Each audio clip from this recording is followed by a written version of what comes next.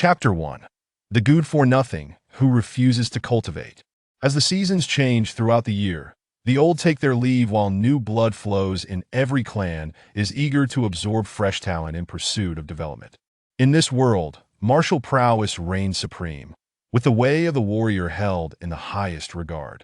Those endowed with extraordinary skills or exceptional talents are revered as dragons among men, destined to dominate their realms and become heroes of the age, unwilling to fall behind.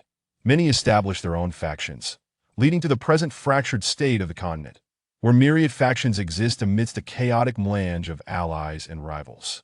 Amidst these numerous powers, the three cities of the continent thrive, each developing within their walls, overshadowed by great forces, while smaller societies merely strive for survival. In the northern city, a vast expanse of urban landscape rests in tranquility. Bustling with life, countless taverns and restaurants line the streets, creating a dizzying array of sights and sounds. On the main thoroughfare, as commoners indulge in drink and food, a group surrounds a young man, drawing the attention of onlookers upon seeing his face. However, they scoff, shaking their heads and whispering among themselves. "Look, young Master Mo has returned from the academy. Alas, what a pity! Such a promising life wasted in mediocrity. Do you think the Mo family's misdeeds have led to the young master's abandonment of martial arts? Are you seeking death? If he hears you, it will be the end of you." Though young Master Mo forsakes martial training, his status remains unassailable. What are you compared to him? Their voices brimmed with sarcasm and deep regret, yet some spoke in praise. The Mo family has practiced martial arts for generations. Truly a family of warriors, even if this generation's heir does not cultivate martial skills. His literary accomplishments will still benefit the Mo family greatly. But the response was merely more sighs of pity. The young man, named Mo Chung, is the heir of the prominent Mo family. Now at the age of 14 traditionally, 14 is seen as a prime age for martial cultivation. Yet he has declared to his family that he has no interest in martial arts and intends to remain untouched by the way of the warrior for life in a family where martial prowess is the cornerstone. Hopes were pinned on the next generation upon hearing this news. The family engaged in relentless discussions, desperately seeking to persuade Mo Chung. But his resolute heart could not be swayed, he boldly proclaimed. "Martial arts are for brutes, literature is for the wise. Brutes may flaunt their momentary power, but the wise use strategy to conquer the world. Isn't it the case that wisdom ultimately prevails over brute force? Why then, should I pursue martial training?" With this statement, all were left speechless. While martial cultivation is a noble pursuit, literature is often deemed a luxury unattainable for the lower classes. In resignation, the head of the Mo family, Mo Cheng's father, sent him to the best academy in the city, Shu Min, which translates to the House of Literature. Fortunately, from Mo Cheng's tone, it seemed he aspired to greater horizons, so they allowed him this path. Each evening, punctually at the appointed hour, Shu Min opens its doors to release the students from their classes. This coincides with the time when Mo Chung, surrounded by dozens of guards, makes his way towards the Grand Missouri estate. The entrance to the Mo family is heavily guarded, with sentinels clad in leather armor, gripping straight spears, standing tall and unwavering, their eyes radiating a palpable pride and honor bestowed upon them by the illustrious Mo family. Upon entering, one is greeted by a refreshing sight. Impeccably clean and orderly, not far off, an elderly hunchback can be seen moving about, his sharp eyes revealing his extraordinary nature. After casting a lingering glance at the old man, Mo Chung turned in another direction, heading towards his residence. Just as he reached the entrance of his courtyard, a figure rushed towards him, standing upright without a hint of deference, stating, "Young Master Mo, the third elder seeks you. You must go to him promptly." The speaker was merely a young servant, displaying such rudeness, and after delivering his message, he turned and hurried back along the pebble path. At this scene, Mo Chung merely frowned slightly, choosing not to return home, but to follow after the servant. Within the Mo family, intrigue and rivalry abound, with factions vying for power. Mo Chung, being the solitary figure at the top, has become a target for envy and hostility. Yet, the third elder, though a member of the Mo family, has no descendants of his own, and his constant focus on Mo Chung leaves the young heir perplexed. Before long, he entered a spacious courtyard, comfortably designed. With a low pavilion that reflected the third elder's leisurely demeanor, the third elder sat within, his back to Mo Chung. Both he and the other two elders of the family are the pillars of the Mo clan, held in high esteem. As if sensing Mo Cheng's arrival, the third elder turned. Greeting him with a warm smile, Mo Cheng forced a smile in return and got straight to the point. Third elder, what is it that you need from me? A flicker of malice crossed the third elder's eyes, yet he maintained his genial facade, saying, Mo Chung, you are 14 this year, are you not? Do you truly intend to forsake martial training? Mo Chung looked up at the third elder with confusion, but could find no clue in his inscrutable expression. He replied coolly, my aspirations lie not in martial arts, hence I shall not practice. As if receiving the answer he desired, the third elder's demeanor brightened, and he changed the subject. Very well, let us not dwell on that. Come, my dear Mo Chung, I have recently acquired some exquisite tea for us to enjoy together. He took a cup from the servant and handed it to Mo Chung. Mo Chung, filled with suspicion, felt he had no time to ponder the third elder's enthusiasm. This behavior seemed either treacherous or deceitful. Despite his unease, Mo Chung accepted the cup, and under the third elder's beaming smile, he pretended to savor a small sip, even feigning admiration. The third elder, without reason, led Mo Chung into the pavilion, where a gentle breeze swept through, sharpening his senses. However, as they sat together and drank the remaining tea, a sudden chill coursed through Mo Cheng's heart as the last drop entered his belly. Lacking the ability to internally inspect his energy like a martial artist, he felt a rush to his head, leaving him dizzy and disoriented. Looking at the third elder, he wore the same expression, but his smiling eyes were now filled with a sinister glint. As his head grew heavier, Mo Chung collapsed heavily onto the stone table before him, foam spilling from his mouth. At that moment, he realized the tea was poisoned. Chapter 2. Wolves Cannot Climb Trees. At this moment, the third elder stood, disdainfully kicking Mo Chung with his foot. With no reaction from the young man, he chuckled softly.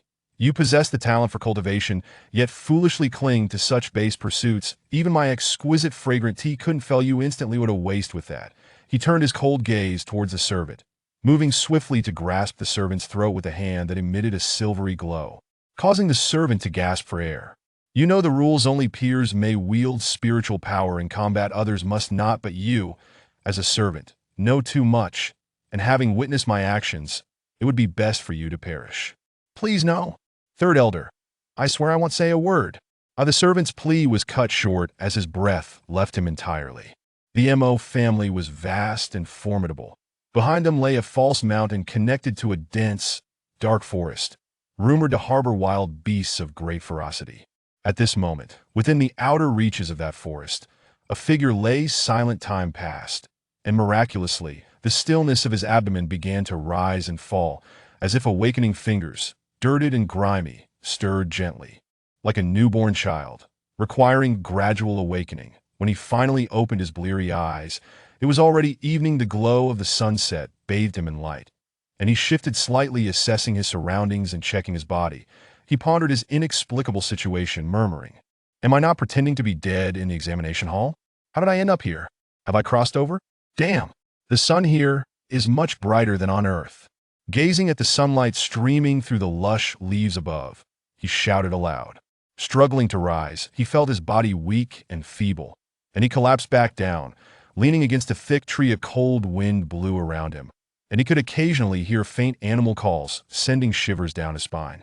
This terrifying sensation did not last long. Strangely, he began to acclimate with his head resting back. He gradually drifted off to sleep as night fell.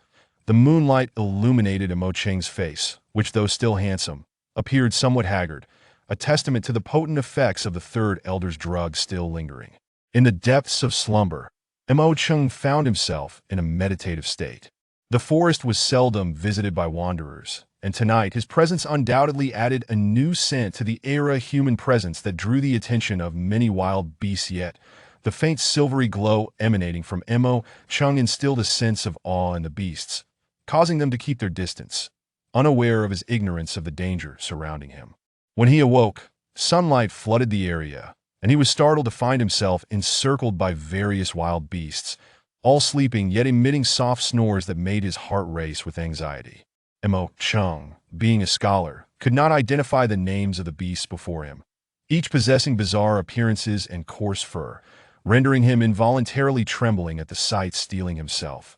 He swallowed hard and prepared to find a way to slip away from this perilous zone. Perhaps it was an acute sensitivity to the scent of the human body. Or perhaps it had been far too long since he had savored the exquisite taste of human flesh, as Mo Chung found himself near a ferocious beast.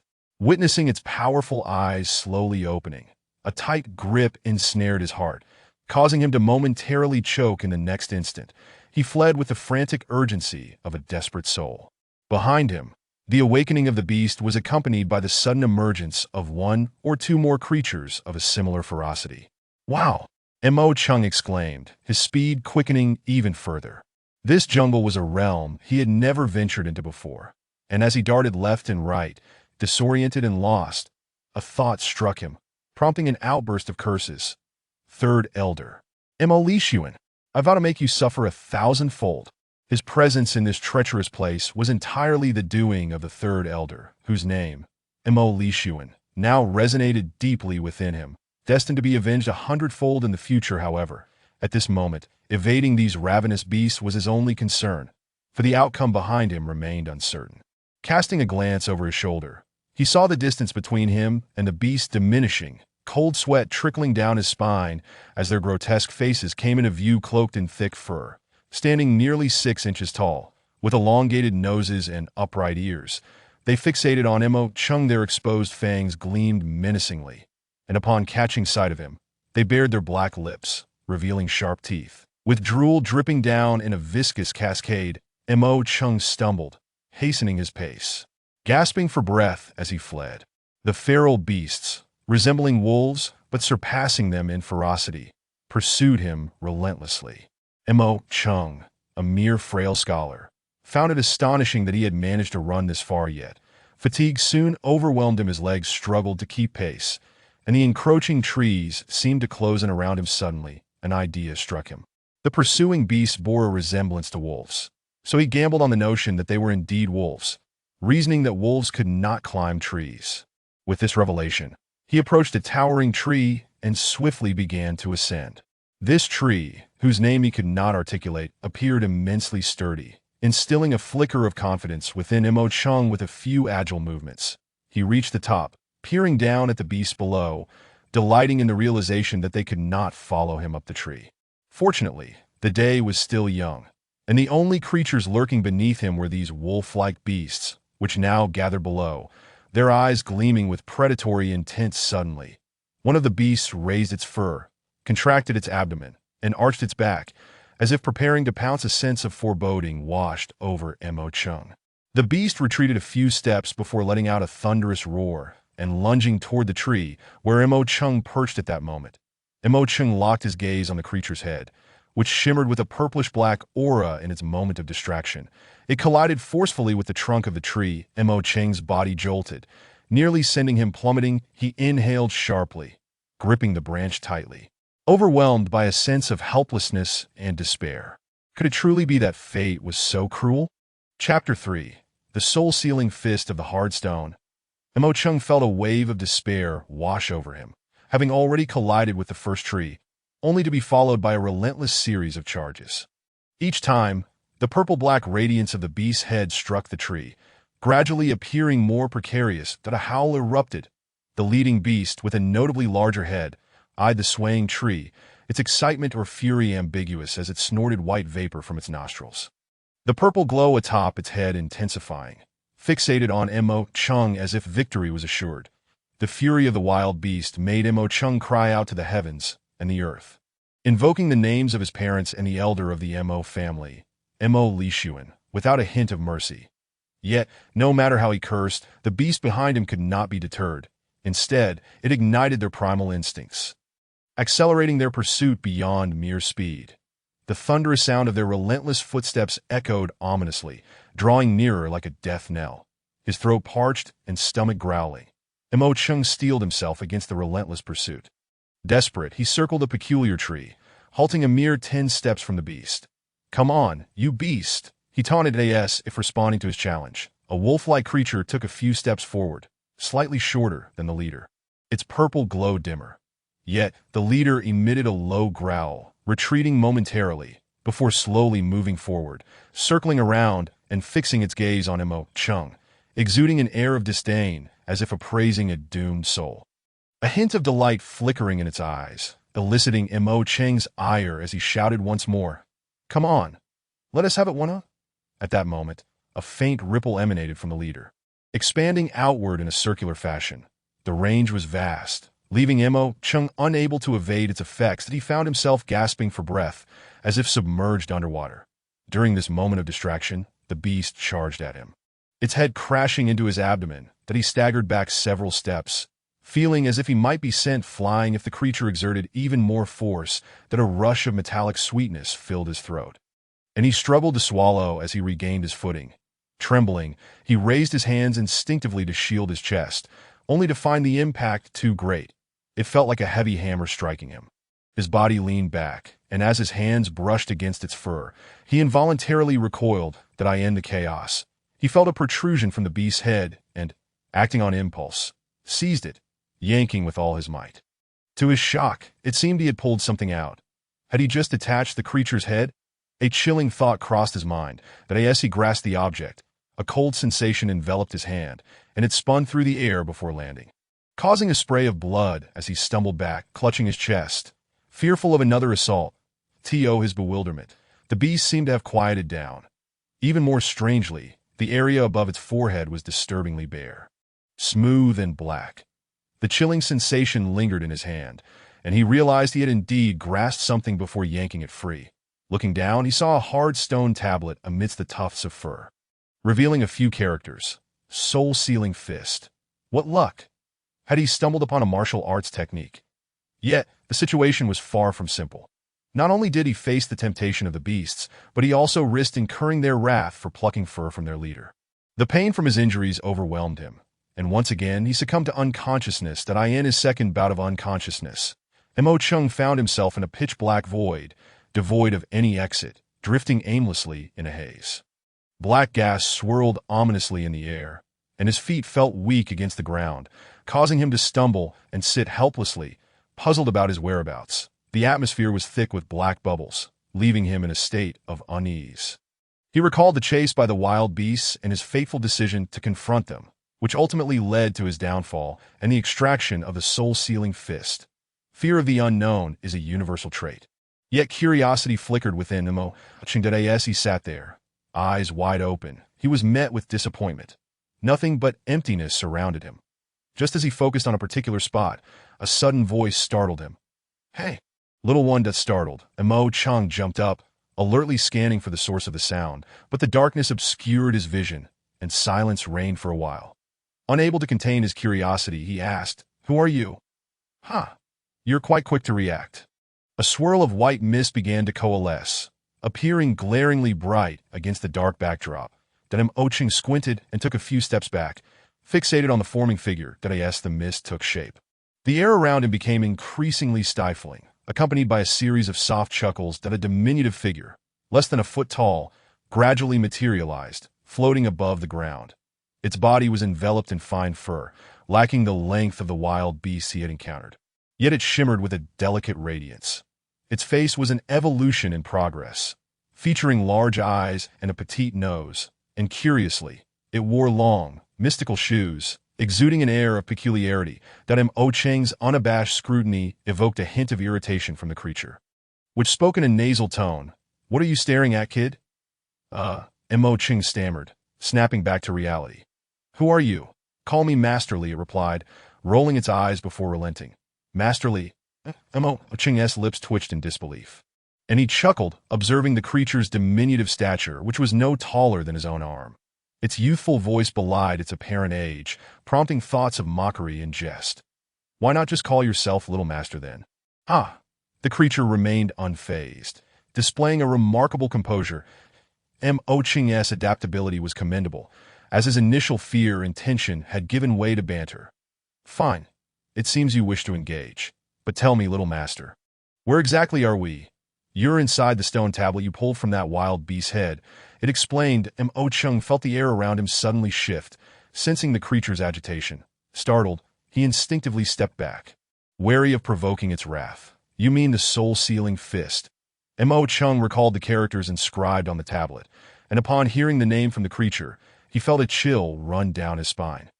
It seemed the creature had been trapped here for an indeterminate time, and now he found himself within the same tablet. Then am I trapped here as well? How do I get out? He inquired hastily. The creature chuckled lightly. Worry not, little one, that you are merely a fragment of your essence here. With a mere thought, you can exit. Unlike me, who requires external factors to leave. This tablet, known as the soul-sealing tablet, possesses more than just martial arts techniques. It also has the power to seal souls. That my current form is but a remnant of my spirit, and due to the restrictions of this forest, I have lingered here for a century. The more Mo Chung listened, the more astonished he became. The creature before him was a mere spirit, and it had endured a century in this place. Never seeing the light of day, glancing at the creature, he felt a twinge of sympathy, but he didn't delve deeper into its story, remaining dumbfounded and rooted in place. All right, little one, how about we make a deal? The creature proposed, feigning nonchalance. What kind of deal? I shall assist you in transcending to the realm of warriors, aiding your cultivation. Once you emerge from this place, how about releasing me? After a moment of contemplation, Mo Chung made his decision. Very well. Not only for the sake of aiding someone trapped in such a dire situation, but also to confront the ferocious beasts pursuing me outside, which I cannot resolve alone. Besides, I am no longer the person I once was. Ultimately, this is also for my own benefit. As soon as he finished speaking, Xiaoli exhibited signs of excitement, her body trembling. That Mo Chung understood this reaction.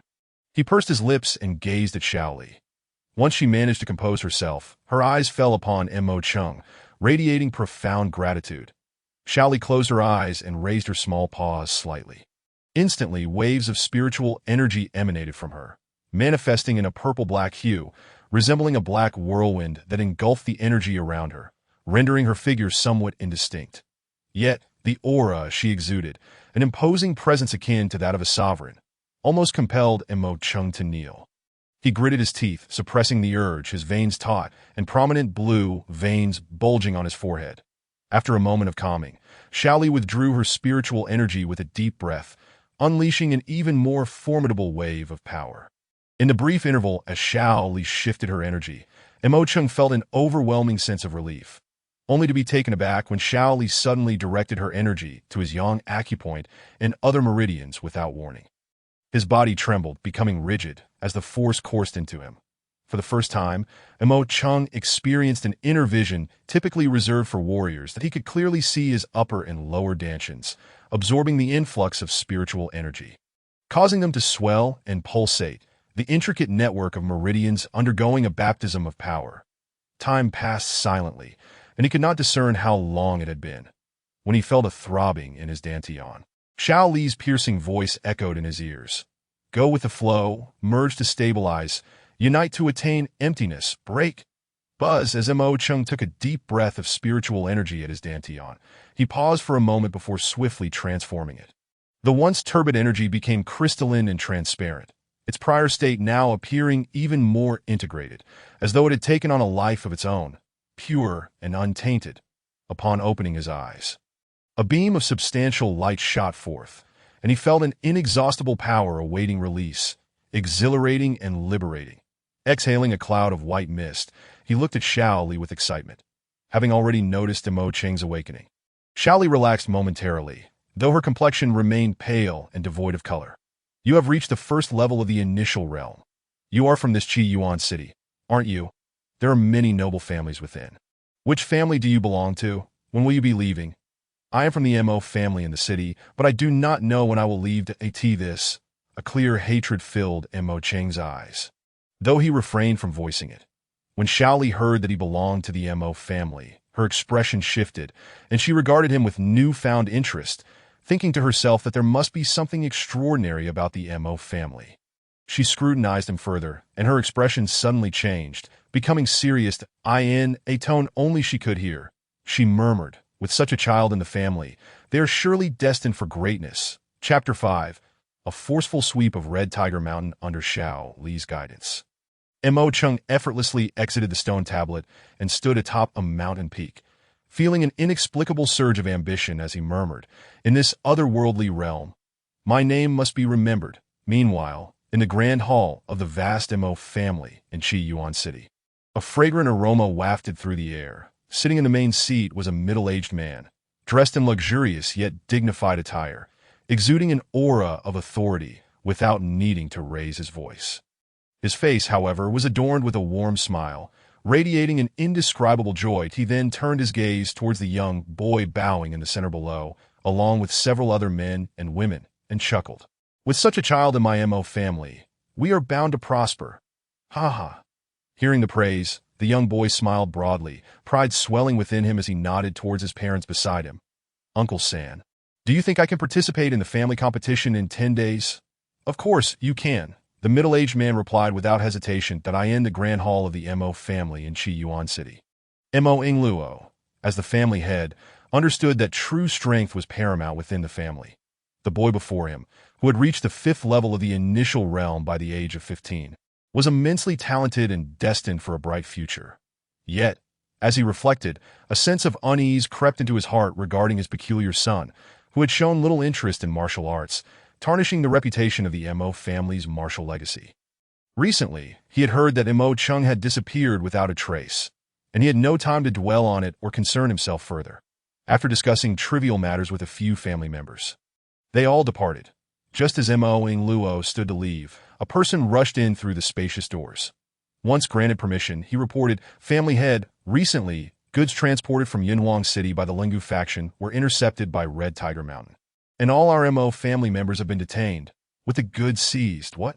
Mo Ingluo bellowed, clenching his fists so tightly that the armrest of his chair crumbled into dust, slipping through his fingers. His garments rippled with a sudden surge of force, and fierce glimmers shot from his eyes, causing the messenger to tremble and instinctively take a few steps back. The Mo family may not be the pinnacle of power, but within Yuan City, they were a family whose every stomp could shake the entire city in their prime. They had collaborated with a formidable force from Yinhuang City, further solidifying their dominance. To have such an incident occur now was infuriating. Did the new faction not realize the Mo family's might? However, the most pressing concern was the goods, which included valuable techniques and precious herbs, along with weapons and materials that if lost, it would represent a significant loss. That he ordered mobilize forces to sweep through Red Tiger Mountain. With a commanding shout, Mo Ingluo prepared to depart, but the messenger interjected. "Reports indicate that there are 5th-level warriors within." I see. No wonder they are so brazen. You go and assemble the personnel. I shall personally seek redress this afternoon." After speaking, he did not linger and strode away. Just as his figure receded, a faint breeze swept through the side of the hall, and a figure appeared beside the messenger, his expression indifferent as he inquired, "Is he going?" "Yes, Third Master. The family head said he would personally go this afternoon." "Excellent. Haha, just as I anticipated. The plan will soon come to fruition. Spread the word that the family head of the Mo family will be leaving the city this afternoon, but ensure it is after Mo Ingluo has departed." The newcomer spoke with a casual demeanor, and the messenger, as if he had not heard, lowered his head and retreated. Outside Yuan City, near the Mo family, lay a forest known as the Dark Feast Forest. Within its periphery, a figure flickered in and out of sight. Pale silver spiritual energy manifesting as solid force, repeatedly striking the surrounding trees, leaving large fist imprints in their wake. The figure moved with agility, displaying formidable might. After several deep breaths, he became increasingly adept, the pure energy resonating like a bowstring, the sharp sounds of explosive force echoing continuously. After some time, the figure finally steadied, sweat pouring down his brow, clearly exhausted.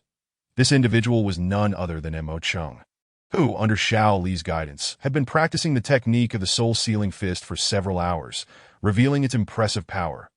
According to Xiao Li, the soul-sealing fist was a 5th-tier technique, but it was not simple. It possessed the ability to seal souls and lock spirits. Additionally, it could expand the spiritual energy within the Dantian or absorb the energy of heaven and earth, accelerating the process manifold. Mo Chung was astonished and elated. However, Mo Chung, being a martial arts enthusiast, remained oblivious to the significance of the 5th-tier technique. Xiaoli assumed that the offspring of the Mo family must be exceptional, that if she were to learn that Mo Cheng was completely unaware of these matters, her expression would surely be one of disbelief. The soul-sealing fist emphasized power, utilizing the body as a foundation, charging forth with unwavering resolve. After a short while, Mo Cheng exhausted his internal spiritual energy. Lamenting its overwhelming power, that he realized he could not maintain its use for long. But the benefit was that when he ceased to exert it, the technique would still absorb spiritual energy to strengthen itself. During his rest, Mo Cheng did not neglect to circulate his energy through his meridians, completing several circulations. After some time, he opened his eyes and exhaled a breath of turbid air that he raised his hand, revealing an imprint in his palm resembling the Tai Chi symbol, with several sharp corners surrounding a central beast-like figure, seemingly struggling, yet remaining motionless. Initially astonished, he hurried to Xiaoli for clarification. Ultimately, he discovered that it was a manifestation of the soul-sealing fist from the stone tablet. In the future, he would merely need to immerse his spiritual energy within to access it. Child, come in. Chapter 6. You must wait for my return within the stone tablet. Xiaoli's ethereal voice resonated. Mo Cheng did not hesitate and immersed himself within. At this moment, Xiaoli lay lazily in midair, supported by spiritual energy, appearing quite relaxed. Upon Mo Cheng's entrance, she straightened her posture and said seriously, "We have made a pact. Tell me, when will you leave? Staying here for 10 or 100 years may drive one to madness. Now that there is an opportunity, we must seize it." Mo Cheng understood and replied, "I shall return home tomorrow." As he spoke, a fleeting chill crossed his cheeks but vanished quickly. That he then inquired, "Could you enlighten me about matters related to warriors? In the past, I only studied literature and know little of this." Xiaoli was quite excited and replied, "So you have never encountered this before? How foolish. Human warriors engage in intricate and complex cultivation. Yet their power is immense, embodying both strength and softness. There are different realms, commencing with the initial realm as the starting point. Additionally, there is the concept of intent and enlightenment. Intent refers to the state of being beyond the initial realm, where energy merges. Enlightenment pertains to the realm of comprehension, where one transcends into the void and undergoes transformation. The subsequent stages are legendary in nature. Sharing this with you would be in vain. You must explore it yourself. The realms of initiation, artistic conception, and enlightenment each comprise 9 distinct layers, each layer challenging to surpass, each boundary difficult to cross. The further one progresses, the more formidable the obstacles become. One must bear in mind the importance of patience and diligence. Advancing step by step, the martial artist, augmented by spiritual power, wields a formidable force through the mastery of techniques. The variety of techniques is vast. The higher their grade, the greater their potency. Although the soul-sealing fist in your possession is merely a 5th-tier technique. Based on my recollections from a century past, the pinnacle techniques of the Mo family barely reach the 6th tier. That 100 years have passed. Should a supreme being emerge, it is conceivable they might possess even more advanced techniques. In the background, the voice of the little fox was so faint it was only audible to herself. Mo Cheng inhaled sharply, realizing the true worth of the soul-sealing fist, a smirk of self-deprecation playing across his lips as he chided himself for his ignorance. The technique he had carelessly stumbled upon was nearly on par with his family's top-tier skills. What an astonishing discovery! His heart raced momentarily, but he steadied himself as he listened intently to the little fox continue her discourse. The world is replete with myriad entities. Besides humans, the beast clans also possess their own paths of cultivation, which are straightforward yet formidable, their strength rivaling that of humans, easily contending against multiple foes. "Hey, focus on the main point," Mo Cheng interjected with a chuckle. "No interruptions," the little fox retorted, shooting him a glare before continuing. "Our beast kin are divided into savage beasts, vigorous beasts, celestial beasts, and the unbeatable divine beasts, each with their respective collectives. The savage beast collective, the vigorous beast collective, the celestial beast collective, and the divine beast collective. Those who compile these collectives are among the world's foremost powerhouses. To fortuitously acquire a tome from a beast collective would yield immense benefits. Across the continent, numerous academies regularly recruit students to engage in studies and training, promising exponential gains in their pursuits. However, Given your current foundational state at the first layer of initiation, it would be best not to harbor such aspirations just yet. She concluded with a teasing tone, leaving Mo Chung feeling somewhat disheartened, yet igniting a spark of determination within him.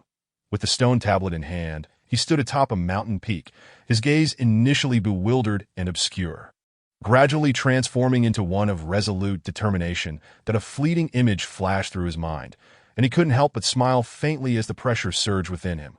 For your sake, I must strive to cultivate diligently. Though Mo Chung did not inquire about the little fox's strength, he sensed it was anything but trivial. She could traverse the void with ease, indicating her realm was at least that of enlightenment, a level of prowess Mo Chung was keen to avoid confronting. Thus, when the little fox suggested leveraging her strength to escape from the stone tablet the following day, he did not object. For now, his primary focus remained on increasing his own power.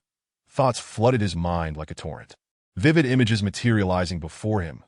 At the age of 9, in a secluded alley, a boy stood resolutely, shielding a girl behind him. His expression was fierce, breathing heavily, his legs trembling involuntarily. That in front of him were several children of similar age, equally indignant, their youthful faces smeared with dirt and grime. That Mo Chung, let me through, they shouted. This illegitimate daughter has gone too far, daring to insult me. She must be taught a lesson. I won tea, the young Mo Chung declared, his expression unwavering. The girl behind him was already in tears, shaking her head in denial. That Mo Chung, I didn't insult him. He struck me first and kicked me. It hurts so much, I only wanted to tell you. And then they threw mud at me. I never insulted him. They were the ones bullying me. I know. That I witnessed everything. When we return, I shall inform father. Upon hearing this, the other's expression shifted, and with a huff, they threatened, if you dare speak again, we'll make sure you regret it. As they walked away, Mo Chung turned to wipe the girl's tears. Yet her tears flowed like pearls on a broken string. Ceaseless and heart-wrenching. Mo Chung, I'm not an unwanted child. I want my parents, she cried, trembling as she clung to him in desperation. No, you have me, and Mo Chung, I will always protect you. The girl looked up at him, her heart settling as she saw his resolute expression, tightening her embrace. At 11, in a low valley, the lively EU was gathering herbs scattered about. While not far off, Mo Chung watched her with a satisfied smile. Leaning against a tree, utterly at ease, that Mo Chung, look, I found jade orchid. Hee. Will you help me make a flower crown later? EU exclaimed, beaming with charm. Of course, Mo Chung replied, never one to deny EU's requests. For she had never caused him any trouble. Her requests were always trivial, easily fulfilled, yet they deepened their bond. Just a moment. Let me gather a few more. You must have one too. You'll look splendid wearing it. EU exclaimed. Suddenly, she yelped and fell backward, sitting on the ground, panic-stricken as she scooted away. Mo Chung's heart leaped. In an instant, he rushed to her side, asking with concern, lifting her pant leg to reveal a shallow, bite mark on her delicate foot. A shocking sight. Looking down, he noticed clear scratch marks on the ground, and without hesitation, he dove toward her injured foot. At 14, within the Mo family, many younger members had embarked on the path of cultivation. A month after the annual meeting, those who could break through to the initiation realm would be eligible for recruitment by academies in the city. Mo Chung claimed he was studying literature, as did EU, but at his urging, she reluctantly chose to cultivate at home, astonishingly breaking through within a month, her exceptional talent elevating her to the second layer of initiation. At this moment, with her newfound strength for self-protection, Mo Chung smiled with relief. In the inevitable family conflicts, EU realized that possessing strength was essential to safeguard Mo Chung. She no longer resisted cultivation, but instead devoted herself even more diligently. Standing in front of Mo Chung against those who would insult him, the academy was recruiting, and without surprise, EU was accepted.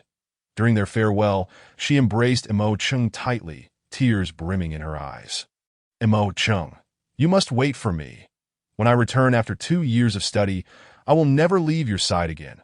I will clear all obstacles before you and shield you from all hidden dangers. Chapter 7. They dare not enter in the shadowy forest. Mo Chung sat upon a large stone, his eyes slightly reddened as memories of that deeply etched figure flashed before him, gazing at the horizon. He murmured, Are you well over there? Hey kid, Can't you sense the savage beast closing in on you? What are you lost in thought about? The little fox's voice from the stone tablet interrupted Mo Cheng's reverie and offered a timely warning.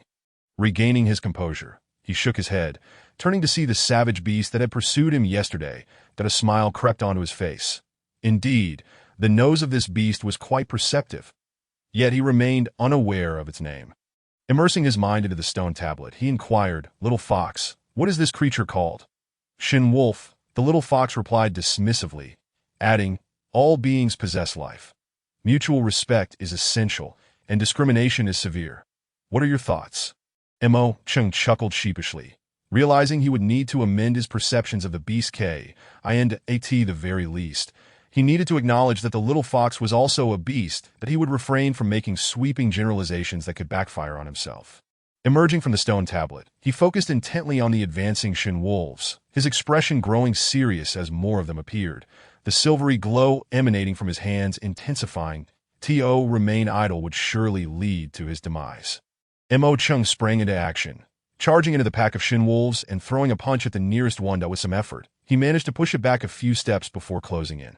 Soul-sealing fist. With a fierce punch, he unleashed a powerful gust of wind, sending the savage beast tumbling uncontrollably. Aru. The Shin wolf, sensing blood, became ferocious that a circle formed around Mo Chung, the roars of the beast echoing clearly in his ears. The robust savage creatures, though initially hesitant, quickly grew disheartened. He suddenly wondered if the little fox within the stone tablet could assist him, but he swiftly dismissed that thought. She had previously stated she could not leave the shadowy forest, and their relationship was not yet close enough to warrant such a favor. His expression shifted, fists clenched, and he boldly seized the head of a Shin wolf, channeling his spiritual energy into his legs. With a powerful kick, he sent it reeling to the side, and without holding back, he struck with a punch. Then he moved swiftly, crashing into another Shin wolf's flank, narrowly avoiding an attack aimed at him. He pivoted gracefully, leaping into the air to deliver another punch. Upon landing, he was met by the head of a third wolf charging at him, sending it flying several meters away with a resounding thud. He coughed lightly as he regained his footing, using the strength of his shoulder to collide with the wolf's head, producing a loud bang as their bodies connected. The impact left Mo Cheng's shoulder numb and drained of strength, accompanied by a sharp pain that coursed through him. It became evident that the beasts, with their physical might, were not to be underestimated. Soul-sealing fist. He unleashed his soul defensive and offensive technique once more, feeling a surge of exhilaration as he met the head of the Shin wolf directly. This time, the sound was even more thunderous that Mo Chung staggered back only 2 steps, while the Shin wolf was sent skidding away. He inhaled deeply, suppressing his excitement, but blood surged up, and he spat out a mouthful of crimson. "Damn it," he muttered, wiping his mouth before turning to flee. "Ha, kid, not bad, though the Shin wolf is a low-tier beast. The fact that you managed to escape from such a horde shows your courage." The little fox chimed in, her tone lighthearted. Mo Cheng cursed under his breath, retorting angrily, "Do you wish for my demise? Then will you remain here for countless millennia, awaiting a destined savior?" Within the stone tablet, the little raccoon's face turned pale. After a moment of silence, it suggested, "Simply run eastward to do not lead me to ruin." Mo Chung exclaimed, yet he found his bearings and quickened his pace, distancing himself from the pursuing Shin wolf. However, that grotesque visage soon closed the gap once more, and Mo Chung felt an impending sense of doom. Expending the last remnants of his spiritual energy, with reddened eyes, he pivoted and unleashed a punch, gritting his teeth as he accelerated. Mo Chung could distinctly sense an enchanting force emanating from the east, and as he ran further in that direction, the Shin wolf behind him slowed its pursuit. Eventually, it cast a lingering glance at Mo Chung before turning away. They truly have not followed. Little raccoon. What is the meaning of this? He settled on the ground, forming hand seals to recuperate his strength, and delved into the stone tablet with a trace of his spirit. That, of course, this is the inner perimeter of the dark, devouring forest. The Shin wolf is merely a lowly, lesser beast. How could it dare to venture here? Inner perimeter. Are you wishing for my demise? Mo Chung rose, warily surveying his surroundings, only to find an eerie tranquility. A chill ran through him, and he cautiously prepared to retreat, that if he were to encounter a wild beast here, he would not only perish but suffer greatly, that he truly wondered where the little raccoon's sense of security lay. Chapter 8. I shall slay you for my meal. Fortune is a rare companion in this world, and just as Mo Chung was poised to leave, a thunderous roar erupted behind him. Woo! When one is down on their luck, even drinking water can lead to choking. That as soon as Mo Chung stepped into the inner perimeter, he encountered a formidable wild beast, its might beyond description. Mo Chung stiffly turned around, his complexion pale. Upon seeing the bizarre creature, his heart raced. Its limbs stretched out with incredible speed as it charged forth. The woo of the wild beast behind him was filled with excitement. Echoing in the air, observing this, Mo Cheng's lips parched. Meanwhile, within the stone tablet, the little raccoon clearly perceived the external events and could not help but exclaim, "Kid, you've drawn the short straw." This is a notorious wild beast known as the Phoenix Wujuan. Immensely powerful, and it can summon other weaker beasts. Given its keen interest in you, it surely won't let you off easily. Enough with the mockery. You are the one who led me in here. If I meet with misfortune, you shan't escape either. Mo Chung, still fatigued, felt the Phoenix Wujuan's relentless pursuit, as if it were toying with him in a game of hide and seek, alternating between rapid and sluggish speeds. Mo Chung found himself in a state of utter frustration, feeling like a hapless jester unable to escape his predicament. The Phoenix Wujuan swiped its forelimb at a tree blocking the way, sending it hurtling towards Mo Chung. His eyes widened as he turned. His body slipping backward, he formed a hand seal and struck out with a punch, sealing Soul Fist. The spiritual energy coalesced into a fist-like form. Shattering the horizontal tree, that a nameless wind surged forth, uprooting the flora around Mo Chung and sending it cascading outward. His hair billowed, and he felt a sense of honor akin to a great man facing death without regret. Yet, Mo Chung, deeply attached to life, could not fathom departing so easily. With a roll, he grasped a branch for leverage and took flight. After a while, he noticed the absence of the beast's thundering hooves behind him. Turning in confusion, he nearly stumbled as a powerful gust revealed a large empty space where he had just stood, the towering Phoenix Wujuan's face flushed with anger, its 4 hooves on the ground. Casting a spell with a distinctly human-like finesse, and oh wonder the little raccoon claimed it was formidable. Standing resolutely before it was a shin wolf, gazing fiercely at the Phoenix Wujuan. Its 4 hooves tapped the ground lightly, emanating a flickering purple-black light that radiated hostility toward the Phoenix Wujuan.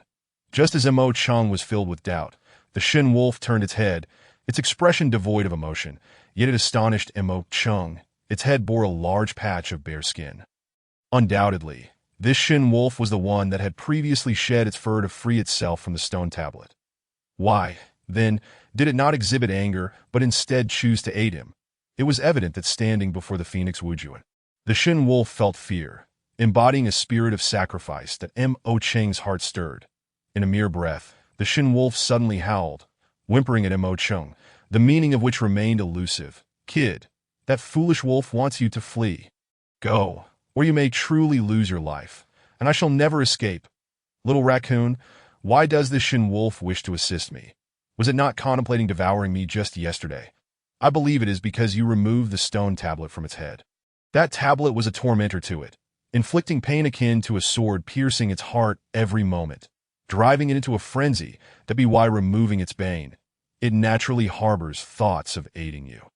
Otherwise, without the protection of this shin wolf after your fainting spell, could you have emerged unscathed? Perhaps it, like me, seeks companionship." Mo Chung was moved, glancing at the urging shin wolf, his eyes brimming with gratitude as he softly declared, "If that is the case, I should not leave." Within the stone tablet, the little raccoon pressed its forehead, internally cursing its own foolishness. "Kid, if you stay, you'll both perish. It has resolved to sacrifice itself to save you. If you do not leave now and perish here, what purpose will its actions serve? Among our beast kin, once a decision is made, it is rarely altered. That if it bids you to depart and you refuse, I fear it may self-destruct." That Mo Chung furrowed his brow, his perception of beasts entirely transformed.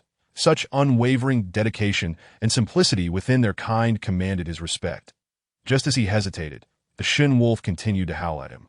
Filled with imploring sorrow, oblivious to the looming threat of the Phoenix Wujun. "Be cautious," Mo Cheng shouted. But it was too late. The Phoenix Wujun struck the Shin Wolf, sending it flying several meters away. It lay on the ground, twitching slightly, yet its gaze remained fixed on Mo Cheng, awaiting his decision. That a pang of sorrow pierced Mo Cheng's heart, and after a moment's hesitation, he resolutely turned to flee. Behind him, the Shin Wolf's howls echoed. "Oh, Phoenix Wujun! Phoenix Wujun!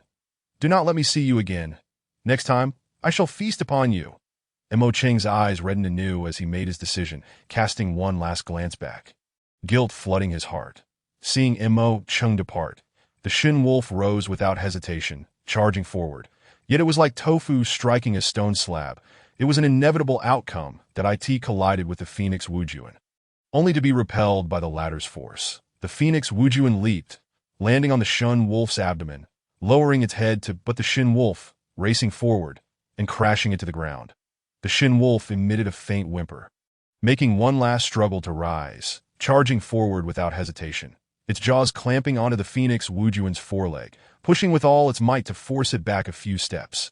Realizing the Shin Wolf's intention and witnessing the delectable human delicacy about to escape, the Phoenix Wujun roared in fury. "Woo woo!" In response, numerous wild beasts appeared, encircling the Shin Wolf. The Phoenix Wujun, resplendent in its purple-black hue, surged toward the Shin Wolf, which intermittently spewed forth beastly blood, its vitality waning. With a fierce shake, the Phoenix Wujun sent the Shin Wolf flying, taking several steps forward, using both its hands and feet to brutally tear the Shin Wolf apart, a cloud of blood erupting. A sight most terrifying. Chapter 9. I have finally emerged. The Phoenix Wujun's intense rage and unwillingness reverberated throughout the dark, devouring forest. And as its voice faded, several beastly roars followed, a cacophony that could shake the heavens and move the spirits. "Oh, whoa, whoa!" The blood mist was blinding, the beastly cries deafening. The Mo Cheng felt a surge of emotion, quickening his pace. "Alas, that Shin Wolf," the little raccoon remarked with a hint of mockery. "Did you know that the Shin Wolf was coming?" Mo Cheng's face darkened, burdened by the weight of a wild beast's demise due to his actions. The little raccoon, however, remained carefree, seemingly indifferent to the gravity of the situation, appearing somewhat cold-blooded. The little raccoon chuckled. "You need not bear such a heavy heart. It acted on its own volition. That if it were not acceptable, then you should quickly elevate your strength. Relying on others to survive while feeling guilt is truly unpleasant." The little raccoon's words, though playful, carried profound significance. However, Mo Cheng, lost in thought, ran while speaking. "I shall not leave this forest." The little raccoon was taken aback, laughing lightly. "Are you planning to accompany me?" A glint of determination flashed in Mo Cheng's eyes as he declared, "I will sever the hand that wields the stone tablet." Above, the sky was partially obscured by the canopy of the dark, devouring forest, the sun blazing, red geese soaring, and myriad beasts crying out. Mo Cheng retraced his steps, the pack of Shin Wolves having long since departed, but he paid little mind to the lesser beasts that occasionally appeared, his countenance dark with discontent. After a long while, struggling to breathe, he finally halted, placing his hands on his knees, panting heavily. "Kid, you weren't serious just now, were you? Let me tell you, your palms are vital. They embody the principles of Yin and Yang. To lose them would surely impact your martial talent, leading to a life of mediocrity. I ask that what you desire." The little raccoon earnestly cautioned, its concern not merely for Mo Cheng, but also for its own escape from the dark, devouring forest. "Your mindset must undergo a solid transformation. That if you can reconcile this matter within yourself, it will greatly benefit you in the future. In your human martial arts, there exists a concept of enlightenment, each path deep and unfathomable. Among our beast kin, we have our own customs. I believe that the Shin Wolf's death is without regret." "Enough," Mo Cheng declared, "that I shall leave, and at that time we shall part ways. A fitting repayment for your assistance in my breakthrough. From henceforth, we shall owe each other nothing. However, I vow to slay every last Phoenix Wujun in this forest." Mo Cheng's expression softened as he walked toward the outer exit. Xiao Li sneered dismissively, saying, "If you can kill the Phoenix Colt, then that is indeed your skill." That Mo Cheng paid no heed to her words and soon reached the outskirts of the dark food forest. At that moment, He felt as if the clouds had parted, and a refreshing breeze washed over him. Spotting a large, protruding rock, he approached it and sat down, impatiently stating, "Shaoli, you've come out now. You can leave. Hurry. Immerse your spirit energy into the stone tablet and relax your mind." Shaoli, filled with excitement, trembled slightly. After a century, she never imagined she would see the light of day again, returning to her family. The long-lost power gradually surged within her, bringing an indescribable sense of exhilaration, and her eyes regained their brilliance. Inside the stone tablet, the pitch-black world swirled with vibrant dark mist, slowly dissipating at a visible pace. As if the clouds had cleared after a rainstorm, revealing a bright sky.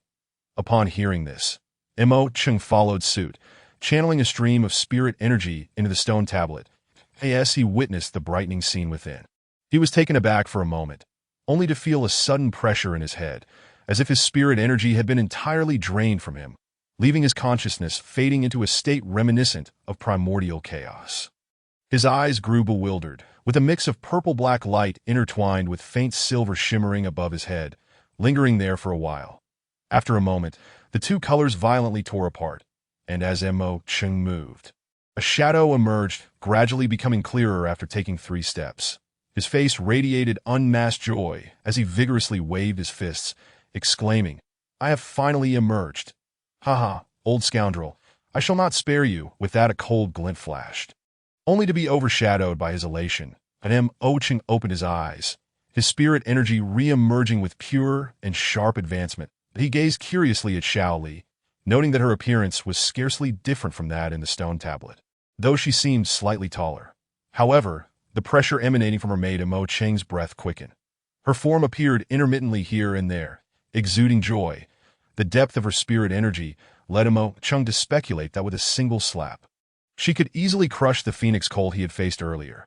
This thought filled him with yearning that if the Shin Wolf and the phoenix colt were not on the same level, then the phoenix colt and Shaoli were worlds apart. Should Shaoli discover that Mo Chung compared the phoenix colt to her, she would undoubtedly rage with fury, first obliterating him with a single slap. After Shaoli finished venting her overwhelming joy, she calmed down and sat nearby, her mischievous eyes fixed on Mo Chung. Finally, she chuckled softly, "You're quite handsome. Tell me which member of the Mo family is currently in charge." "Why do you ask?" Mo Chung inquired. "To understand the local powers. Otherwise, if I were to call out the names of various families and factions from a century ago, it would be inappropriate. You humans are different from us. To extend your lifespan, you must possess a very high realm. While we are born with it, that in my view, no one from your Mo family has lived past 100 years, though the neighboring elf family likely has someone who has." "That old fellow, do you know him?" "I do not," Mo Chung answered honestly. "I only know that my father has taken over. What's his name?" "Mo Ingluo." Shaoli nonchalantly nodded, rummaging through her body with a paw. Mo Chung asked, "How come you're so familiar with Chiyuan City?" "Huh, this forest is right next to Chiyuan City. If nothing had happened here, how could I have ended up in this place?" Shaoli replied, still searching without looking up. Intrigued by this, Mo Chung pressed, "What happened here?" Chapter 10. Underestimated by others. Shaoli did not clarify, changing the subject. "You'd be better off not knowing about those matters. Look, here's a stone for you." She handed Mo Chung an unusual stone she had extracted from her belongings. Then Mo Chung accepted it, examining it closely before smiling. "What do you give me this stone for? Are you regretting parting with the stone tablet and taking something as a memento?" Shaoli scoffed, rolling her eyes at Mo Cheng's teasing. "This item is rare and valuable. It's called the Spirit Return Stone. It can conceal the fluctuations of your realm. You humans need to be at least at a certain level to detect the depths of another's power. For instance, if you're at the first realm, only a martial artist of at least the first intent realm could perceive your true strength. But with the Spirit Return Stone, only someone of at least the 6th intent realm can ascertain your level. For you cunning humans, ambushes and tricks are best. Of course, that if it's a straightforward fight, revealing your respective forces would also reveal your realms. Overall, this stone is far too precious.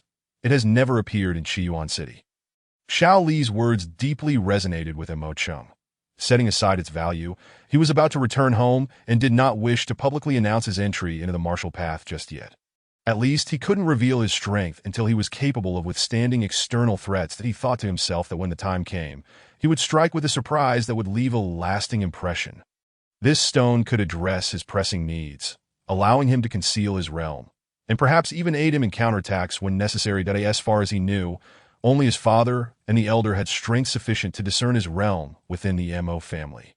Surely they would not act against him. The third elder, who had plotted against him, was said to be merely at the fourth intent realm. After a moment's hesitation, he tucked the stone into his bag and asked, "You just give me such a precious item like this. Consider it a matter of settling the score. You saved me. I cannot offer you less than this," Shaoli replied proudly. Mo Cheng sighed deeply and inquired again, "How do I use this stone?" "No operation is needed. Just carry it with you." Mo Cheng nodded in understanding, feeling reassured that it seemed that his identity as a martial artist could serve as a trump card. With a slight smile, he thought of the third elder, Mo Lishuan, and said, "Wait for me." "All right, kid, I'm off. That I still have unfinished business to attend to. If fate allows, we shall meet again." Shaoli stood up, waving her small paw elegantly. In an instant, she appeared 100 meters away, calling out joyfully, "Ha ha, I have returned to the world. Those who have wronged me better wash their necks clean and wait," with laughter echoing in the air. Xiao Li's figure vanished without a trace. As she left, Mo Cheng felt a sudden emptiness in his heart. Entering the stone tablet, he found an empty little world, as if something vital was missing. "In that case, it's time for me to return home. The moment for me to shine is at hand." He stood up and walked in another direction, having each gone their separate ways. There would be no further connection. Mo Cheng picked up the spirit return stone, examining its peculiarities. Aside from a faint blue aura and its smoothness, the stone was perfectly shaped and flawless when held. It felt cool to the touch, providing a comforting sensation that penetrated deeply. After placing the stone back in his bag, he recalled the memories of Mo Cheng, turning left and right until the grand city came into view. Mo Cheng was genuinely astonished. The city gates towered several meters high, and the area outside was bustling with people coming and going, vendors pushing various carts, and martial artists exuding their intent. Among them, Mo Cheng sensed the fluctuations of spirit energy throughout the city, but he could not discern their specifics. With his current strength, he was truly at the bottom. Entering Chiyuan City, Mo Cheng noticed the guards' disdainful gazes upon him. Ignoring their scornful remarks, he proceeded into the city amidst the murmurs of the crowd. Chiyuan City was divided among 5 major families: the Ming, Mo, L, Run, and E families. These 5 families had never engaged in direct conflict, but were recognized as the pinnacle of power and wealth in the city. They maintained a neutral stance towards one another, only clashing in business matters. Each year, they held a grand family competition attended by the younger generation, a significant event in the city that gathered crowds from all over. Having endured the fierce pursuit of wild beasts in the dark food forest and the thorns of the dense woods, Mo Cheng's clothes were tattered and soiled, drawing the attention and speculation of those around him. Who is that? How utterly disgraceful. Indeed, is he a village bumpkin come to seek relatives? Ha, one person chimed in, joining the laughter of others. What do you think he is here for? The Ming family or the L family? Is he here to strike it rich? The crowd erupted in laughter again. As Mo Cheng approached, one individual remarked, "Look at him, putting on quite a show, did I wonder?" But as he got a closer look, his face turned pale, and his heart quivered, prompting him to quickly turn away and urge others to drink. The rest of the crowd stifled their laughter, pretending to drink while sneaking glances at Mo Cheng. Eager to see his reaction, as expected, the Mo family's young master, who had a remarkably good temper, ignored their taunts and walked past them. The crowd collectively sighed in relief and resumed their discussions. Mo Cheng had no interest in their chatter. He deemed them unworthy of his attention, provided they did not go too far. Walking toward the Mo family in the east, he felt a twinge of anxiety. Having survived the persecution of Mo Lishuan, would he face the same fate upon his return? Should he report this to his father or the elder for protection? Mo Cheng shook his head, self-deprecatingly smiling, that if one lacked strength, no one could guarantee protection for a lifetime. As Shaoli had said, relying on others for survival led to guilt. It was far better to possess formidable power oneself. Thus, he must face the situation with courage, owing nothing to the world, and live his life. Ultimately, Mo Cheng still envisioned resolving matters with his own hands against Mo Lishuan. Chapter 11. The pinnacle of the 8th realm of artistic conception as I approached the entrance of the Mo family estate. I was taken aback by the absence of any guards on duty, that a slight frown creased my brow as I stepped closer, and just as I reached the threshold, a multitude of armed members from the MO family surged forth from all directions, demanding in unison, "Who are you? What business do you have at the MO residence?" The venomous expressions on their faces ignited a sense of foreboding within me that I quickly introduced myself, saying, "I am M.O. Chung." "What?" The man in front of me clearly did not believe my words that he advanced a step, brandishing a spear against my neck. After scrutinizing me for a moment, he hastily dropped his weapon to the ground, his demeanor shifting to one of fear and trepidation. "Please forgive me, young master.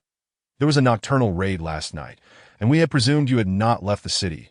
Thus, the entire family has been on high alert, intent on capturing the intruder. Seeing you in such a disheveled state, we feared you had ill intentions, and we lay in wait here, never expecting it would be you, young master, that I held no resentment towards him." I discerned the essence of their concern. Deep in thought, I turned and made my way into the MO estate, heading towards my courtyard. At the very least, I needed to clean myself before engaging in further discussions. Meanwhile, the guards who had just been respectful to me retrieved the spear, only to be met with mocking glances from their companions. One remarked, "Xiao Hui, you know all the family affairs, that it's best to keep a distance from that M.O. Chung. Associating with him will yield no benefits, that he is destined to be cast aside by the family sooner or later. You wouldn't want to be caught in the fallout. Indeed, the other young masters view him as a hindrance and will inevitably seek to eliminate him. Given the current circumstances, it would be wiser to curry favor with the second young master." "Exactly. We subordinates must align ourselves with the right masters to enjoy the finer things in life." "Yes, I share your sentiment." Amidst the chorus of voices, Xiao Hui, the guard, merely smiled, yet in his heart, he was resolute and determined. After washing and tidying myself, I donned a fresh appearance and strode towards my father's residence. Having previously pursued scholarly endeavors, my father had been displeased, yet did not impede my aspirations. Instead, he had arranged for me to attend the finest academy. This indicated that he did not regard me as beneath his notice or an illegitimate child. Despite his somewhat distant demeanor, which was likely a consequence of the pressures from the family's development and the elder council. Thus, whenever family matters arose, I would seek to understand them, often by visiting my father, Mo Ingluo, the family head, for insights, as entry into the family council was prohibited for me. Following the pebble path to its end, I arrived at Mo Ingluo's residence, which radiated an air of dignity. It lacked the ostentatious decorations typical of high-ranking officials and the affectations of those feigning poverty. Everything was befitting of one's status. The willows provided shade, and a stone table appeared inviting that a corridor led further inside. But at that moment, the entrance was heavily guarded, the guards emanating a palpable aura of spiritual energy, clearly a deliberate display intended for intimidation. However, I did not assume they were attempting to frighten me. Rather, my growing unease intensified. Unimpeded, I entered, observing their unwavering gazes that I couldn't help but wonder if any truly ill-intentioned individuals could infiltrate unnoticed. Upon reaching my father's chamber, I overheard the voices of my family's pillars of strength. "Patriarch, did you not see the assailant's face at the time?" "No." Mo Inglaw's robust voice now bore a hint of frailty, and shortly after, he succumbed to a fit of coughing that I understood the source of my earlier discomfort and resisted the urge to rush in, opting instead to listen intently. "Even though the patriarch was ambushed, your perception must be formidable that if they were able to injure you, their power must be at the seventh realm of artistic conception." The voice belonged to the family's eldest elder. Mokun and Mo Ingluo coughed again and softly replied, "The eighth realm of artistic conception." Pinnacle that a collective gasp echoed among those present. To have an enemy of such caliber would surely lead to sleepless nights. The Mo family patriarch was merely at the ninth realm, while the eldest elder had only recently stabilized at the eighth realm. Could it be that the assailant was a leader of a formidable faction? Speculations arose about which power might have been offended recently. Outside, I was taken aback by my father's mention of the assailant's realm, causing me to inadvertently bump into the doorframe. Inside, the vigilant individuals called out in unison, "Who goes there?" In an instant, a fierce gust of wind swept through, forcefully flinging the doors open. The pain of the sudden rush made me stagger back a few steps, and as the door swung wide, the interior came into view. Embarrassed, I scratched my head and peered inside, only to behold a figure I had long yearned to see. The third elder, Mo Li Xuan. The concern etched on Mo Li Xuan's face was unmistakable. Yet to me, it felt like a facade steeped in sorrow. Upon seeing me, the third elder was equally taken aback, perhaps even more so, as a myriad of emotions flickered across his features, stormy and unpredictable, before he turned to feigned concern for Mo Ingluo's injuries. I cast a glance at Mo Li Xuan before hastily approaching my father, asking, "Father, what has transpired?" "Ah, cough cough, I am fine. But you, where have you been these past few days?" he pressed, clutching his chest and coughing lightly. His inquiry laced with unspoken affection. Upon hearing this, I covertly glanced at Mo Li Xuan before attempting to respond, but he interjected, "Patriarch, your recovery is paramount. Without a leader, the family will descend into chaos. For now, it is best to remain quiet and focus on resting." And no one else seemed to question Mo Li Xuan's duplicitous act, instead nodding in agreement before gradually departing. As he left, his eyes held a fierce determination. As if he had resolved to secure my demise, my focus remained solely on my father, dismissing all else. Once the others had exited, I inquired further about the situation. After sharing the details, I was left in shock, my mind racing. What my father had described was merely a conservative estimate. The assailant's true power might far exceed that of Mo Ingluo. Who could it possibly be? Chapter 12. Finally enlightened. Strangely, just hours before my decision to leave the city for Honghu Mountain to retrieve goods and the Mo family guards. The commotion outside had reached a fever pitch. Keen observers had even discerned the purpose of Mo Ingluo's impending journey, realizing that the family's elite would undoubtedly be mobilized. Those enemies who had long coveted the Mo family's resources would seize this opportunity to inflict serious harm upon us. Ultimately, Mo Ingluo, plagued by anxiety, was set to depart the day after tomorrow, yet unbeknownst to anyone, he remained within the estate. Countless visitors had come under the cover of darkness, all drawn by the allure of a significant treasure hidden within the family. The very location of this treasure remained a mystery to outsiders, yet the situation reeked of intrigue, and my brow furrowed in contemplation. Watching my father, who lay frail upon the bed, filled my heart with anguish. Yet I managed to maintain a smile that I had deftly sensed the turmoil in his breath. Filled with concern for him, Mo Ingluo affectionately ruffled my hair, his love unmistakable. "Dear Chung, it is but a minor internal injury. There is no need for concern. That in a few days, I shall be as lively as ever, and I will deal with the one who ambushed me in a single strike. Indeed, by the way, Chung, during your absence, your teacher from the academy inquired about your well-being. He has been visiting daily after class to check on you. It seems he will be arriving shortly. You should meet with him. It is not easy to find someone who cares for you so deeply." Mo Ingluo sighed, casting a glance filled with mixed emotions towards me, tinged with regret. Seeing this, I struggled internally for a while before finally speaking. "Father, I will explain everything to my teacher, but I will not be returning to the academy." "Why not?" Mo Ingluo interjected, fixing his gaze upon me. I remained silent, taking his hand and allowing a stream of warm, gentle spiritual energy to flow into his palm. In astonishment, I withdrew my hand after a moment, looking at him calmly. "You have broken through, Chung?" Mo Ingluo's excitement surged, and he nearly leapt from his bed, only to be gently pressed back down by me. I nodded slightly, declaring, "I have come to a realization. I must cultivate. Even if it is for you, Father, I should share the burden of responsibility." "Good. Excellent." Mo Ingluo's hands trembled slightly, and as a powerful figure in the city, his eyes glistened with unshed tears. Just months prior, when he had heard me declare that cultivation had no bearing on my life, he had felt his hopes dashed. Though my current strength was only at the first realm, time had not yet slipped away. There was still an opportunity for redemption. I did not aspire to surpass the world, merely to succeed him as the head of the Mo family. And that alone would suffice for a lifetime. He patted my head a few times, satisfaction evident on his face. Yet in his excitement, he began to cough more violently, alarming me into action. "I'm fine. I am fine. It's nothing." I shared in my father's joy, recognizing my responsibility to this body, to do something meaningful. I had fully integrated into this world, into this family. Their honor was my honor, and their disgrace was mine. "Now, Father, please rest well. I am quite famished and need to eat something first. Also, I would prefer that my recent breakthrough remain a secret for now. I want to catch those who look down upon me completely off guard. Having not eaten since entering the dark food forest, where danger lurked at every turn, I had hardly felt the hunger until now, as my body relaxed. The emptiness in my stomach surged, leaving me uncomfortable and on the verge of fainting. As I prepared to leave, Mo Ingluo called out to me, extending something he had taken hold of. This is a second-tier skill technique, originally intended for that little bratwa.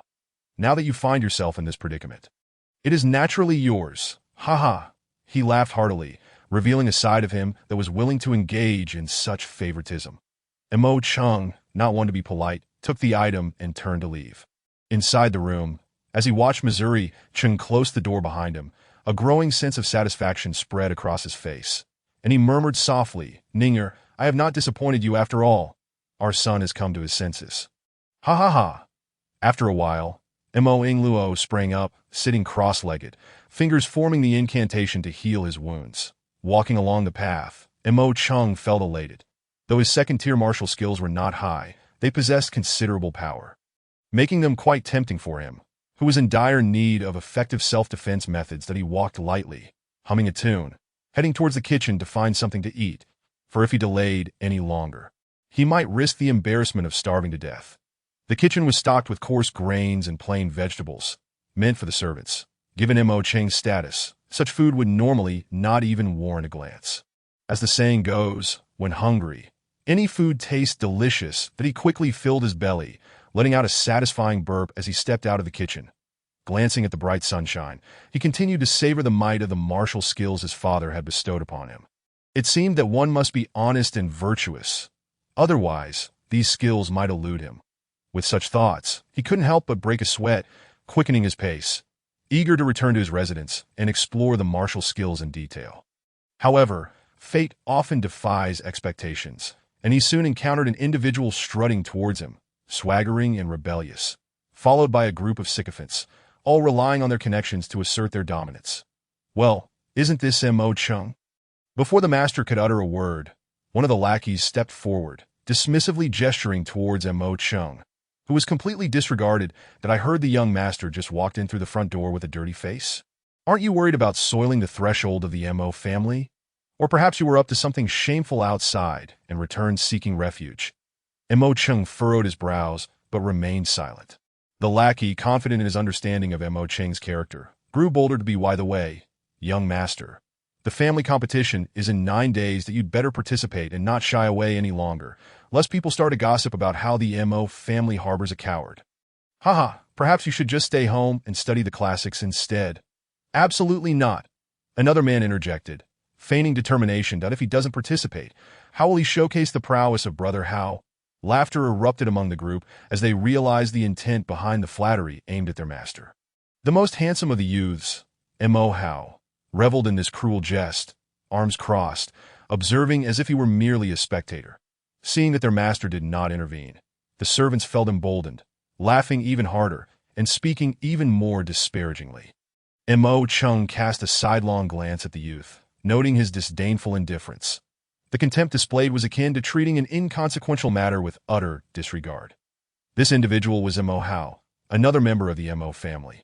Known for his knack for winning hearts and his cleverness, having endeared himself to the elders at just 16, he had already attained a third-stage cultivation level. Last year, during the academy's recruitment, Mo Hao was not selected, but he had diligently trained thereafter, showcasing considerable talent and a significant status within the family. Then Mo Chung, in half a month, a rather prestigious academy will arrive in the city. Brother Hao is a designated candidate. Are you really planning to languish in the Mo family, poring over ancient texts until your demise? The speaker, devoid of any spiritual energy, was merely an ordinary person. That Mo Chung could easily dispatch him with a single blow. Yet, preoccupied with returning home, he had no desire to linger. As he attempted to bypass the group, the man stepped in front of him, invading his personal space, pointing a finger at Mo Cheng's face. "Are you blind? Brother Hao hasn't dismissed you yet, and you're trying to leave? Seems like you've grown a bit of a backbone lately." His mocking laughter was filled with scorn, but it ceased abruptly as Mo Cheng's icy gaze locked onto him.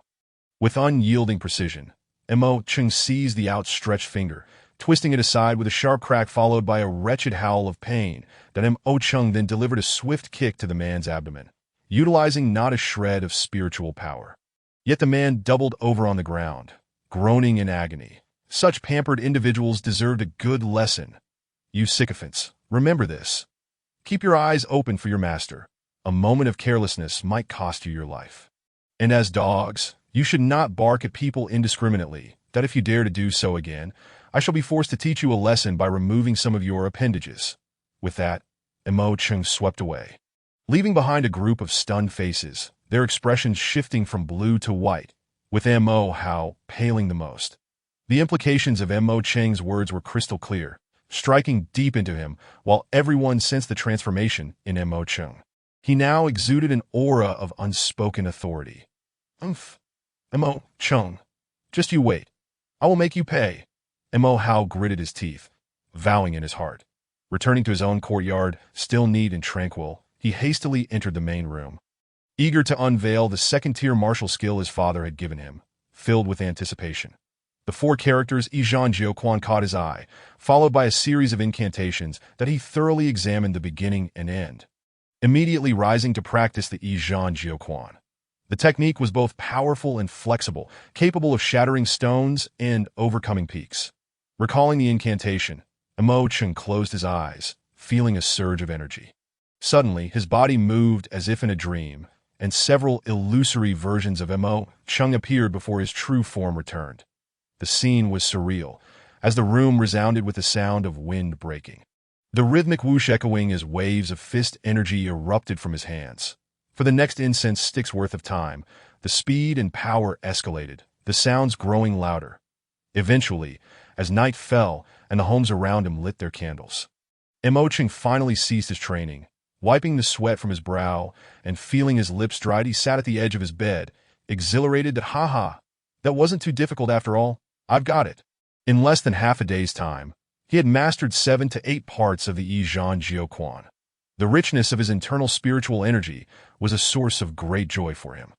Now, when facing that elusive phoenix unicorn in the dark forest, at least he would not be chased down so pathetically. Even if he couldn't slay it, a composed retreat was still a possibility. Stepping out of the room, he revisited the might of the Feng Hun Quan in the spacious courtyard, practicing it alongside the newly learned Yizhan Jiuquan. Eventually, he collapsed onto the ground, panting heavily, propped up on his hands, gazing at the moonlight slowly emerging, filled with Joyat present. He still possessed the strength to protect himself, but the issue remained that there were no shortcuts to advancement. Perseverance was required to overcome these challenges. That a bitter smile crept onto his face as he reflected on his current state, still vulnerable to being trampled upon. Could he continue like this forever? Certainly not. His arrival was meant for ascendance. Mo Chung vowed resolutely, feeling more confident than ever. After consuming a dinner delivered by a servant, he practiced his cultivation for several cycles before lying down, drifting into a deep sleep that he found himself in an unknown realm. Unable to discern the surroundings, vision obscured beyond 10 meters, struggling to control his body, in a state of confusion, he acted on an instinctive feeling within, his consciousness wavering. When he briefly regained awareness, he lifted his head to find himself enveloped in a swirling mist of black and white. Within this mist, 2 dragons of ebony and ivory danced playfully, their presence both imposing and magnificent. The relentless tide of spiritual energy surged around him, creating a breathtaking spectacle. Yet, in the face of such a dense concentration of spiritual energy, Mo Chung felt nothing. The black and white entities seemed sealed, their powers inaccessible. Raging winds pierced through Mo Chung repeatedly, each gust intertwining before pausing before him, then merging into a more substantial entity. Above, the black and white dragon-like figures roared in a deafening chorus. The ferocious winds carrying spiritual energy surged past Mo Cheng's body at an astonishing speed that in the blink of an eye, a humanoid figure, strikingly similar to Mo Chung, emerged before him as the myriad of energy streams flowed into this doppelganger. It bore distinct facial features, eyes, nose, and mouth, all resembling Mo Chung. After a brief moment, this energy construct, shaped from the fusion of martial energy and spiritual power, sprang into action, executing a punch with its left hand. stepping lightly as it followed through with the wave of energy, slightly leaning forward to deliver another blow. Such a flawless series of Feng Hun Quans. Mo Chung could not help but admire, though confusion soon washed over him. The Feng Hun Quan was a technique he had cultivated himself. How could this entity possess such knowledge? It executed the moves with even greater proficiency than he did. Then, to Mo Cheng's astonishment, the entity began to form seals with its hands, moving like a shadow, employing the Zhan Jiu Quan he had only just begun to master that very night. Initially, he had only grasped 70 to 80% of its power, yet what he witnessed here surpassed the descriptions of its full potential found in the texts. Mo Chung realized he lacked only the imposing aura, for his strength was sufficient. It was the force of presence that eluded him. This moment, he felt an epiphany wash over him, yearning for the grand energy field before him. Yet that was not enough. He, too, sought to master the combination of both martial techniques.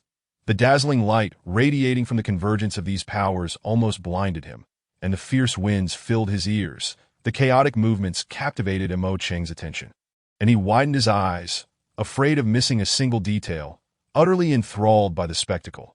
After what felt like an eternity, the ethereal manifestation of energy began to fade, dispersing into the elements surrounding him. However, Mo Chung remained entranced, still lost in the experience until the deafening roar of the black and white dragons above jolted him back to reality. Initially, he found it hard to believe that the little fox could exist within the stone tablet. But the Feng Han Quan had a soul-locking effect. What was his current state? What had transpired? Chapter 14. Astonishing talent. The immobile body seemed to shift its position, and suddenly the surrounding scenery transformed, revealing a clear and illuminated realm. To his astonishment, he found himself within the stone tablet, an exquisite miniature world where everything appeared so vividly real that he could not help but wonder if the stone tablet had conjured this illusion. If so, that would make it extraordinarily powerful, for the creatures within it were vividly alive and exuded an overwhelming presence that if they were granted freedom like the little raccoon, chaos would surely ensue. In a state of confusion, Mo Chung found himself speculating wildly. Half an hour later, memories of the two formidable techniques he had just begun to practice resurfaced in his mind. Now, Mo Chung discovered that he could move his limbs freely. Unable to restrain himself, he closed his eyes and began to move according to the visions stored in his mind. The soul-sealing fist and the Zhan Nine Fists, both centered on power, manifested with each punch, concentrating spiritual energy into a singular point, delivering rapid and decisive strikes that would catch any adversary off guard. Moreover, speed was of the essence. Failure to land a few blows would leave one drained of spiritual energy, leading to inevitable demise. Within the stone tablet, Mo Chung felt a deeper understanding of these two techniques, as if he had become one with them, ensuring success in every endeavor. At this moment, a single concentrated punch could bring down the Phoenix Wuju. Inside, the abundance of spiritual energy provided an unparalleled environment for cultivation. It was a sanctuary of tranquility, untouched by disturbances that he pondered whether he should continue his training here. This thought was not without merit, as his future practice within would undoubtedly yield extraordinary results. Though still unfamiliar with the entirety of the stone tablet's mysteries, he sensed no harm in exploring it further. With newfound guidance, Mo Cheng's confidence soared, and he felt an indescribable sense of grandeur that as his consciousness faded once more, he opened his eyes to find himself lying in bed, feeling utterly drained, recalling the events of the previous night. He could hardly believe them, that he hurried outside to the courtyard and began to punch the air with vigor. Each strike resonated powerfully, confirming the reality of last night's experiences, yet also casting doubt. For he remained unaware of the whereabouts of the dragon-like creatures. Elated, he rushed back indoors, immersing himself into the stone tablet once more, where the abundant spiritual energy far surpassed that of the outside world. He marveled at his fortune, exclaiming internally, "What a treasure this is!" After inspecting his dantian, he felt the profound waves of energy characteristic of the first realm, stirring excitement within him. After freshening up, he heard a gentle knock at the door. "Xiao Chung, the head of the family wishes for you to join him for breakfast, and if you're ready, let us go together."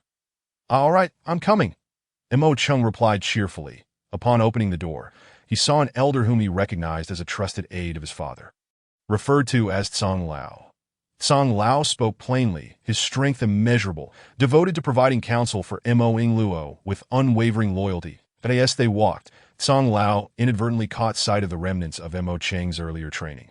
The area marred and the impact marks evident. When he turned to Mo Cheng, a glimmer of intrigue flickered in his eyes.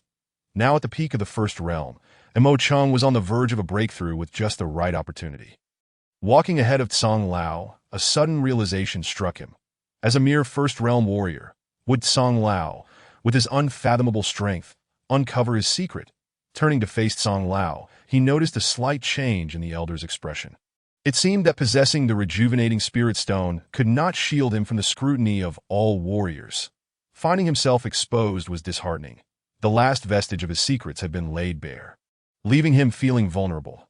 Taking a deep breath, he quickened his pace. Song Lao was the closest person to him besides his father.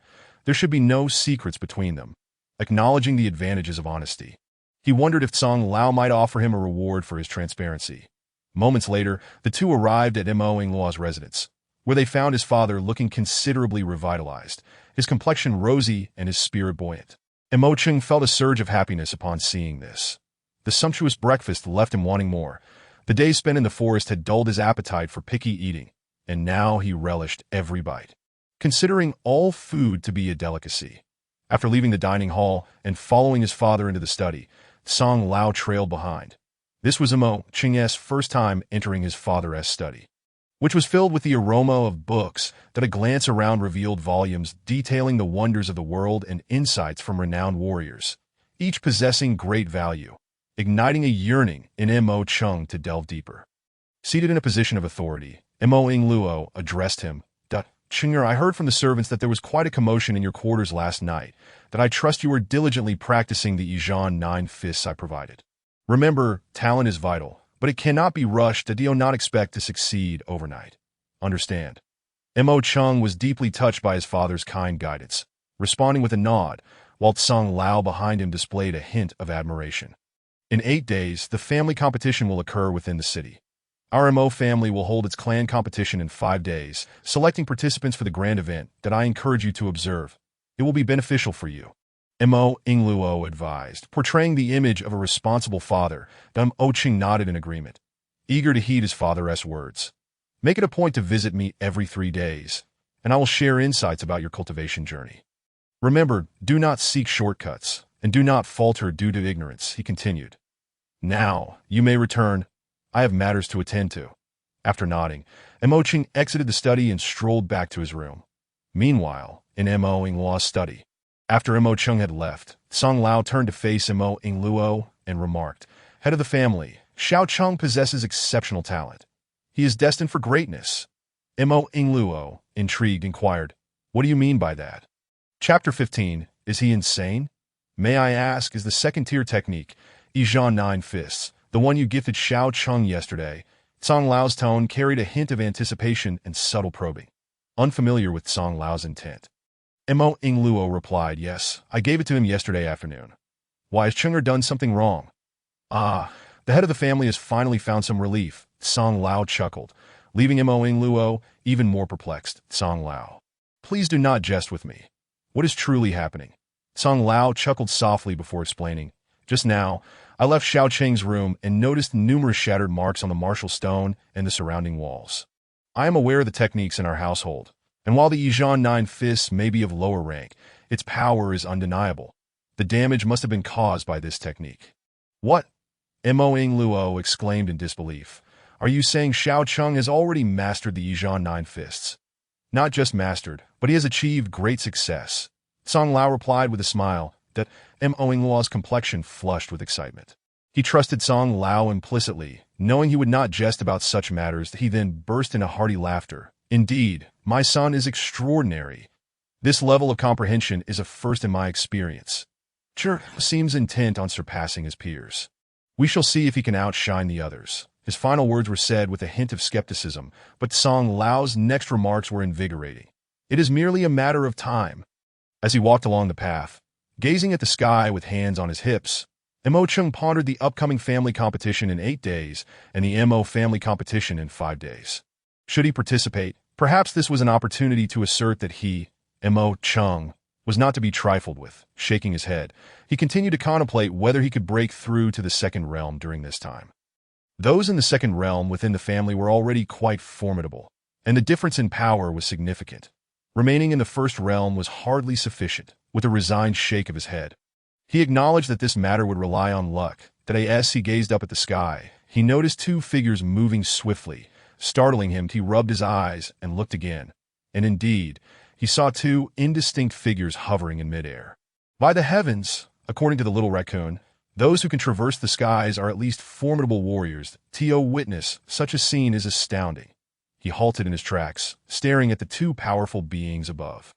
On the right, he glimpsed a figure clad in purple, while opposite, a woman with flowing hair donned a billowing white garment.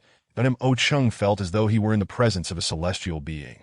Despite not yet seeing her face clearly, that it was said that those of high realms could alter their appearances or even freeze their features. The two figures in the air remained motionless, seemingly engaged in negotiations, yet dissatisfaction was evident on both sides. Suddenly, they surged into action, unleashing a tempest of energy that distorted the very fabric of the sky, causing the air to tremble and space to tear apart.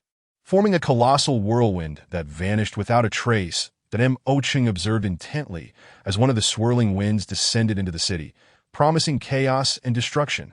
The two figures in the air swayed and chased one another, exchanging powerful attacks that were deftly countered.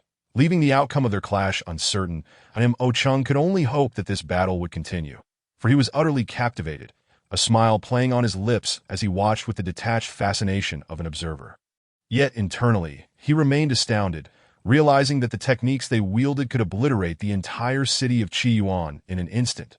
Time passed as they exchanged blows with fervor, and the woman retreated a few steps, quickly forming hand seals, mirroring the actions of the purple-clad Mo-chung sensed that the main event was about to commence. Beneath the brewing might of formidable techniques, one must constantly evade the opponent's attacks.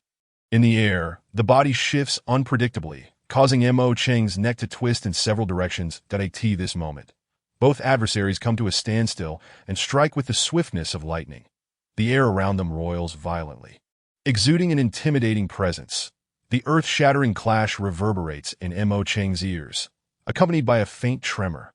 While others might dismiss it, Mo-chung's mouth drops wide open, and in midair, a freshly blossomed explosion cloud gradually dissipates, leaving no trace of the two combatants. With a sigh of disappointment, he silently invokes, "O explosion cloud on the horizon, grant me strength. I shall rush towards that direction." Just then, a voice interrupts his thoughts. "Isn't that Mo-chung?" Upon regaining focus, Mo-chung hears a tone laced with disdain and arrogance, as if they yearn to compel him to beg for mercy, fully aware of his identity as a... I wonder what our young master finds so captivating. Having stared for over half an hour, if he hadn't moved, I would have thought he was lifeless. Hey, has Mo-chung lost his mind? Something must be wrong with him. Otherwise, he wouldn't be acting so foolishly. It's likely true that I truly wish to let him experience my ultimate technique someday, but how can I do so now? What? Qinggu, you are mistaken.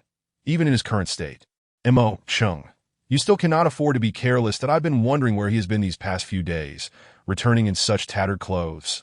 Who knows what chaotic mess he has gotten himself into? By the way, Qinggu, didn't you just break through to the second tier of the initial realm?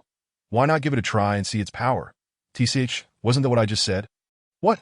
You want to test my limits? Let me tell you, if I land a single blow of my ultimate technique on this waste, he will spend the rest of his days in bed. Forget it, let's go. Brotherhood needs us for something. We shouldn't delay.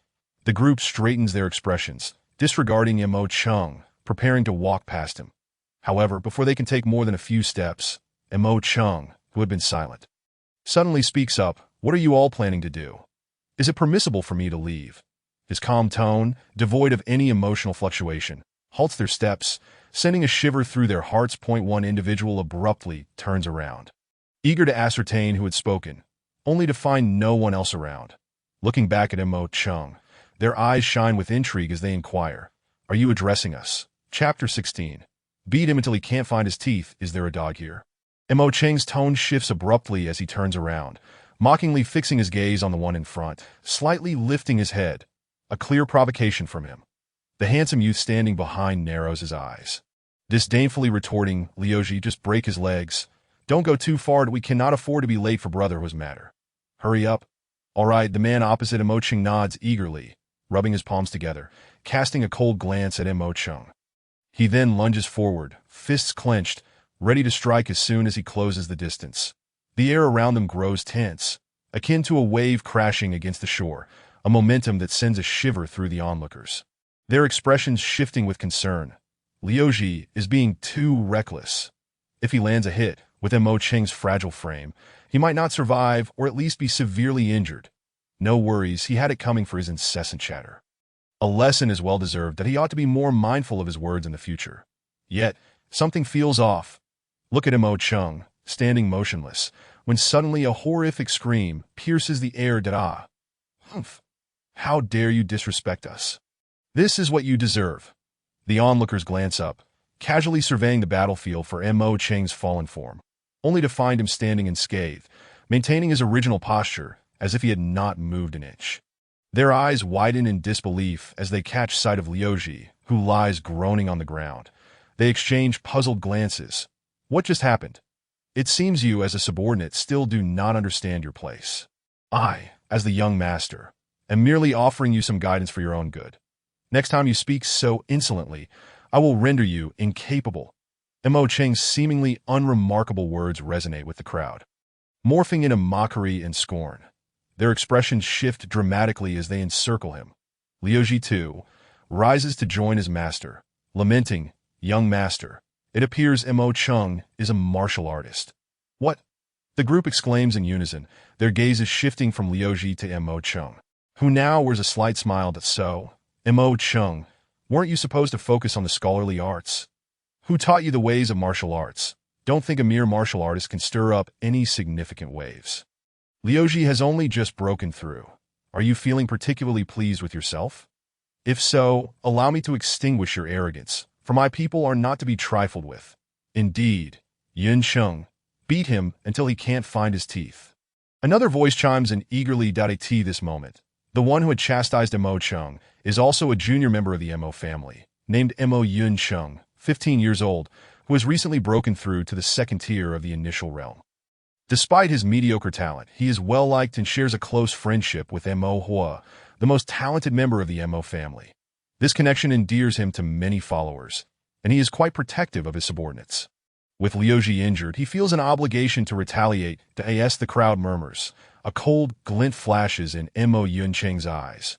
Without waiting for Mo Cheng's response or considering his readiness, he charges forward. His attack far more ferocious than Liuji's earlier attempt, and Mo Cheng furrows his brow in seriousness, observing as Yun Cheng's fist approaches swiftly that he quickly sidesteps, narrowly avoiding the attack, then retreats a few steps. Exhaling deeply, the flames of determination ignite within his eyes, and he chooses to counterattack, launching a whip kick, followed by the full force of his soul-sealing fist. His limbs shimmer with a silver glow, particularly his right hand, where streaks of power swirl around the onlookers, sharp and piercing like a biting wind, enveloping them in an agonizing chill. Their gazes shift towards Mo Cheng, now filled with a hint of reverence.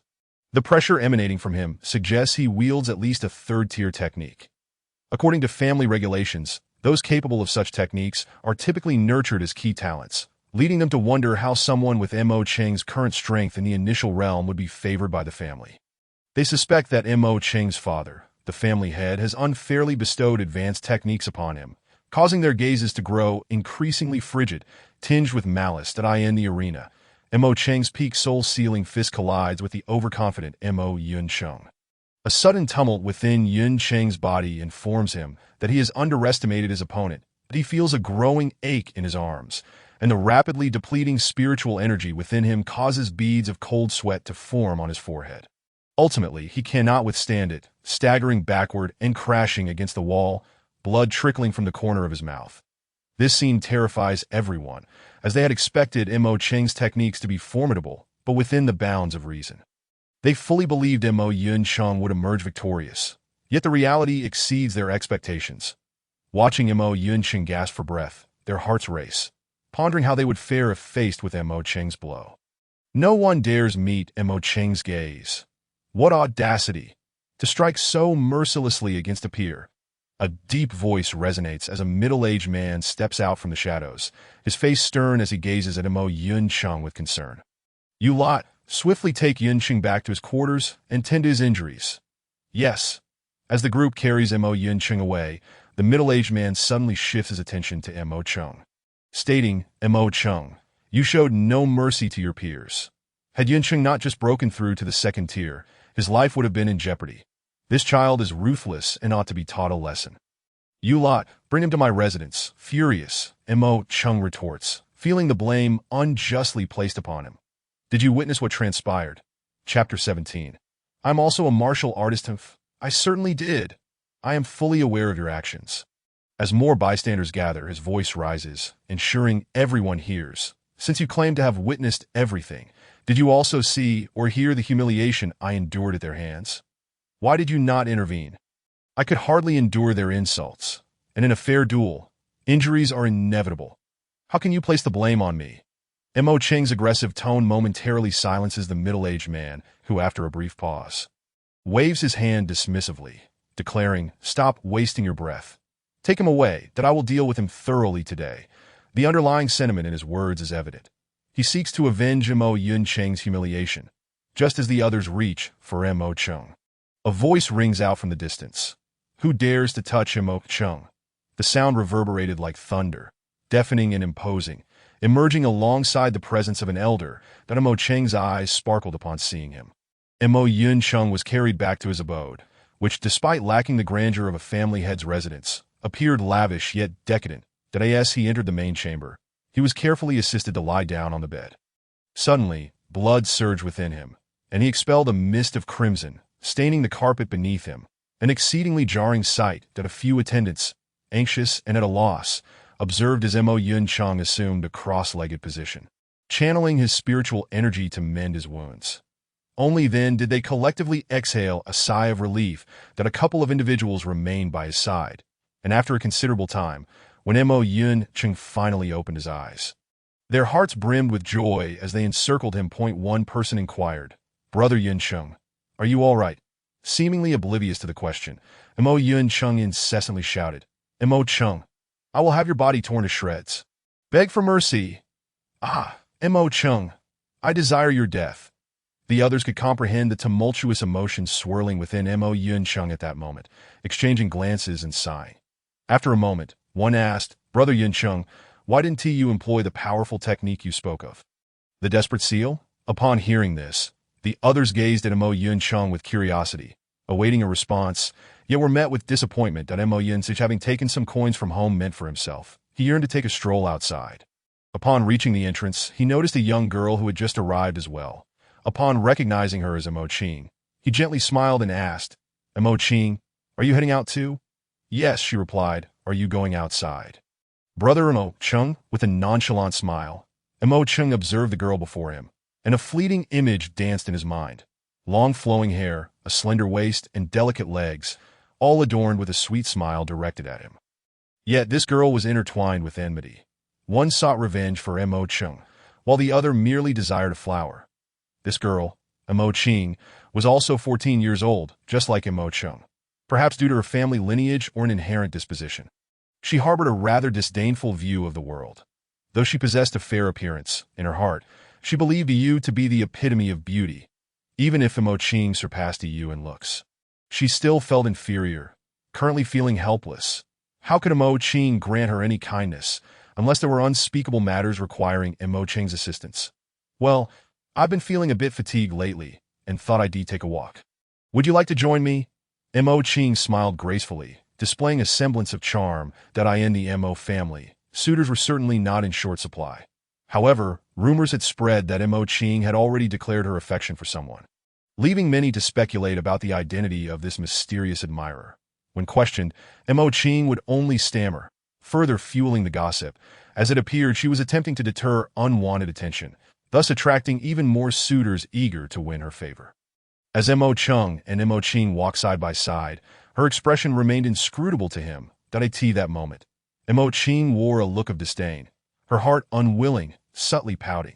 Her gaze swept towards a corner not far from the Mo family gate before she caught up with Mo Chung.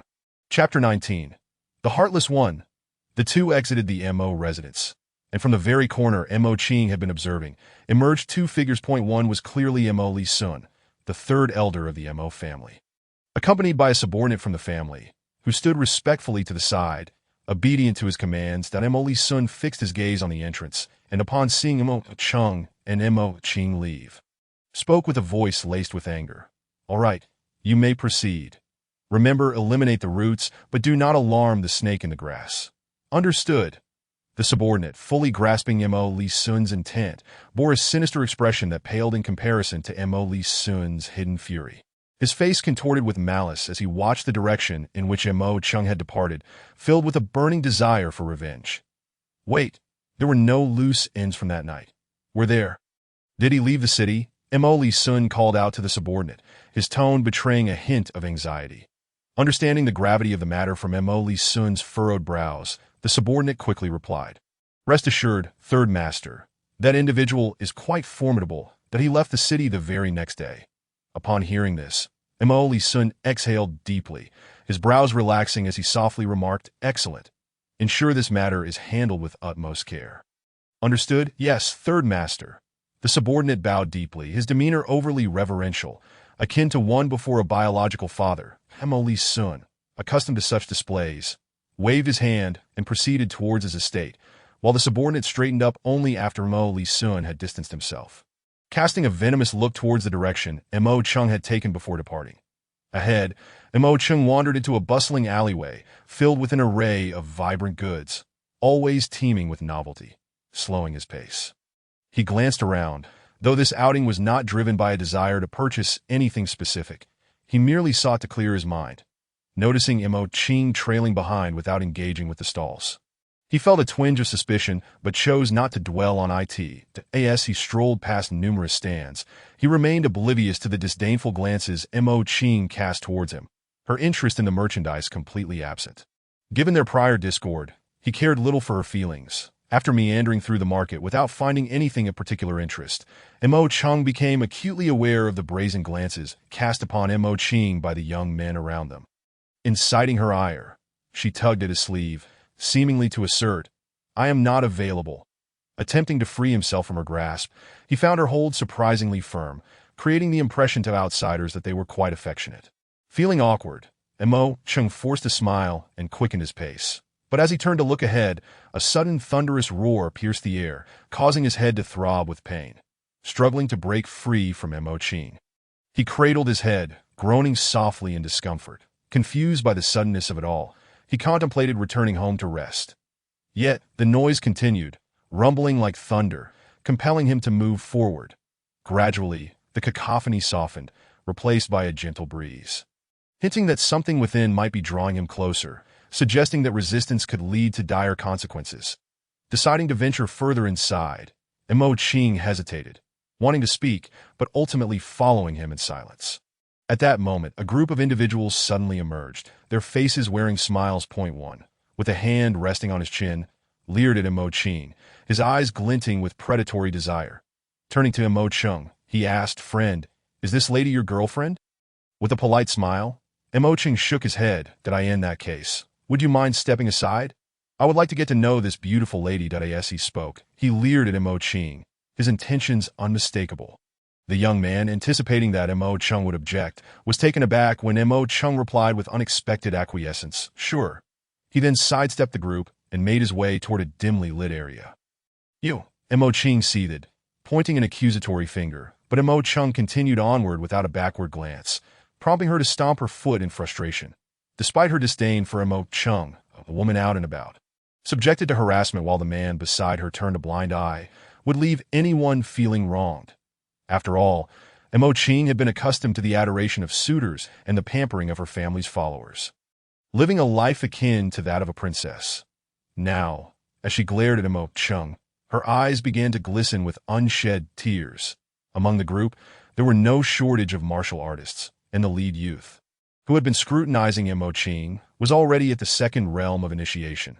Judging by his attire, he belonged to a wealthy family in the city, the others a mix of ordinary folk and those at the first realm. awaited his command to advance on Mo Qing, seizing her for his enjoyment. That Mo Qing, now at the third realm of initiation, could easily dispatch them, viewing them as insignificant. Puffing her cheeks in indignation, she marched toward Mo Qing's direction, muttering under her breath, "That despicable Mo Qing! How could he abandon a beauty like me?" Chapter 20. I want everything here. Seeing the beautiful girl attempting to leave, the young man would not allow it. He quickly spread his arms, blocking Mo Qing's path, unabashedly grinning as he said, "Beautiful lady, I am from the Hao family in this vicinity. That my name is Hao Ji. Surely you have heard of me?" Believing that Mo Qing was unaware of his status, he rambled on, but to his dismay, Mo Qing merely frowned, her demeanor revealing no interest. Hao Ji, filled with desire, wished to draw closer, reaching out to place a hand on her shoulder. However, just as he approached within mere inches, he suddenly yelped, "Ah, pain!" Hao Ji twisted away, realizing Mo Qing had firmly grasped his fingers, producing a crisp cracking sound. "Dare to lay your hands on me? How audacious!" She retorted through gritted teeth, casting a glance at Mo Qing, who was engrossed in examining something at a stall. This sight further fueled her anger, compelling her to tighten her grip on Hao Ji's hand, who cried out in distress, "Beautiful lady, please, it hurts. I was wrong. Have mercy." With a fierce glare, she sent his companions retreating, bending slightly to appease her as he chuckled nervously. "You possess impressive skills. May I ask your name?" With a cold smirk, Mo Qing replied, "Mo Qing to Mo Qing, from the Mo family." Upon hearing her name, Hao Ji's face drained of color, and his companions exchanged worried glances, taking several steps back. The Mo family was among the most powerful in the city, capable of wiping out the Hao family with a mere sneeze. With Mo Qing present, there was no room for defiance. "Humph. You've ruined my mood for shopping today," Mo Qing huffed, releasing Hao Ji's hand in frustration, ready to leave. Yet, Hao Ji sidled up to her again, grinning as he inquired, "Miss Mo, and that man over there," gesturing toward Mo Qing, who remained oblivious to their exchange, "that I don't know him." After speaking, he did not linger but walked straight out, returning to the Mo family. Meanwhile, Hao Ji and others regarded Mo Qing with cold laughter, slowly approaching him. Amid the fluctuating dragon's roar, which varied in intensity by his ear, Mo Qing made his way to a rather inconspicuous stall in the corner. He crouched down and began to sift through the items one by one, that although he claimed to be merely browsing. Each time he picked up an object, he listened for the changes in the dragon's roar, searching for what he sought. With each inexplicable item he lifted, a surge of restlessness coursed through him. After examining several dozens, even the stall owner cast him an impatient glance that it was only when he held a piece of exquisitely crafted leather paper that the dragon's roar within him stirred unusually, prompting a surge of excitement in Mo Qing. At least the raucous calls were not without merit. Perhaps it was some treasure, akin to that formidable creature he had encountered that night. Surely, something so significant could not be ordinary. His hands began to tremble, and he looked up to inquire, "How much is this?" Upon raising his gaze, he finally scrutinized the stall owner's features. A face etched with wrinkles, eyes reflecting a lingering attachment to the world. Feet clad in open-toed shoes that seemed ill-fitted, and a body wrapped haphazardly, exuding an air of hunger and disarray. However, when he gazed at Mo Qing, there was an unmistakable pride in his demeanor, devoid of the humility typically seen in the downtrodden. This revelation shocked Mo Qing momentarily, that he then recalled the paper-like object in his hand and fixated his gaze on the awkward old man. "You have a discerning eye, young friend. This is a rare item, known as Xian paper. Its value transcends mere writing or messaging. It can record anything and remain intact for a century." However, the old stall owner hesitated, offering an awkward smile before continuing. "This item is somewhat special. It is, in essence, priceless, but I will sell it to you for a mere 200 sure coins." Seeing the old stall owner extend his bony fingers, Mo Qing was not surprised that in this place. Not only were the items abundant, but the prices were also shockingly exorbitant. Yet, Mo Qing understood that the item he had selected was deemed significant by the fierce dragon within him. This price seemed almost paltry, that as he opened the Xian paper, ready to investigate further, he was instantly taken aback.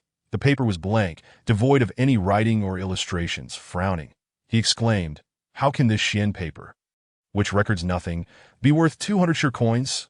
Cough, cough. Well, that is precisely its uniqueness, the old man replied, attempting to reassure him that do not underestimate the value of this Xian paper.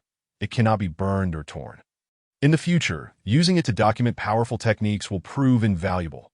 The old stall owner, noticing Mo Cheng's realization, spoke of the paper's worth with a hint of pride at Mo Cheng, feeling a surge of frustration towards the errant spirit within him. Reflected on the absurdity of the situation. Why was it that it was this seemingly useless Xian paper that he had stumbled upon? However, he couldn't discern its true nature, so he comforted himself, believing that it must possess some hidden depth beyond its surface. All right, old man, be reasonable. This item cannot possibly be worth that much. Besides, with my current abilities, I have no use for such a thing. Since I have already taken a look, could you let it go for a lesser price? He feigned disinterest, tossing the paper aside casually, yet the intensity in his eyes did not escape the old stall owner's keen perception.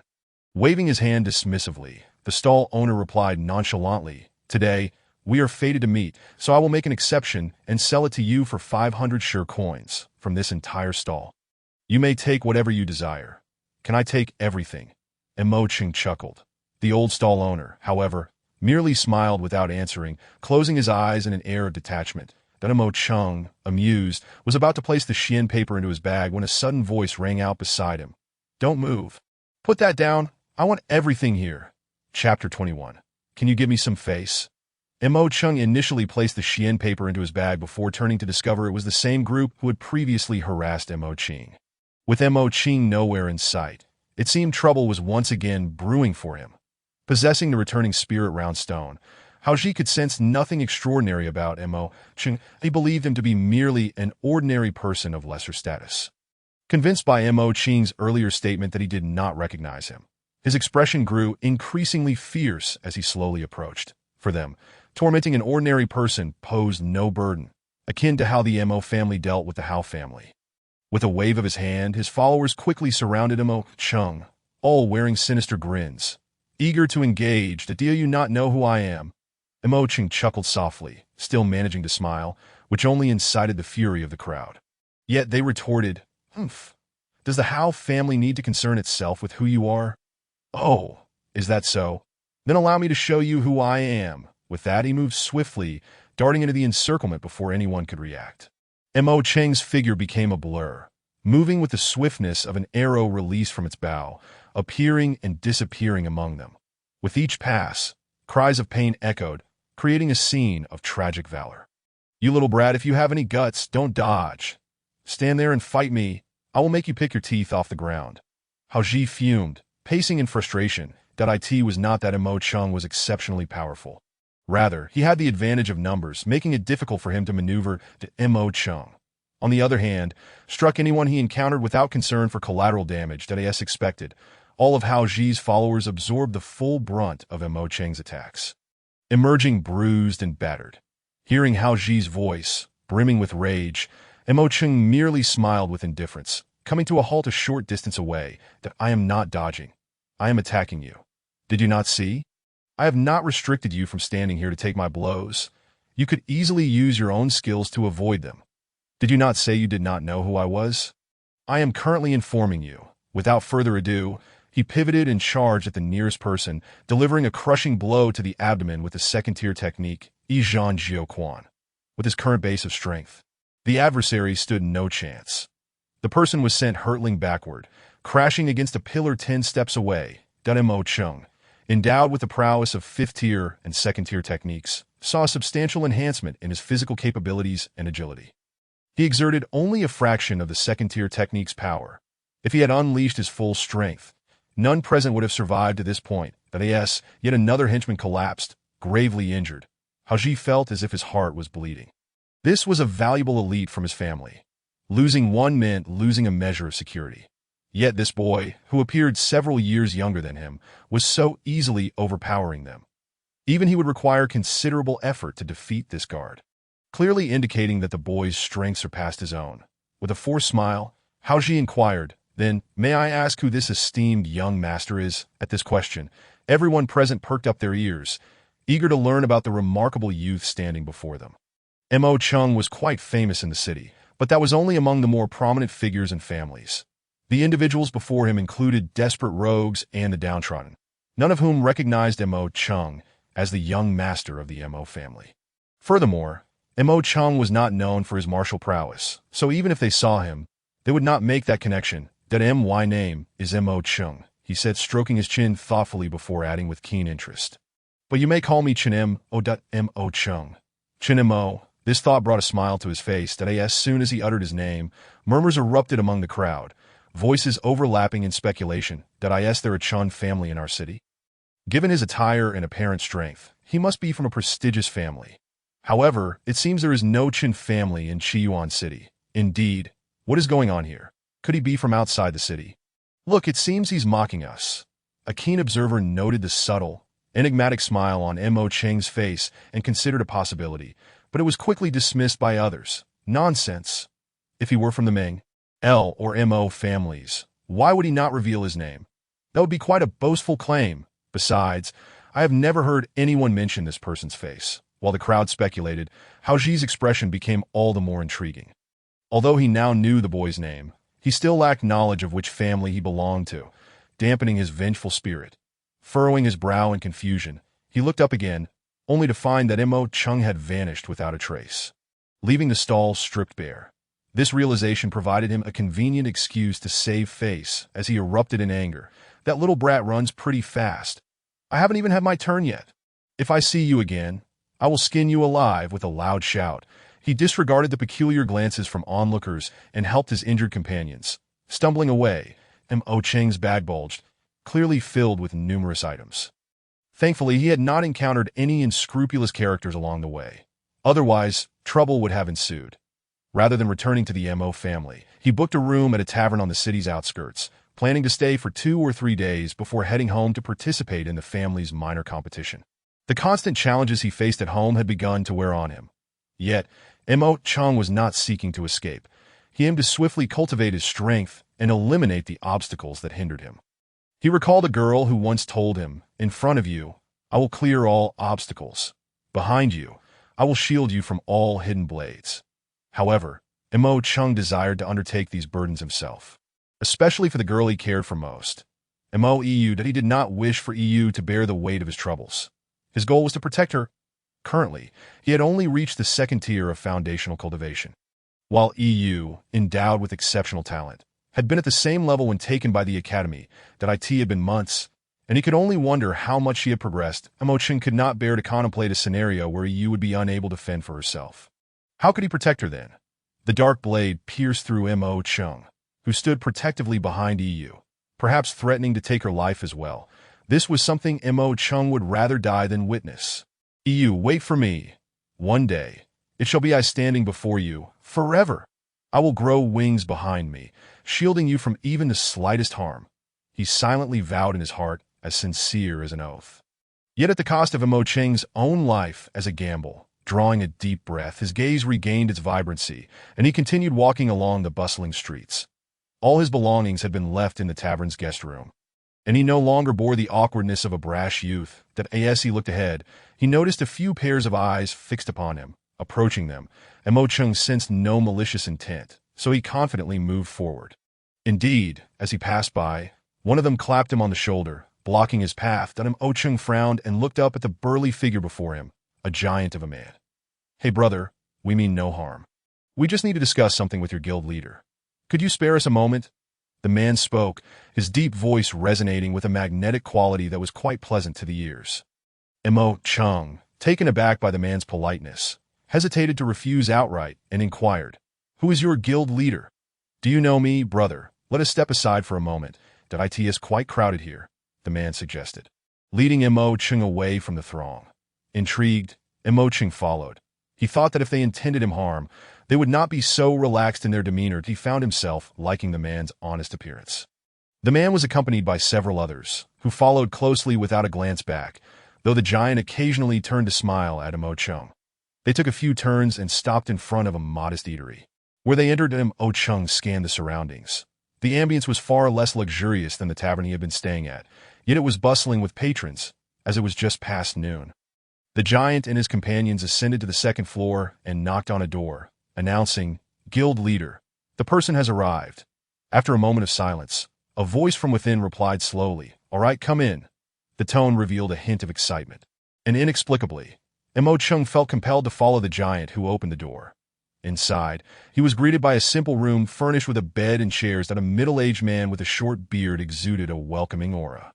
Upon realizing he was indeed the person they were seeking, the man smiled. "Hello, young brother, that I am Zhong Chuani, the leader of our group." "Greetings, guild leader Zhong," Mo Chung replied politely.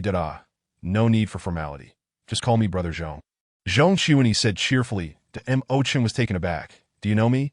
"Ah, of course. Though it was just a few moments ago, your name is Chun Mo, right?"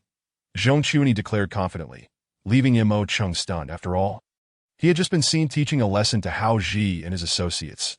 Chun Mo, a rather nice name, he thought, deciding against revealing his real name to Zhong Chuani. Instead, he nodded and asked, "What do you need from me, brother Zhong?"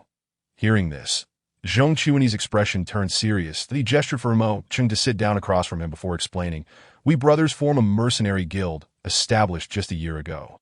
We have only a handful of members, and our resources are limited. The tasks we undertake yield meager profits. However, we have recently stumbled upon a treasure, but our strength is insufficient that we were hoping to recruit some help from the market, and fortuitously we spotted you. You appear to be at least at the first level of the starting realm, correct?" "Yes," Mo Chung replied without hesitation. Upon hearing this, the others looked pleased. Zhong Chuani continued, "Though our group is small, we are true brothers, willing to risk life and death for one another. This treasure is of great significance to us, and I am taking a gamble that I wonder what your thoughts are, brother Chin." Mo Chung was uncertain how much to trust Zhong Chuani. If what he claimed about the treasure was true, it would indeed be of immense value to him. However, it felt strange to divulge such information upon their first meeting. Mo Chung was not particularly familiar with mercenary guilds, though he had heard of them before, as he had dealt with one in the past. His skepticism stemmed from overlooking Zhong Chuani's earlier statement. "I am taking a gamble." Mercenary guilds were societies that lived on the edge, much like what Zhong Chuani described, placing life and death on the line. However, the profits they reaped were substantial. Their tasks ranged from simple escort duties to more dangerous missions involving life and death. Zhong Chuani's description of their guild's low status and meager profits matched their unkempt appearance and humble surroundings, making Mo Chung more inclined to believe him. That he glanced around at the others. Their expressions seemed genuine, revealing their heartfelt sentiments. Almost revealing his true identity and name, he managed to restrain himself and pondered for a moment before asking, "Brother Zhong, where is this treasure you speak of? If we were to go, how long would it take?" Upon hearing Mo Cheng's question, the group exchanged glances. Hesitating, Mo Cheng smiled, observing their reactions. Eventually, Zhong Chuani seemed to have made a decision and asked, "Brother Chun, if we acquire the treasure, what would you want? If it contains any advanced techniques, I would like the highest level one for myself. That I ask for the cultivation resources. We can split them evenly. That I have no interest in other items or wealth." Mo Chung replied candidly, focusing solely on items that would enhance his abilities. "All right, Brother Chun is indeed generous. It's settled then." Zhong Chuani affirmed, "We will venture to the Deep Domain Valley, located to the north of the city. We stumbled upon it during a mission last year, but we are still unclear about its contents." That Mo Chung stroked his chin thoughtfully and mused, "How did you discover it?" Zhong Chuani and his companions exchanged awkward glances before one of them finally spoke up. "We were outmatched in a confrontation with another mercenary guild, and were chased there, narrowly escaping with our lives. That in our flight, we discovered the treasure's location. However, we inadvertently disturbed the guardian beast within, which forced us to flee. That we realized that the beast does not leave the treasure cave, so we devised a series of plans. When I saw how strong you are, Brother Chun, I thought you would be the perfect candidate to accompany us to the Deep Domain Valley. We were initially worried that your demands would be high, so we hesitated. After all, our guild urgently needs resources to sustain ourselves. Most importantly, we hope that if we are discovered, you can step forward. Given your surname, you are not from Chiyuan City, so leaving this place should be much easier for you." Upon hearing Zhong Chuani's intentions, Mo Chung regarded him with newfound respect. That he admired his dedication to the guild, although he was bold and noble. However, Mo Chung was not merely an outsider. He belonged to a prominent family within the city. That if the treasure in the Deep Domain Valley were ordinary, it would be one thing. But if it were something highly coveted, Trouble would surely arise in that case. Formidable foes would emerge, and with the other four factions against the Mo family, his chances of success would be slim. It seemed that his playful musings had led him to a sweet deal, but also presented insurmountable challenges that he couldn't help but frown. Haha, could it be that you have pressing matters, in fact? The round trip will only take 3 days that we are preparing today and can set off tomorrow, so you need not worry. Zhong Chuani assumed Mo Cheng was preoccupied with other commitments, reassuring him. And indeed, it had a calming effect. Humph, am I truly so unfortunate that even treasure hunting is discovered by others? If so, nothing I do will go smoothly. Since that is the case, I might as well venture to the deep domain valley to see for myself. Very well, Brother Zhong. Let us finalize this that I will come to find you tomorrow. Agreed. We shall await you here tomorrow. By the way, Brother Chun, have you eaten? Why not join my brothers and me for a meal? Zhong Chuani suggested warmly, throwing an arm around Mo Cheng's shoulder and laughing heartily. Mo Cheng, finding Zhong Chuani's straightforwardness disarming, had no choice but to accept the invitation as they exited together. As they walked, the group engaged in light-hearted conversation, and Mo Cheng took the opportunity to get to know Zhong Chuani's close-knit companions. Notably, among this band was a formidable female warrior named Wei Lai, who served as Zhong Chuani's right hand. This expedition would consist of 8 members, including Mo Cheng. The remaining 7 regarded one another as siblings, blurring the lines of identity. Given their interconnectedness, it was inevitable that some would seek alliances with other forces, using this venture as a means to forge paths for themselves. Among the 8, Zhong Chuani remained the leader, followed by the burly Lu Guang, who wielded a sword, the elegant and tall Guang Jinfeng, the slightly shorter Lu Hai, whose dark skin seemed naturally bestowed, his brother, Lu Yun, who resembled him closely, and the amiable Gao Bo, whose refined demeanor belied his formidable strength, making him the second most powerful among them, trailing only Zhong Chuani. The last member, a yet unseen woman named Yi Chi-Chi, bore a gentle name, but was known for her ruthless efficiency in combat, showing no mercy to her foes, especially when following Zhong Chuani's commands. The 7 did not wander far, entering a tavern not far from Zhong Chuani's base. Seated at a table, they chatted and laughed, quickly bonding that Mo Cheng felt a sense of relief wash over him. Here, he could converse freely without reservations, unburdened by the need for caution. He found himself lost in thought, absurdly wishing he could fully integrate into this camaraderie. As the meal was served, a few individuals were about to pick up their chopsticks when several figures suddenly burst in from outside.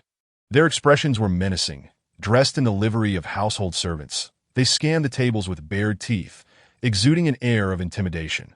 Nearby, at Mo Cheng's table, several people furrowed their brows. When Mo Cheng turned to look, his expression changed dramatically. He recognized a familiar face among them, Mo Song, the steward of the Mo family. The table they were was not far from the entrance, and it wouldn't be long before Mo Song would spot Mo Cheng. Although Mo Cheng was not afraid of Mo Song at present, revealing his identity could jeopardize his chances of acquiring the treasure. Therefore, he discreetly turned his head away, yet his peripheral vision remained fixed on Mo Song's movements. Though the intruders were merely household servants of lowly status, their distinctive attire indicated they hailed from the Mo family in the city. Even the most menial among them were not to be trifled with, especially given their grim demeanor. Who would be foolish enough to approach them now?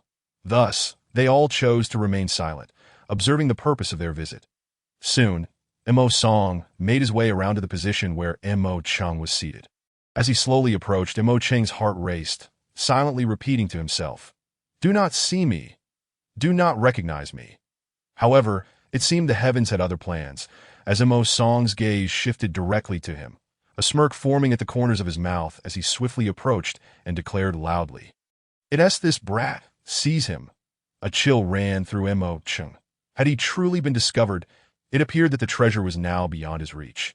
The near miss was undeniably disheartening. Yet curiously, Mo Song had not revealed his own identity, but instead referred to him as brat. What was their intention? For now, he would not dwell on the disrespect shown. Instead, he feigned calm and looked up to ask, "What is the matter?" Such composure elicited sighs of admiration from Zhong Chuani and the others. Truly a remarkable character. Unfazed by the situation and maintaining an air of tranquility. "Take him away," Mo Song instructed, waving his hand dismissively, offering no further explanation. The servants encircled Mo Chung, preparing to act that I will walk myself. Lead the way. Mo Chung retorted with a hint of annoyance. Despite the bravado, some were still struck by fear. After all, he was the main target that Mo Song signaled with his eyes, ensuring that Mo Chung would not be humiliated further. Allowing him to walk at the center of the group, as they departed, Mo Chung flashed a reassuring smile at Zhong Chuani before turning to leave. Behind him, the patrons who had been dining were in an uproar. Who is that boy? How did he manage to offend the Mo family? He must be courting disaster. Did you not see? Those Mo family members seem to be giving him face. Who could he possibly be? Whoever he is, he cannot escape doom. Suddenly, the table where Mo Chung had been seated exploded into splinters as Lu Guang yelled, "What did you just say? I'll make you pay." At this, silence fell once more, as the diners gazed at the shattered remnants of the table, returning to their meals in a daze. Lu Guang anxiously turned to Zhong Chuani, seeking counsel. After a moment's thought, Zhong Chuani whispered, "Let us follow quietly and avoid alarming the snake." Ahead, Mo Chung was surrounded by the throng of household servants. Anyone who recognized him would find the sight absurd. Here was the esteemed young master of the household being escorted away by his own lowly servants, who appeared none too friendly, and he was seemingly resigned to his fate. Fortunately, no one identified him, and the onlookers speculated about the identity of the audacious youth who dared to provoke the Mo family. Leading the way, Mo Song did not take the main road, but instead navigated through winding alleys toward a lesser-known path leading out of the city, arriving at a sparsely populated grove on the outskirts. In the tranquil grove, the stillness was perfect for a heinous ACT. Mo Chung surveyed his surroundings with a smile, nodding approvingly, still smiling. Mo Song regarded Mo Chung with surprise. He had anticipated his useless master to first inquire where they were headed and plead for mercy. Yet his calm demeanor unnerved Mo Song, that he thought to himself that he must resolve this matter swiftly. With a sweeping gesture, he commanded the bolder servants, "Bind him." Hearing this, Mo Cheng's eyes suddenly turned icy as he taunted, "Do you really wish to lay hands on me?" His cold words caused a momentary pause among the servants, who hesitated, unsure of their course of action. However, seeing their companions charge forward, they feigned bravado and closed in on Mo Chung. "Humph. Do you think you can leave here alive today? Let me tell you, this is the fate that befalls those who offend the third master. Now attack," Mo Song proclaimed, leaning back against a nearby tree. Watching the unfolding scene with keen interest, Mo Chung let out a cold laugh, choosing silence as he kicked out at the foremost servant with considerable force. The man flew backward, losing consciousness, which rendered the others hesitant to act. Yet Mo Chung seized the initiative, throwing punches that sent each opponent sprawling, blood spraying from their mouths as they were hurled several meters away. In his mind, he mused, "Third master, Mo Lishuan. After today, I will be sure to thank you." Another punch landed on a servant, the impact thrilling him with a sense of satisfaction. It was somewhat ironic that he was surrounded and assaulted by his own kin. Had he possessed no combat prowess, he would have merely been a victim. Thus, he exerted even more force, the cries of pain echoing around him. Mo Song was utterly taken aback, his mouth agape in disbelief, nearly slipping and falling, but he sensed an aura of martial prowess emanating from Mo Chung, which filled him with a sense of danger. After all, he was a second-stage practitioner. How could Mo Chung, who had only recently begun training, possibly possess such strength to instill fear in him? However, Mo Cheng's speed was remarkable, dispatching the majority of the servants in mere moments, leaving only 2 or 3 trembling and standing. Mo Cheng smiled at them. "I saw some sense in you earlier. Since you didn't wish to fight, I'll spare your lives. Now leave." The few survivors fled as if their lives depended on it, tumbling over themselves in their haste. In truth, Mo Chung regarded these ordinary servants, or even those with a modicum of martial ability, with disdain. He did not unleash his full aura, which was why Mo Song had failed to detect the true extent of his power. The primary reason was the spirit rejuvenation stone he bore, which effectively concealed his energy fluctuations. At this moment, Mo Chung appeared to rely solely on his physical strength to defeat his opponents. Devoid of any flourish, relying purely on brute force. When he turned to face Mo Song, the latter's heart raced, recalling his earlier thoughts, and he met Mo Cheng's gaze with a newfound seriousness, determined not to underestimate his every move. "Now, it is your turn, Mo Song," Chief Steward Mo Cheng said softly, advancing step by step. "Humph. INT expected you to possess some skill, but do not overestimate yourself. Let me tell you, with the third master's assistance, I have already reached the second stage. Crushing you is as easy as squashing an ant." Mo Song stood tall, yet his thoughts urged him to maintain distance, retreating step by step. "Very well. Let us see your capabilities then. Come and crush me. I am right here." Mo Chung replied dismissively. Closing in further, as Mo Song leaned against a tree, he halted just 3 steps away and inquired, "Tell me, against Shen Lang, who do you think is stronger?" I will slay it within 10 moves, Mo Song boasted, believing Mo Chung had encountered Shen Lang before and thus harbored fear, prompting his bravado. Mo Chung merely smiled, stepping forward, his aura radiating outward, causing the surrounding flora to sway. The power of a second-stage practitioner manifested before them, delivering a lethal shock to Mo Song. "Old man, let me tell you, when I was at the first stage, I could send it flying with a single punch. Now, a mere sneeze could shatter its courage. Judging by your words, it seems you are not as capable as you claim. I can also defeat it. Very well, then let us put that to the test." Mo Ching shouted, propelling himself forward, the ambient spiritual energy roaring in response to his speed. Before the bewildered Mo Song could react, Mo Cheng's fist connected with his abdomen, sending him staggering back several paces. His expression darkening as he gathered his strength to retaliate, that Mo Chung, being his master, caused Mo Song to panic at the display of such power. After receiving a blow, he became even more resolute in the mission bestowed upon him by the third master, to kill Mo Chung. "Iron Fist," Mo Song bellowed, unleashing a technique learned from the Mo family, amplifying the power of his punch as it hurtled toward Mo Chung. Yet Mo Chung did not flinch or evade.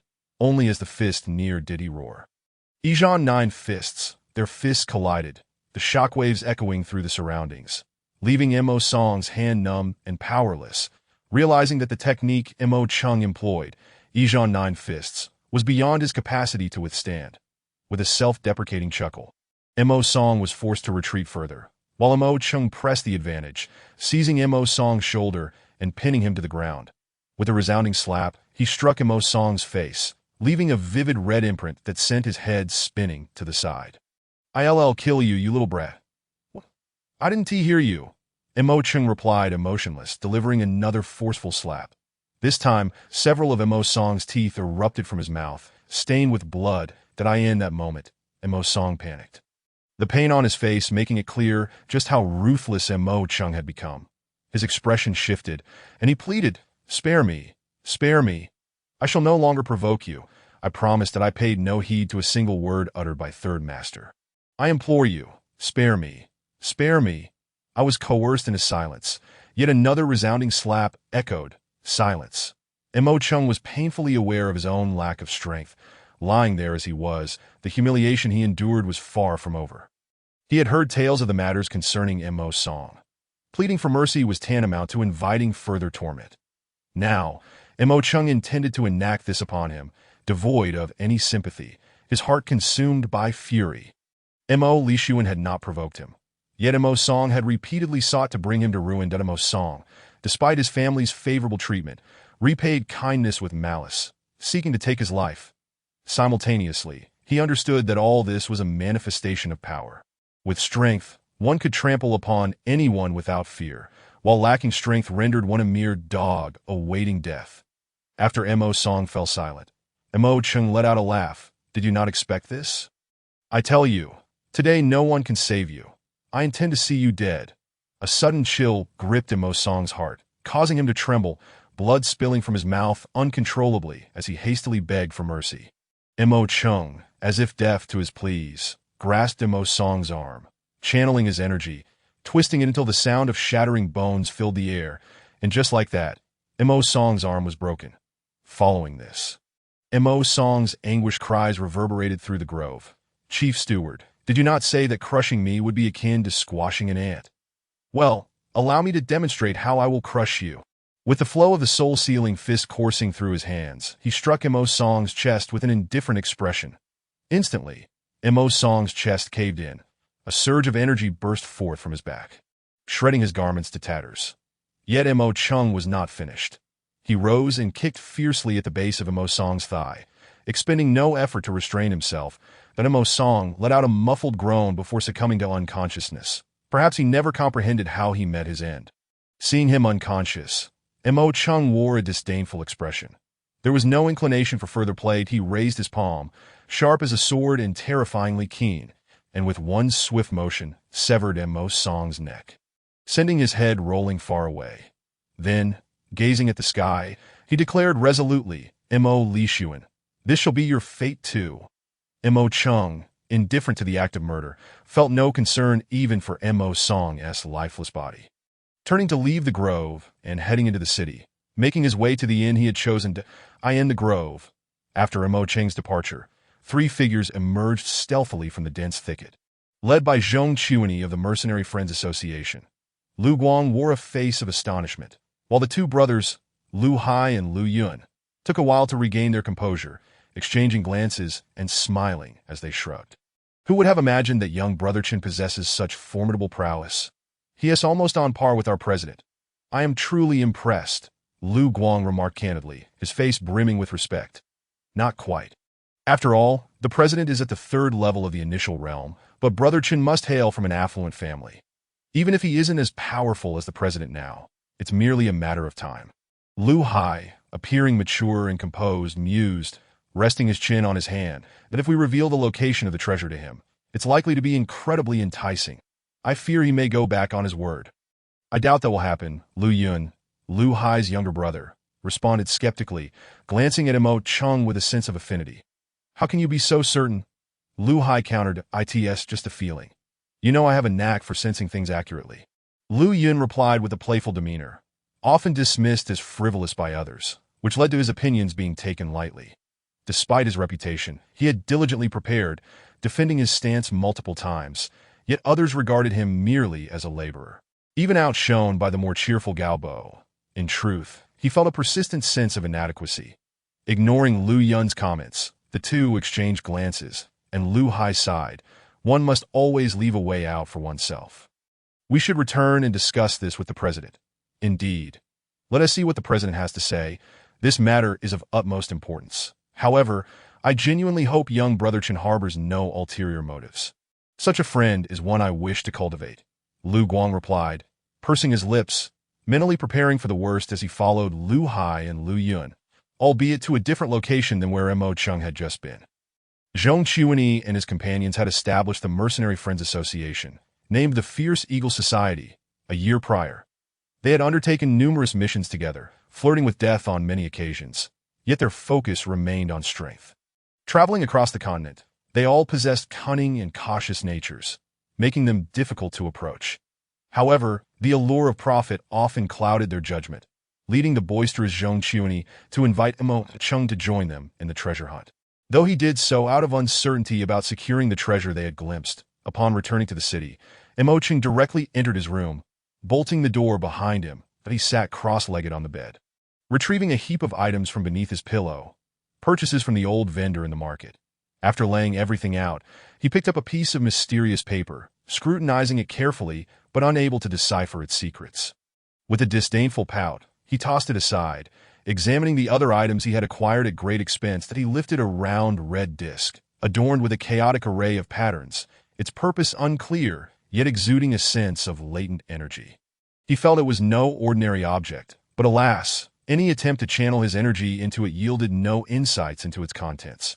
Thus, he contemplated whether this disc was either priceless, requiring immense power to unveil its mysteries, or merely a mundane object devoid of use for a martial artist. That Mo Chung leaned towards the latter hypothesis. If it were valuable, the destitute old man would surely have sought a good price for it. He tossed it to the ground and inspected the other items, that he came across an entirely unopenable tome, its pages outlined yet inaccessible, which infuriated him further as he hurled it to the floor, shouting, "What in the world are these cursed items?" After regaining his composure, he grasped 2 gray-black orbs, originally housed in an entirely black box. The moment he opened it, a wave of unsettling energy surged forth. prompting him to conclude that this item was indeed extraordinary. However, he felt frustrated by his ignorance of its use and purpose, yet it still counted as something out of the ordinary that he set it aside and soon spotted another book. Tentatively flipping through its pages, he found it as impenetrable as the previous one, but this book bore a few indistinct characters on its cover. Bringing it closer, he discerned the character for beast. Emanating an imposing aura, Mo Cheng quivered, his heart racing with irritation as he flung the book away in exasperation, exclaiming, "Just a book about beasts." His spirits plummeted, and he carelessly sifted through a few more items. Then shouted at the ceiling, "At the very least, this should be worth 500 coins. I only brought 700 with me, and I have 4 days left. How am I to survive? That wretched old man. Let me never lay eyes on you again. Otherwise, I shall make you swallow all these worthless items." With that, he collapsed back onto the bed, drifting into a hazy sleep. Upon awakening, he found the night had fallen. And as he stepped into the corridor, gazing at the moonlight, a tinge of sorrow graced his features. What is money worth? What is a woman worth? True power and cultivation are the ultimate truths. Yet, almighty heavens, you have brought me here. At the very least, grant me the chance to make my mark, to become a formidable force. Shouldn't I be met with continuous opportunities? Yet what is my current situation? I must hide from others, cowering here. Do you expect me to relocate? I tell you, I refuse to leave this place. Whoever stands against me shall be obliterated. I must thoroughly explore this realm. I have declared it. In this otherworldly realm, my name shall be remembered, with soaring ambition and grand aspirations. Mo Cheng, at that moment, seemed to be acting on instinct, as if he had been holding back for far too long. Finally released and refreshed. Just as he was about to turn back into his room, the lights in the adjacent and surrounding rooms flickered on, and someone shouted angrily, "Which fool is howling like a banshee? If you disturb my sleep again, I'll tear your mouth apart." The individual, peering out with a flushed face, scanned the area, their alluring lips clearly visible. Upon spotting Mo Cheng, their eyes darted around, seemingly searching for the source of the ruckus. Their lewd demeanor making it feel as though they had encountered a long-lost relative. They inquired, "Brother, do you know who is making all that noise at night? I truly wish to see him suffer." No, I too am searching for him," Mo Cheng replied, adopting a stance of shared enmity while shaking his fist. "Brother, if you find out who it is, let me know, but for now, I have matters to attend to. Farewell." With that, he slammed the door shut with a resounding bang. "Humph! You're the fool," Mo Cheng murmured softly, turning back into his room, upon seeing the heap of discarded junk strewn across the floor from earlier that day. He felt a surge of irritation, his teeth grinding together. 500 coins, just like that, wasted. Not a single useful item among them. What a stroke of bad luck. Chapter 24. What is the game plan?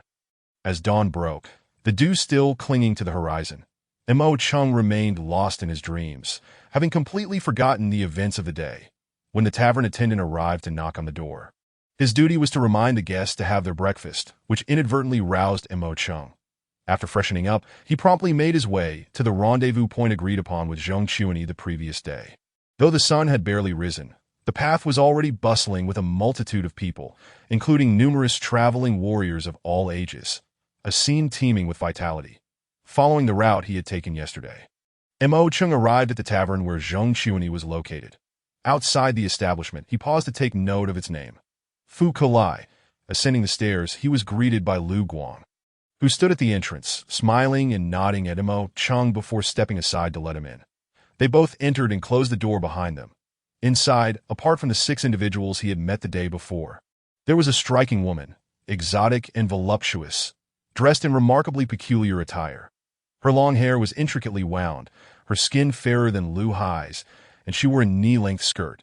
Most notably, she cast a casual glance at Mo Cheng, paying him little mind as she continued to fiddle with a long whip in her hand. Mo Cheng chuckled softly and found a seat.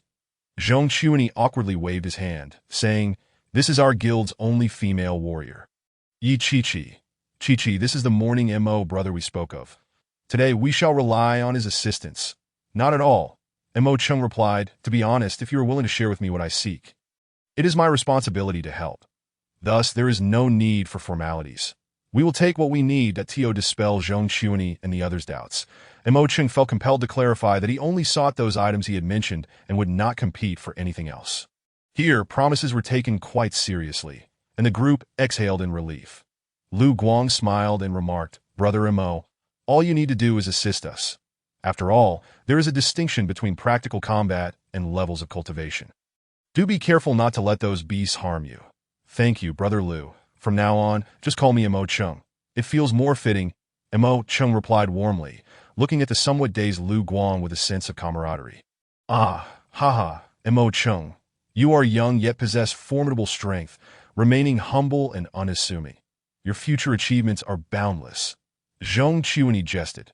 "Brother Zhong, you flatter me. I am truly quite mediocre," Mo Cheng said, his face slightly flushed. The praise made him feel undeserving, especially when he thought of the younger members of his family, who were far more capable. The gazes of Zhong Chuanyi and the others were fixed on the elders of their group. And when it came to matters of interest, they could not help but notice Mo Cheng's potential, which was indeed remarkable. That in less than 5 days, he had progressed from an ordinary person to the second stage of initiation, a stark contrast. Although he had the aid of the little fox in the woods, one's innate talent could not be concealed. However, Mo Cheng remained blissfully unaware of this. "All right, everyone get ready. We will be departing shortly. Guangzi, check if those people outside are still following us," Zhong Chuanyi instructed, prompting everyone to tense up again. Lu Guang nodded and cautiously stepped outside to observe the crowd around the tavern. Mo Cheng, puzzled, asked Brother Zhong, "What is going on?" Zhong Chuanyi sighed quietly and replied, "In our city, there are several rival mercenary guilds. One of them, called the Jiabao Guild, has been eyeing us with hostility. They may have discovered our unusual activities recently, which is why their members have been appearing around us. We cannot be too brazen in our movements. Otherwise, the Jiabao Guild may exploit the situation, and that would be a grave loss." Zhong Chuanyi was clear in his intentions, not to confront them directly, but to secure the treasure's energy and ultimately retaliate. "Brother Zhong, how do they compare to you in strength?" Mo Cheng furrowed his brow. If this matter delayed him and hindered his timely arrival at the Mo family gathering, it would be a considerable loss. Yi Chi turned her indifferent face toward him and said coolly, "Why do you concern yourself with such matters? Just lend your strength when the time comes to seize the treasure. The rest is not your worry." Mo Cheng scratched the back of his head, offering an embarrassed smile. However, Zhong Chuanyi seemed unperturbed, responding, "Brother Mo, to be frank, we currently lack the ability to confront the Jiabao Guild." Seeing Zhong Chuanyi's troubled expression confirmed the truth of his words. An idea struck Mo Cheng, and he asked, "Brother Zhong, are you certain there is a treasure hidden within the lair guarded by the ferocious beasts?" "I can assure you of that. The last time we faced our enemies, our senses were heightened, and we perceived everything around us. The beasts inside are quite fierce, though we noticed many spirit-nourishing herbs and fire-fairy cloud pearls outside the perimeter. According to Xiao Bo, who stands guard, there seems to be a small door within as well." Xiao Bo referred to Gao Bo, one of their group members. Zhong Chuanyi's words made Mo Cheng's heart race with excitement. Spirit-nourishing herbs and other precious medicinal plants were indeed highly coveted treasures, and the prospect of such riches was enough to compel Mo Cheng to decide he must go. "Brother Zhong, I have a suggestion, but I wonder how you feel about it," Mo Cheng stated. "Feel free to speak. I am at my wit's end and have no other options," Zhong Chuanyi replied, rubbing his forehead in exasperation while listening to Mo Cheng's proposal. "Brother Zhong, I propose we confront them directly. Remaining in hiding will only embolden them. Furthermore, if the deep valley contains the herbs you mentioned, we can cultivate many skilled individuals quickly. At that point, we need not fear them." Once Mo Cheng finished speaking, he gazed earnestly at Zhong Chuanyi, while Yi Chi scrutinized him with newfound intrigue, then turned her attention back to their guild leader. Zhong Chuanyi hesitated, unable to decide. However, upon seeing the hopeful expressions of his companions, he steeled himself and asked, "Brother Mo, how do you propose we confront them?" With a deep breath, Mo Cheng smiled and said, "We shouldn't hide. We should boldly walk out. If they follow, we will deal with them outside the city. If they do not, then it will be your concern, Brother Zhong. This way, we can swiftly obtain those herbs to avoid prolonged delays, and we can inform our guild that you are not afraid of them. If you acquire all those treasures and grow in strength, would you still fear their retaliation? Upon hearing Mo Cheng's words regarding dealing with them outside the city, Lu Hai and Lu Yin recalled how Mo Cheng had dealt with the Mo family steward in the grove yesterday. Their hearts trembled, and they inexplicably nodded in agreement.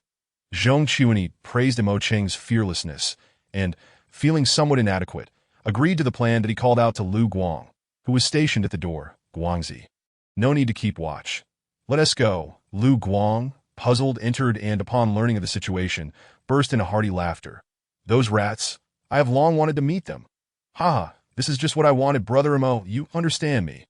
Mo Cheng chuckled, appreciating Lu Guang's straightforwardness and unwavering resolve. Let us move. With Zhong Chuanyi's command, everyone rose to their feet. Then Mo Cheng quietly turned to Lu Guang and asked, Brother Lu, didn't you say there are ferocious beasts there? Do you know what kind? Lu Guang pondered for a moment before saying, If I recall what the guild leader said, they are called Feng Wu Ju. Feng Wu Ju. Mo Cheng's voice rose slightly, as memories flooded back of that day, when the Feng Wu Ju had chased him, and a lone wolf had been torn apart to save him. Rage ignited within him as he thought, Wait for me. I will annihilate the entire Feng Wu Ju clan. The others interpreted Mo Cheng's reaction as fear of the Feng Wu Ju's ferocity, but they felt reassured, knowing that no one in the guild could single-handedly defeat such beasts. Let alone this young man. Lu Guang patted Mo Cheng on the shoulder to offer reassurance, saying, Mo Cheng, it's fine that I mentioned. Just assist us, and we won't let anyone come to harm. Thank you, Brother Lu, Mo Cheng replied, feeling a warmth in his heart, sharing the same sentiment that he should protect Lu Guang instead. They proceeded. Mo Cheng remained vigilant, noticing that they were indeed being followed by several tails, with powerful fluctuations of spiritual energy, each at least at the first stage of initiation. Apart from Mo Cheng, Zhong Chuanyi and the others were aware as well, yet none remained as composed as Mo Cheng. As the leader of their guild, Zhong Chuanyi was quite reluctant to confront the Jiabao guild, which was stronger than themselves, whether it was the thrill of excitement or the encouragement from Mo Cheng. He had hastily resolved this matter. One misstep could lead to the downfall of the guild he had painstakingly built, a regret he could not afford, seeing that the other members showed no signs of trepidation and were eager to engage. He sighed, Am I truly getting old? The 8 of them appeared nonchalant, but the tails behind them drew ever closer, and they could faintly hear hushed whispers.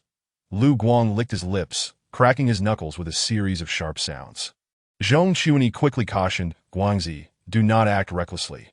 We will discuss it outside the city. The bustling city was teeming with people, and the initial plan proposed by Mo Cheng was to take action outside the city. Upon hearing this, Lu Guang relaxed his hands and quickened his pace to catch up with the others. According to Zhong Chuanyi's senses, the president of the Jiabao Society had not followed them, which alleviated the pressure on everyone.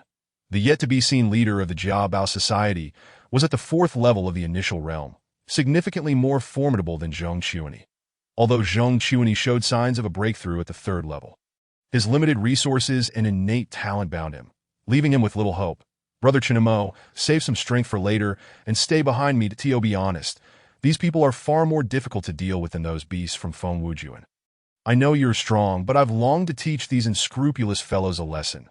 Just wait and see how I make them beg for mercy, Lu Guang said, laughing heartily as if envisioning the scene. He patted his chest, adopting a protective demeanor over his younger brother, which made Mo Cheng chuckle and nod in agreement. You talk too much. It's uncertain whether you will be the one teaching them a lesson or the other way around. Lu Yun teased, glancing back. What? They teach me a lesson. Just them. I can take on 3 of them at once. Look at how many have come. Leave 3 for me, and you can deal with the others. So you may know of my prowess. Lu Guang laughed uproariously, as if he had heard the most amusing joke, exaggerating his response as he playfully slapped Lu Yun on the head. Enough of the noise. Yi Chi-Chi, who spoke less often, frowned and interjected. Remarkably, her words silenced both men, prompting Mo Cheng to smile, realizing that Yi Chi-Chi held significant authority among them.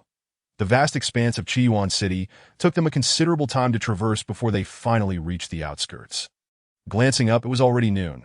Leading the way, Zhong Chuanyi entered a small grove that Mo Cheng recognized this place as the site where he had killed Mo Song and the others, wondering what had become of the bodies, whether they had been devoured by wild beasts or discovered and returned to the city for identification.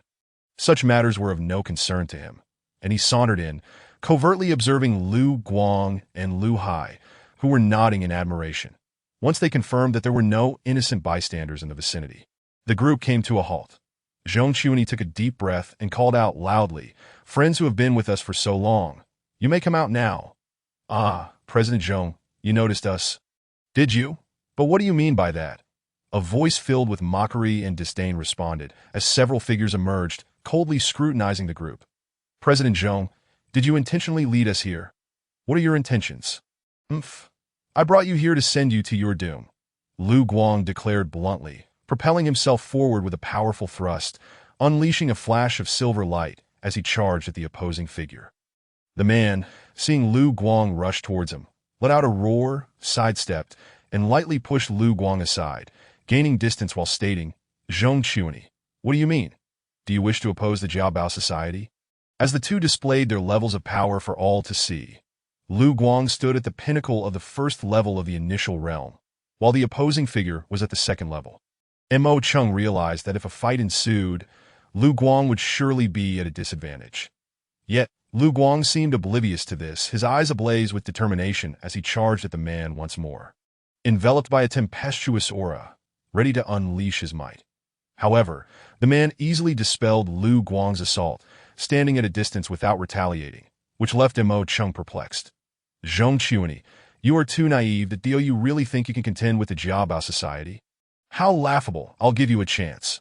Reveal your purpose for coming here, and I might refrain from reporting your nefarious intentions to the president." That it appeared they had long since discerned something amiss with Zhong Chuny and his group, maintaining a facade of friendliness while probing for the truth.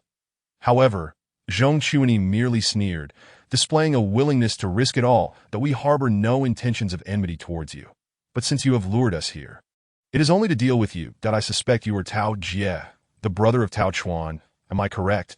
You think you can handle us?" "Indeed, I am Tao Jie. That I wonder if you overestimate yourself or underestimate us.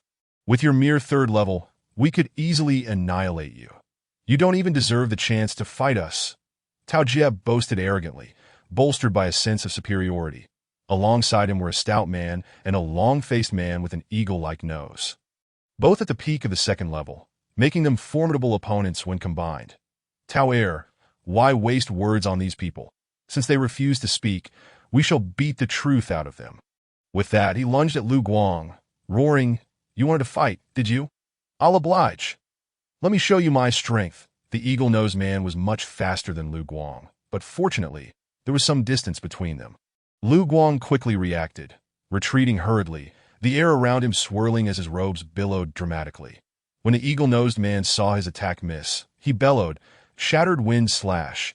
The wind around his hands became razor-sharp, gleaming like a blade, sending a shiver through Lu Guang as he realized the tremendous power behind the strike. Yet he did not falter. Instead, he charged forward, coldly retorting, "You shall taste my own." Yimo finger, transforming his palm into a finger. Lu Guang unleashed a formidable surge of spiritual energy, his finger shooting forth like a blazing spear aimed at the eagle-nosed man. From a distance, Mo Chung recognized that the eagle-nosed man wielded a second-tier martial technique, while Lu Guang's was merely a first-tier low-level technique, and thus he would inevitably be at a disadvantage. As anticipated, when their attacks collided, ripples spread through the air. Lu Guang felt as though his finger had shattered. Hastily retracting it, glaring at the eagle-nosed man as he gathered all his strength into his other palm and struck. "Trivial skills." The eagle-nosed man scoffed dismissively, mirroring Lu Guang's motion with a swift hand, easily countering the strike. Lu Guang Ku Zhong Chuny waved his long sleeves, unleashing a formidable aura that surged forth, distorting the air as if it were frozen in time. That a tumultuous wave rolled towards Tao Jie, traversing mountains and seas, converging with the force of a tornado, relentless in its might. Tao Jie immediately sensed the impending danger. His breath quickened, and he staggered back several steps. Indeed, the disparity in strength between the two was glaring. Amidst the whirlwind, chaotic black palms emerged, striking directly at the chests of Tao Jie and the stout man beside him. The techniques of these black palms were inscrutable, leaving no avenue for defense. And they were helplessly swept away, soaring through the air, spitting blood as they fell to the ground. Trembling faintly, Mo Chung turned his head, gazing at Zhong Chuny with astonishment in his eyes. What Zhong Chuanyi wielded was the most potent second-tier technique within the association. The 7 siblings of kinship, which all had undergone training, yet only Zhong Chuanyi had truly comprehended its essence, demonstrating remarkable power. The other members of the association looked on with envy, their spirits lifted, and they unleashed their full strength against their adversaries. The morale of Zhong Chuanyi and his companion soared, which in turn cast a pall over Tao Jie's group. Their limbs felt as though they were bound, slowly succumbing to a one-sided situation. Each of them harbored the belief that the formidable Tao Jie was no match for the enemy, their hearts shivering at the thought of failing their mission. They huddled together, guarding the weakened forms of Tao Jie and the stout man. The Lu and Hai brothers, along with Yi Qiqi, were breathing heavily, encircling the vulnerable Tao Jie, yet they hesitated to strike. Turning to Zhong Chuanyi, who was equally fixated on the scene, deep in thought, M.O. Cheng lightly furrowed his brow, subtly shaking his head. Channeling his energy, he dashed towards the group without uttering a word, unleashing a grand force that shattered the chests of Tao Jie and his companions with a series of puff sounds. Before long, those who had not even had the chance to cry for help were reduced to mere fragments of flesh, a pool of blood staining the ground. The gruesome sight made Yi Qiqi, the only female among them, retch repeatedly, while Lu Hai turned his head away, meeting Zhong Chuanyi's terrified gaze, and shrugged helplessly. Zhong Chuanyi, on the verge of speaking, found himself at a loss for war in light of the unfolding circumstances. One must exercise utmost caution. As Zhong Chuanyi approached the precipice of a deep valley, a grave expression settled upon his countenance. He gestured to Lu Guang, effectively silencing any further discourse. M.O. Cheng, trailing behind, followed Zhong Chuanyi's gaze, and indeed, he discerned a vine-laden entrance exhibiting signs of disturbance. A surge of excitement coursed through him, tempered by an undercurrent of trepidation. That moment, a sudden puff echoed from behind, followed by a thunderous laugh that resonated throughout the valley. Ha ha. Zhong Chuanyi, I no longer require your guidance. Ha ha. In consideration of your previous assistance, I will graciously allow you to depart unscathed, without pursuing the matter of your slaughter of my guild's members. M.O. Cheng and the others swiftly turned to confront the newcomer. While M.O. Cheng remained oblivious to the identity of this individual, Zhong Chuanyi's face contorted into a grimace, piecing together the implications of the man's words. Could it be that he was the president of the Jia Bao Guild? How cunning! Would this not condemn him to a fate without burial? He had personally slain members of the guild, which undoubtedly explained the malice concealed within the man's gaze, despite his grandiloquent proclamations of righteousness. Once they exited the depths of the valley, he would undoubtedly face the wrath of the entire guild, an inevitable demise. Currently, the strength of the 8 individuals was formidable. Perhaps they still possessed the capacity for a confrontation. M.O. Cheng glanced at the stalwart Zhong Chuanyi, only to observe a hint of hesitation in the latter's demeanor. With a resigned sigh, he fixed his gaze upon the president of the Jia Bao Guild. Tao Chuan, that I was initially concerned that you would uncover nothing of significance. Yet it seems we have stumbled upon a treasure trove. Not in vain for my brother's sacrifice. Tao Chuan feigned a sigh of regret before greedily fixing his eyes upon the cavern's entrance, secretly swallowing in anticipation, for he sensed the profound flow of spiritual energy emanating from within. Should blame be placed, it falls upon you, for the demise of our elite members is no great loss. I trust, Zhong Chuanyi, that you have no qualms about eliminating this traitor who has disrupted our camaraderie.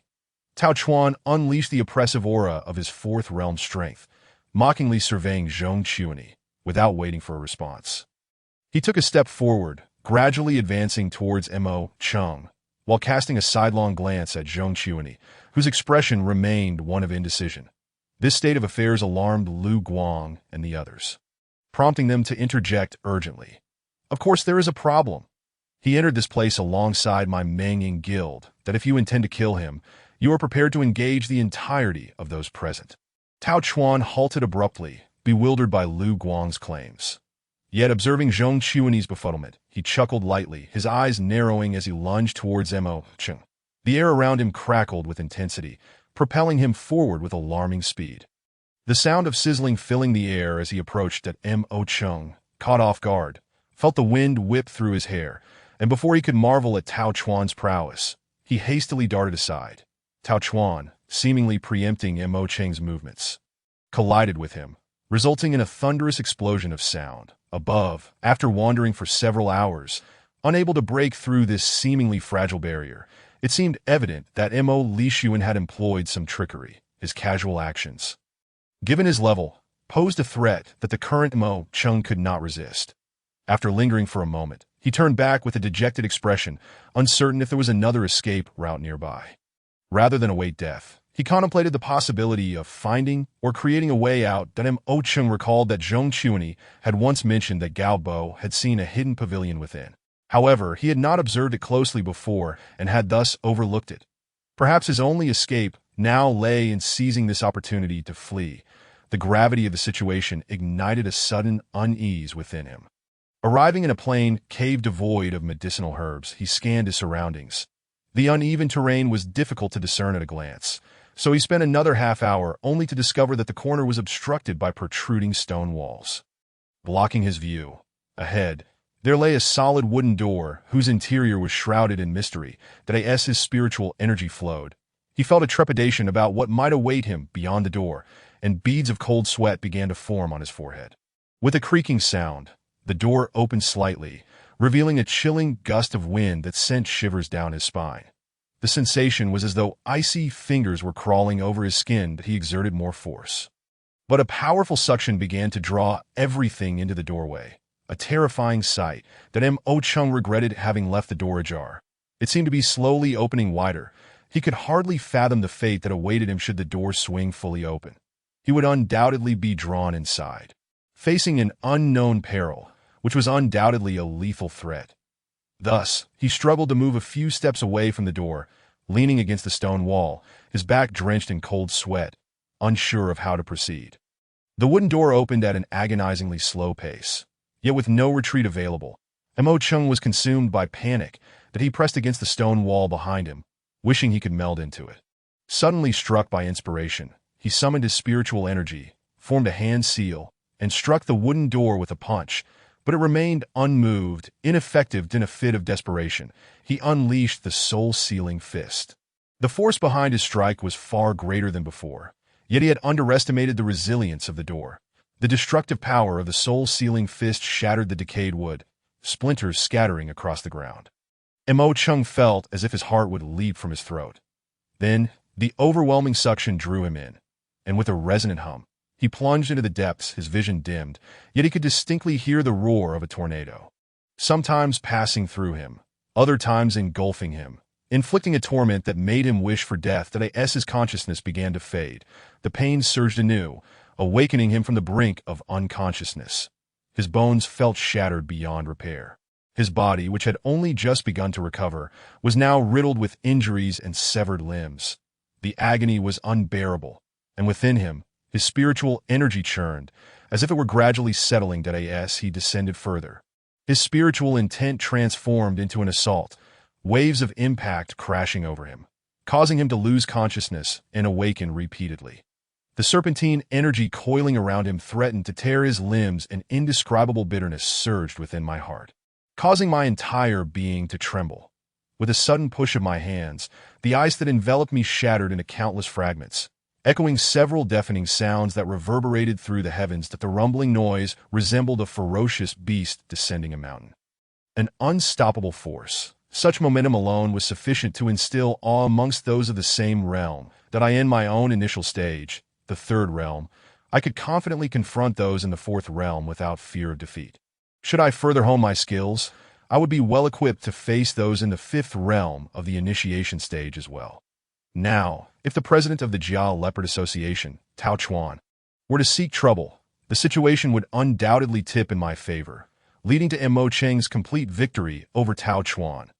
As I sensed the surroundings beginning to change, I closed my eyes, and upon regaining my footing, I slowly opened them. Before me lay a dense jungle, and in the distance, everything appeared strangely familiar, igniting an inexplicable sense of recognition.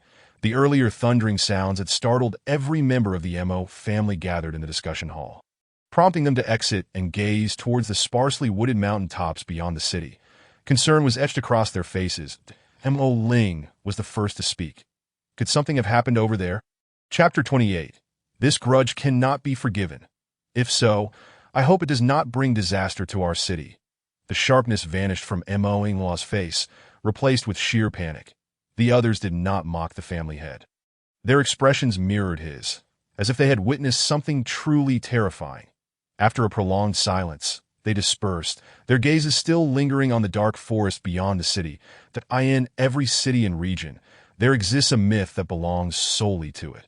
An intangible essence that feels almost untouchable. Yet when such a myth stirs, it seems to regain its former glory, leaving only a prevailing sense of unease among the populace. Yuan City, steeped in history, once boasted unparalleled warriors that in their time.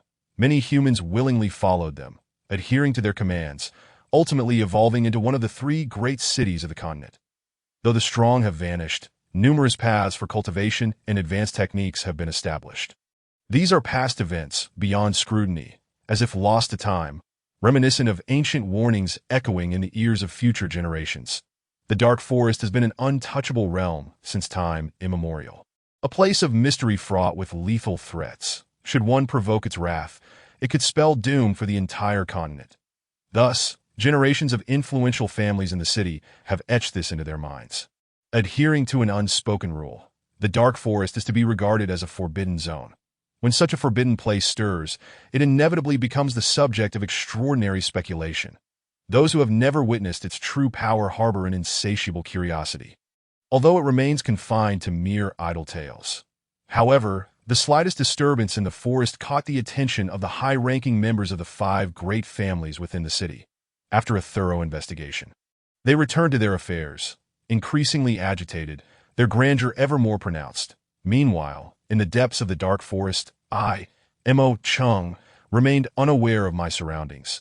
The overwhelming aura emanating from me kept many ferocious beasts at bay. Delighted, I wandered through the woods until I suddenly realized that I had returned to the dark forest. Had I been drawn in through the wooden door, or had that wretched Mo Lishuan sent me here? Considering the latter scenario, I could only smile nonchalantly that in this situation. Would Mo Lishuan truly relent without personally ending my existence? Would he cast me into the dark forest, where survival was but a distant hope? If someone were foolish enough to act thus, it could hardly be blamed on anyone else that it was merely Mo Lishuan's profound scheming that left me perplexed as to why he would go to such lengths to place me in peril. Solidifying my resolve, he was an enemy I could never forgive. Finding an open area, I summoned all my strength, feeling a transformative power coursing through me, an exhilaration beyond words that my spiritual energy, impervious to intrusion, was enveloped by waves of coldness, embodying an indomitable form. However, I could not yet wield that chilling aura freely, lest my power ascend to another level that I contemplated the unfathomable depths of my current strength. Waiting to be harnessed for my own that moment, I would undoubtedly emerge as a formidable force. With excitement, I unleashed a series of powerful punches, severing a distant tree cleanly in half. Ha ha! My joyful laughter echoed through the forest as I rose, determined to find my way home and shine brightly. That I was uncertain of the date, but returning swiftly was imperative to seize any opportunity. With my current strength, ascending to the top 3 within my family should pose no challenge, I thought confidently. The dark forest was indeed peculiar, shrouded in perpetual twilight, casting a gloomy ambience throughout as I traversed its depths. A sense of melancholy washed over me. The sounds of beasts echoed ceaselessly, and despite their varying ranks, I felt emboldened that in my current state, it was expected that I would charge recklessly through the dark forest. As I emerged from the inner depths, I encountered the beast of my dreams. The phoenix unicorn, glared at me with hostility, and before it could react to my presence, I swiftly struck it down. As I honed my proficiency with this newfound strength, I grew increasingly convinced that the pain I had endured was worthwhile. Yet, another thought lingered in my mind. This situation was far more complex than it appeared.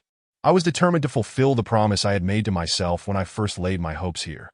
After successfully slaying another phoenix unicorn, I paid no heed to the blood staining my body. I spoke calmly, then vanished in a flash, leaving behind an aura of chilling mist that enveloped the vegetation in a dense fog, lingering ominously that in such sweltering heat. The sight was utterly bizarre.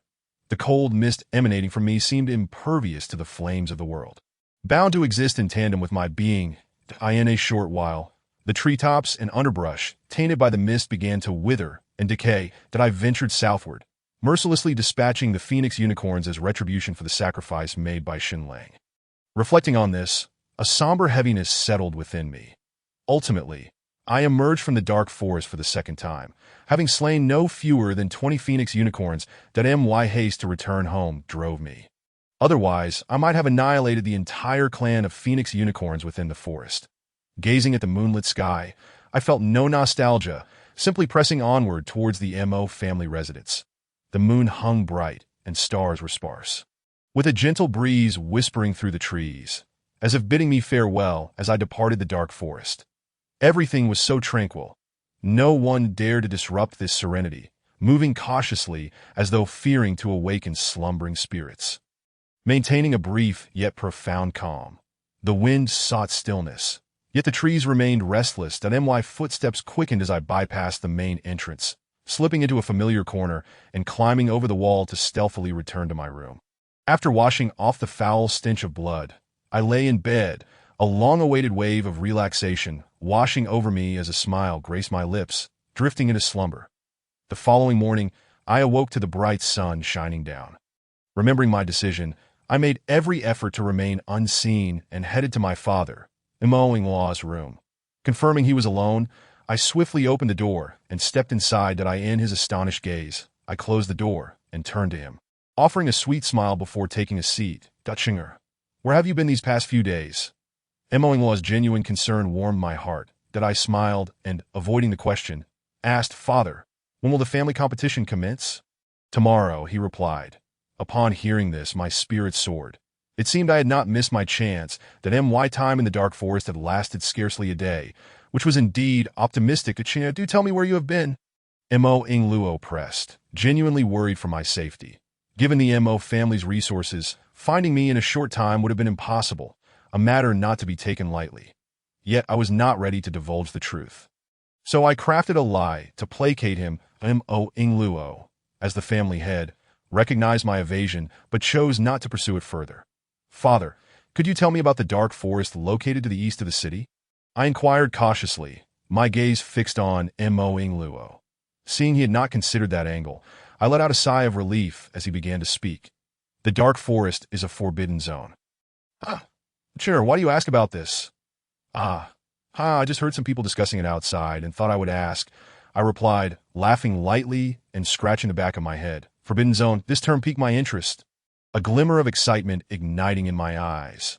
The dark forest is a myth passed down through generations, regarded as a forbidden place teeming with danger. Hundreds of years ago, various old-timers from the city came from all directions to settle here. The rumor was that they sought something within the dark forest, yet all their efforts were in vain. What lay inside remained a mystery to us descendants, save for a signal that one day, when they resided here, they would witness its emergence. That would be the moment when the dark forest was at its most vulnerable. Ultimately, relying on their own abilities, they could seize treasures within, fulfilling the wishes of their ancestors. A tremendous stroke of fortune. Mo-in-luo shook her head in exasperation, yet one hand extended to grasp Mo Cheng's arm, that a thin stream of energy penetrated his body, only to swiftly retreat. Observing Mo-in-luo, her mouth agape in astonishment. Her hands trembled lightly as she swallowed hard, her expression comically bewildered. Have you broken through, or have you made a leap of 2 realms? Mo-in-luo questioned, half in disbelief. Tentatively, she reached out, then exclaimed with a playful reprimand. Well, you little rascal, what is this? Why did I just sense your realm so vaguely? Is it only through intense scrutiny that I can discern it? At her remark, Mo Cheng suddenly realized that he was always accompanied by a returning spirit round stone, which evidently had its purpose that he was merely at the initial stage of the 3rd realm, and under normal circumstances, Mo-in-luo should have been acutely aware of his prowess. Yet, she felt an indistinct strength, vaguely stronger than before. The term intense scrutiny referred to a voluntary act of allowing someone to enter one's body with spiritual energy to observe everything. Even Mo Cheng himself found it hard to believe that he was merely an initial stage martial artist. With the returning spirit round stone, he should have been visible to Mo-in-luo. It seemed that the primary factor lay in the gains from the dark food forest, but he recalled his father's words about their ancestors seeking treasures within the dark food forest. And whether fate had bestowed this upon him, Mo Chung pondered ambiguously. Meanwhile, Mo Luo gazed at Mo Chung anew, suddenly aware of the profound changes in her son. His eyes appeared deeper, and she felt as though she was but a drop of water in the vast ocean. Irresistibly drawn in by the depth of his gaze, willing to concede with admiration, and his demeanor was truly captivating.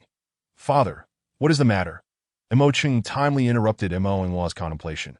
Yet in the instant she regained her focus. Her heart was tumultuous. Could this be the aura of a king? Mo Cheng's body had indeed undergone an abrupt refinement in the inexplicable depths of the dark food forest, but he was distinctly different. His eyes sparkled with brilliance, and his entire being exuded an undeniable charm.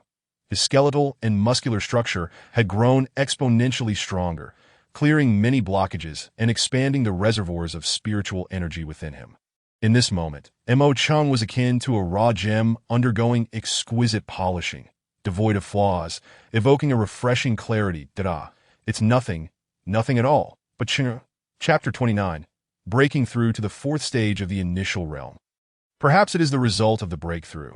Father, there is no need for concern. By the way, I will be participating in the family tournament tomorrow. Mo Chung hurriedly shifted the subject, lest he inadvertently reveal an unspeakable secret. Very well. Do your utmost as your father. I am genuinely pleased to see your exceptional talent. However, do not rush. Relying on medicinal aids and external assistance will only yield counterproductive results, making it difficult to solidify your realm. Regret will come too late. Mo Luo affectionately ruffled Mo Cheng's hair, her face betraying concern, and the bittersweet smile at the corners of her mouth revealed that only she truly comprehended her feelings. She feared that Mo Cheng's pursuit of strength, disregarding the potential backlash from medicinal forces, could lead him to forcibly break through, and the resulting instability was the reason she could not accurately gauge his realm. Mo Chung merely smiled, offering no explanation. After bidding farewell, he returned to his room. Tomorrow, he would prove to his father that he would make him proud. He would demonstrate that his strength was solidly earned through his own capabilities, not through shortcuts. Similarly, Mo Chung wiped the cold sweat from his brow. In the depths of the Abyss Valley, he had consumed 2 spirit herb plants, leaving excess energy unrefined within him, which could hinder his cultivation. Fortunately, he had managed to turn danger into opportunity, acquiring an enigmatic ability. After spending a moment in his room, he suddenly remembered something, rose abruptly, and stealthily exited the Mo residence. He made his way to the inn where he had stayed a few days prior. Collecting the useless items he had carelessly left strewn about on the floor and placing them into a stone tablet before returning to the Mo household. These items were not of particular concern to him regarding their utility. Rather, he had purchased them with 500 currency units and would not allow them to fall into someone else's hands. Mo Chung would not engage in actions that would lead to personal loss. The items he had acquired were born from a fear of the inexplicable dual dragons of black and white within him. Next time, he would simply sell them at a higher price. With thoughts of profit in mind, he returned to his room, calming his emotions as he sat cross-legged, immersing himself in meditation, preparing to explore the techniques he had obtained in the dark food forest. The cold absorption technique draws upon a broader pool of spiritual energy for use in spiritual arts. It is advanced, unique, and mutually reinforcing, wielding an equal might that can shake the heavens. The subsequent descriptions grew increasingly convoluted and difficult to comprehend. Mo Cheng's ambition was nonetheless ignited. His heart surged with excitement as he silently recited the incantation, tracing the pathways within his body to implement it. Soon, Mo Cheng's body responded, sending waves of bone-chilling cold rippling from within. His entire form gradually became translucent and crystalline, as if merging with the cosmos. However, he quickly returned to his natural state. Opening his eyes, unable to suppress the discomfort in his chest, he coughed up a mouthful of fresh blood, laced with a chilling white mist. As if he had spent years encased in an icy coffin, a pervasive coldness enveloping him. Then a shiver coursed through Mo Chung as he half reclined on the bed. The discomfort etched into his face. Resolutely, Mo Chung straightened his posture, a glint of determination flickering in his eyes, showing no signs of retreat, that if he were to succeed this time, it would be too easy, making it hard for him to believe. Once again, he sought to grasp the underlying intricacies, recognizing where he had erred, that I have long heard of the foremost individual among the 5 illustrious families in our city. How foolish you are! If the first among the Mo family does not claim the title, who else would? The real highlight lies in the upcoming family competition in a few days, where the champions of each household will gather, revealing the essence of their prowess. However, it is not uncommon for a dark horse to emerge and seize victory. Each family harbors its own hidden strategies, and it is during such moments of full exertion that the true depth of their lineage is revealed. Moreover, it should be noted that not every prominent family is necessarily a breeding ground for martial talents. The speaker paused dramatically, prompting his companion to nudge him and inquire, "What do you mean by that? Have you not heard? The heir of the Mo family, Mo Chung, is not trained in martial arts. Instead, he is well versed in the scholarly arts. How, then, could he have any notable martial exploits? Indeed, it is true that within excellence lies the potential for mediocrity. I had nearly forgotten that Mo Chung exists in the Mo family." The speaker chuckled. "He has not shown himself in previous events, and I doubt he will make an appearance this time either. This youth is indeed his own undoing. Your lamentations are pointless. Does one such as he warrant your attention? Be quiet, be quiet. Do you remember the girl that the Mo family successfully enrolled in their academy this year? Ah, she is truly a genius. However, I have heard that she is not of the Mo lineage. Pfft. Who in the Mo family has claimed she is not one of them, if they have not spoken against it? They must have acknowledged her. Besides, her current status is undeniable. She has caught the eye of the Lingbei Academy, which is no small feat. Who would dare belittle her? Ah, look, they are coming." Leading the way is Mo Ingluo, followed by dozens of individuals, including 3 elders, the descendants of the Mo family, and the younger generation participating in today's minor competition. As Mo Ingluo appears, the crowd instinctively parts, allowing him to ascend to the elevated platform of the martial arena, where he takes his designated seat. The elder beside him gestures to the rowdy crowd below, and instantly, silence falls as all eyes turn to the esteemed elder. Today, we convene the annual family competition of the Mo family, and we are grateful for your presence. The rules remain unchanged. In the forthcoming first bout, the champion will have the right to challenge anyone present. The defeated shall face their own consequences, while the victor will receive our Mo family's support. I trust everyone is aware of their own capabilities. Injuries will be self-accounted. The elder's words are grandiose, yet a hint of disdain seeps through his tone. Who would believe that a commoner could triumph over the Mo family? Following this, he uttered many formalities to maintain decorum among the younger generation. Soon, he rose again to announce, "Let the younger generation enter." As his words echoed, a group of proud individuals strode into the arena, their youthful faces displaying a certain naivety. Yet the assembled crowd dared not show disrespect, parting ways to respectfully allow them onto the vast competition stage. Just as the crowd began to close in again, an urgent voice called out from behind, "Make way! Make way! Thank you." Those who turned to reprimand the inconsiderate individual fell silent upon recognizing the face before them. It was none other than Mo Chung, the heir of the Mo family. Who would dare show disrespect to the son of the Mo family head? Even if there were murmurs behind his back, none would voice them in his presence. Yet, there was a lingering curiosity among the crowd regarding the appearance of Mo Chung, who had remained hidden during previous competitions, and what he intended to do now. Upon noticing, Mo Ingluo wore a benevolent smile, while the third elder, Mo Lishuan, appeared particularly displeased, his eyes blazing with fury, trembling with the urge to confront Mo Chung and tear him to shreds. Yet, he was also apprehensive. How could this youth escape death time and again? Was he being sheltered by someone? With this thought, he glanced nervously at Mo Ingluo and the elder beside him. Not sensing any unusual reaction, he exhaled deeply, the wrinkles on his face deepening with age. Disregarding the various opinions surrounding him, Mo Chung confidently ascended the platform in the arena, nodding toward Mo Ingluo amidst a chorus of incredulous murmurs. Could it be that the young master of the Mo family intends to participate in the minor competition? Such ruthless tactics, it is hard to fathom. Does he not realize that once the fighting commences, control is difficult and mercy is not an option? Does he expect his siblings to grant him leniency? Perhaps he has other intentions. After all, with that frail physique, who could not easily overpower him? with the spirit round stone on his person. None in the arena could discern Mo Cheng's spiritual energy fluctuations, leading to numerous speculations.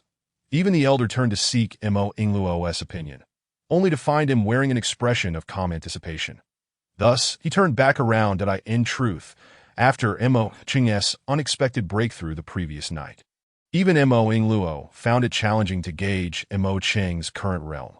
The hazy sensation from the day before had vanished. Both the elder and the ever-looming age figure were equally perplexed, while Mo Ingluo exuded confidence, which instilled a measure of faith in Mo Cheng among the onlookers. With the younger generation assembled, the elder declared, "Those participating in the Mo family competition, please step forward to draw lots for your opponents." As he spoke, an individual emerged holding a wooden box, his expression devoid of emotion, as if engaged in an exceedingly solemn endeavor. The younger generation stepped forward, Mo Cheng following closely behind, amidst a chorus of taunts. "Brother Mo Cheng, what is this? Are you seeking to make a name for yourself because of a single remark I made? It's not as simple as you think." Mo Cheng turned to see a familiar face from days prior. A younger member of the Mo family, closely affiliated with Mo Hao. On that day, Mo Cheng had reprimanded Mo Hao's subordinates, leaving a lasting impression. The one before him was named Mo Yao, a practitioner of the second realm of initial stages, enjoying the benefits of association with Mo Hao. Noting Mo Cheng's cold gaze, he added, "Just pray you don't cross paths with me, and certainly avoid encountering Brother Hao. Otherwise, you'll be left searching for your teeth." Unfazed by the taunts, Mo Cheng merely smiled. Present, he held no interest in those weaker than him, let alone those who dared to provoke him. His aim was solely to make them understand how misguided their assumptions were. Each participant drew a long wooden strip from the box, upon which their names were inscribed. Mo Ingluo had discreetly ensured that Mo Cheng's name was recorded by the elder, thus preventing any potential embarrassment. And so, the minor competition among the Mo family and the other clans commenced. The rules dictated that each participant draw a bamboo stick from the adjudicator, which bore corresponding names and numbers. Thus, the number drawn would signify the individual's opponent. Mo Cheng casually drew a stick, ensuring that the engraved name was shielded from the prying eyes of the younger generation. Stealing a glance, he noted 12 that the 12th number indicated the 12th bout. Many participants held their sticks aloft, scanning the crowd for luck, hoping to face someone weaker than themselves. Interestingly, a number of younger members directed their gazes toward Mo Cheng. Seemingly attempting to discern his number from his expression, Mo Cheng merely chuckled, descending from the platform, signaling that he was not number one, causing those who drew that number to sigh in disappointment. Meanwhile, those behind number one eagerly speculated about their potential opponents, fantasizing about defeating Mo Cheng. Unaware of the unpredictability of reality, as the crowd grew quieter, the elder of the Mo family, standing confidently in the morning breeze, cleared his throat and proclaimed loudly, "Silence in the arena. The first contender shall take the stage." Though his voice was hoarse, it resonated powerfully within the martial arena, showcasing the depth of his cultivation. With his words, the atmosphere turned utterly silent, each individual appearing tense, as if they were the ones stepping onto the stage, anxiously sweating for their fellow competitors. The first match now begins. Mo Cheng settled into one of the prominent seats at the front of the crowd. Prepared to rise at any moment, he discreetly observed the two combatants on stage, both at the second realm of initial stages, and with a dismissive curl of his lip, closed his eyes in boredom, entering a meditative state. Presently, his bloodline was exceptionally unique, and due to this distinctiveness, his strength could surge several levels. This uniqueness, unmatched by others, had significantly redirected the course of his life, that Mo Cheng's consciousness remained tethered to the external world. And he noticed two individuals approaching from his right, heading straight for him. Instantly, he opened his eyes, unleashing a piercing gaze that sent a shiver down the spine of the nearest individual, prompting them to cheer for the competitors on stage. Mo Cheng remained unperturbed, adhering to the philosophy of avoiding unnecessary trouble, wishing only that they were merely passing by and not seeking to provoke him. "Young master Mo Cheng, please accompany us." Upon hearing this, Mo Cheng sighed resignedly, thinking to himself that the more one tries to evade trouble, the more likely it is to find you that an unexpected remark resonated with a sense of reason, yet he felt no fear towards the approaching figures. Rising without inquiring further, his swift compliance caused the faces of the newcomers to shift. As they exchanged glances, their expressions hardening. Seeing Mo Chung smile and point at them, they inwardly cursed, "Smile all you want. You'll be crying soon enough." Two individuals, one in front and the other behind, emerged from the throng, navigating several turns until they came to a halt beside a tranquil pond. Before them stood another pair. And as Mo Chung lifted his gaze, he was met by the sight of two petty individuals. To his right was Mo Hao, closely associated with the foremost member of the Mo family. And beside him was the ever-present Mo Wyod at that moment. Both wore self-satisfied smiles that they deemed to be cold and aloof, silently musing on how Mo Chung had capitulated to them before they had even made a move. "Didn't he expect you to have the audacity to draw lots, did you? Aren't you afraid of getting your teeth knocked out? Or perhaps you've bribed someone on the opposing side to ensure your loss is more dignified? Oh, wait a moment. Who in our family would bother with you? Do you truly not comprehend the prowess of our warriors? Are you presuming to be clever and cunning?" Mo Yao's acerbic words hit like a gust of wind, his hand occasionally stroking his chin, the mockery evident in his demeanor. Mo Chung narrowed his eyes but chose not to engage with such an individual, responding coolly, "If you've summoned me merely to spout such drivel, then I shall take my leave." That Mo Chung was equally unwilling to grant Mo Yao any semblance of respect and turned to depart. Observing this, Mo Yao's expression shifted, and with a light hop, he materialized before Mo Chung, grinning. "Since you've come all this way, do you truly intend to leave? You see, I'm considering your best interests. Think about it. There are so many spectators below. If you were to be utterly humiliated up there, wouldn't that tarnish the Mo family's reputation? I understand you might not grasp the might of a warrior. This place is rather secluded. Why not engage in a little spar with me? Afterwards, I shall inform the elders that you suffered an epileptic episode and, as a result, could not participate. Ha." As he continued, Mo Yao laughed boisterously, flanking Mo Chung with Mo Hao. After a while, his expression hardened, and he sneered, "Actually, there's a way for you to avoid fighting me." "What way?" Mo Chung asked, equally indifferent. "Call me Big Brother, crawl through my legs, and thereafter be at my beck and call. How does that sound? Enough with the idle chatter. Hurry up, that I am number 9 and should be preparing to take the stage." Mo Hao, displaying an air of indifference, waved his hand dismissively. Upon hearing this, Mo Yao responded loudly. Addressing Mo Chung, "I could have offered you another option, but since Brother Hao has spoken, I must first deal with you. The terms I just mentioned, you will have to agree to them later." "Are you so confident?" Mo Cheng's eyes flared crimson, Mo Yao's words having successfully provoked him. Even if Mo Yao intended to relent, Mo Chung would not back down. "If others do not offend me, I shall not offend them. But if they provoke my wrath, I will surely retaliate. My confidence lies within these fists." Mo Yao bellowed, and suddenly, a tempest of spiritual energy surged forth, enveloping the area with an overwhelming force. Yet, to Mo Chung, it appeared utterly juvenile, lacking any semblance of real threat. That a smirk graced his lips as he casually waved his hand, dissipating the oncoming ferocity, and swiftly delivered a resounding slap to Mo Yao's face. Smack! Mo Yao stumbled backward, disbelief etched across his features that he had anticipated Mo Chung being the one to be sent flying, begging for mercy, yet the absurdity of having received a slap himself was unfathomable. Meeting Mo Cheng's gaze, with its piercing, cavernous intensity radiating a subtle chill, he involuntarily shuddered and retreated a few steps, leaning against the wall. This, not only was Mo Yao taken aback, but the other three were equally stunned, nearly losing their footing as they stared incredulously at him. Did he intentionally stage this? But looking into those predatory eyes, it hardly seemed so.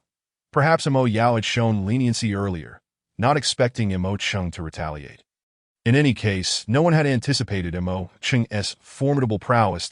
"I will kill you." Mo Yao's face drained of color as he roared in anger, immediately summoning a complex wave of spiritual energy that seemed to warp the air around him. "Mountain Blade Wave? Stop." Mo Hao's pupils contracted as he raised a hand, intent on intervening. The might of this technique was not to be underestimated, but it was too late. Mo Yao had already unleashed his attack. Charging toward Mo Chung, Hao instinctively shut his eyes, praying that Mo Chung would refrain from retaliating and that any ensuing punishment would be lenient. This technique was among the finest of its kind. its momentum undeniably formidable. Mo Yao executed it. His complexion paled, wishing to resolve the conflict swiftly, for otherwise he would be unable to perform effectively in the arena. Mo Cheng lifted his head, observing the floundering Mo Yao, and a trace of mockery crossed his face. Yet he did not dare to underestimate him. With a swift motion, he countered the oppressive force of Mo Yao, drawing upon the aid of the Ling Yuan stone to stabilize himself at the second level of the initial realm. With hands clasped, he harnessed the surrounding currents, amplifying the power of his fists, which he then propelled forward. Zhan Jiuquan. Mo Yao, deeply apprehensive, was forced to confront Mo Cheng head-on, akin to an egg striking a rock. The barrier before him shattered as he advanced, unstoppable, and aimed directly for Mo Yao's chest. With a dull thud, Mo Yao felt his internal organs constrict painfully, his breath caught in his throat. Even under Mo Cheng's suppression, he could still sense the chilling intent aimed to obliterate him as he collapsed against the wall, convulsing uncontrollably. As Mo Yao retreated, the fluctuations of Mo Cheng's realm dissipated instantaneously, rendering him akin to an ordinary individual. Utterly devoid of strength in this moment, Mo Yao dared not overestimate himself, refraining from provoking Mo Cheng and instead hastening to Mo Yao's side, examining him for injuries. Thankfully, there appeared to be no severe harm. Merely temporary spasms, though the internal damage was grave, akin to having his meridians twisted. The weakened spiritual energy faded, leaving him resembling an ailing patient. Mo Cheng, you wield a cruel hand, Mo Yao exclaimed, unable to bear the sight. Turning to shout, "What, do you wish to avenge him? Come then," Mo Cheng taunted, dismissively beckoning with his finger, clearly underestimating Mo Yao. Yet Mo Yao swallowed his pride, beginning to comprehend that Mo Cheng was far more formidable than he had initially perceived. Only Hoge could truly make him wish he had never been born. Chapter 31. Your son is even more worthless than a waste. Recalling the fearsome aura that had made him hesitate to approach, he shuddered and turned to feign examining Mo Yao's injuries. Mo Cheng snorted disdainfully, turning his back to return to the martial arena, observing the ongoing matches with an indifferent gaze. The chilling energy within him rendered him momentarily immobile. But for a master, it was merely a fleeting moment that could determine the outcome. Moreover, Mo Cheng had not exerted his full strength, and Mo Yao quickly regained his ability to walk, his face twisted in malice as his fingers clenched tightly. Digging into his flesh, beside him, Mo Yao shook his head softly, murmuring, "I didn't expect Mo Cheng to be so deeply concealed. Even I might not stand a chance against him. Let him revel in this minor competition for now. Once he faces Hoge, he will truly suffer. By the way, second brother, which number are you?" "I am number 9, and should be up soon. I am number 12. I do not know who my opponent will be." Mo Yao replied coolly, glancing at Mo Yao, "That I have no idea. That I shall take my leave then. Do be cautious." As Mo Yao gradually distanced himself, Mo Yao cursed under his breath and despondently made his way to the side. Mo Yao returned to the crowd, casting several complex glances at Mo Cheng before swiftly approaching an individual, leaning in to whisper something in their ear. The person turned, fixing their gaze on Mo Cheng, a smirk playing at the corners of their mouth.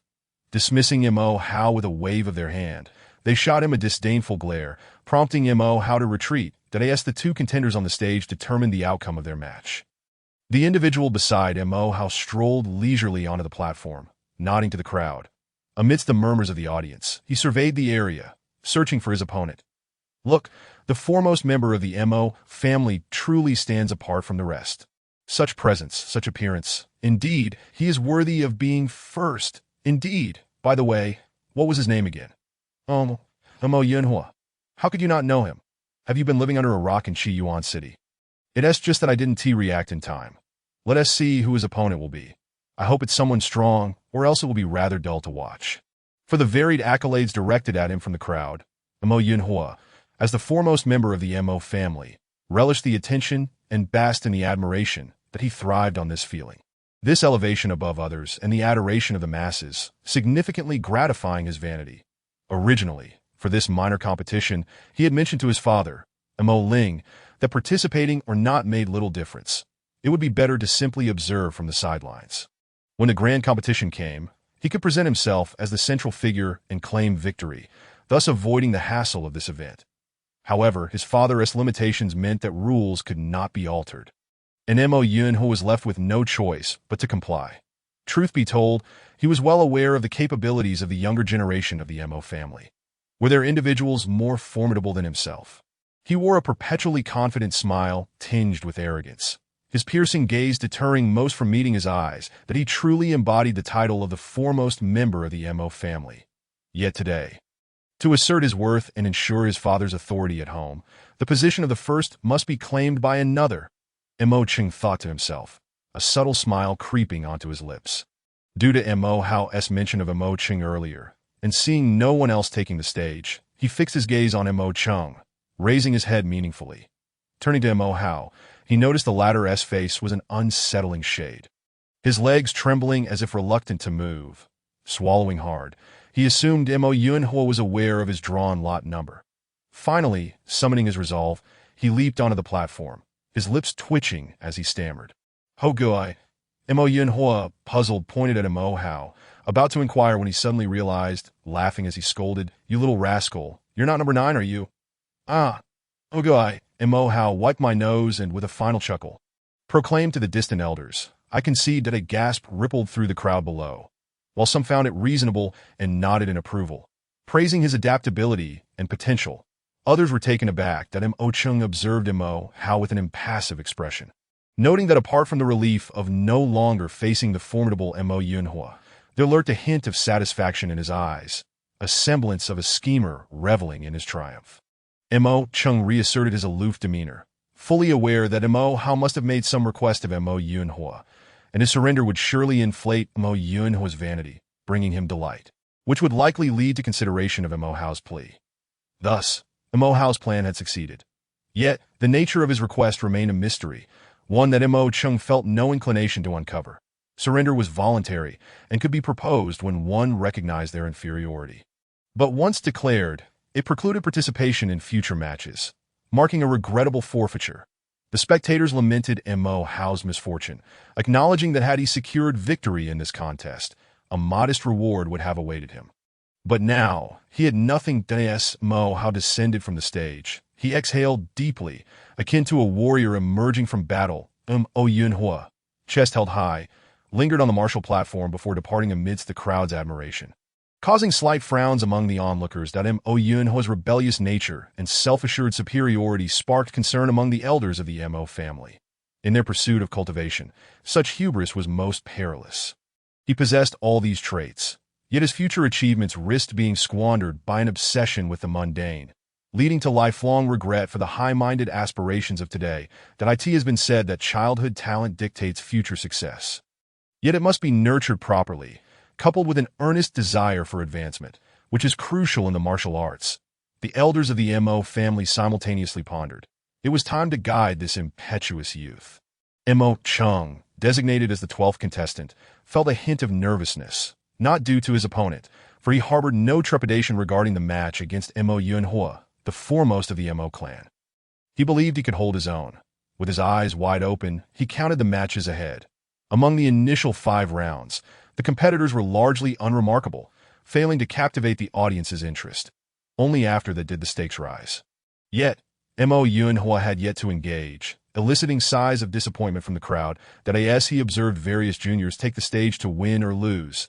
The 11th match concluded, and the 12th was announced by a Mo family adjudicator. The 12th contestant from the Mo family is about to take the stage. Let the contest begin.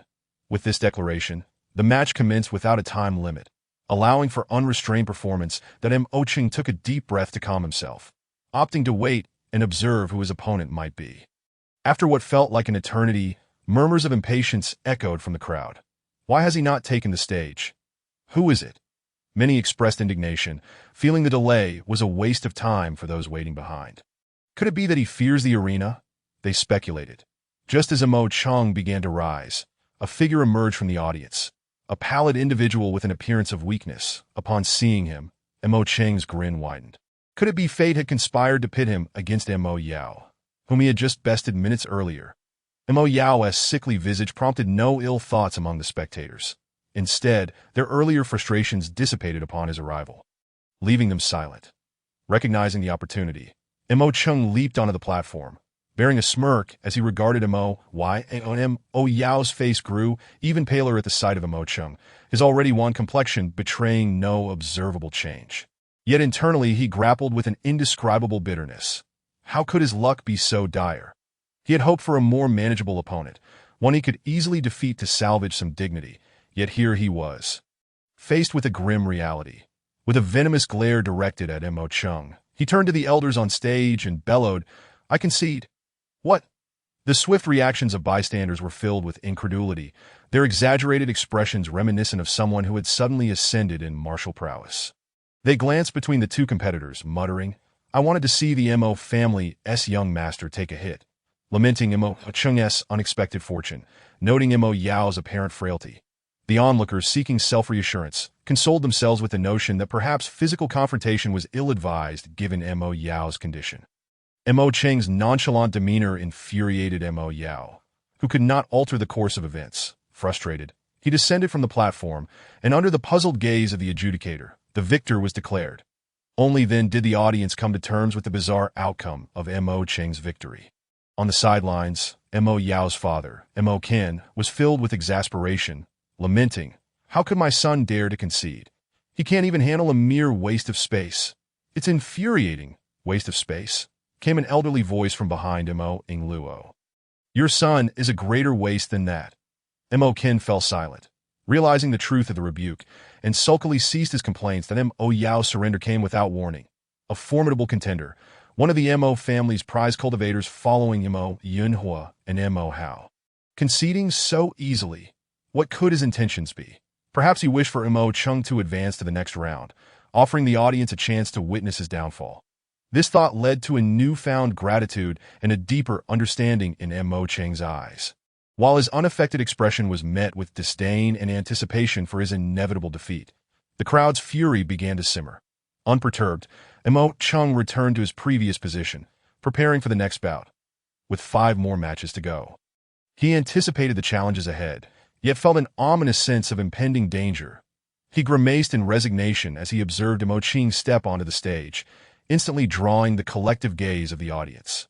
Their eyes focused intently upon her, and Mo Ching followed suit, noticing her opponent, a nondescript junior from the Mo family, revealing a mere stage 1 cultivation level. With a disdainful sigh, Mo Ching unleashed her power, surging forth with the might of the 3rd stage, unleashing her energy upon her opponent. Her legs moved like lightning, each kick reminiscent of a drawn sword, while the force of her strike rendered her opponent defenseless, sending him crashing to the ground with the speed of a released arrow. The arena fell silent, awe-stricken at the efficiency of the beautiful girl's attack, eclipsing earlier mockery with a chorus of admiration that resonated throughout the Mo family grounds. After a lengthy series of matches, the final 5 concluded, each victor displaying commendable prowess, ensuring the subsequent matches would be even more thrilling. However, before that, an eagerly awaited segment awaited, the opportunity for commoners to challenge the clan's offspring. Among the juniors, only a few held the confidence to step forward, notably Mo Yunhua and the often derided Mo Chung, whose complacent demeanor incited a desire among many to prove his lack of true skill. Chapter 32. Who Dares to Challenge? The adjudicator, exuding a calm authority, announced the rules before stepping away from the platform, that it was now an opportunity for all to showcase their abilities, a rare occasion that stirred excitement and anticipation among the crowd. Groups formed, discussing strategies, with glances frequently cast in Mo Chung's direction, as he was perceived as the bridge to the Mo family's formidable legacy. Finally, amidst the throng of recommendations, a bold contestant strode onto the platform. Bowing to the esteemed Mo Chung, declaring proudly, "I choose to challenge young master Mo Chung." Upon hearing this, the crowd did not react with disdain towards the challenger's audacity, but rather sighed in resignation. Feeling a sense of loss at having missed the opportunity to challenge him first, Mo Chung furrowed his brow, slightly irked by the situation, realizing he must assert himself to demonstrate his strength.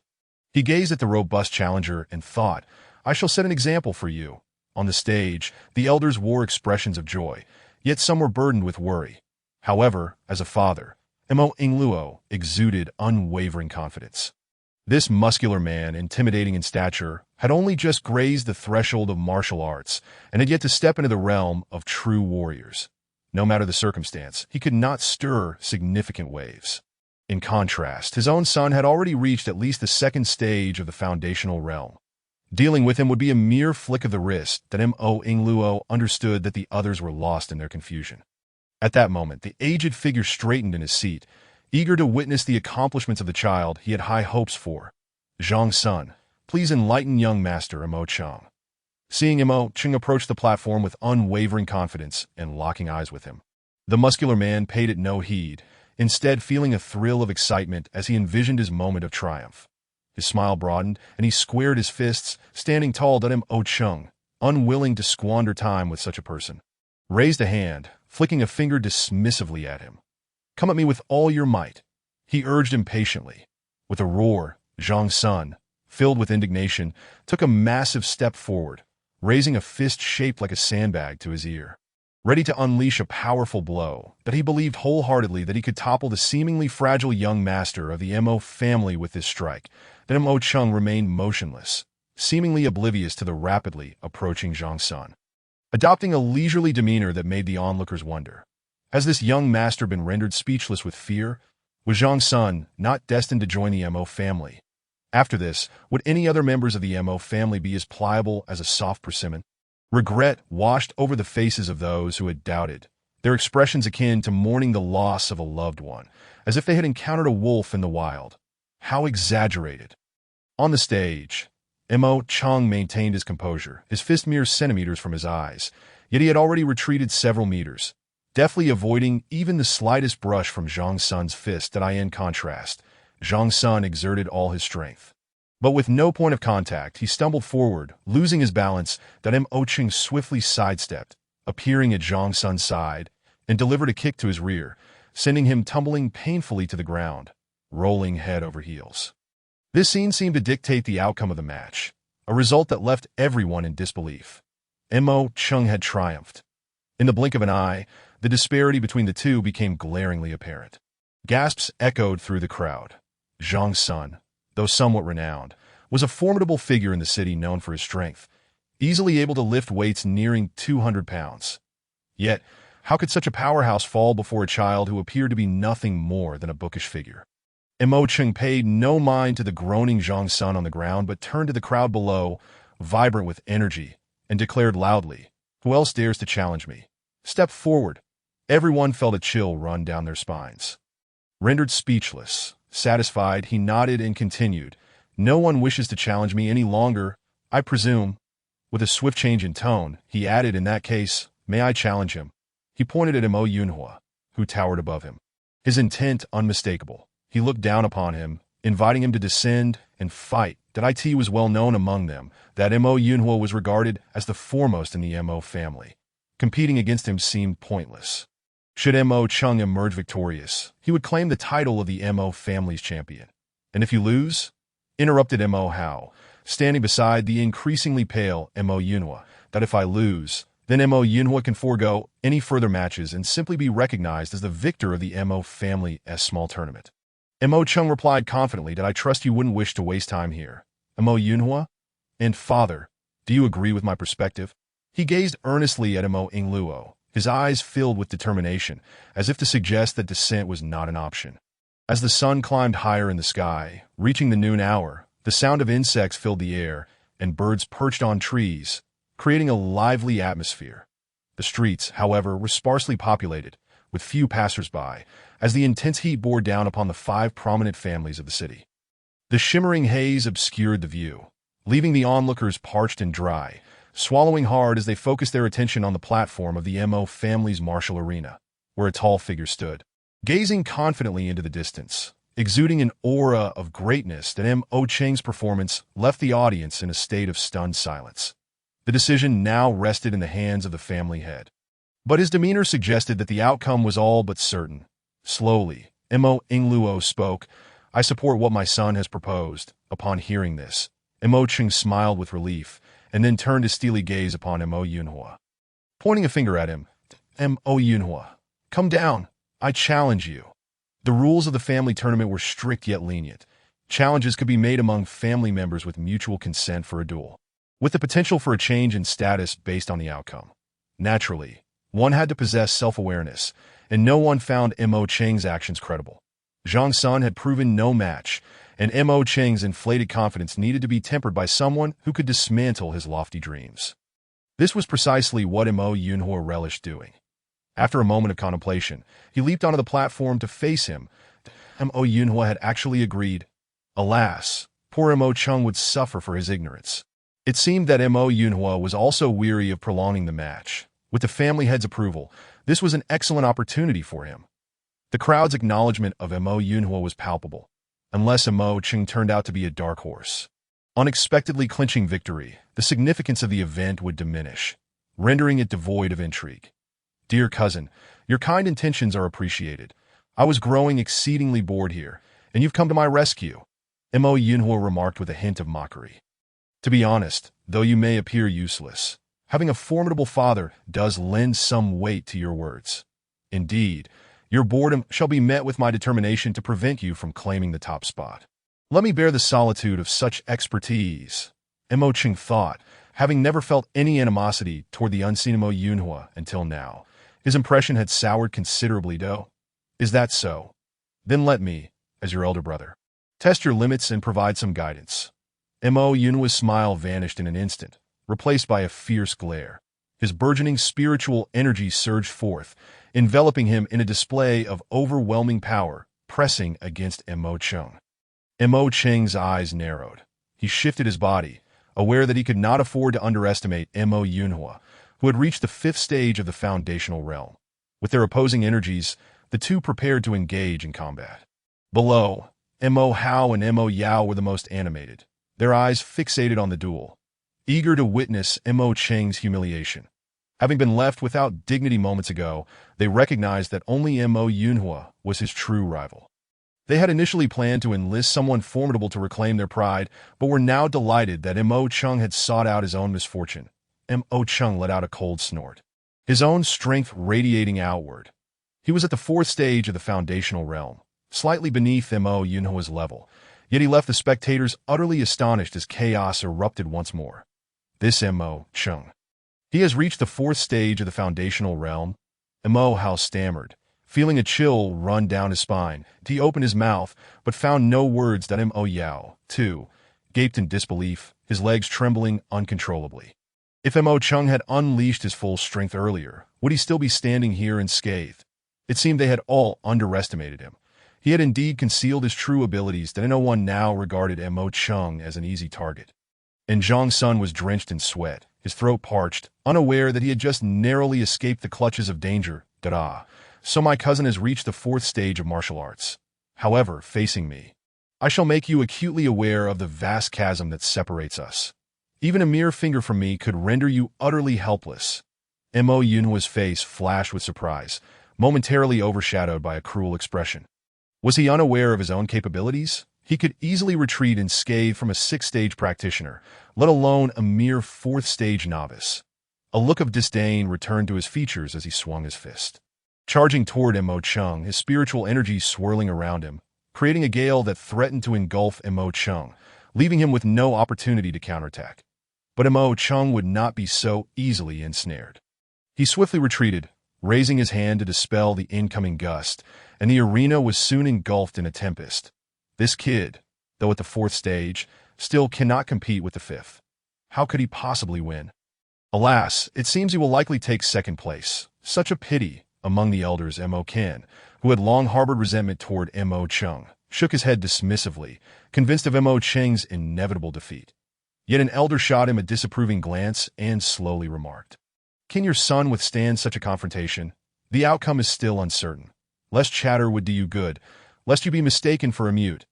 Mo Ken's face fluctuated between red and pale, unable to refute the elder's words. His gaze fixated on Mo Yunhua, as if drawing strength from him to swiftly eliminate Mo Cheng dead on the stage. The two engaged in a fierce clash, while the audience remained silent, captivated by the spectacle. Witnessing the birth of the Mo family's next champion, a topic of conversation for future gatherings over tea and sweets, Mo Cheng, I never expected you possessed such talent. I shan't play around any longer. Receive my strike.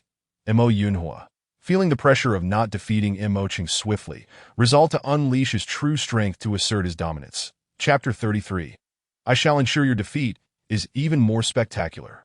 Autumn's iron fist. As Mo Yunhua's offensive strategy shifted, his movements became unpredictable, his hands continuously exchanging spiritual energy as he rapidly formed seals, launching a powerful punch towards Mo Ching in his wake. A series of explosive sounds erupted, and a comet-like force, as tangible as reality, swept through, tearing apart the very fabric of space, hurtling directly towards Mo Ching. The renowned Izhan Jiuquan. Mo Ching, however, was undeterred. He deftly twisted his body, skillfully evading the massive fist hurled by Mo Yunhua.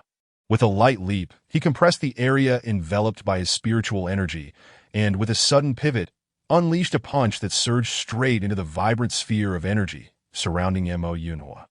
The spiritual fist he propelled grew ever larger, its might increasingly formidable. Standing a short distance away, Mo Ching closed his eyes, resembling a venerable monk rooted like a pine tree, oblivious to the external world. Yet, the silver-white fist aimed at Mo Yunhua seemed to possess a will of its own, evading all obstacles. Grinding his teeth, Mo Yunhua retreated a few steps, a distinct barrier suddenly materializing before him. Absorbing the force of Mo Ching's formidable phantom punch, at the moment of impact, it disintegrated into nothingness, leaving no trace behind. Mo Yunhua chuckled lightly, taunting, "Is that all you've got? Now, it's my turn."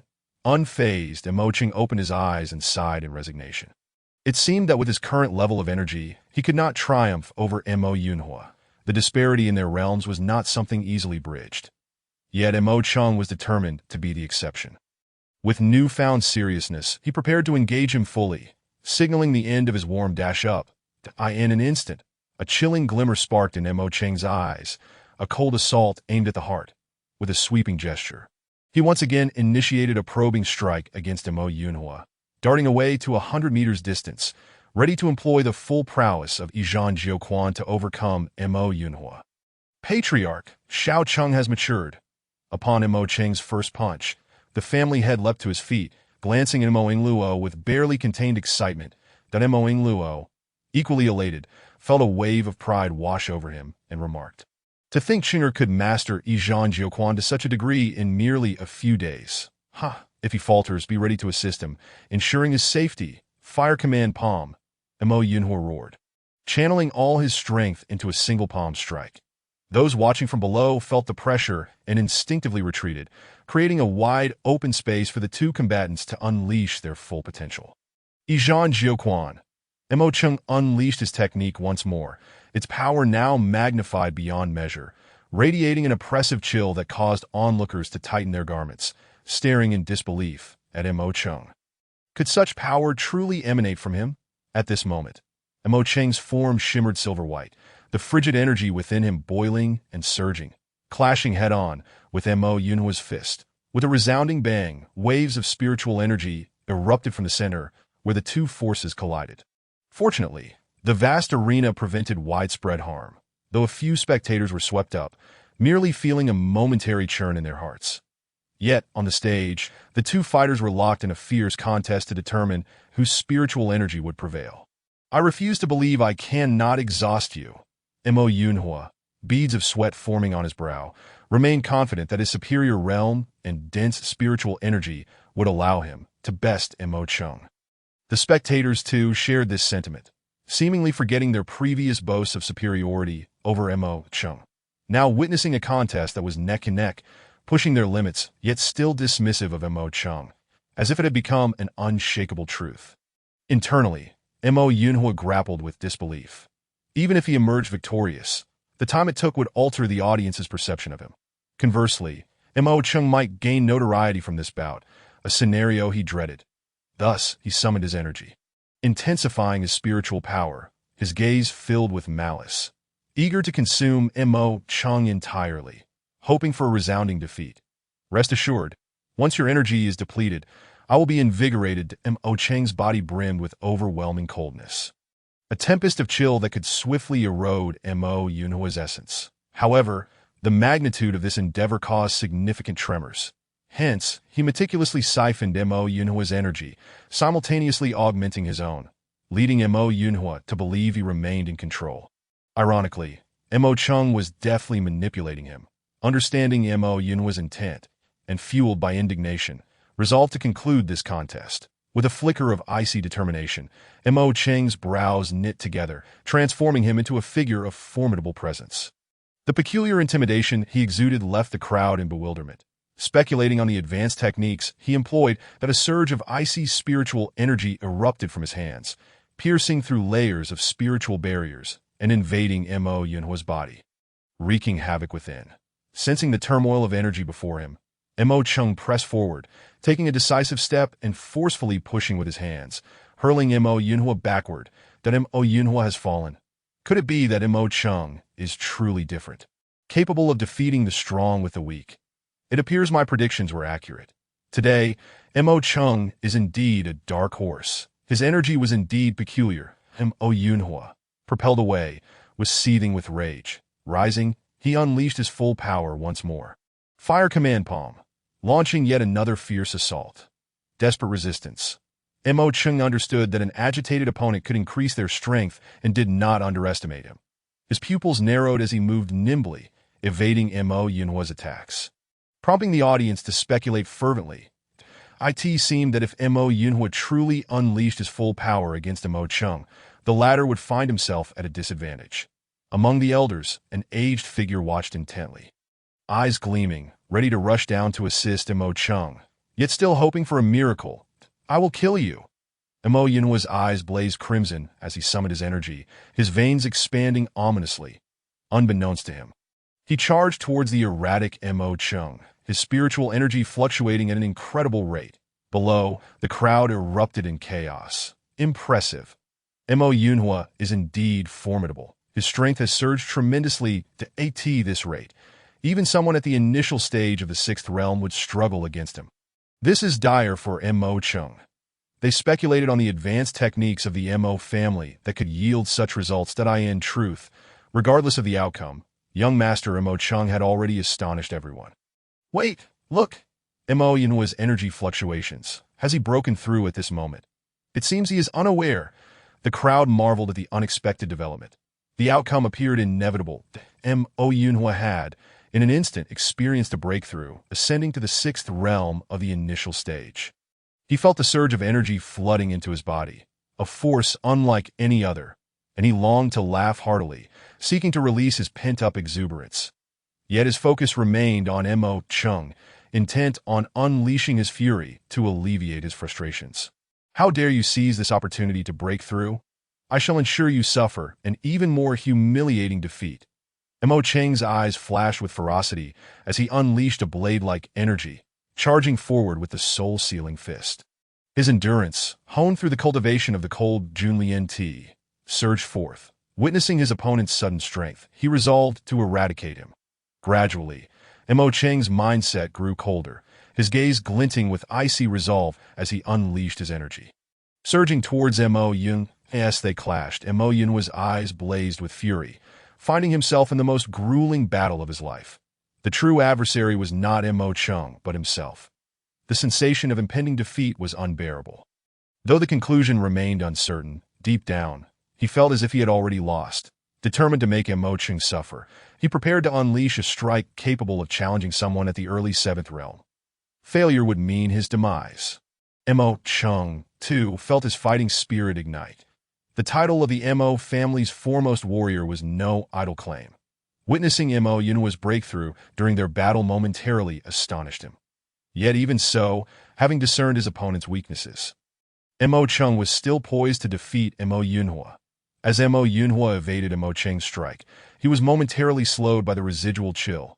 Stumbling, he swung a punch that met only air, while Mo Cheng deftly sidestepped, his body swaying to evade the blow. In a moment of inspiration, he raised his energy barrier to withstand Mo Cheng's onslaught. Yet he underestimated him. Mo Cheng's perfected fist struck true, shattering the barrier with ease. With a smirk of disdain and a mocking laugh, he landed a decisive blow, sending Mo Yunhua hurtling through the air. Boom! The sound of Mo Yinhua crashing to the ground echoed loudly, and the arena fell into an eerie silence before erupting into thunderous applause. Deafening in its intensity. For Mo Yinhua, the sting of humiliation was sharp and profound. Mo Chung stood calmly on the platform, casting a playful nod at his father before turning to the adjudicator to announce the outcome. Mo Chung has successfully challenged. Mo Chung wins. With the declaration, the crowd grasped the reality of the situation, their emotions a tumultuous blend of disbelief and astonishment.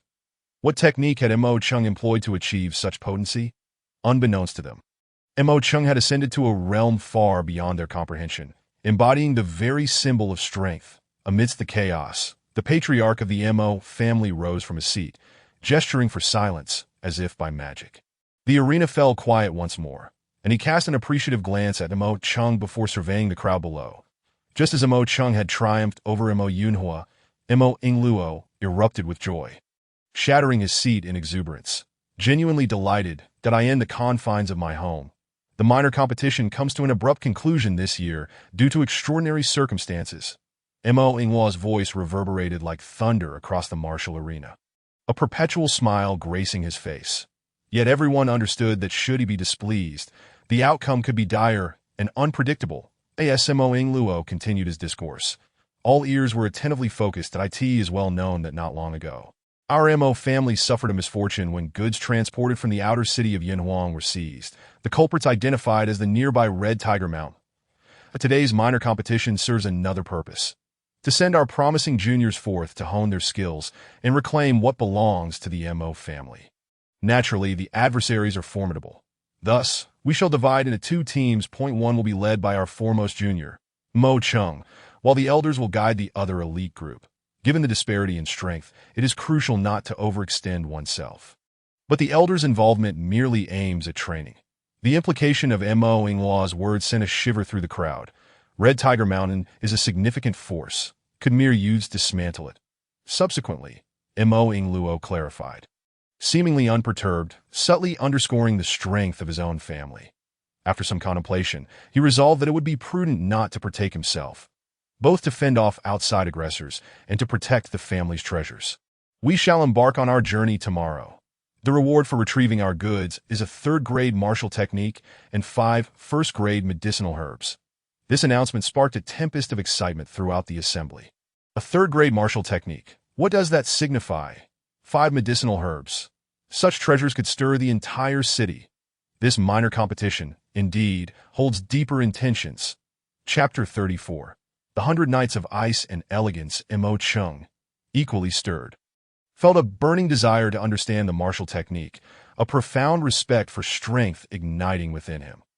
The vast seas allow fish to leap, the high skies permit birds to soar. In an instant, Mo Chung became the focal point of conversation throughout the city, his fame soaring as he eclipsed Mo Yunhua to become the Mo family's leading figure, a fact that undeniably left an impression. Following the declaration of the top contender and the conclusion of the other 4 families' competitions, it became evident that the rewards typically went to those recognized as the best. However, the Meng family saw the emergence of an unexpected champion, a young man, not of their bloodline, who effortlessly claimed the title of first. This unforeseen outcome left many bewildered, especially with the impending family competition where he would represent the Meng family. Undoubtedly, this was a humiliating situation. Yet, the rules were unyielding. Who could have anticipated this individual would arise from the Meng family's ranks? In the future, the young representative from the Meng family would be a reclusive outsider named Wu Rong. Generally, one would challenge the 5 prominent families and succeed, seeking their guidance and cultivation. Yet Wu Rong was peculiar, repeatedly declining the Meng family's overtures. Such behavior puzzled many. Did he harbor ulterior motives? Without further insight, the Meng family was left perplexed that Mo Chung transformed from a sparrow into a phoenix, garnering attention wherever he went. After the morning's competition, he visited his father's study to discuss the events surrounding Red Tiger Mountain.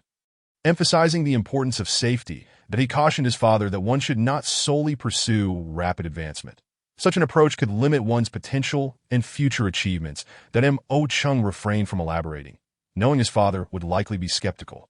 Yet he appreciated his father's good intentions. That as he made his way home, He encountered many juniors from the family, their gazes laden with a mix of awe and an attempt to ingratiate themselves, a sentiment that left Mo Chung unmoved.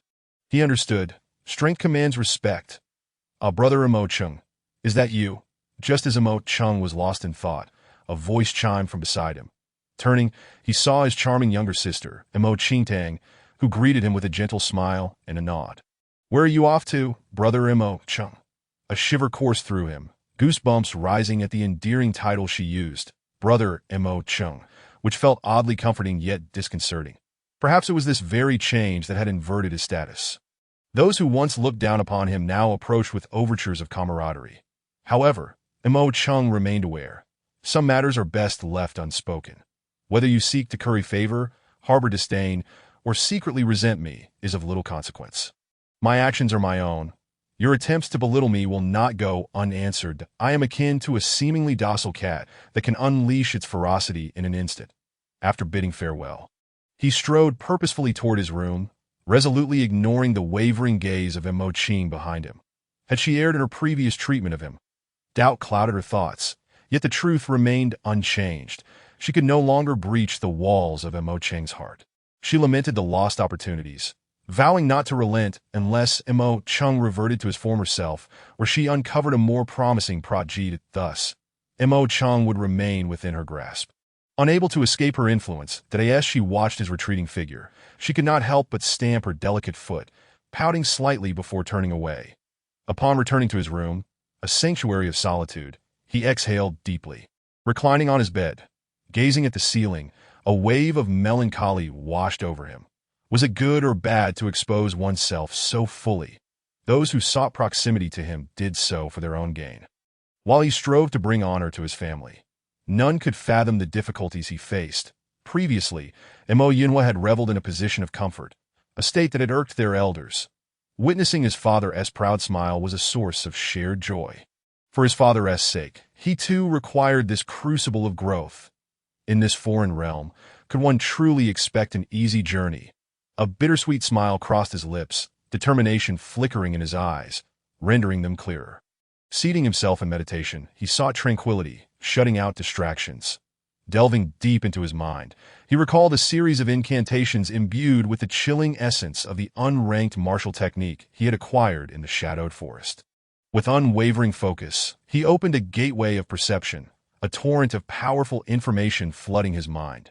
Before him, several bold silver characters coalesced to form the words, 100 Knights of Ice and Elegance.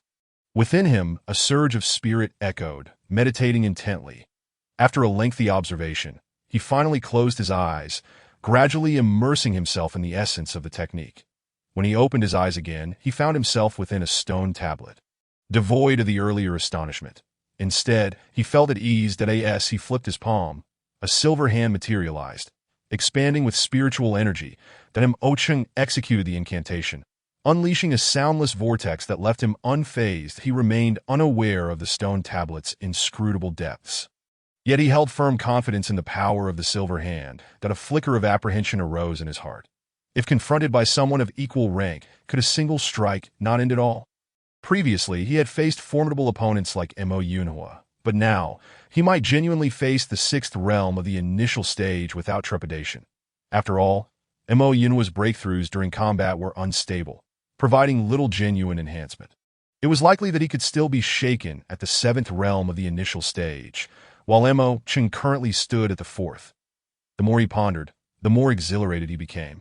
Yearning for strength, as night fell, a blanket of silence enveloped the surroundings, and Mo Chang's emotions settled to a placid state, awaiting the passage of time.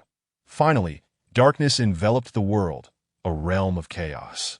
Yet at that moment, myriad thoughts swirled within Mo Chung's mind.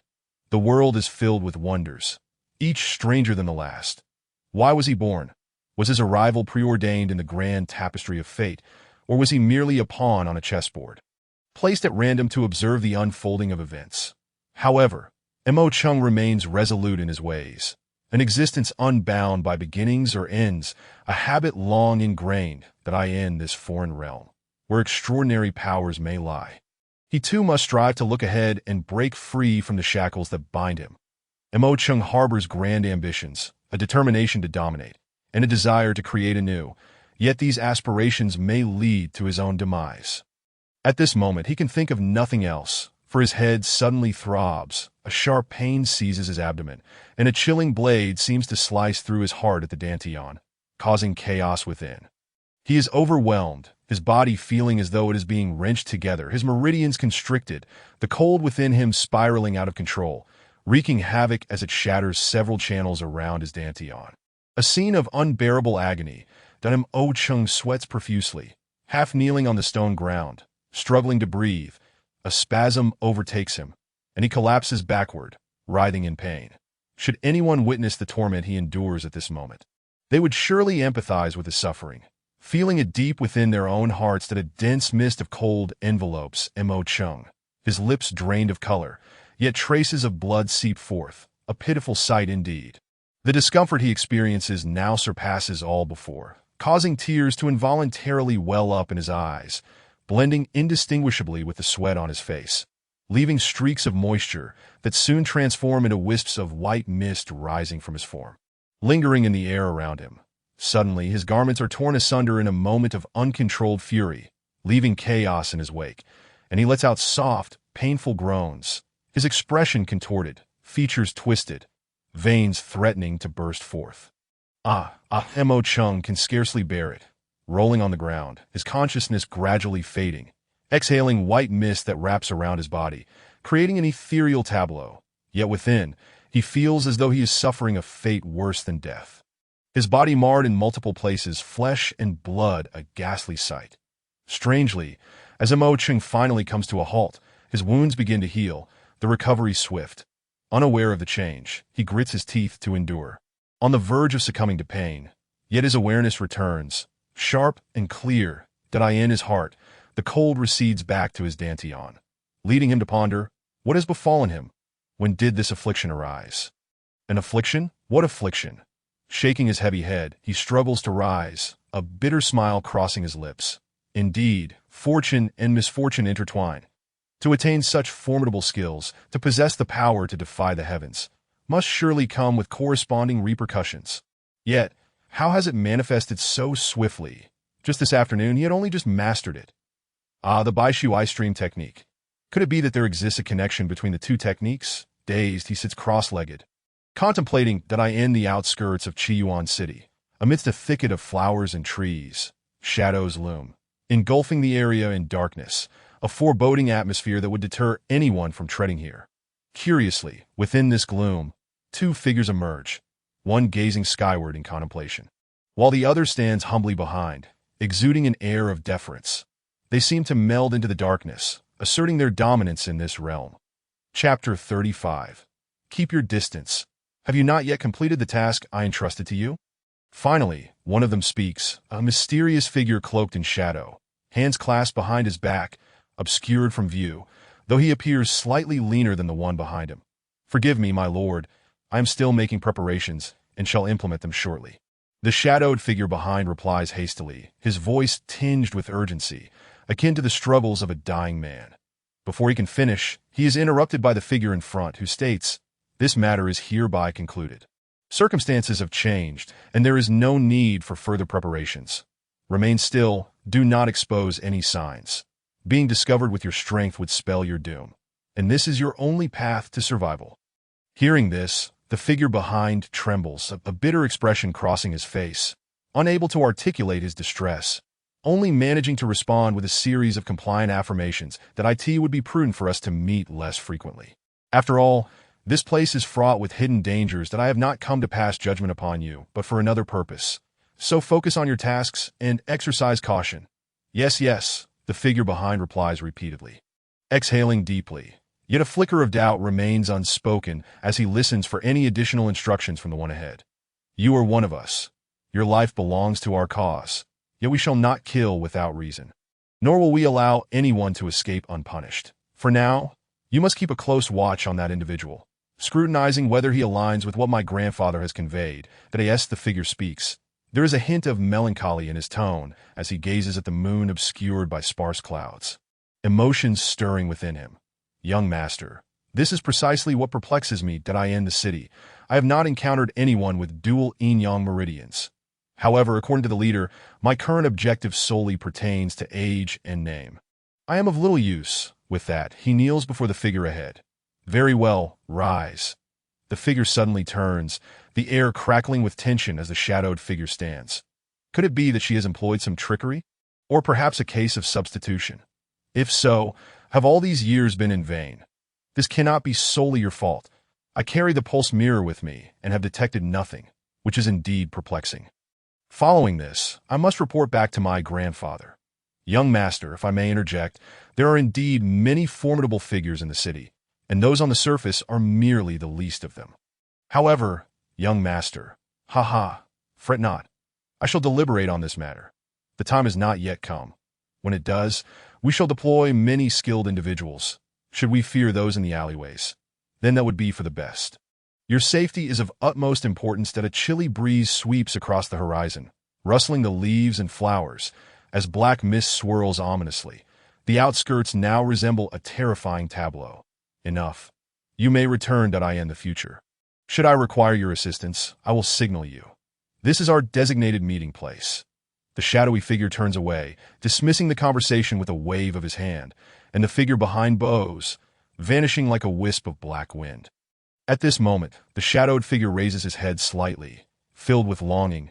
Only a year and a half remains. What shall I do? It appears I must hasten my pace that in a flash he disappears, leaving only the sound of the wind howling through the desolate forest, amplifying the eerie silence. The following day, as dawn breaks, Mo Chung lies sprawled outside, utterly disheveled, his unusual slumber shocking the subordinate who has come to summon him for a discussion regarding the expedition to Honghu Mountain. Upon witnessing the chaotic scene around him, the subordinate gasps in disbelief, pondering. Could it be that the strong possessed peculiar preferences? In the past, Mo Yunhu's passion was to be praised for his virtues. Today, does young master Mo Chung revel in destruction? This could spell trouble for me in the future. With a bitter smile, recalling his task, he hastens to Mo Chung, rousing him from his restless sleep. Young master Mo Chung, the family head requests your presence. He wishes to discuss today's journey to Honghu Mountain. Everyone is awaiting you in the hall. Shall we go now? Oh, wait. I need to change and freshen up. Please head down first. I will join you shortly. Mo Chung awkwardly scratches the back of his head and enters his room. At the door, he pauses to survey the disorder around him, offering a sheepish smile to the subordinate, who nods in understanding. After Mo Chung retreats into his room, the subordinate can't help but twitch his lips a few times in disbelief. After a simple change of clothes, Mo Chung gazes at his fully healed wounds, momentarily taken aback, yet he smiles wryly. The near-death pain lingers in his memory. Despite the wounds having healed, the terror remains fresh in his mind. Having endured such unbearable suffering, the healing of his injuries does not evoke surprise or joy, but rather fills him with a profound sense of bitterness. Fervently hoping that such sensations do not return, Mo Chung, with a meticulous mind, deduces that this affliction must stem from simultaneously mastering both the cold stream, fusion and Baishu ice stream techniques. Yet he feels powerless to intervene. In truth, had he the option to forget one of the techniques to avoid that bone-deep agony, he would not choose to do so. For in the face of power, no one would willingly submit. Such is the principle of conduct in this world on this continent. Even before mastering the two techniques, he was ignorant of their consequences. Even if there were prohibitions against speaking, Mo Chung would not hesitate. For he longs to grow stronger. Naturally, these are merely Mo Cheng's speculations. Who truly knows the source of such torment? He has no suitable reference, nor does he possess the means to unravel the mystery. With a deep exhalation, Mo Chung turns and strides toward the hall. The hall is the significant meeting place of the Mo family, not meant for just anyone. His status has undoubtedly changed dramatically, making his entry quite justifiable. As he walks toward the hall, he notices the Mo family members casting no dismissive glances, secretly nodding in acknowledgement, lamenting their own inadequacies. Wandering in the vicinity of the hall, which feels foreign to him, he experiences a sense of novelty. Eventually, upon spotting the area where the family elders stand, he realizes that must be his destination. The grand hall, devoid of doors to obscure it, is dominated by two towering stone pillars standing majestically in place. The intricately carved dragons frolic around them, adding an air of grandeur that captivates the beholder. And Mo Chung, unable to suppress a soft click of his tongue, hastens his steps and strides inside. Upon entering the hall, he is greeted by the delightful scent of sandalwood incense, which sends a jolt through his senses, refreshing and invigorating. At the head of the hall sits the family patriarch, Mo Ingluo, while a multitude of individuals stands below, with several elders seated nearby. In the center, a group of younger family members, numbering about 10, including Mo Yunhua, Mo Hao, and Mo Qing, is present, yet the absence of Mo Yao is palpable. A slight smirk dances on Mo Cheng's lips as he casts a glance at Mo Yunhua. The latter's piercing gaze suddenly causes the temperature in the hall to drop significantly. A fleeting shift in Mo Yunhua's expression reveals a chilling glint in his eyes, which startles him into momentary reflection, leading him to turn away in somber contemplation.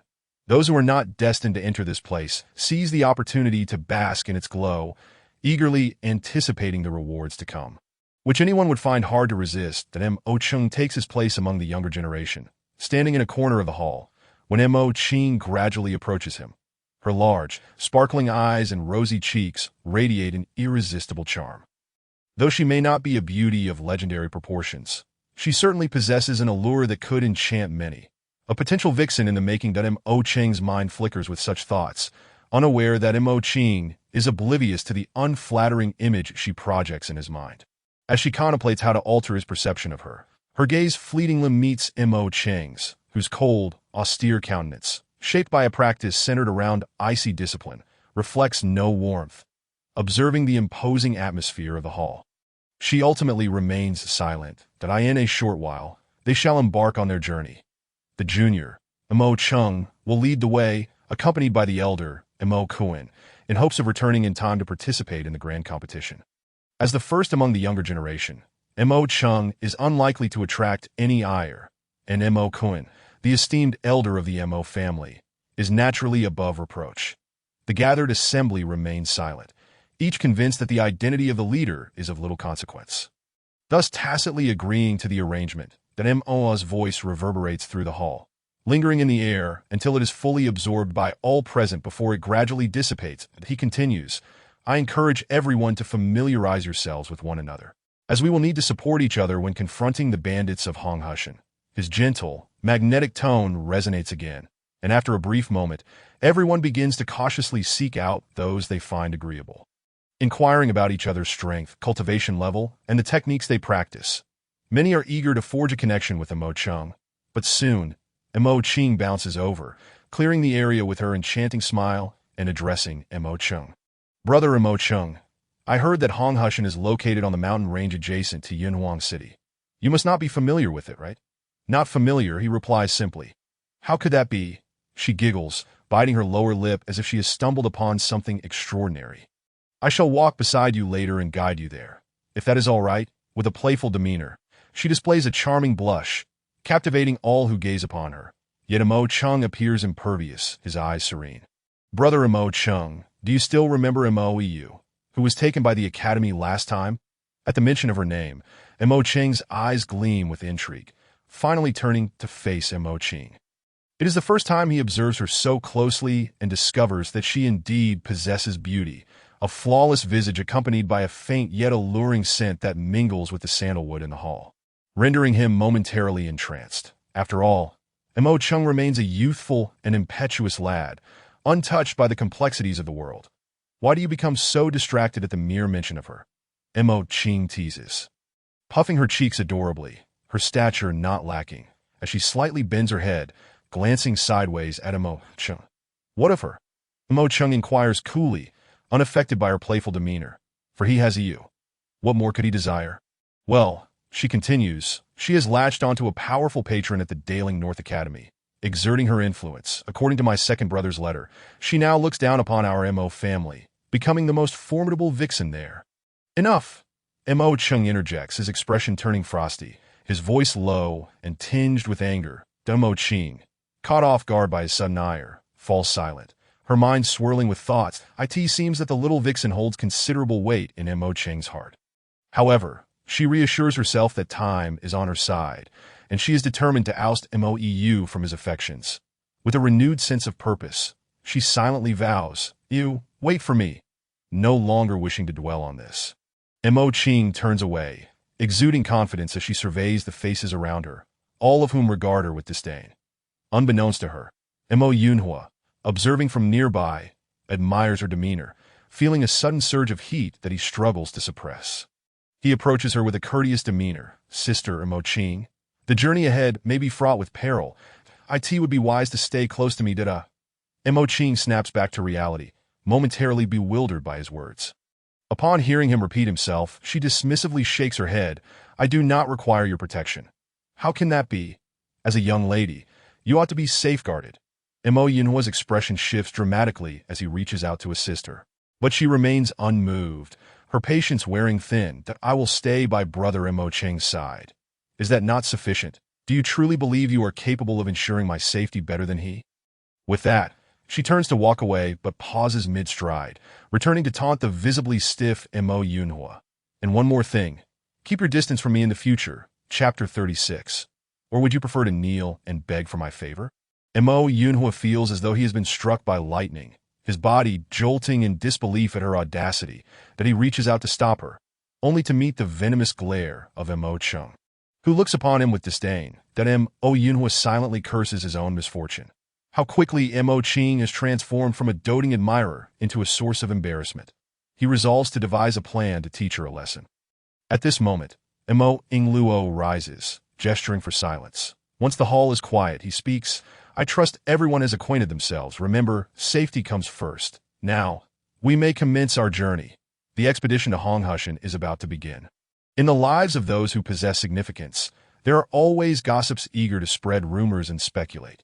Despite knowing the futility of their endeavors, they remain engrossed in the unfolding events. This morning, the city of Qiyuan is abuzz with whispers, having learned that the Mo family will be embarking on a significant expedition outside the city to confront an adversary. However, they are acutely aware that if the head of the Mo family dares to speak such words, they must possess unwavering confidence. Consequently, many who covet the Mo family's treasures find themselves at a crossroads, uncertain of their course of action. The Mo family is far more complex than it appears on the surface, a conclusion reached by many discerning minds. The existence of the Mo family's great treasure is no longer a mere secret, as word is spread due to a traitor within their ranks. The once exclusive knowledge has now circulated widely, leading the other four families to cast envious glances. Yet they maintain a facade of cordiality, refraining from tearing apart the fragile veneer of civility. Should this treasure be revealed, it is likely that formidable forces from neighboring cities would descend upon them, vying for possession.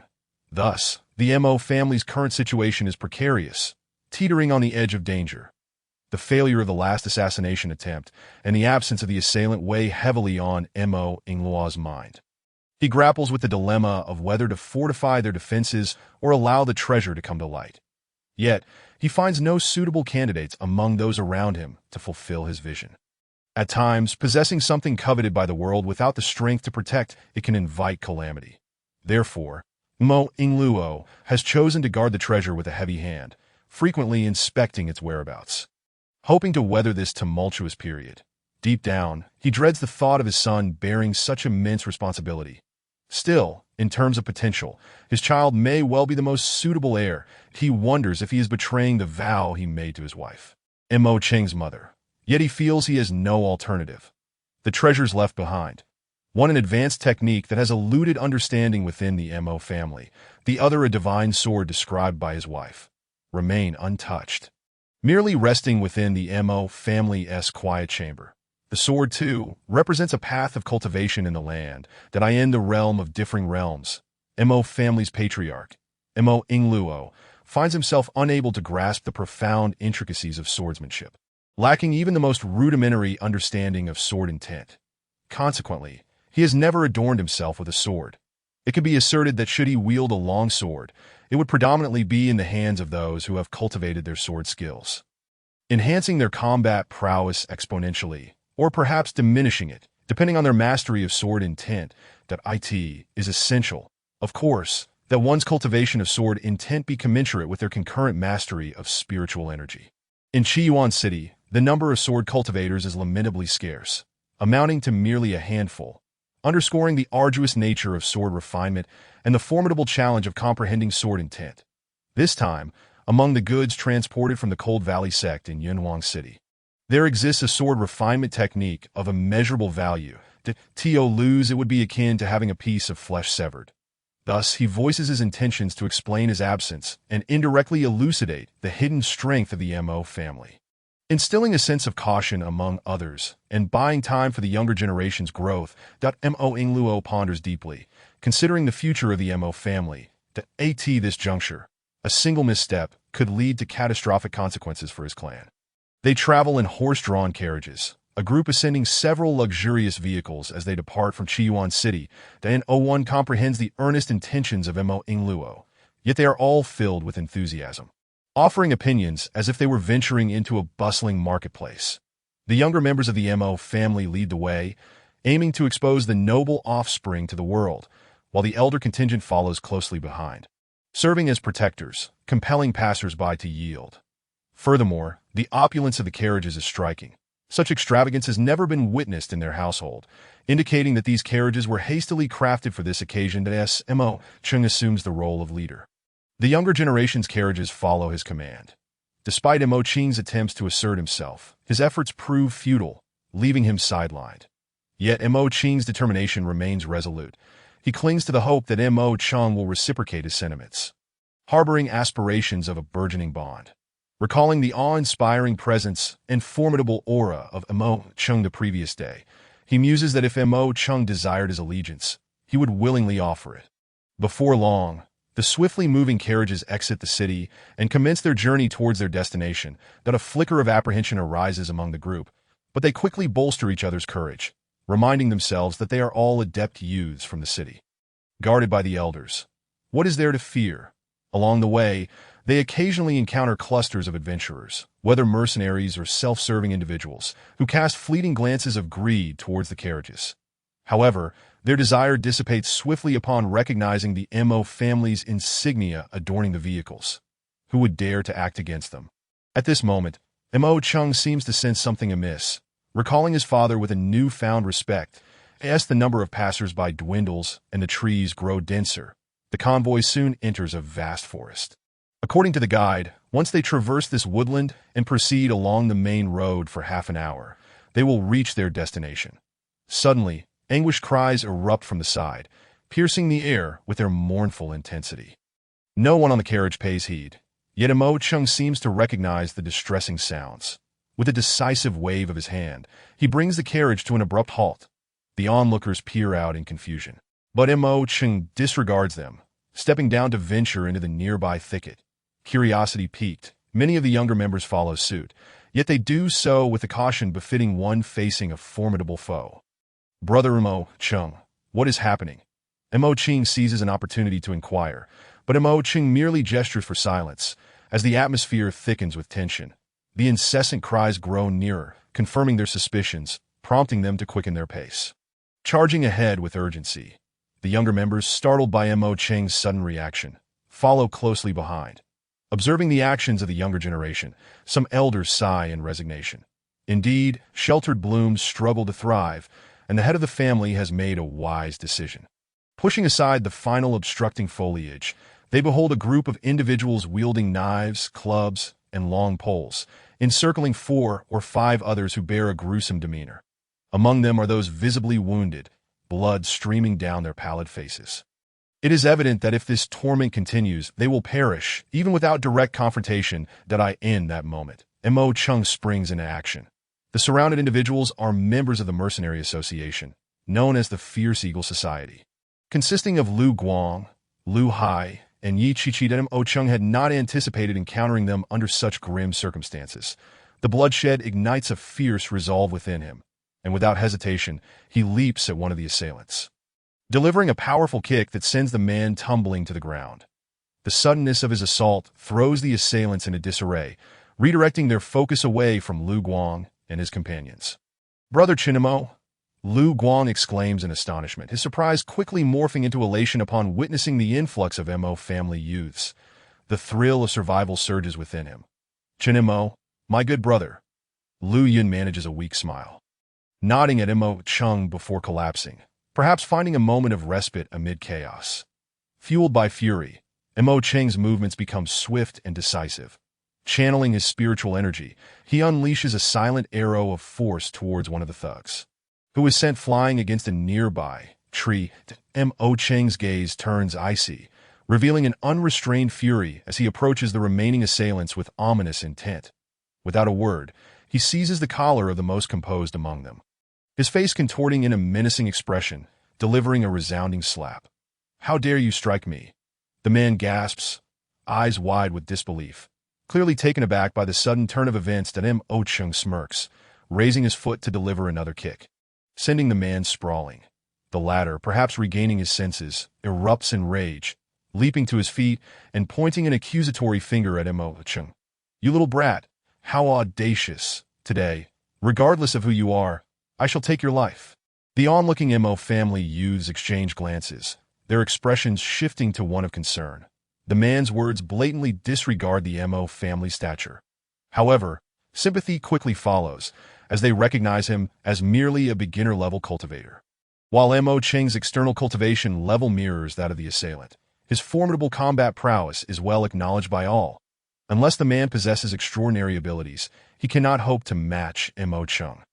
Though many of the younger generation feel an urge to intervene, they understand that Mo Cheng has made up his mind, that in an instant, the scene shifts as one of the henchmen bellows, "Let us dispose of these petty characters." Without hesitation, the group surges forward, united in their objective to confront their adversaries. This is the Mo family's code, a deeply ingrained principle that compels them to stand together against any threat. Witnessing this solidarity, even Mo Cheng feels a flicker of emotion. Brother Chen Mo, the leader of the Tiger Shark Society, possesses the strength of the fourth stage of the beginning realm. Be cautious. If it becomes too overwhelming, you should retreat. Lu Guang urgently advises that Mo Cheng holds genuine affection for this elder brother figure, flashing him a smile as he continues to confront the Tiger Shark Society's leader. At that moment, the leader, seemingly aware of the introduction to his identity, stands tall and adopts a provocative stance. "Boy, what he said is true. I am Zhang Mao, the leader of the Tiger Shark Society. And my strength is undeniable that if you kneel and apologize now, I might spare your life. These mere characters are not your concern." His words elicit a stumble from the nearby Mo family youths, their expressions contorting in disbelief as they recognize the leader's arrogance. "His fate is sealed, Ditto. How about you kneel and beg for mercy? I might just let you go," Mo Cheng retorts with a grin. "You sharp-tongued little brat. Allow me to teach you a lesson." Chapter 37. The Red Tiger Mountain will fall tomorrow. Zhang Mao seethed with rage as he seized the spear lying on the ground beside him. With a thunderous roar infused with intense fury, he unleashed a surge of spiritual energy, thrusting it towards Mo Cheng. Mo Cheng's figure flickered slightly, and a force field manifested, enveloping Zhang Mao with the overwhelming pressure of the fourth stage of the initial realm. Caught off guard, Zhang Mao momentarily faltered, his eyes wide with terror as he gazed at Mo Cheng, only to see the latter's pupils dilate rapidly. Before he could react, he was sent flying backwards. Mo Cheng pressed forward, quickly shifting the spiritual energy in his hands like a well-loved toy, and with great delight, he unleashed a silver-white palm of energy, unaware of the true might of the Bai Su Bing Yi Jin. He wielded his full strength, the silver-white force crashing into Zhang Mao's chest. That it was as if a released arrow, moving faster than Zhang Mao could muster all his strength, smashed into a millennium-old tree, creating a gaping hole and toppling it far away, leaving its fate uncertain. The onlookers stood in stunned silence, frozen in disbelief. Both sides were engulfed in fear. One was anxious about their survival, while the other was astounded by Mo Cheng's prowess, seemingly stronger than the previous day's exhibition. This was a hard pill to swallow, deeply impacting each person's spirit, prompting some to turn their heads away and let out a soft sigh. Mo Cheng himself raised his hand, astonished, before breaking into a light chuckle. That it appeared that the power of this nameless technique was no mere boast. Against opponents of equal standing, it could be wielded effortlessly. Of course, Zhang Mao's momentary pause had granted Mo Cheng the chance. Yet in any duel, there should be no room for error. Who would admit to failing after making a mistake in a fight? Such admissions would go unacknowledged, for regardless of methods, victory equates to being the victor. If a single lapse in this trial led to death, to whom could one seek justice? In the ensuing chaos, with no leader to guide them, the crowd swiftly scattered in disarray. The younger members of the Mo family seized the opportunity to chase after the fallen. Reveling in their triumph, Mo Cheng approached Lu Guang and a few others, playfully patting Lu Guang on the shoulder. Startled, Lu Guang snapped back to reality, exclaiming, "Chen Mo, are you some kind of prodigy? You've become so formidable in just a few days." I truly feel embarrassed. However, there was no hint of shame on his face. Instead, he appeared genuinely pleased, grateful that their lives were spared thanks to Mo Cheng, and sincerely happy for Mo Cheng's success. Mo Cheng was well aware of this, smiling before turning his gaze to the injured individuals, including the unconscious Lu Yun, that he retrieved some healing medicine from a few of the younger members and handed it to Lu Guang, who distributed it among them. Lu Guang then inquired, "Brother Chen Mo, where are you headed?" The Mo family members hesitated, and Mo Cheng, standing close to Mo Cheng, couldn't help but ask, "Chen Mo, what does that mean?" Mo Cheng, with her keen insight, recognized Mo Cheng's rapid growth and felt an increasing warmth in her heart, longing to draw closer to him and offer her affections. Thus, her enthusiasm for Mo Cheng intensified. "Ah, hee." Mo Cheng laughed awkwardly, explaining, "Lu Ge, I apologize for not revealing my true identity earlier. I am indeed Mo Cheng of the Mo family. I initially wished to avoid trouble, so I resorted to deception. I hope Lu Ge can forgive me." Upon hearing this, Lu Guang's eyes brightened, quickly shifting the subject.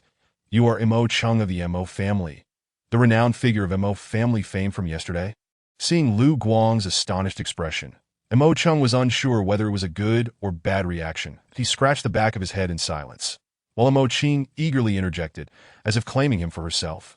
"Yes, he is indeed the illustrious Cheng."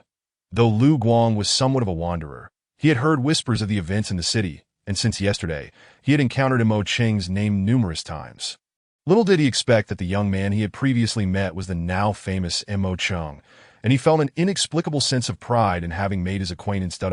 Young master Mo Cheng, are you heading towards the Red Tiger Mountain, which lies 100 miles away? Lu Guang almost slipped by nearly mentioning Mo Cheng's pseudonym, awkwardly smiling yet appearing somewhat reserved. Mo Cheng frowned slightly.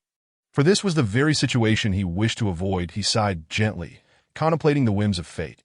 "Yes, we are indeed going to the Red Tiger Mountain. By the way, Lu Ge, let us keep things casual. I find this formality quite uncomfortable. Haha, as long as you, the young master, do not take offense, all is well." Lu Guang chuckled, though a glimmer of apprehension lingered in his eyes. At this moment, Yi Chi-Chi, who was recovering, opened her eyes. Her gaze remained cold and distant, but upon meeting Mo Cheng's eyes, she flashed a faint smile, weakly saying, "I believe your endeavor to the Red Tiger Mountain will benefit from Guangxi's assistance." "What do you mean?" Mo Cheng inquired. "Haha, I will explain shortly. With my help, your efforts will yield twice the result with half the work that we can return by noon tomorrow. For now, allow me some time to assist Lu Hai and the others in their recovery." "How does that sound?" "All right, we shall wait for you." Mo Cheng replied readily. He trusted Lu Guang's words, yet the others were less convinced. The recent skirmish had ignited their fighting spirit, and they were eager to confront the people of Red Tiger Mountain. Seeing Mo Cheng's decision, they were somewhat displeased, but upon glancing at the elders of the Mo family, who offered no objections, they held their tongues. After nearly half an hour, the pallor of Lu Hai and the others finally began to restore a hint of color to their faces. Eventually, they all awakened and resumed their journey. Throughout this time, Mo Cheng's concern was evident, his meticulous care provoking a pang of envy within Mo Cheng. When would she receive such attention from him? Why did these rustic individuals earn his favor? Such is the peculiar nature of human emotions, diverse and unfathomable, that Mo Cheng genuinely wished to associate with Zhong Qiuni's group, not for any ulterior motive, but for the tranquility he found in their company, which made him reluctant to see them harmed in any way. Mo Cheng led Lu Guang and the others to share the same carriage, which felt quite cramped, prompting some complaints. At this point, Mo Cheng suggested, "If it's uncomfortable, you can switch to another carriage and sit in the back. That way, no one will have to speak." "Lu Ge, you mentioned you could assist us in reaching Red Tiger Mountain. If it's too inconvenient, you needn't bother, that we should be able to return in a couple of days." Mo Qing observed the other's exhaustion and refrained from pressuring Lu Guang for a solution. I certainly have a way, though it may be somewhat troublesome. But since you treat me this way, I will do my utmost to help you. Rest assured, with my assistance, the Red Tiger Mountain will surely fall tomorrow. Lu Guang declared that in fact, I am originally from Red Tiger Mountain. Mo Qing was taken aback, glancing at Lu Guang. The younger members of the carriage cast wary and hostile glances at Lu Guang as he continued. Half a year ago, before the establishment of the Fierce Eagle Society, I was indeed part of Red Tiger Mountain. Though that was in the past, Lu Guang, noticing the suspicious gazes directed at him, scratched his head sheepishly. Then his expression grew serious as he recounted his past, that my family was impoverished, and our village was in ruins. Everyone merely sought a stable life, so no one wished to leave. One day, my second uncle left to seek training. Years later, he returned and began to teach us that I was only 20 at the time, aware that my potential was limited. Nevertheless, my uncle insisted on taking me out into the world. You went out and immediately claimed a mountain as your own. Mo Qing interrupted with a teasing tone, but everyone else in the carriage shot her disapproving looks, urging her to remain quiet. Meanwhile, Yi Qiqi's eyes twinkled as she listened intently. Along with the Lu brothers, perhaps having never heard Lu Guang's story before, they were all ears that we did indeed establish a stronghold on the mountain 100 miles away. At that time, I had no idea my uncle intended to become a tyrant. Initially, he needed my assistance, but after repeated failures, he grew despondent and left me behind on the mountain while he descended without a trace. A month later, he returned with 2 brothers of unknown strength. These 2 were peculiar in nature and had unattractive appearances, yet my uncle treated them with utmost respect. Later, we discovered that they were experts invited by my uncle to guard the mountain. They were injured, and their method of healing involved siphoning spiritual energy from martial artists or blood from ordinary individuals. That it was utterly brutal, yet their prowess was undeniable. Ever since their arrival, they had never returned empty-handed. Initially, there were many travelers passing by, providing ample blood for the 2. However, news of the bandits' dominance spread, and foot traffic dwindled, prompting them to turn their attention to my uncle's brothers. Demanding he supply them with a daily quota, that my uncle complied without objection. Thinking little of it, one day, he got me drunk and forcibly handed my wife over to someone else. Thus, I began to harbor resentment towards him. My participation in the mountain's activities was minimal, filled with unease over whether I would be next on the chopping block. That my uncle held genuine respect for those 2 at Red Tiger Mountain had no name until then. It was simply named after the 2 brothers, Hunt Red and Hunt Tiger.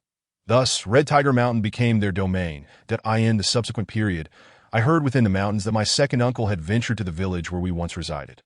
Lu Guang was particularly agitated, and as he spoke passionately, his emotions surged forth uncontrollably. Perhaps it was Lu Guang's fervor that inspired a profound silence among the passengers of the carriage, all of whom were eager to listen further. I learned that he had apprehended all the villagers, those who were utterly defenseless, solely to enhance the strength of his own faction. That I found it exceedingly difficult to bear this news, perplexed as to why my second uncle displayed such cold-heartedness. Among those captured were our parents, the grandparents who had raised us, and the companions with whom we had played in our youth. That it was all merciless at that moment. I began to genuinely fear my second uncle. His ruthless nature suggested that I could easily become a mere instrument of his power, a pawn in his treacherous game. Once, I contemplated escaping the mountains alone, but unexpectedly, my second uncle discovered my intentions. In that instant, a chill washed over me, and I thought that my life might very well end there. Yet he spoke with a cryptic significance, claiming that I did not understand, that I was ignorant. He mentioned that he would await me in the mountains that moment. I merely smiled, oblivious to how my second uncle had transformed, how he had persecuted all our relatives. Could there truly be a justification for such actions? I could neither comprehend nor accept this reality. I simply refused to understand. For if I did, would I not become like my second uncle, betraying my own kin, my brothers? Now, as you venture to Honghu Mountain, I shall not allow my second uncle's influence to bring misfortune upon you. That I believe that only through death can my second uncle find redemption. Lu Guang let out a long sigh, and the carriage remained steeped in silence for an extended period.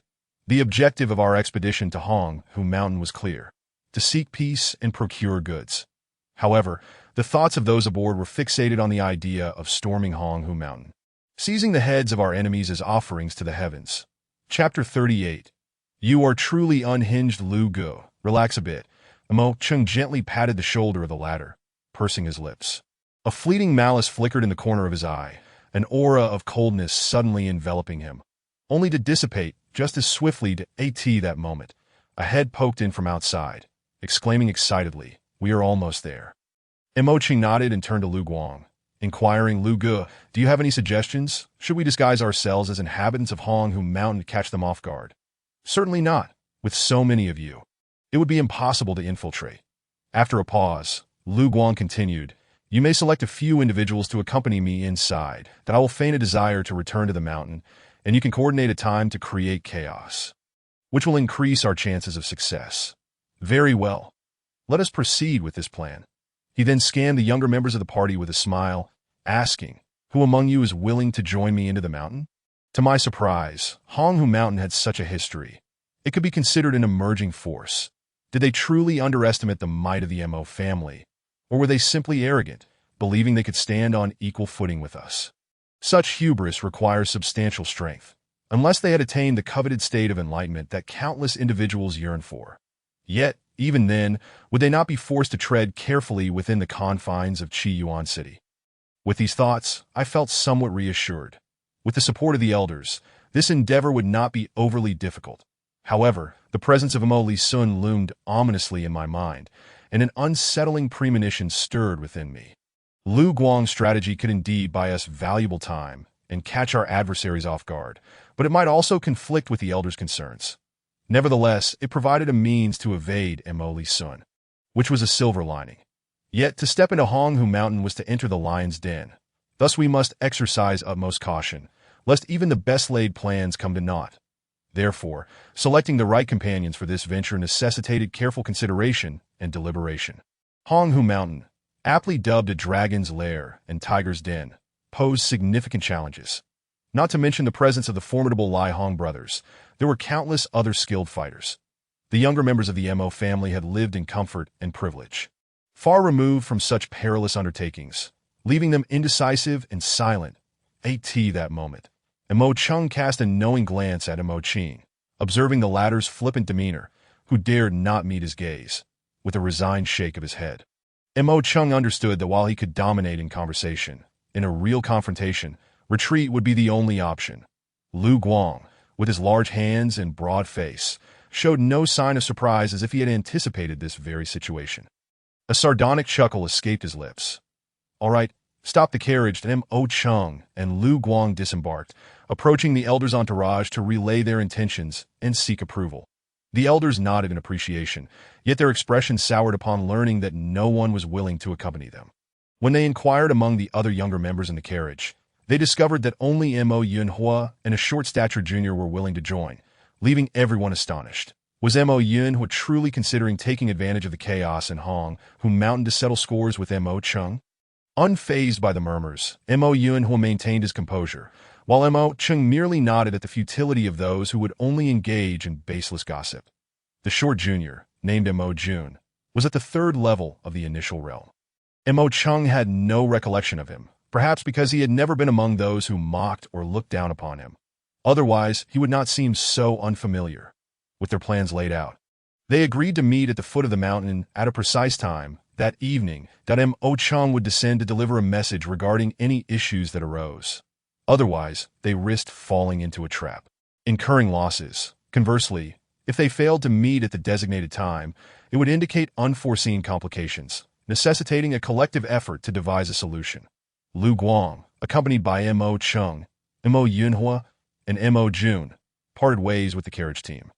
Ahead lay the proximity of Honghu Mountain. Should the sentinels within notice their descent from the carriage, suspicion would inevitably arise.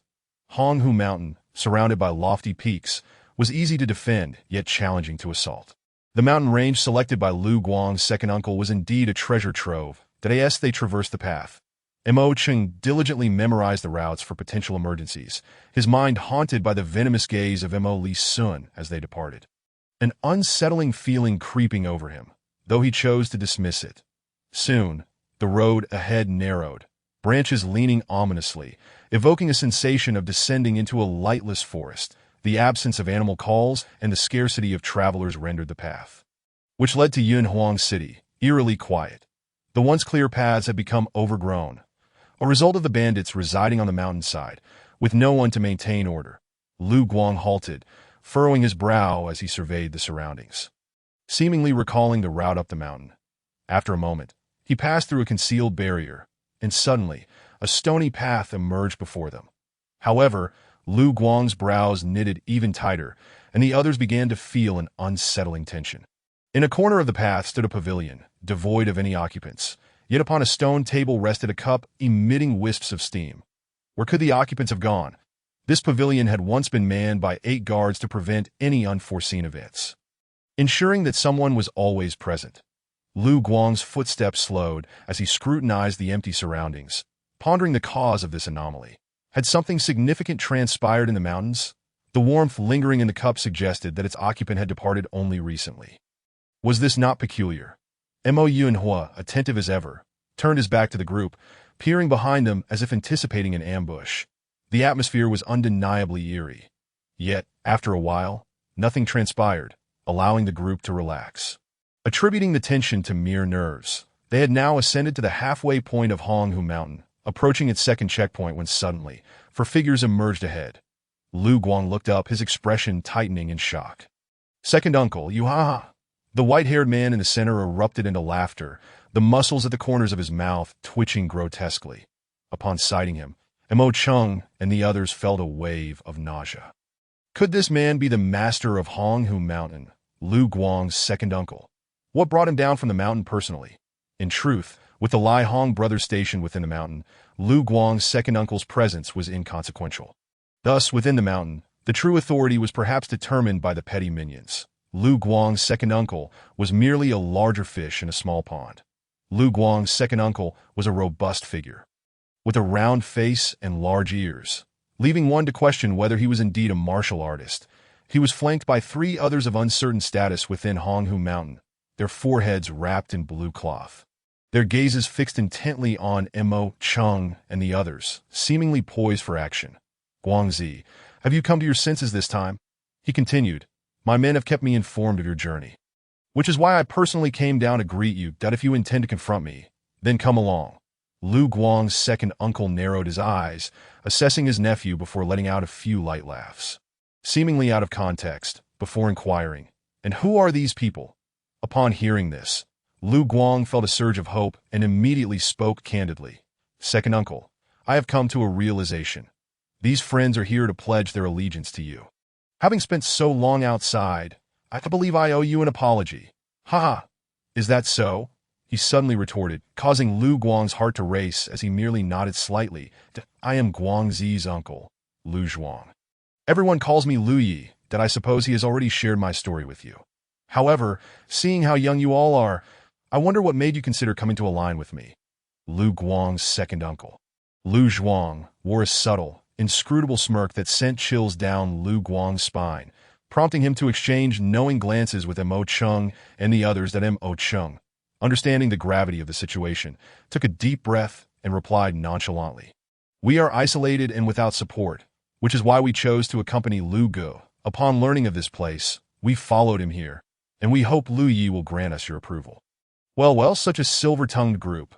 Lu Zhuang shook, his entire body quivering, and then, stroking his chin with a disinterested air, remarked, "Lonely and desolate, without support or reliance. Yet you are all dressed so splendidly, clad in fine garments and indulging in luxuries. You appear even more carefree than I, and you expect me to take you in? Shall I become your little brother, merely to be fed?" Upon hearing this, Mo Chung and the others sensed the gravity of the situation. They had not noticed this earlier, especially since their elders had explicitly instructed them to dress ostentatiously today. Thus, their current attire was indeed quite eye-catching, and Lu Zhuang had caught on. Mo Chung hastily replied, "Master Lu, we knew we were coming to meet you today, so we exchanged all our possessions for a few decent outfits, hoping to present ourselves to you with dignity. Is that so?" Lu Zhuang's tone seemed to loosen, as if he were exhaling a sigh of relief. Yet it swiftly turned sharp and frigid. "Seize them all. Master Lu, second uncle, we." As soon as Lu Zhuang's command left his lips, over 50 figures suddenly emerged from the surroundings. Their foreheads wrapped in blue cloth, suggesting they were the insignia of the Red Tiger Mountain. They surrounded Lu Guang and Mo Chung, their expressions fierce and menacing that it appeared these individuals had been lying in wait, ready for their entrance, while the inhabitants of the pavilion had only just appeared. Depending on Lu Zhuang's descent from the mountain, it was evident that the situation had been exposed long before. Initially, it was Lu Guang who had suggested this emotional tactic to ascend the mountain. Was he the one who orchestrated this? Mo Yunhu and Mo Jun glared at Lu Guang, attempting to discern any hint of treachery from his demeanor. Rest assured, it was not me. I did not conspire to ensnare everyone. Lu Guang, though not particularly clever, understood the implication of their glares and hastily clarified.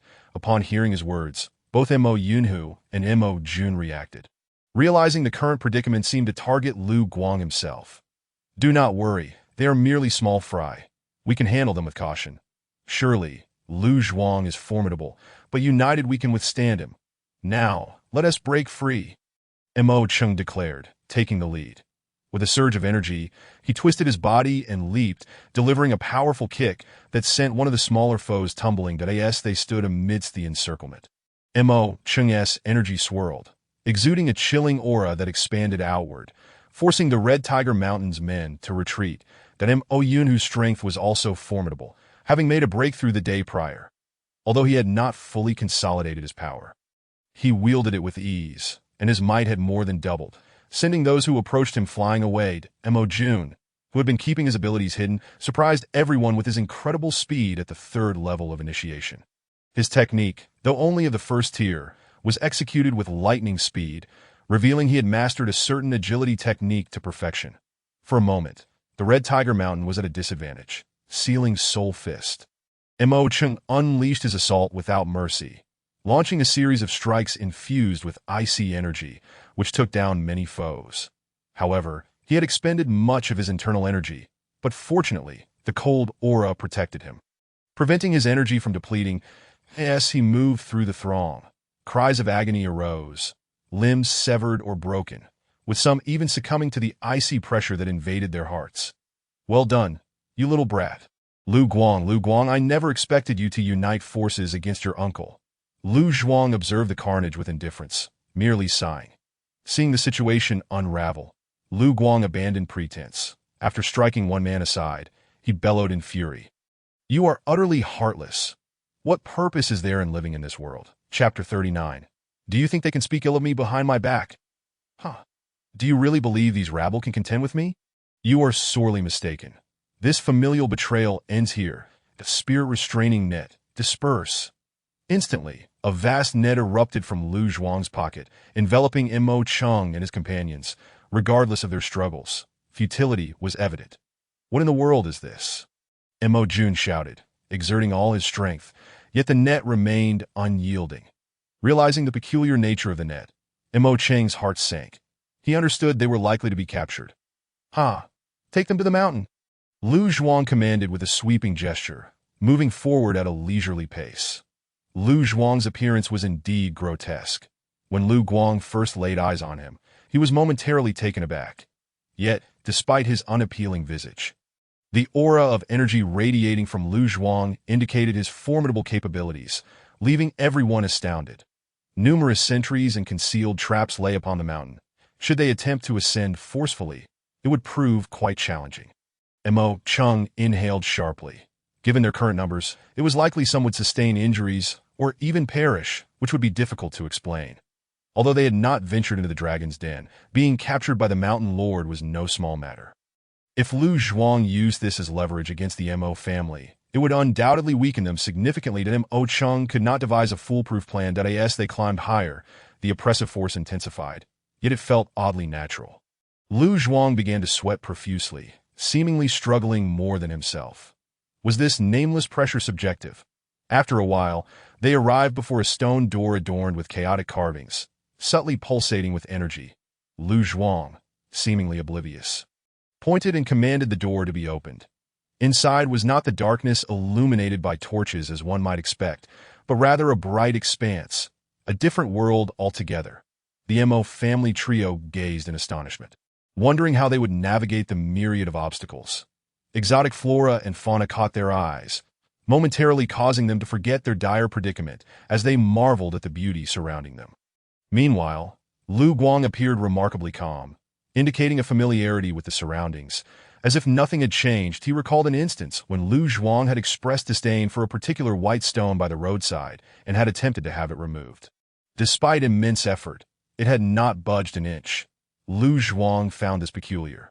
Even utilizing his martial prowess, it was as futile as a fly attempting to shake a boulder. From then on, he discovered that nothing within the mountain could be moved at will. Thus, he concluded that the mountain had once been inhabited, but now was under a restriction. Lu Zhuang kept these speculations to himself, for he was not foolish. Perhaps there were treasures hidden within. Take them into the stone cage and keep watch. Lu Zhuang paused at several paths, issuing orders. Shortly after, 7 or 8 individuals emerged to carry Mo Cheng and the others away. The energy within the mountain was denser, benefiting all present.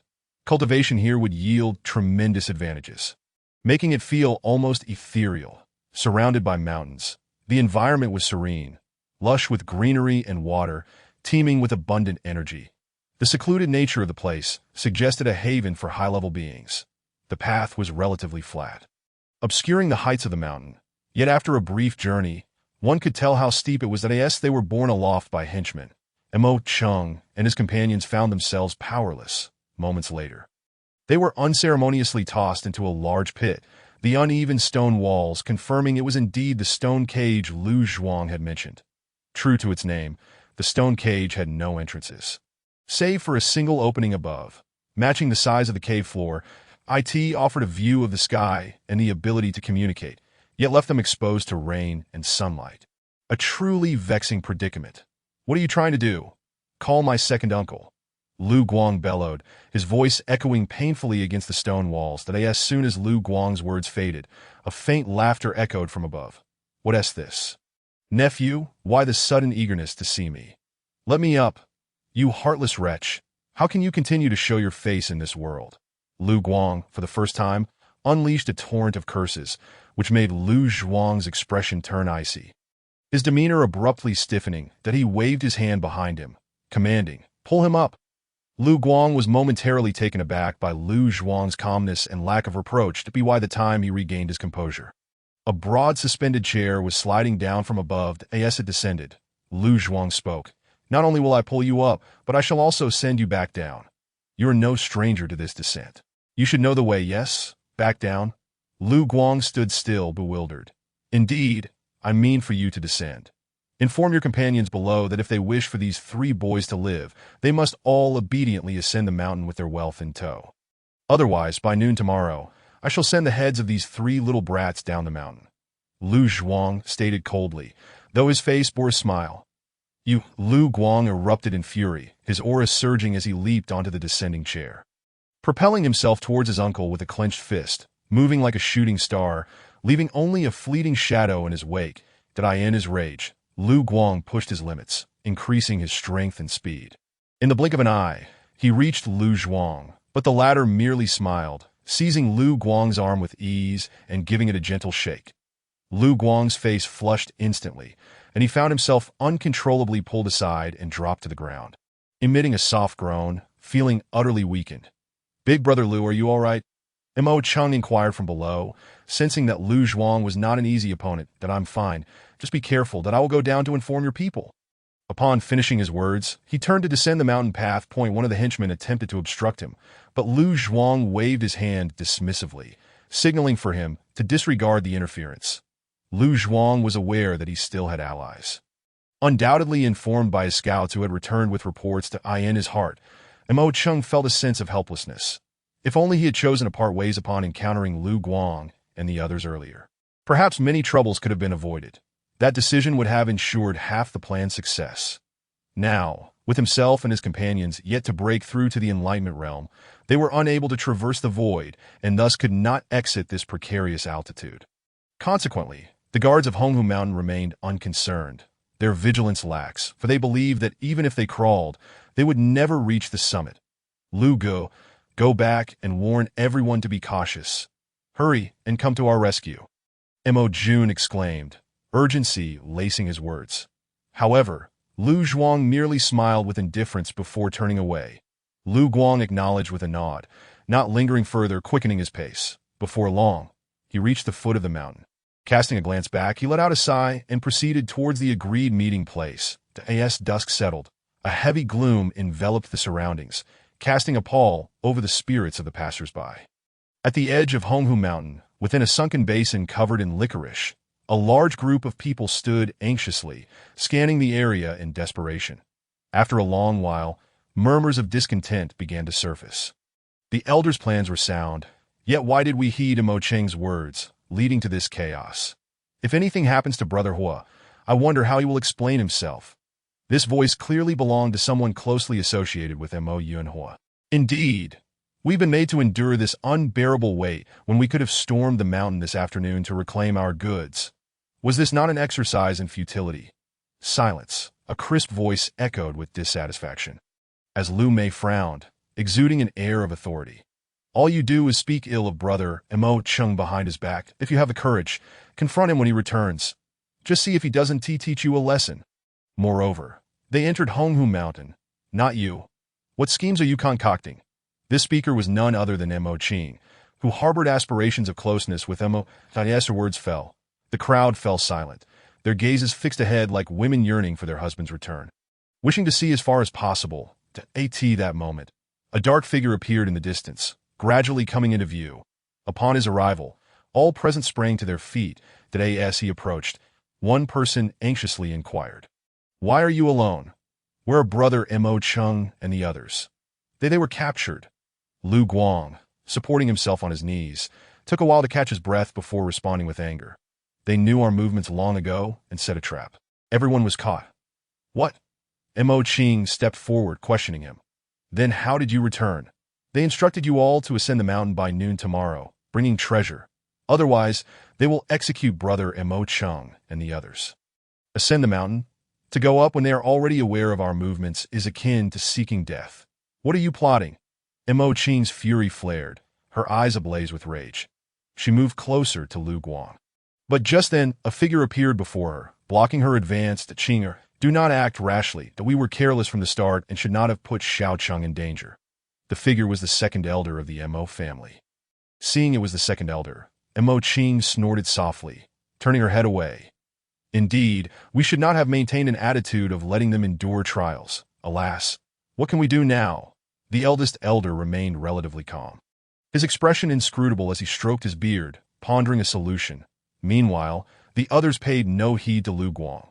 Lu Guang sighed, feeling utterly helpless that he hurried over to Lu Hai, and soon Lu Yun and Yi Qiqi gathered around him.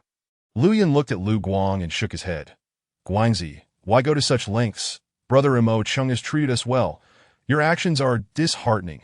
Do you think I have a choice? Lu Guang's brows knitted tightly, and he let out a heavy huff, moving to sit alone. Lu Yun turned to his brother, speaking softly. Guangzi, returning alone, raises questions. Will everyone really ascend the mountain tomorrow? Have we misjudged him all this time? I truly wonder if his past tales hold any truth. Yi Qiqi and Lu Hai remained silent, their expressions complex as they watched Lu Guang, who was tearing at the strands of grass nearby in frustration. Sitting alone, Lu Guang's mind was consumed with thoughts. Suddenly, a realization struck him.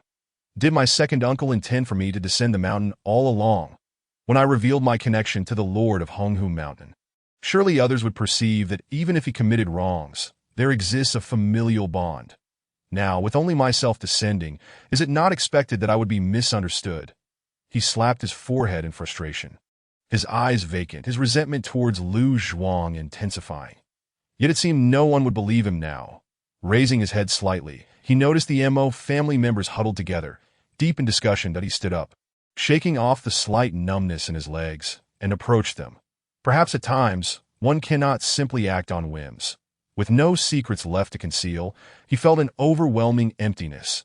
The Mo family members were gathered closely, appearing somewhat anxious. The absence of a few from their ranks instilled a palpable unease.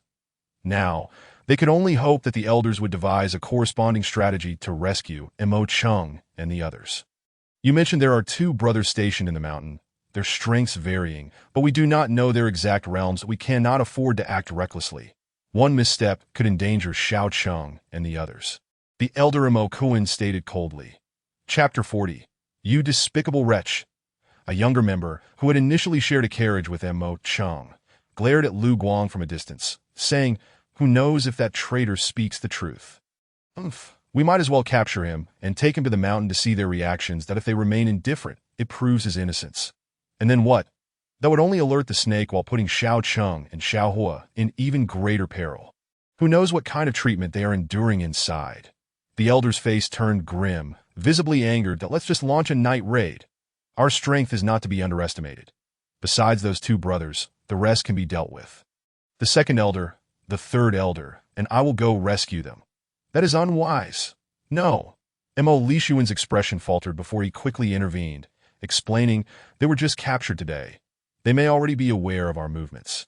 If we go tonight, we would be walking into a trap. If there are no traps laid, that would be fortunate, but if they have set a net, who among the younger generation can escape? We would become the Mo family's traitors. His words brought a solemn expression to the elder's face as he pondered for a moment before asking, "Third elder, what do you propose?" "I suggest we ascend the mountain early tomorrow.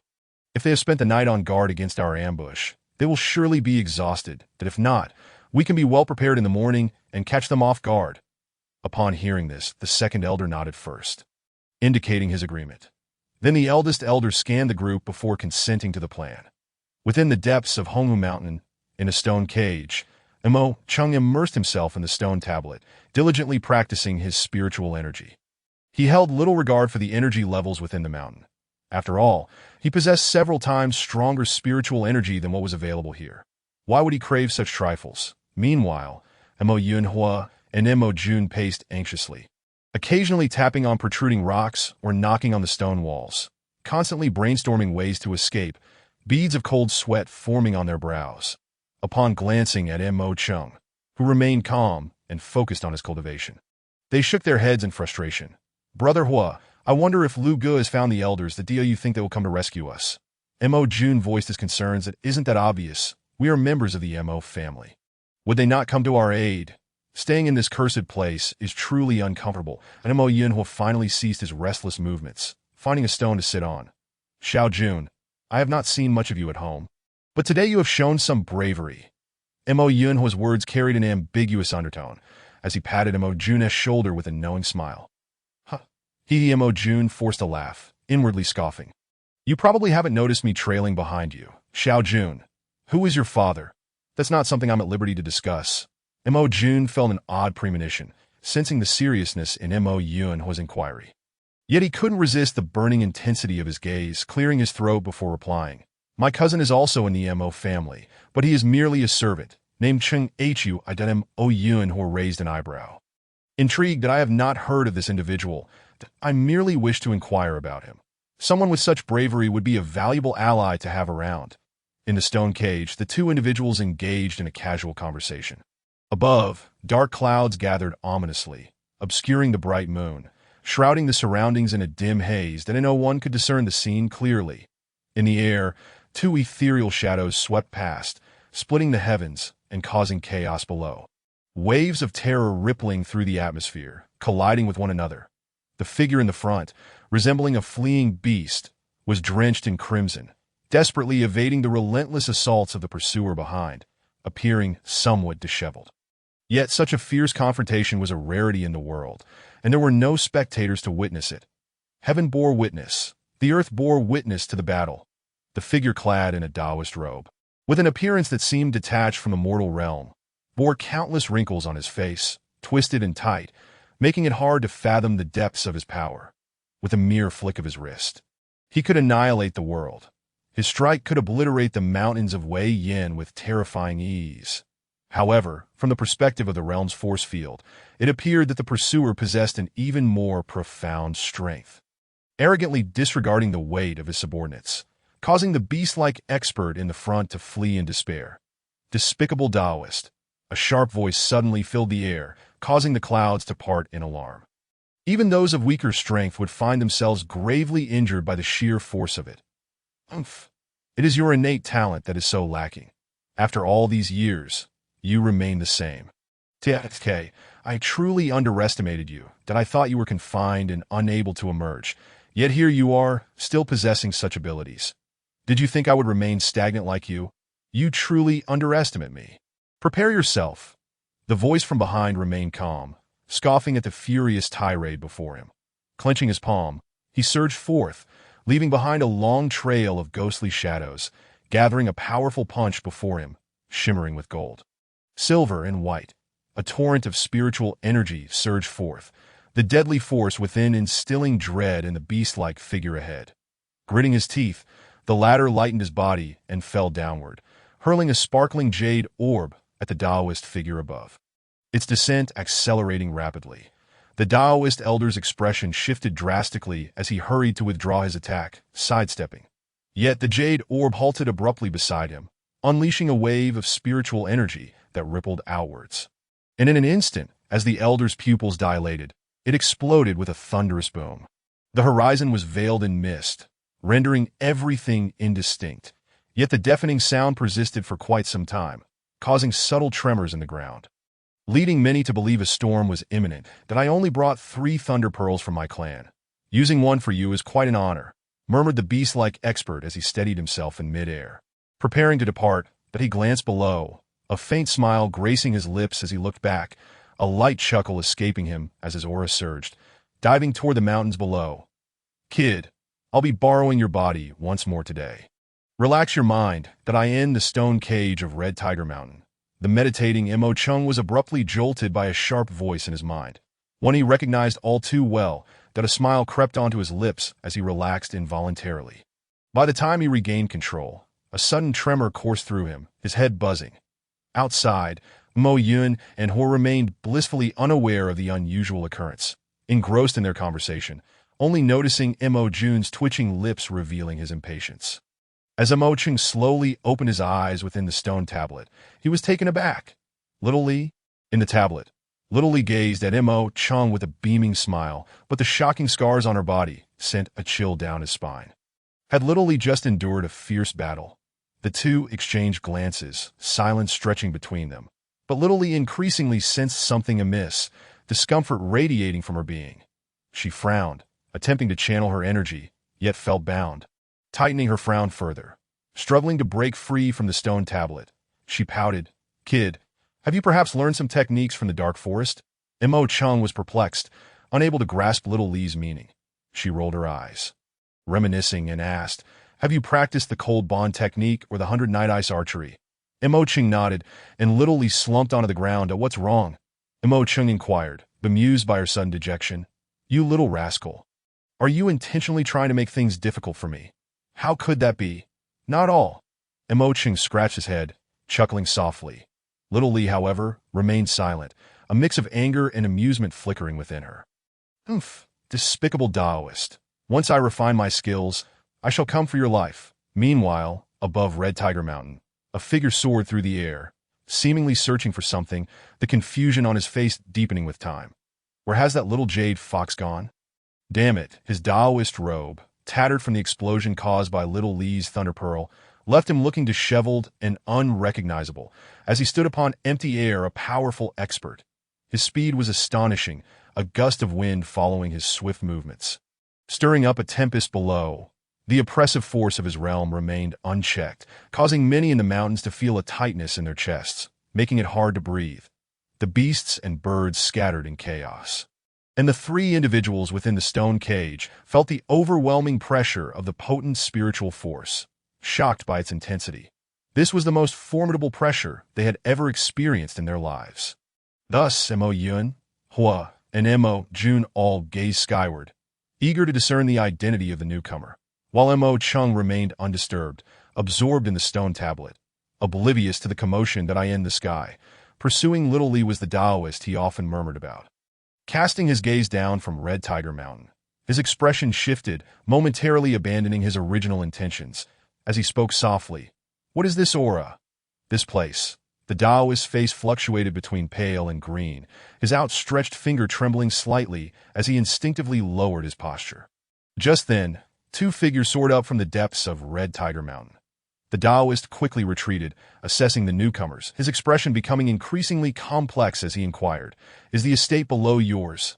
"Indeed, but we are unaware of the esteemed elder's purpose here." "Why exert pressure on my people? Is there some matter at hand?" The elder, slightly older, maintained a respectful demeanor, easing the Taoist's tension. However, he quickly dismissed the two, regaining his haughty attitude. "Have you seen a beast-like young man? Significantly stronger than you two, that if you do spot him, do inform me. Otherwise, when he unleashes his wrath, none of you will be able to withstand it," that he finished, keenly observing the changes in their expressions. Noting their barely concealed anger, as it seemed they truly had not encountered the ancient jade Fox. "That be by the way, what are your names? Surely you have some titles in this abode," the Taoist inquired. As if suddenly recalling something, "I am Lai Hong," the taller, unattractive man replied coldly, gesturing stiffly to the man beside him. "This is my brother, Lai Hu." "Interesting. Haha, what kind of treasures do you possess that allow you to traverse the skies? Yet you, a mere fifth realm individual, can break the shackles. Did you obtain some boon from this abode?" The Taoist's gaze shifted back to the bounteous Red Tiger Mountain, a hint of avarice flickering in his eyes. Lai Hu, noticing this, glared fiercely at Lai Hong, admonishing, "You old fool! Speak carelessly again, and my brother, and I will not hold back." The brothers, indeed, possessed strength within their realm, relying on various techniques and treasures to defy the gravitational pull of the world and soar into the sky. They were well aware of the invaluable treasures hidden within Red Tiger Mountain. Seeing the beggar-like old man before them displaying such greed incensed them further.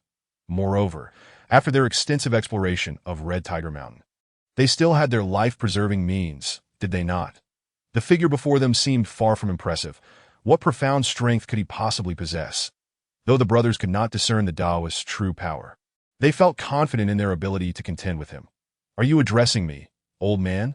The Taoist's dark face concealed his thoughts, but the violent spiritual energy emanating from him was a clear indication of his irritation. "Are there still other unwise souls present?" Lai Hu scoffed, summoning all his spiritual energy in preparation for their final means of survival. Suddenly, a silvery white light appeared before them, growing ever more radiant in that moment. He truly sensed the elder's strength, his mouth agape in shock, yet no sound escaped him. Panicking, he raised his hands to shield himself with a barrier of rippling spiritual energy, which seemed immensely sturdy. As Lai Hu retreated, he clenched his teeth, witnessing the most dreaded scenario unfold before him. The terrifying impact collided with his barrier, instantly shattering it. Lai Hu cried out in pain, his body hurtling backward into the depths of Red Tiger Mountain. A cacophony of sounds echoing as he fell, blood trailing behind him, until he disappeared from sight. "How dare a mere whelp speak to me in such a manner? Truly, you are brazen," the Taoist raged, brushing aside the hair obscuring his vision, only to find it singed, thanks to little Li's thunder pearl. Enraged, he bellowed, "Have you seen a beast-like individual or not?" "Humph." Lai Hong let out a disdainful snort, as if he had not heard a thing. His eyes narrowed slightly, revealing a profound hatred at the corners, a cold and sinister aura fleeting through the air. With a firm grip of his hand, he drew in the essence of the mountains below, pointing towards the distant sky, murmuring incantations under his breath. His presence surged dramatically, and his eyes turned a vivid crimson. "This is intriguing," Dao Yi remarked in surprise, remaining still as he observed Liu Hong's condition. Meanwhile, Liu Hong's gaze remained warily fixed on the former, apprehensive of a sudden attack. However, seeing Dao Yi make no move, his own aura suddenly intensified further. Dao Yi understood that this individual was harnessing the power from the Qi mansion within the mountains for his own use. But the conditions were rather stringent. Not only did one need exceptional talent, but their capacity for endurance had to far exceed that of ordinary individuals. After inspecting the conditions of the two brothers, he noted that they had just crossed the threshold, allowing them to accept external forces. Consequently, their strength would undoubtedly experience exponential growth, making their boastful claims somewhat understandable. After all, given their innate abilities, could they truly discern their own realms? Together, they were merely adept practitioners at the initial stage of comprehension, capable of putting up a fight. Yet, how could Dao Yi be compared to them? Thus, as he watched Lai Hong confidently cleanse his body with power, he found it rather amusing Akin to watching a performance or a jester's monologue, that as the standoff continued, it seemed that Liu Hong's powers were aging, his transformation sluggish, which began to irk Dao Yi, stretching lazily. He chuckled. You boast of your prowess and have attracted trouble, yet you fail to mention whether that beastly lad has arrived. That young man has likely fled far away, missing yet another opportunity. So endure this. In an instant, a gust of wind emanated from Dao Yi, scattering the remnants of his Taoist robe, revealing his gaunt frame, with his spine clearly visible and emaciated. His energy surged forth, a deafening whoosh resonating as several white spears of spiritual power shot towards Lai Hong. The awe-inspiring might contained within them instilled a deep sense of dread in Lai Hong, who, caught off guard, instinctively raised a defensive barrier, that a shield, emblazoned with the image of a great python, materialized before him. Lifelike in its appearance, momentarily halting the onslaught of white spears. Gathering his strength, he thrust forward once more, colliding with the python's shield. The white spears dissipated, yet the earth-shattering energy unleashed scattered outward, rendering the mountaintops barren and flat. An astonishing display of power. Lai Hong, in a violent spurt of blood, staggered back several paces, leaving Dao Yi astonished. Quite the skill. Dao Yi couldn't help but exclaim, for he had yet to encounter anyone capable of withstanding even a casual strike from him. Although Lai Hong relied on the Qi Mansion's support, it was still a testament to his abilities. With his playful demeanor fading, Dao Ye's expression turned serious as his voice softly reached Liu Hong's ears. Having the Qi Mansion as your backing does not grant you the right to act so arrogantly. Today, I shall teach you a lesson on behalf of its master, and out of respect. I shall spare your life. A tremor ran through Liu Hong's heart, fear compelling him to retreat. This scene prompted Dao Yi to shake his head in disappointment, muttering, I thought you possessed greater audacity. In that moment, Lai Hong found himself unable to move an inch, as Dao Yi locked onto him in midair, employing a terrifying technique that a faint silver light enveloped him like binding ropes, leaving no avenue for escape. Resembling a tangled web that was chaotic and incomprehensible, with not a sliver of space left unbound, that moment. Lai Hong felt his breath constrict, his limbs rendered powerless, as if shackled, unable to take a single step. Lai Hong had no chance of victory against Dao Yi, inside the stone cage on the mountain. Mo Cheng's consciousness lingered within the stone tablet, while Xiao Li watched the events unfold on the mountain with closed eyes, occasionally sneering or pondering that a mere comprehension practitioner daring to challenge Dao Yi. Liu Hong's predicament was all too predictable. Having fallen into the depths of the Honghu mountain range, gravely injured, Dao Yi continued his search. Finding no clues and unwilling to involve the weak, he turned to leave, while Xiao Li, sensing Liu Hong's defeat, hastily retracted his presence to avoid detection by the cunning Dao Yi, knowing that he and this Mo Cheng would be doomed if discovered. For now, he was not yet his match. As night fell, tranquility returned. The brilliant moon adorned the sky, and the stars gradually emerged, free from the oppressive clouds that had shrouded them earlier, devoid of the cacophony of beasts and the terror of the battle between strong adversaries. Only the silence belonging to this expanse of sky remained. In the Honghu Mountains, the injured brothers Lai Hong and Liu remained unaware of their plight, gathering at the home of Liu, who had just returned. Gritting his teeth against the pain that rendered him almost disassembled, the two speculated on the identity of the formidable opponent responsible for their injuries, yet the night was shrouded in fog, and Dao Ye's appearance had been obscured by darkness, making recognition unlikely. Thus, they wore expressions of despair, contemplating their future endeavors to seek out this individual and uncover the mysteries surrounding their mountain. From Dao Ye's words, it seemed he had a lingering attachment to the Honghu Mountains, yet there was a hint of apprehension, especially regarding the words he had overheard after their defeat, which Lai Hong remembered clearly. In the dead of night, after fruitless discussions, Lai Hong had no choice but to drag his considerably weakened body back to his dwelling, his face as pale as his brother's, while Liu bore only external wounds. Lai Hong suffered the backlash from harnessing the mountain's unique powers, rendering him unable to engage in combat for many days, that he could not forcefully tap into the frail spiritual energy within him, lest he squander decades of cultivation, or worse, face dire consequences. Little did they know, within the mountains, Mo Cheng and his companions had been captured in the remote corner of the stone cage in the Honghu Mountains.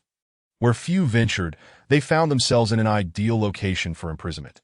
Inside, the three sat in silence, rarely hearing any commotion from the outside, leaving them feeling profoundly despondent. Mo Yunhu, struck by a sudden inspiration, unleashed tremendous force with each punch against the walls of the stone cage, hoping to create indentations to climb out. However, he soon found himself seated in exhaustion, surrounded by numerous marks of impact. Yet a mere swipe of the hand would erase them, proving utterly ineffective. Mo Jun, initially harboring a glimmer of hope, now drooped his head in despair, for they were unfamiliar with the intricacies of the Honghu Mountains. The old hermits who had lived there for years possessed only a partial understanding, having long concluded, every blade of grass and stone, every flower and tree in the mountains must not be disturbed. Otherwise, the three captives, who were formidable in their own right, would not fear the risk of being trapped. The stone cage, akin to a trap, was merely a shallow pit, devoid of any true purpose, having been carelessly exploited by Lu Zhuang. Yet, despite its simplicity, escape was utterly impossible, as the surrounding rocks jutted out in various directions, seemingly possessing their own significance, presenting a seemingly natural appearance that Mo Qing never engaged in futile efforts. If there had been a way out, he would have devised a plan long ago.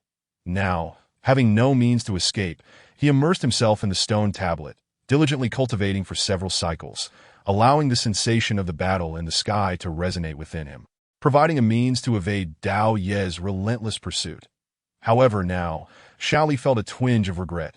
You little rascal. Had I known you had mastered these two formidable techniques, I wouldn't have come in here for all the gold in the world. Shaoli crossed his arms, huffing in frustration. Mo Chung, bewildered, scratched his head and cautiously asked, "What exactly is wrong with me?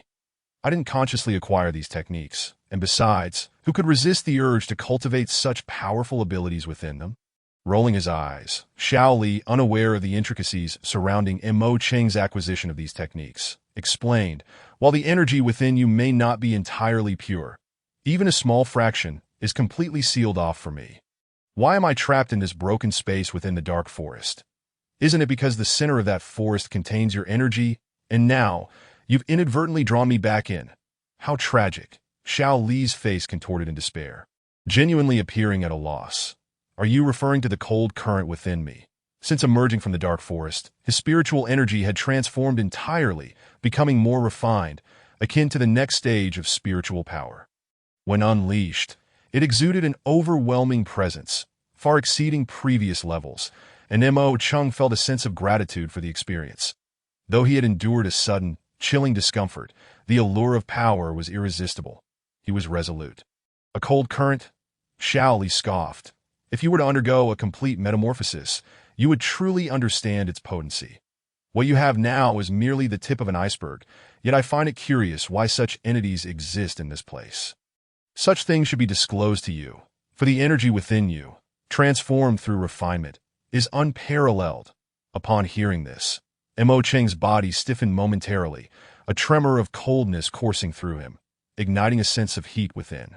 Unparalleled, Chapter 42. Are you calling me foolish or scolding me for being dim-witted? This term was foreign to Mo Cheng when applied to an individual or object. Typically, one entity is subdued by another, and there exists a more formidable aspect to everything. Yet at this moment, what flowed within him was indeed unique. As the cold energy surged, and Mo Chung felt a wave of warmth envelop him that in previous moments of sincere reflection. He had envisioned becoming a peerless powerhouse. Now, he was suffused with a grandiose ambition, as if proclaiming, "This world shall be conquered by me." No wonder that when faced with such bizarre air currents, there is a sense of helplessness, as if one can never fully comprehend them. Despite the assistance of the ethereal shadows within, executing the two techniques to their fullest remains elusive. This inadequacy leads Mo Chung to ponder momentarily whether his innate talent is lacking. However, upon reflection, he finds it only natural, regaining his confidence with a subtle smile. Yet he cautions, do not celebrate too soon. These phenomena are interdependent. Without completeness, losing one's life may seem trivial, but the chaotic remnants within could obliterate your consciousness, transforming you into a mindless killing machine. Of course, if you were to perish, perhaps I could expedite my own escape. Little Lee smirks cunningly, as if not jesting, causing Mo Chung to feel a weight in his heart. If what he says holds true, is it not exceedingly difficult for him to survive? Who knows how one might achieve completeness? Listening to little Lee's subsequent words, Mo Chung silently gasps, exclaiming, "Despicable!" It is as if a bucket of cold water has been poured over him, leaving him deflated. Sitting to the side, he looks up to see little Lee curiously glancing around the stone tablet, as if entering for the first time, filled with an inexplicable wonder. The latter softly remarks, "In the past, the forest was always shrouded in darkness. It was truly uncomfortable that I never imagined this place would be so delightful. Since you cannot leave now, you might as well enjoy yourself here." Mo Chung instinctively utters, only to realize the inappropriateness of his words, casting a worried glance at little Lee. The latter's expression momentarily shifts, but as his gaze drifts towards a pile of junk he had bought in the marketplace last time, his eyes glimmer with a peculiar light. Noticing this, Mo Chung sheepishly smiles, approaching to pick up those items. "These are merely useless trinkets." He explains that I was deceived last time and couldn't bear to discard them. "So I left them here." As he speaks, he attempts to toss the gathered items further away, but little Lee suddenly exclaims sharply, jumping up to snatch the objects from Mo Chung's hands, staring at him as if he were a fool for a long moment before saying, "Am I calling you foolish or scolding you for your stupidity? These things are waste. Useless, if that's the case. I'd really like to toss you out as if you were refuse." Mo Chung, bewildered by the reprimand, furrows his brow in confusion. "What do you mean?" Little Lee sets the items down, pulls out a book, and points to it, saying, "I've mentioned before that in our beast clan, there are distinctions of strength and weakness, and there are equal beast collections that unite our clan. This book records the wild beasts of our tribe. How can you deem this useless? Do you have any idea how many people have scrambled to obtain it? The other items are rare treasures that can hardly be sought after. You are fortunate to have come across them. To be blind to their value is truly a waste of these treasures. Now, you can still comprehend the wild beast collection. The rest you will gradually decipher in due time that in any case, they will all prove exceedingly beneficial to you." In little Lee's hand, the book bears a character beast form from an unknown material, shimmering with a subtle light, as if radiating a dazzling brilliance in the presence of someone who recognizes its worth. Little Lee, well-versed and knowledgeable, speaks of things he knows more than Mo Chung has encountered in life, leaving Mo Chung speechless, forced to accept his own ignorance for mistaking valuable items for mere rubbish. Moreover, the wild beast collection documents creatures akin to little Lee. It would indeed be strange if there were no shared enmity. The wild beast collection is a rarity in the world, a compilation revered by all as the work of formidable beings. Mo Chung reflects on why he could not unlock it initially, pondering little Lee's enigmatic words. You will understand in due time. Faced with such a vague statement devoid of clues, Mo Chung does not blindly speculate, but he grasps the wild beast collection as if it were a hot potato. Fortunately, the secret of the stone tablet is known only to the heavens, the earth, little Lee and himself, so no one would suspect him of possessing such a hidden treasure. Hence, he hurriedly requests little Lee to assist him in unlocking the mysterious wild beast collection, harboring curiosity about why someone would go to the lengths of investigating and documenting such creatures. Little Lee explains there are not thousands but certainly several hundred factions in this world with a myriad of situations. There are formidable academies recruiting students, various factions vying for disciples and territory, and mysterious gangs that kill for wealth and engage in illicit activities. Likewise, there are those who specialize in collecting the world's secrets and extraordinary tales, amassing knowledge that others do not know, leading to wealth and power. Perhaps, this beast collection is a product of such intelligence-gathering forces. But the unchangeable truth remains that formidable beings lurk behind them, not to be trifled with. Little Lee glances at Mo Chung with a playful expression, asking, "Can you unlock this book?" Mo Chung is taken aback. Regaining his senses to realize the crux of the matter, he had tried earlier, but was unable to open it. Could it be that his strength was insufficient, or were specific conditions required? Perhaps his previous weakness prevented him from succeeding? Now, with his greatly enhanced abilities, could he possibly unlock this treasure? As Mo Chung struggles to pry open the wild beast collection, his face flushes with embarrassment, prompting little Lee to chuckle, bursting into laughter. You think with such meager strength you can open this book? Not only now, but even if things continue this way, you will never manage to do so." Little Lee proceeds leisurely, showing no concern for the book in Mo Chung's hands, appearing as someone who has seen much and remains unfazed by praise or blame. However, Mo Chung suddenly jolts, loosening his grip, glancing sideways at Little Lee with irritation. "Can you help me open it? Stop teasing me. I am not someone you can compare yourself to. This is trivial for me. Hand it over." Little Lee responds with unexpected eagerness. This is the first time Mo Chung has seen Little Lee so accommodating, and he is momentarily taken aback, failing to pass the book right away, which irritates Little Lee, prompting him to retract his hand and glare at Mo Chung, exclaiming, "Ungrateful! This book requires a different kind of spiritual power to unlock that I have only recently made modest achievements in what I learned a century ago. And you expect me to try it on this inferior book? You're lucky I even consider it." With that, he crosses his arms and turns away, pouting as if genuinely upset that Mo Chung, seeing this, panics and quickly offers the book, smiling apologetically. I didn't realize your abilities were so vast. Please don't take offense. I didn't mean to be ungrateful." Little Lee casts a sideways glance, then waves his hand over the wild beast collection, a silver thread flashing forth, enveloping the book, gradually penetrating it as he performs a deliberate action, slowly prying it open. Finally, Mo Chung feels the book tremble in his hands. While Little Lee retracts his hand, disregarding Mo Chung's astonished expression, stepping into the stone tablet's realm, his spirit floating beyond Mo Chung's vicinity, filled with excitement. Mo Chung eagerly delves into the wild beast collection. Snow leopards, unnamed bears, nameless rats, sand foxes, wolfhounds, mighty tigers, and countless wild beasts from the tribe flood his vision, pouring into his mind, the astonishment and joy evident on his face. Each time he gazes at a wild beast, corresponding images appear, and at a deeper level, by infusing spiritual energy, the scenes before him transform, revealing the habitats of the wild beasts he wishes to understand, their characteristics and symbols clear as day. In combat, prior knowledge of the wild beasts will enable him to exploit their weaknesses for a decisive strike, proving immensely advantageous. Thus, with newfound confidence after grasping some information from the book, he feels prepared to face any wild beast he recognizes, catching them off guard.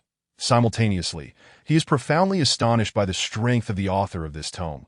Such prowess is rarely heard of, as Mo Chung meticulously examines the wild beast collection on the stone tablet, contemplating its structure and potential vulnerabilities for an escape.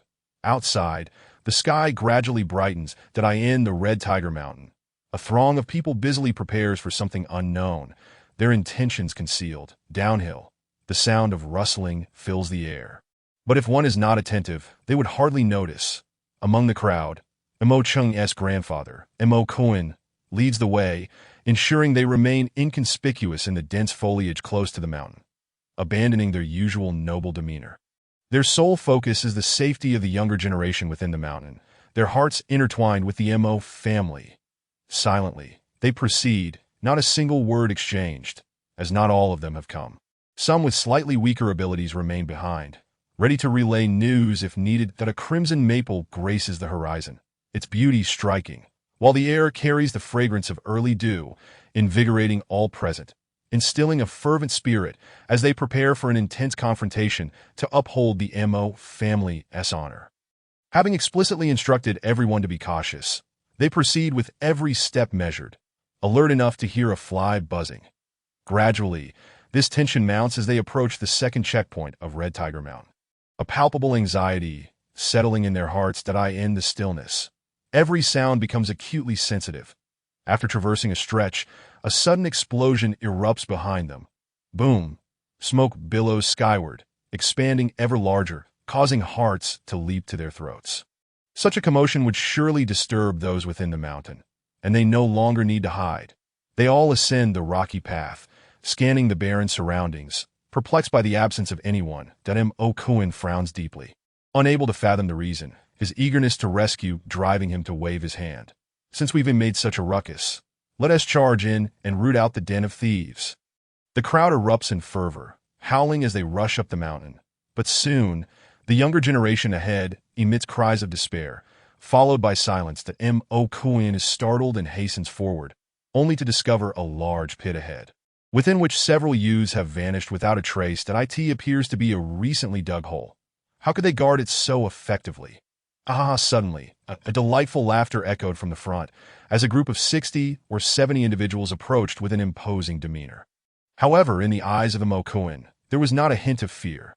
Even the younger members of the Mo family could easily subdue these insignificant minions. The real threat was the leader, whose deliberate dispersal of energy revealed the presence of a master of artistic intent. Could this be one of the Red Hunter brothers that Lu Guang spoke of? Yet at this moment, to be precise, it was Lu Zhuang. Behind him, Lu Guang wore a look of shock, feeling a sense of trepidation towards his second uncle's strength. Was he truly so much stronger? No wonder his previous punch had been utterly ineffective, resulting instead in backlash that in just a few short years, his second uncle's power had grown remarkably. Logically, he should not have achieved much, remaining in the realm of the initial stage. But now, could it be that his second uncle had encountered some fortuitous opportunity? Chapter 43. The battle is about to erupt. I am Mo Kuin, an elder of the Mo family, and I've come here today to demand an explanation regarding the matters in the mountains. Mo Kuin flicked his sleeve and spoke directly, cutting to the chase. An explanation. What explanation? What do we owe you? Lu Zhuang feigned ignorance, adopting a pose of unawareness. You have stolen goods from the Mo family and imprisoned our younger members. How do you intend to address this? Mo Kuin's expression turned icy, unwilling to waste any more time, but he fixed his gaze on Lu Zhuang, showing no interest in identifying who stood before him. Lu Zhuang scoffed lightly, looking down from his elevated position. They forcibly entered our territory without knowing they were from the Mo family. If they had known, would they have dared, since they are your people? I shall release them immediately. Yet his face wore a mask of insincerity, claiming to release them while making no move to do so. Meanwhile, the second elder furrowed his brow, sensing that Lu Zhuang seemed to be stalling for time. What could he be plotting? At that moment, a figure rushed down from the mountain, looking frantic, but he whispered a few hurried words into Lu Zhuang's ear, causing the latter's expression to shift dramatically, turning into a twisted snarl as he narrowed his eyes. I have lost interest in playing games with you. Are you not curious as to why I have been waiting here since this morning? A glint of cunning flashed across Lu Zhuang's face, and his words made everyone ponder how they could have been discovered without a sound. Perhaps someone had arrived early to report? Lu Guang? All gazes suddenly converged on Lu Guang, their looks akin to those of predators. Filled with ferocity, Lu Guang quickly explained, Everyone, believe me, it wasn't me that I intended to leave with you last night, and besides, I hadn't moved at all during the night that I can vouch for that.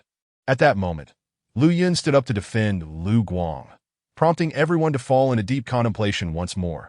Above them, a cold smile crept across Lu Zhuang's lips as he observed the unfolding drama. Finally stating, Third Master, you might as well reveal yourself. Everyone holds you in high regard.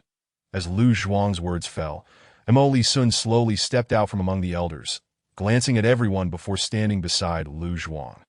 Third Elder. You, Third Elder. How could this be? A ripple of disbelief swept through the previously calm faces, soon followed by furious shouts of incredulity. You may curse as you please. Unleash your wrath upon your Third Elder. In truth, I am not a member of the Mo family. Why should I serve you? Mo Li Sun shrugged, declaring, Third Elder, you. Many were puzzled by Mo Li Sun's words to Asa traitor. Had he even forsaken his own surname? They glared at him, filled with indignation.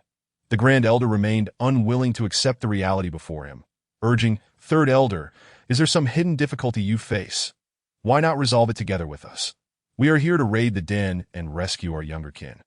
Are you afraid that we cannot resolve your issues? Even now, he still believed that the Third Elder had some unspoken dilemma. Every word I utter is true. I'm not a member of the Mo family, and you are not worthy to be my kin.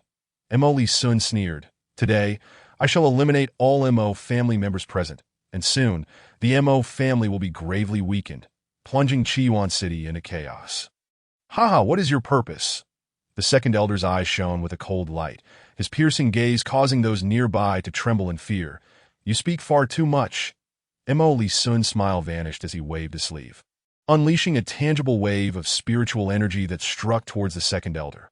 Those in its path sensed the overwhelming power of the attack, their faces paling as they retreated. All along, they were unable to participate in such a battle of this caliber. The second elder was undeterred, bravely charging forward to block the attack that he thrust out his hand, his figure soaring as he aimed to subdue Mo Li Sun, that a fierce battle was imminent. The elder hierarchy of the Mo family was determined by seniority and strength. Among the three elders, the reason the second elder held that title was due to his greater prowess compared to the third elder. Thus, the second elder's gaze was icy, and his strikes were ruthless, directly targeting Mo Li Sun's vital points, believing that capturing this scoundrel would be effortless. The second elder's sudden movement alerted the young members of the family, prompting them to disperse quickly to face the encroaching henchmen of Red Tiger Mountain. Each one bore a cold glint in their eyes, fixated on a single target, intent on delivering a fatal blow. The three members of the Eagle Society instinctively huddled together, realizing the perilous nature of the moment. Lu Hai, filled with regret, whispered to Lu Guang, "Guangzi, we misjudged you earlier. Please don't be angry, it's nothing." Lu Guang waved his hand dismissively and charged into the fray, but found himself with no room to maneuver. Suddenly, he realized that today's henchmen were significantly stronger than the last group, indicating that the forces within Red Tiger Mountain were formidable. Everyone be cautious. The henchmen's strength generally ranged around the second level of the initial stage. Their faces contorted in menacing ferocity as they launched deadly strikes. Above, as Mo Li Sun saw the second elder closing in on him, his expression changed, and he swiftly retreated, his fury surging skyward. The two masters were no ordinary opponents. As stones crumbled beneath their feet, they cascaded down the mountainside. "Traitor, prepare to die!" The second elder, filled with righteous wrath, charged at Mo Li Sun, flames of fury igniting within him. A tremendous aura erupted from behind him, enveloping Mo Li Sun, sending stones flying into the air as they crashed against the protective barrier he conjured. Each impact produced a resounding bang, leaving shallow cracks that instilled dread in Mo Li Sun, who couldn't help but regret revealing himself too soon. Finding himself at a disadvantage, the morale of the younger Mo family members surged as they grinned and intensified their attacks. The Grand Elder observed Lu Zhuang, who remained unfazed, a smile playing on his lips, raising suspicions about what schemes he might have in mind.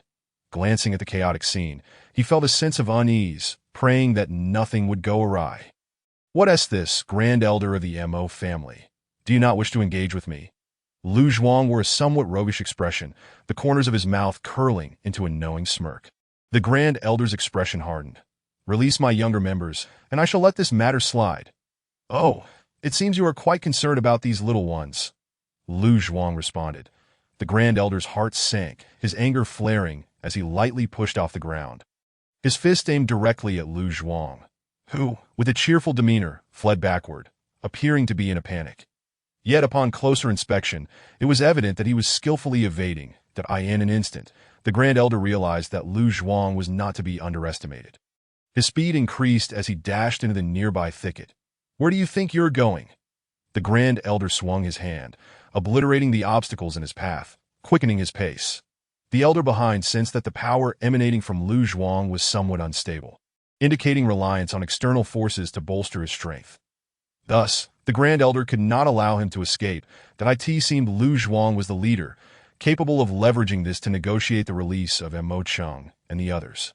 But the Grand Elder's thoughts were overly simplistic. Having navigated the mountains and the forces below, Lu Zhuang was far from naive. His cunning nature was intent on testing the strength of his adversary.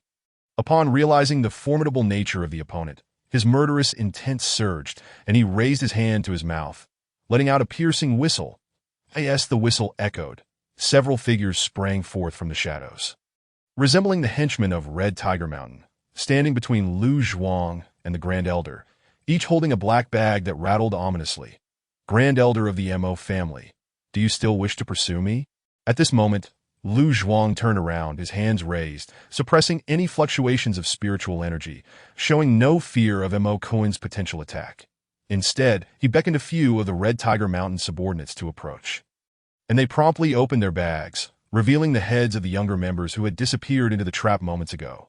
The Grand Elder's eyes widened in shock. This could very well be his leverage against himself. Grand Elder, save us!" One of the younger members, upon seeing Mo Cohen, burst into tears, overwhelmed by the harshness of reality.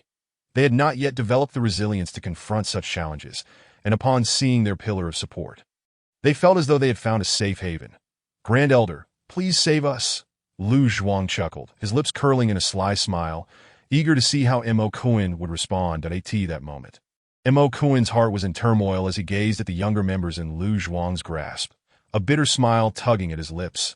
Upon meeting Lu Zhuang's malicious grin, he found himself utterly at a loss. "Let's go. Take them along." In the midst of chaos, several individuals embraced one another, their intentions once cleverly concealed, now disrupted by the abrupt emergence of a direct path, laid bare by the recent actions of Mo Quan. They retreated along the hillside path, a scene rife with turmoil that Li Sun was on the verge of collapse, wounds marring his visage, while the second elder across from him grew increasingly emboldened. Employing a relentless array of tactics that left Li Sun reeling, blood trickling from the corner of his mouth, his sidelong gaze caught sight of Lu Zhuang's arrival and the sight of Mo Quan being subdued. A wave of elation washed over his face. Across the way, the second elder scoffed, "Are you foolish enough to divide your focus while contending with me? This is tantamount to courting death." With renewed ferocity, he intensified his assault, completely disregarding the former status of the Mo family's third elder, his singular aim now being to teach him a lesson. The battle was both exhilarating and enjoyable. However, when Lu Zhuang's voice rang out, commanding, "Everyone, cease this at once. I do not wish for any of you Mo family brats to perish." All eyes immediately turned towards Lu Zhuang and his entourage, whose presence was unmistakably familiar.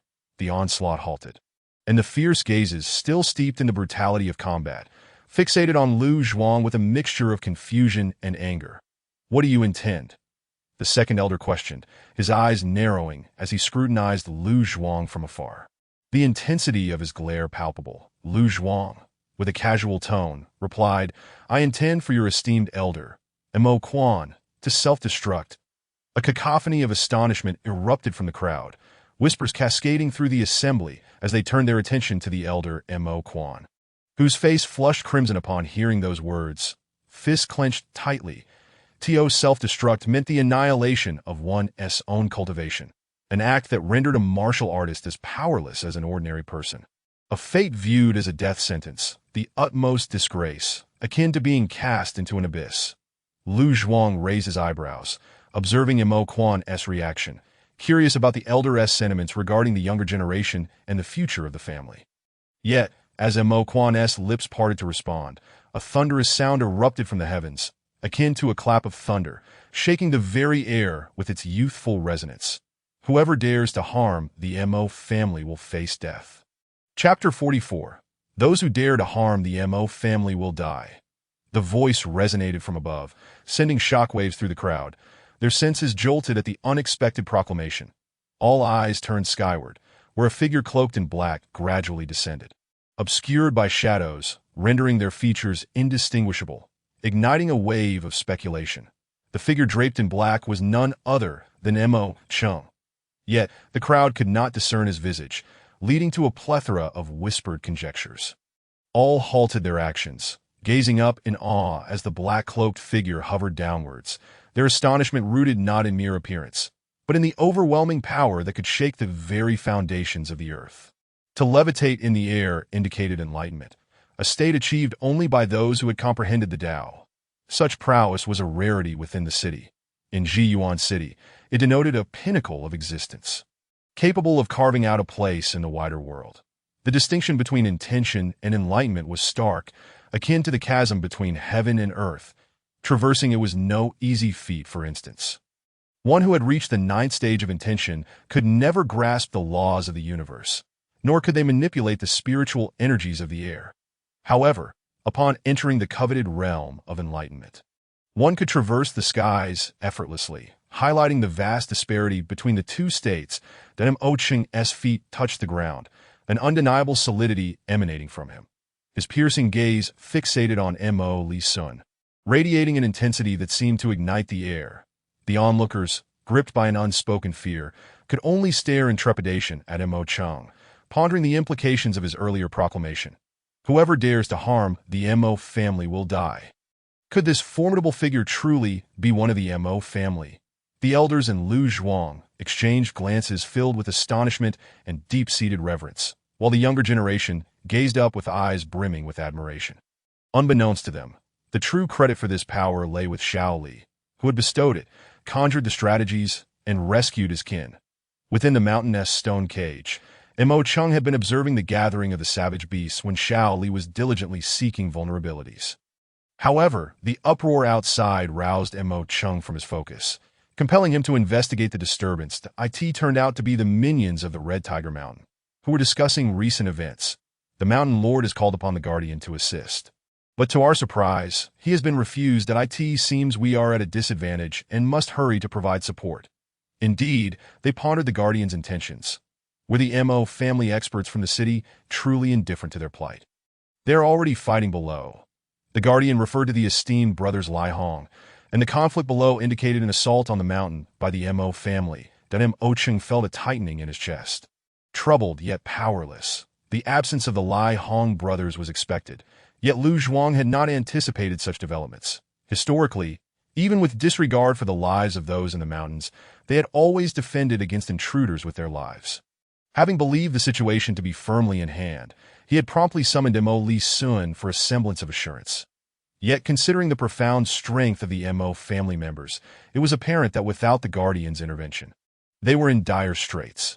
Thus, Mo Chung concocted a desperate plan, considering leveraging the younger generation as bargaining chips. However, he remained unaware of the unfolding circumstances, only knowing that the Mo family was approaching, and reinforcements would undoubtedly follow, leading him to despair. Frantically, Mo Chung tugged at his hair, embodying a visage of agitation. Observing this, Xiao Li soon grasped the situation and, after a brief moment of contemplation, inquired, "If I assist you in rescuing your family and the elder from the mountain, could you do me a favor in return? What favor can you provide?" Mo Chung lifted his head, seeking clarity. "Of course," replied Xiao Li, puffing out his chest with confidence. "But you cannot leave." Mo Chung felt a pang of disbelief. Suspecting Xiao Li was merely jesting, he furrowed his brow. Lost in contemplation, "Do not presume I would deceive you. I have no interest in such trivialities. My assistance comes with conditions. My power can be channeled through your body. But it depends on your capacity to endure. Your body is not bound by the constraints of this cursed place. Yet your cultivation is too weak that if you exceed your limits, the consequences could be fatal. Have you considered this? What are your conditions?" Mo Chung began to trust Xiao Li's words. "Very well." Xiao Li chuckled slyly. "Once you return home, I will teach you the methods to unlock the Beast Compendium." How does that sound? Mo Chung had anticipated a more arduous condition, but instead, he was met with this unexpected offer, which filled him with joy. However, Xiao Li's character made him wonder if there was a hidden agenda. Noticing Mo Cheng's unwavering gaze fixed upon him, as if seeking reassurance, Xiao Li chuckled lightly and said, "All right, truth be told, my teachings will also aid in my escape from this stone tablet. I am trapped here due to your circumstances. Sharing my knowledge with you will bolster your strength, which is advantageous for you. I am the one at a disadvantage, having to play the role of a mentor while helping you out. Surely, you wouldn't refuse, would you?" "Of course not," Mo Chung blurted out without a moment's hesitation. "Let us proceed swiftly." He rose, eager to learn what Xiao Li required of him. "Simply exit and channel your energy using the cold convergence technique. There is nothing more you need to do." Upon hearing this, Mo Chung emerged from the stone tablet, eyes still closed, sitting cross-legged within the stone cage, his hands forming the necessary seals, embodying a state of tranquility.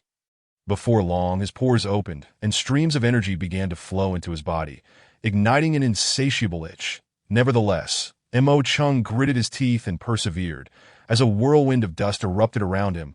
Mo Yun and was stared, dumbfounded, wondering what Mo Chung was attempting. The energy streams expanded, akin to a trickle merging into a river, an overwhelming surge of spiritual power inundating Mo Chung, sending a shiver down his spine, yet filling him with exhilaration as he welcomed this power bestowed by Xiao Li. The robust energy within him felt as though it could obliterate mountains. A notion once deemed unfathomable now felt merely commonplace. His hair stood on end, and his garments fluttered without wind. Outside, the two onlookers gazed around, puzzled by the absence of wind, yet witnessing such an unnatural phenomenon. After a prolonged duration, a sensation of fullness surged within Mo Chung, yet he continued to suppress it, cycling the cold convergence technique. Remarkably, he began to refine the incoming spiritual energy, maintaining control. Eventually, after half an hour, his exterior flushed a deep crimson, blood seeping from his body, a sight most unsightly. Recognizing the need to cease, he withdrew his hand seals, reaching a mutual understanding with Xiao Li, halting the transfer of power. Upon inspecting his internal energy, he was elated to discover he had attained the second stage of enlightenment. This was despite his inability to accept further energy. Meanwhile, Xiao Li, within the stone tablet, appeared somewhat fatigued but otherwise unharmed, that Mo Chung couldn't help but wonder about the might Xiao Li possessed at his peak. The mere thought filled him with excitement. Yet he reminded himself that this was a desperate measure. He must not rely on external power indefinitely. After all, this strength belonged to Xiao Li, that if he continued to do so, he would inevitably become dependent, rendering himself powerless. How could he survive without Xiao Li? In a state of bewilderment, Mo Yunhua and Mo Jun were seized by a sudden chill, their bodies trembling with fear as they gazed at Mo Chung. They could not fathom what had transpired, yet upon lowering their eyes to the trickles of blood seeping from their own bodies, they could not help but smack their lips in dismay. How can you present yourself in such a state? Step outside. I shall provide you with a long robe to conceal your form and lessen our troubles. Xiao Li, ever cautious, was sealed within the stone tablet, unable to unleash her full power, and harbored reservations about Mo Chung. Thus, everything was approached with utmost prudence. Very well, Mo Chung replied with a smile directed at Xiao Li in his mind, then inquired, Xiao Li, is it possible for me to disregard gravitational forces and simply soar into the sky? Xiao Li nodded, albeit weakly, reclining against the side, as if the recent expenditure of spiritual energy had taken its toll. A flicker of guilt crossed Mo Cheng's eyes. Upon exiting the stone tablet, he first instructed Mo Yunhua and Mo Jun, I shall descend the mountain to rescue the elders. Remain here for a moment. I will return to save you. However, the matters you witness must never be disclosed. Surely you understand the gravity of the situation. He smiled gently, yet the two felt an overwhelming pressure, unable to withstand the aura emanating from Mo Chung.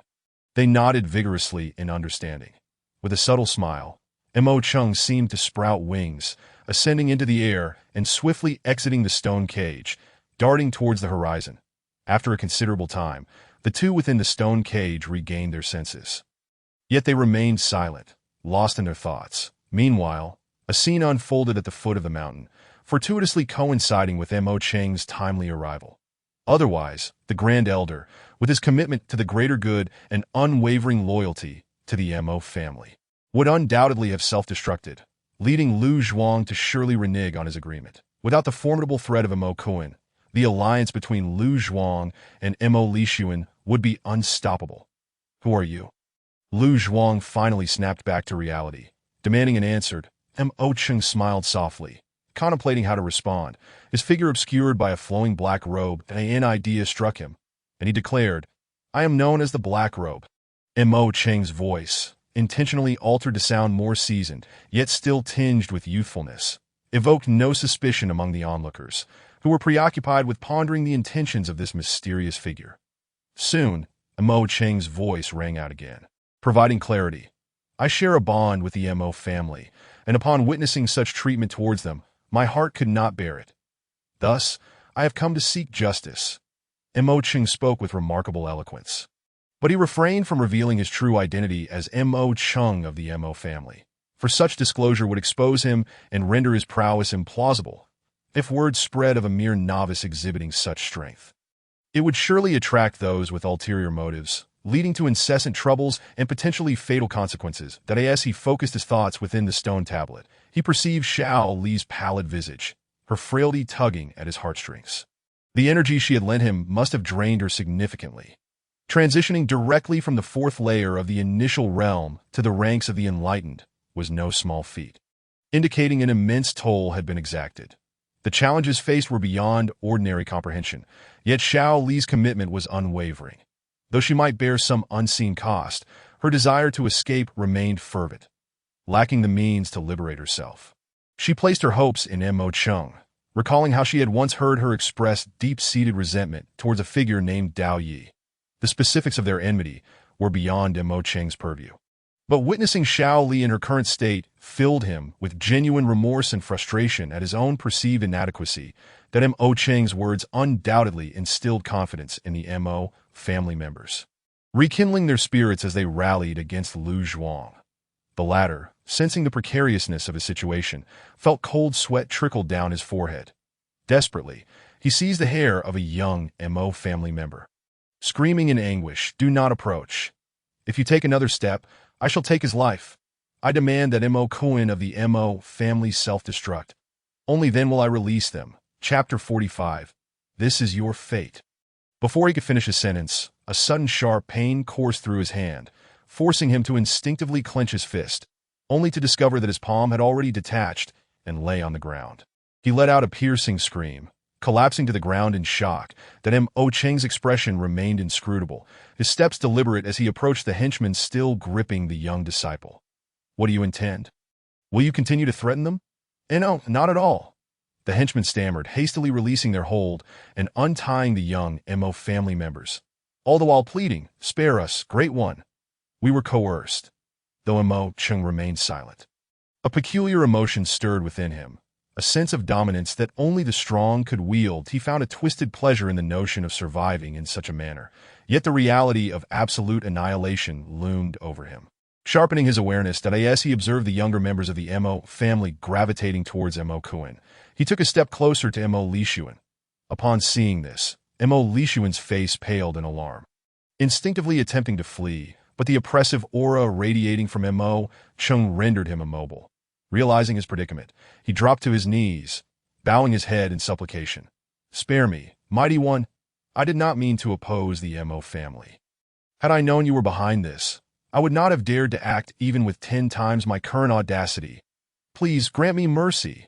Mo Ching shook his head, aware that in a world where strength dictated worth, compassion could lead to vulnerability. That he recognized that if he showed leniency towards Mo Lixuan, it would only sow the seeds of future betrayal. "Great One, he has contributed significantly to the Mo family. While he may have no merits, he has endured hardships. Might you consider sparing him?" The Grand Elder spoke with utmost caution, fearful that Mo Chung might take offense and exact retribution. Indeed, I was misguided. Great One, that I should not have heeded Lu Zhuang's villainous words. That I shall deal with him at once and pledge my loyalty to the Mo family henceforth." At that moment, Mo Lixuan resembled a stray dog, cornered by the encroaching black-robed figure that had forced him to a state of desperation. Yet, life took precedence. He glared venomously at Lu Zhuang, ready to pounce, but found himself rooted to the spot. Unable to move, casting anxious glances at Mo Chung, you seek to erase all traces of your misdeeds and shift the blame onto others. You ought to know that to conceal one's actions is futile unless one refrains from wrongdoing altogether. Mo Cheng's hand struck Mo Lixuan's face with a resounding crack, a release of pent-up frustrations that had long been simmering. How long had he endured the torment inflicted by Mo Lixuan? Today he finally had him in his grasp, and this opportunity was not to be squandered. The long-suppressed hatred surged forth, ready to unleash its wrath. Though his body remained still, the fierce wind emanating from him rendered Mo Lixuan breathless. Each attack striking with the precision of arrows. Soon, Mo Lixuan's form was drenched in blood, a gruesome display that elicited furrowed brows from the 2 elders of the Mo family. That it was evident that the black robe harbored a deep-seated vendetta against Mo Lixuan, though the reasons remained shrouded in mystery as they watched the once formidable 3rd elder of the Mo family succumb to humiliation.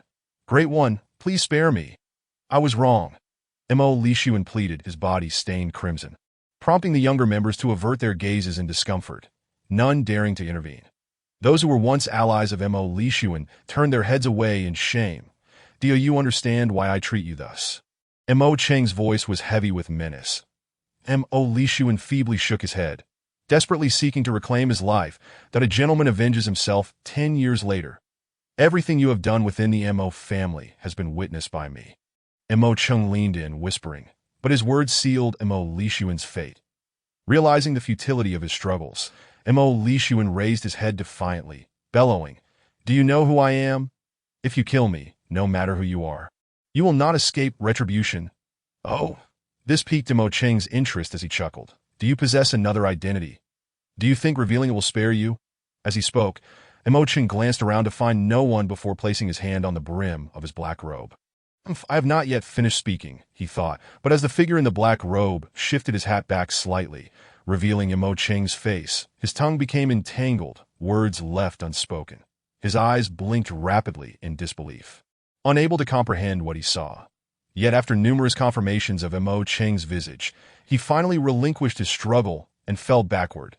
Then Mo Cheng concealed himself once more, observing that the others exhibited no peculiar reactions. He gathered his strength and unleashed a 100-sleeved icy force, striking with precision at Mo Lixuan. However, a sense of dissatisfaction lingered within Mo Cheng, who deftly conjured multiple silver palms. Surging forward, that it was at this moment that Mo Cheng realized the formidable nature of the 100-sleeved icy force and its extraordinary potential. This time, he focused intently, manifesting numerous silver palms that appeared with an alarming might, directly hurling them at the nearly lifeless Mo Lixuan. Ultimately, Mo Lixuan transformed into a cloud of blood mist, dissipating into the void. Mo Cheng sighed, gazing upward at the sky, murmuring, "Mo Lixuan, I warned you. This is your fate." The 100-sleeved icy force, it turned out, was not limited to forming a single silver palm, but could create multiple, exponentially amplifying its power. Yet, if Mo Cheng were to restore his former strength, it was likely he would still only be able to condense a single palm attack. Nevertheless, a sense of secret delight welled within Mo Cheng, for he understood the might of this technique, and he was no longer fearful of failing to master it as his strength grew in the future. That moment, he brimmed with confidence. Noticing the dazed expressions of the onlookers, he chuckled wryly, realizing he had indeed made a mountain out of a molehill by employing his most potent attack in this intermediate realm. The surroundings had long since turned desolate, and just as he intended to depart, he suddenly recalled his primary purpose for coming here, and he turned his gaze to Lu Zhuang, who trembled, beads of sweat instantly pouring down his brow. "I have heard that you intercepted goods belonging to the Mo family. I believe it is best to return them, don't you think?" Mo Cheng's words were friendly, yet Lu Zhuang dared not defy him, for the man before him was undeniably formidable, far surpassing the last line of defense in the mountains. Thus, upon hearing his words, Lu Zhuang nodded eagerly, promptly leading his men to return the goods, secretly bestowing additional items in hopes of appeasing the man masquerading as the black-robed figure. With all matters settled, Lu Zhuang added, "It seems there are still younger members of the Mo family in the mountains. What is the meaning of your slow pace, young man?" Upon noticing Mo Cheng's face grow serious, his heart raced, and he hurriedly explained, "My lord, spare my life. I was momentarily flustered and did not consider. Quickly, bring forth the young master of the Mo family who was imprisoned yesterday." Lu Zhuang's mind seemed to falter, unable to process much, and he fervently complied with Mo Cheng's orders to that moment. However, Mo Cheng felt a wave of dizziness wash over him, followed by a sudden chill that signaled impending calamity. He swiftly took flight, while everyone below exhaled a long sigh of relief. This time, the Mo family members had regained their dignity, with some younger ones urging, "Why the delay? Where are Huigu and the others? Hurry!" As he soared toward the mountains, pain intensified. Considering that only 2 individuals were confined in the stone cage, he pondered whether they might consider something else. Thus, enduring the unbearable agony within, he accelerated his flight. Drawing closer to the stone cage, where Mo Yun and Huo were still unaware of the circumstances, they were soon lifted into the air and landed beside the stone cage. "Scatter! Do not let them discover you. The family members have safely retrieved their belongings and returned home, that I have some matters to attend to. You must not speak of today's events. Wait for me in that small grove outside the city. It is better for all 3 of us to return home together. Remember, do not encounter the elders. Take care." The chilling current enveloped him fiercely, accompanied by a sensation akin to being cut by a blade. Unable to restrain himself, he let out a soft grunt and hurried into the nearby forest, disappearing in an instant. Once Mo Yun and Huo regained their senses, they promptly adhered to Mo Cheng's instructions. Cautiously navigating the narrow path that Mo Chung, having entered the woods, could no longer endure the pain. He collapsed to the ground, feeling the power within him gradually fading, intensifying his suffering. Yet a faint smile flickered on his face, as his heart found solace in the knowledge that his deep-seated vengeance had been avenged. This sudden surge of power felt akin to a revelation, causing the long-sealed cold affliction within him to manifest, hastening its emergence. However, whether this was a blessing or a curse, Emochun could not afford to ponder extensively at this moment. He was like an arrow drawn taut, unable to refrain from release, as the previous realm's formidable pressure slightly suppressed the pain. But now, with his energy waning, he could only withstand the excruciating torment. The sensation mirrored that of his first experience, with white mist billowing around him, his body convulsing uncontrollably. Yet, unlike before, this lasted far longer. For the duration of a stick of incense, Mo Chung bit down on his teeth, remaining silent, still rolling on the ground. His lips had been mercilessly bitten, blood trickling down, yet it quickly became shallow streaks. Eroded by the cold, stripped of the black robe gifted by Xiao Li, his clothing lay in tatters, revealing deep claw marks, with various fluids evaporating within moments that if someone with lesser willpower and physical resilience were to endure this, they would undoubtedly succumb to torment within mere breaths. Mo Chung, having undergone the trials of cultivating his body and spirit through the dark food forest, was undeniably strong, but at this moment his veins stood out, unable to bear the agony. Had he not feared making a sound that would attract unnecessary trouble, he would have surely cried out to alleviate his pain. Although he could not release his anguish loudly, he could not suppress the soft groans escaping him, his face enveloped in a misty haze. The pain surged through his veins once more, akin to having them wrenched as he stiffened suddenly, radiating a crystalline white light, slowly ascending to this moment. Every muscle and limb felt disconnected, trembling erratically. However, as consciousness began to fade amidst the intensifying pain, he gradually regained sensation, and his weary, injured body did not worsen his condition. Instead, calming down, falling into a slumber without fully awakening. Within the stone tablet, Xiao Li was drenched in sweat, a trace of blood at the corner of her mouth, slightly convulsing, as the surrounding cold air surged upward. If it were not for the Mo family's past connection to you, I would not have saved you. Cough, cough. This is truly extraordinary. Chapter 46. Let me share a secret with you. Thus, tranquility returned to the surroundings. Inside the stone tablet, Xiao Li gradually suppressed the cold energy enveloping her body. Mo Chung, having fainted from pain, was not deeply submerged, so shortly after Xiao Li opened her eyes, she struggled to keep them open.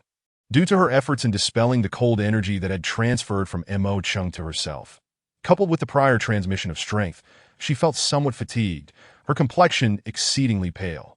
Upon seeing Mo Chung awaken, she offered a faint smile, intending to close her eyes again. However, within the stone tablet, Mo Chung felt no pain.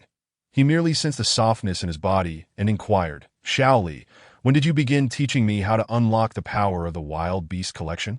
There's no rush. Once I recover, I can guide you. She replied that I have been in this cursed place for more than a day or two. Just make sure to visit often and chat with me. A trace of melancholy crossed Xiao Li's face as she reclined, disregarding her own frailty. Seeing her like this, Mo Chung felt anxious, but knowing Xiao Li's capabilities, he realized his concern was unnecessary. With a sigh, he settled beside her and said, Xiao Li, I have a question for you. Previously pondering a matter, he was now compelled to seek Xiao Li's insight. Xiao Li looked at him with keen interest. Chuckling lightly, go ahead, that you've mentioned the name Taoist several times before. Could you tell me more about him? I am quite curious that in a twist of fate, Mo Chung found himself asking such a question. Noticing the sudden darkness that fell over Xiao Li's face, he understood that this individual was not simple. However, Xiao Li did not respond directly to Mo Chung, but instead said, when you find yourself utterly alone, with everyone around you lost, and then you are wronged, forced to leave your clan, never to return for a century, your heart will undoubtedly engrave this person deeply within it. Mo Chung felt a stirring within. Could it be that Xiao Li was speaking of her own experiences? After losing family and friends and facing persecution, sealed within the dark food forest stone tablet, such torment was indeed excruciating. In another sense, it might even be more ruthless than Mo Li Xuan. Yet he always remembered Mo Li Xuan, let alone Xiao Li with her similar plight. Now, once again confined within, it seemed fate had decreed this. The forthcoming escape would not be so simple. Even the mightiest would find themselves at a loss. There were numerous methods, but only through your growing strength could you aid me in escaping. The other methods may lead to your demise before you even realize it. Xiao Li lamented that in our clan, we hold a growth ceremony each year. That year, I was fortunate enough to participate, but due to a betrayal by one of my friends, coupled with persecution, I was unable to attend the ceremony. Within the clan, I was not at an advantage. However, among the entire Beast clan, our lineage held considerable prestige because we have our own insignia. Completing the growth ceremony is crucial. Before adulthood, if one does not possess the mature bloodline of our clan, they would undoubtedly be cast out, scorned by all. Such disgrace is a tremendous humiliation for both the clan and the individual, rendering death a preferable option. That MY clan is a proud lineage that disregards the majority of beast kind, which inevitably leads to the enmity of many beast tribes that I was wrongfully accused and thus denied the chance to partake in the rite of passage for adulthood, resulting in my unceremonious abandonment by my family. Friends turned to foes, and without consideration for the circumstances, I endured relentless assaults that MY essence began to dissipate. However, thanks to the profound depth of my cultivation and spiritual techniques, my soul remains anchored in this realm. This place has become my sanctuary, a desperate escape from my pursuer, the Taoist, who seeks to bring about my demise. That I was aided by a formidable master within Chiyuan City, who concealed me within the shadow-eating forest, rendering me undetectable. Even if discovered, no harm could befall me. I understood his intentions were noble, yet a century of isolation could extinguish a person's resolve, intensifying the fury that lingered within. Thus, I sought opportunities to escape, but the master's prowess was beyond my reach, and the peculiarities of the forest made my exit seem impossible. Upon your rescue, I immediately sought the Taoist to exact revenge for past grievances. Yet, to my dismay, he had made significant advancements during my confinement. That my hopes dwindled to mere wisps, and despair threatened to consume me, but I refused to succumb. Little Li's fervent recounting left Mo Chung astounded. Perhaps due to the realization that opportunities for escape were scarce today as she spoke, it became apparent that these matters were woven into the very fabric of her being, a deep-seated resentment that could not be erased. Although I could not ascertain the exact nature of Little Li's beast kin, I recognized the shared plight we both endured, fostering a bond of mutual understanding. The my gaze upon her shifted from cautiousness to camaraderie. For if I were to leverage her strength for my escape, the timeline remained uncertain. Listen closely, young one, I cautioned. From now on, do not recklessly wield my power. The imbalance within your body due to the unrestrained cold will lead to backlash. Should I lend you my strength again, the repercussions would be dire. Repeated misuse would render you vulnerable to an inescapable fate. Mo Chung inhaled sharply, understanding the terrifying nature of such power, even if it was not his own. The strain it placed upon his body was undeniable, requiring a constant cycle of energy to avert the backlash, which would only worsen over time. He recognized that he might not withstand it, leading to a tragic demise. From Little Li, he learned that he had ascended from the fourth layer of initial realm directly into the realm of comprehension due to the effects of the spiritual technique Cold Harmony. This technique allowed him to absorb her power while simultaneously consuming and refining her spiritual energy. Fortunately, there were no masters of comprehension present at the time, for even a mere practitioner of the first layer could have easily overwhelmed his fluctuating energy. Thus, Mo Chung found himself in a perilously precarious situation. As power ebbed away and spiritual techniques fell out of balance, the resulting injuries were severe. Had Little Li not intervened, his own strength would have suffered greatly. Thus, while Mo Chung felt a sense of relief, he resolved never to misuse the strength borrowed from Little Li again. That he understood that even if he were to request her power in the future, he would not regain the capabilities he once possessed in the realm of comprehension. Instead, he would only grow weaker, becoming immune to the spiritual energy she provided, rendering it as futile as if untouched by her assistance. Yet, the pain akin to a chilling affliction would only intensify, indicating that Little Li's help was exceedingly limited, built upon the foundation of his own suffering. After conversing with Little Lee for a considerable time, he divulged the circumstances surrounding the Mo clan, forging a deeper connection between them. However, the events of his origin remained a closely guarded secret, known to none. Acknowledging the challenges and lurking dangers of this world, he recognized his long-standing aversion to conflict. Yet gradually, as he integrated into this realm, he began to cherish the land he inhabited. Noticing that Little Lee appeared less frail than before, Mo Chung withdrew from the stone tablet, only to be engulfed by waves of excruciating pain. It took time for him to regain his composure, pressing his hands against the ground for support. What a stroke of bad luck, he lamented, glancing at his tattered garments with a grimace. Despite the desire to retrieve the black robe he had lent to Little Lee, he refrained, understanding that its distinctive nature would draw attention, leading to unnecessary complications that he settled into a meditative state to heal his wounds. After half an hour, with the sun nearing its zenith, the brilliant light roused him. Stretching his limbs, he stepped out, seeking a path down the mountain. The exposed musculature of his body exuded a sense of stability and strength. After a prolonged period of recovery, he had finally returned to his original prowess, the fourth layer of initial realm. Transitioning from the cataclysmic might of comprehension to such diminished strength was a disorienting experience. Nevertheless, Mo Ching accepted the reality of his situation, inhaling deeply, acknowledging the loss of his ability to soar through the skies. With a deliberate pace, he began his descent. Navigating the winding paths, he was intent on avoiding encounters with anyone on the mountain, unwilling to waste a moment that he reflected on his earlier conversation with Mo Yunhua. Convinced it had served its purpose, surely they awaited him in the small grove outside the city, spurring him to quicken his steps. Before long, he arrived at the mountain's base, surveying the devastation around him. He exhaled a sigh of relief and hastened his pace. "Young one, allow me to divulge a secret," Little Lee's voice echoed in Mo Ching's mind as he descended. "What secret?" Mo Ching inquired, curious that ha. Little Lee replied playfully, "The mountain we just ascended is a treasure trove." "A treasure trove? What do you mean?" he asked, perplexed. "It is a mountain filled with immense treasures," Little Lee exclaimed, her excitement palpable, further perplexing Mo Chung. "Why did you not inform me sooner?" Seemingly ready to turn away, Mo Chung halted as Little Lee urged, "Wait. Let me explain. With your current strength, venturing into a genuine treasure-laden area would be a perilous endeavor, fraught with danger. Would you still pursue it?"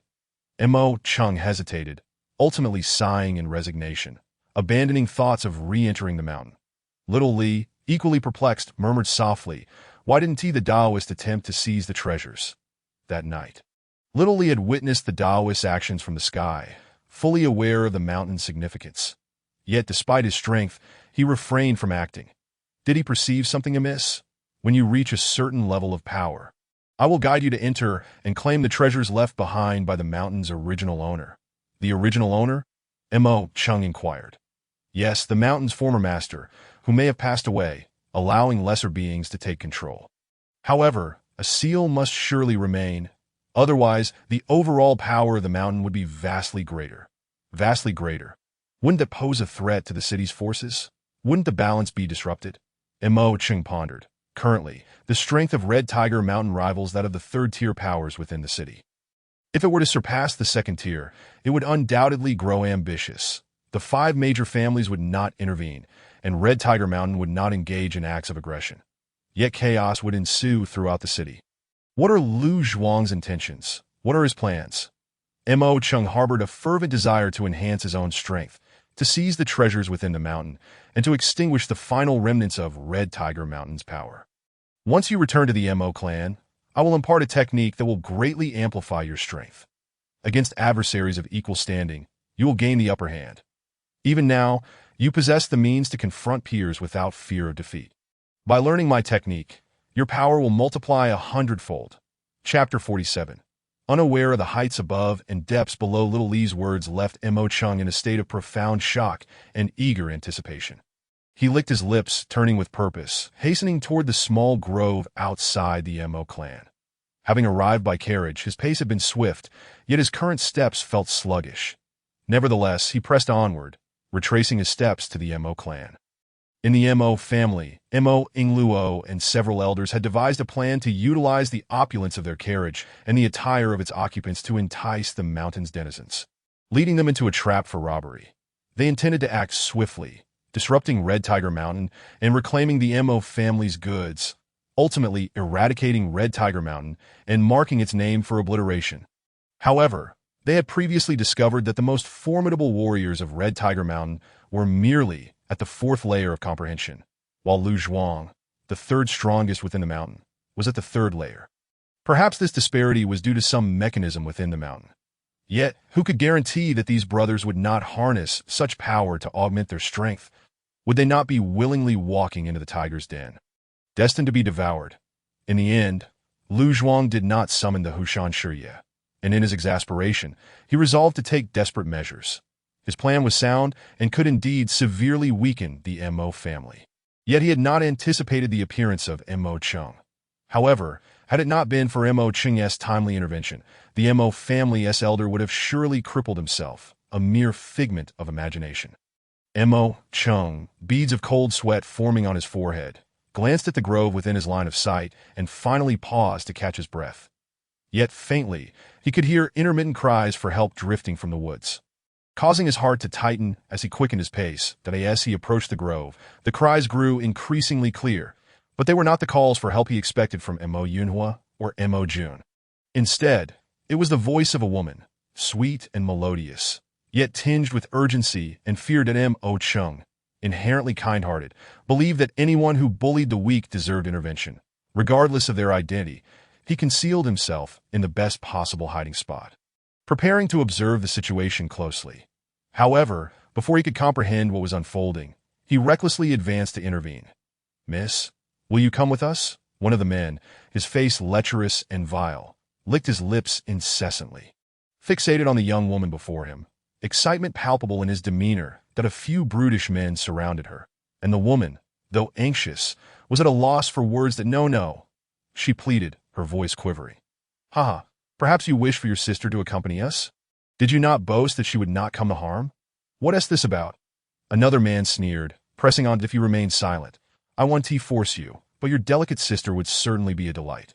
Upon hearing the woman's pleas, the bald man erupted into laughter, his threats palpable as he ran his hand over his bald head and advanced menacingly. The woman trembled, curling into herself, terrified by the predatory gazes of the men surrounding her. Yet she knew she could not resist. Her submissive demeanor only fueled their sense of dominance. "That I don't want to harm my sister. I'm asking you if you'll come with us." One man's face darkened, his demeanor turning sinister, causing the woman to shudder. Tears of helplessness and shame streamed down her cheeks, her gentle sobs resonating in the air, only inciting the men's lust further as they rubbed their hands eagerly, ready to pounce. Suddenly, as if colliding with a wall, they were sent flying backward. Astonished, Mo Cheng stepped forward, his gaze cold and unyielding. "Apologize to this lady, sever a hand each, and leave." His commanding presence was not without merit. The men before him were merely at the fifth stage of the foundational realm, and he was confident in his ability to defeat them effortlessly. Having witnessed their malice from afar, he felt compelled to act. "What?" The bald man, Yi Tsong, glared fiercely. "You dare speak to me like that? I said apologize to the lady, sever your hands, and then leave." Mo Cheng's patience was wearing thin, a glimmer of cold intent forming in his eyes as his fists clenched, energy coursing through him. "Oh, you know who I am?" One man approached, dismissing Mo Cheng's words, waving his hands to encircle him while demanding, "I am from the Iron Morning Gang, and these are my brothers. I am Yi Tsong, and you dare to move against me?" Mo Cheng merely smirked, a hint of amusement playing on his lips as he began to move. With a wicked grin, Mo Cheng lunged at the bald Yi Tsong, his form a blur. Despite the apparent vulnerability of his bare skin, Yi Tsong could not evade the onslaught. Mo Cheng's knee collided with Yi Tsong, causing bile to rise in his throat as he stumbled backward, leaving a long trail in his wake. "That I just targeted you. What will you do about it?" Mo Cheng taunted, to why Yi Tsong stifled a grunt of pain, struggling to rise, his body weak and trembling in the cold. The other members of the Iron Morning Gang rushed to his side, one shouting, "You little brat, how dare you ambush the second in command? You're courting death." Many others, equally blind to the impending danger, expressed their outrage. At that moment, the woman sprinted over, concern etched on her face, which only solidified Mo Ching's resolve to save her. However, as his gaze swept toward a nearby thicket, a subtle smile crept onto his lips. The woman was strikingly beautiful, reminiscent of EU from afar, her large, clear eyes sparkling with astonishment at how swiftly Mo Chung had dispatched Yi Kong, yet worry clouded her brow as she feared for the safety of the young man battling against so many. In her heart, she resolved to fight alongside him, even if it meant risking everything. Unbeknownst to her, her sister's teachings might be of use, and with a fierce determination, a glimmer of silver light began to emanate from her hand. "Brat, today you have thoroughly made enemies of the Iron Morning Gang. Your future will not be easy. However, if you ignore this matter and call me grandfather, perhaps I shall let you live." Yi Tsong, now supported by an impassive old man with a beard, managed to rise, aware that Mo Ching's earlier strike was not entirely reliant on surprise, but rather genuine skill.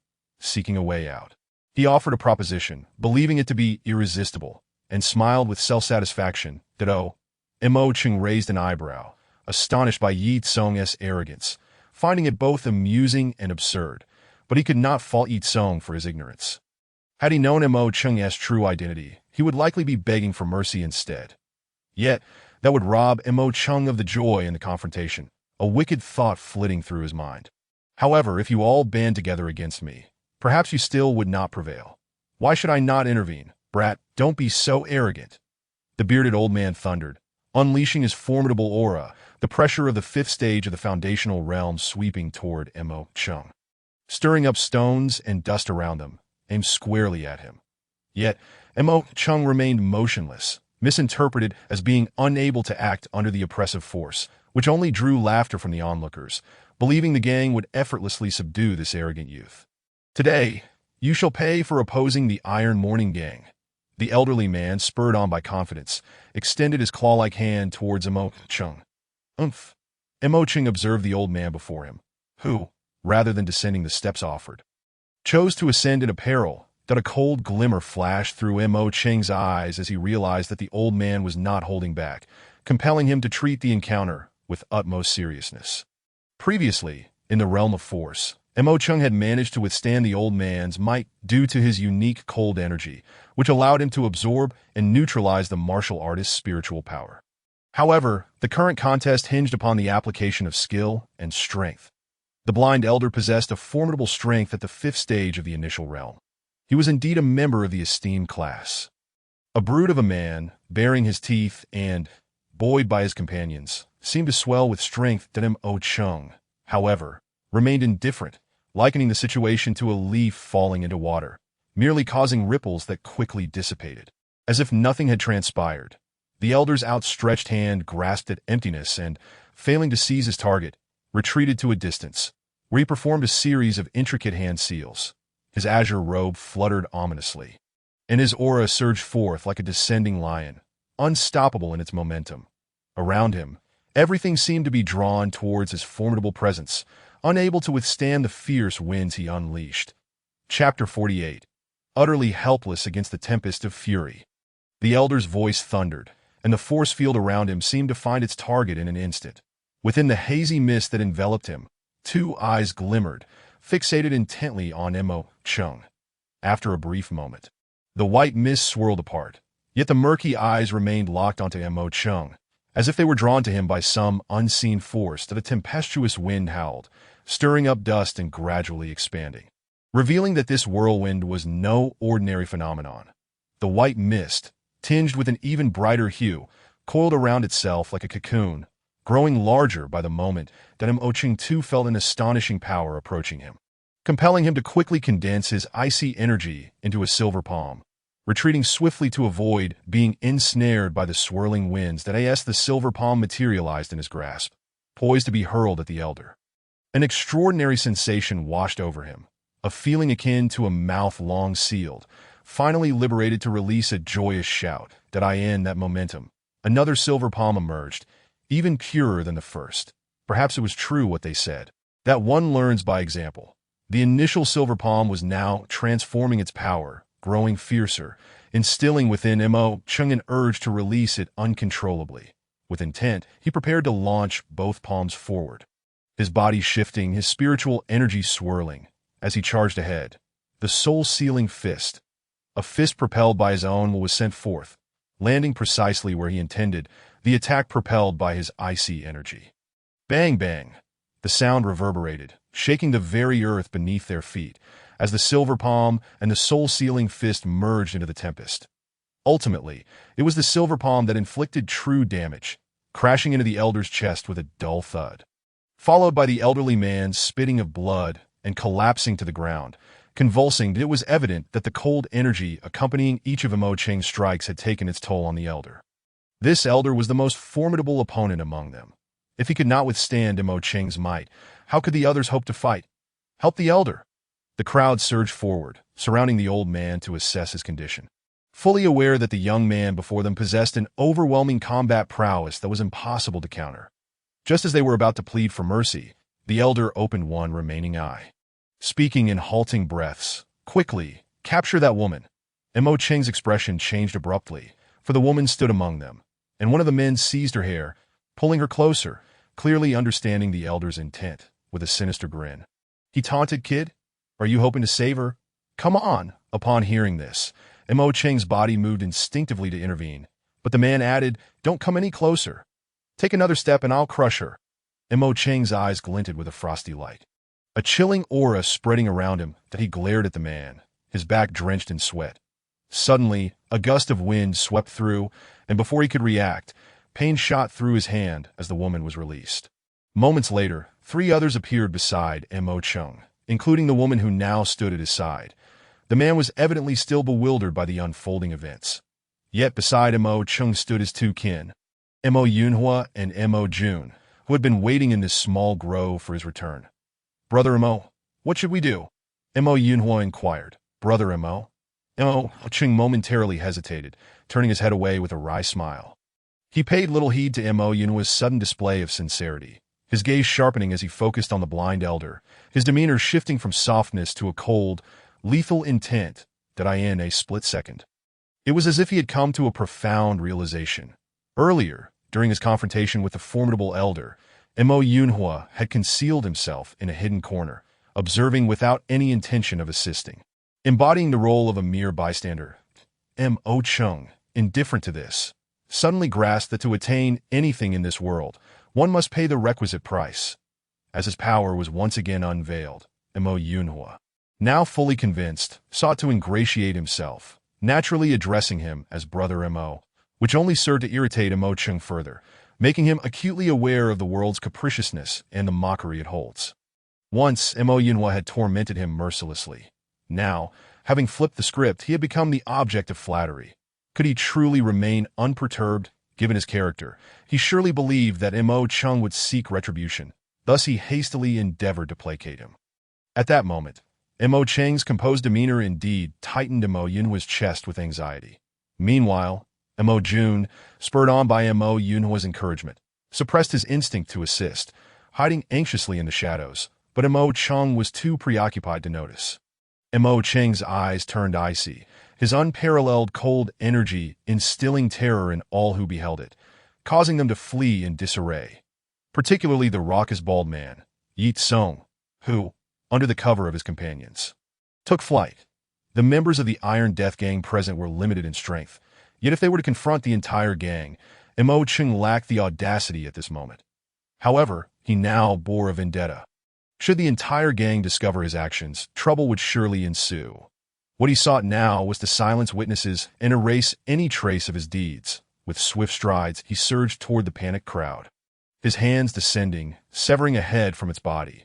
For these arrogant individuals who regarded him with disdain, he felt deep-seated contempt, and thus he struck with no restraint, each blow fatal, to end the ensuing chaos. The fear of the young man who had just slain a prominent member of their gang rendered them utterly defenseless. "Brother Mo, we are here to assist you," Mo Yunhua exclaimed, witnessing the carnage unfold. As he and Mo Jun quickly pursued the last desperate escapees, their eyes burning with fervor and fighting spirit. Yet, the fleeing individuals were devoid of any will to fight, floundering in their retreat. revealing fatal openings that led to their demise within mere moments. Yi Tsung fought back with all his might, but Mo Yunhua merely smirked coldly at his efforts. Under the relentless assault, Yi Tsung spat blood. His body stained crimson. Biting down on his lip to suppress the pain, he staggered to his feet, yet with a mere third stage of the initial realm, he posed no challenge to Mo Yunhua.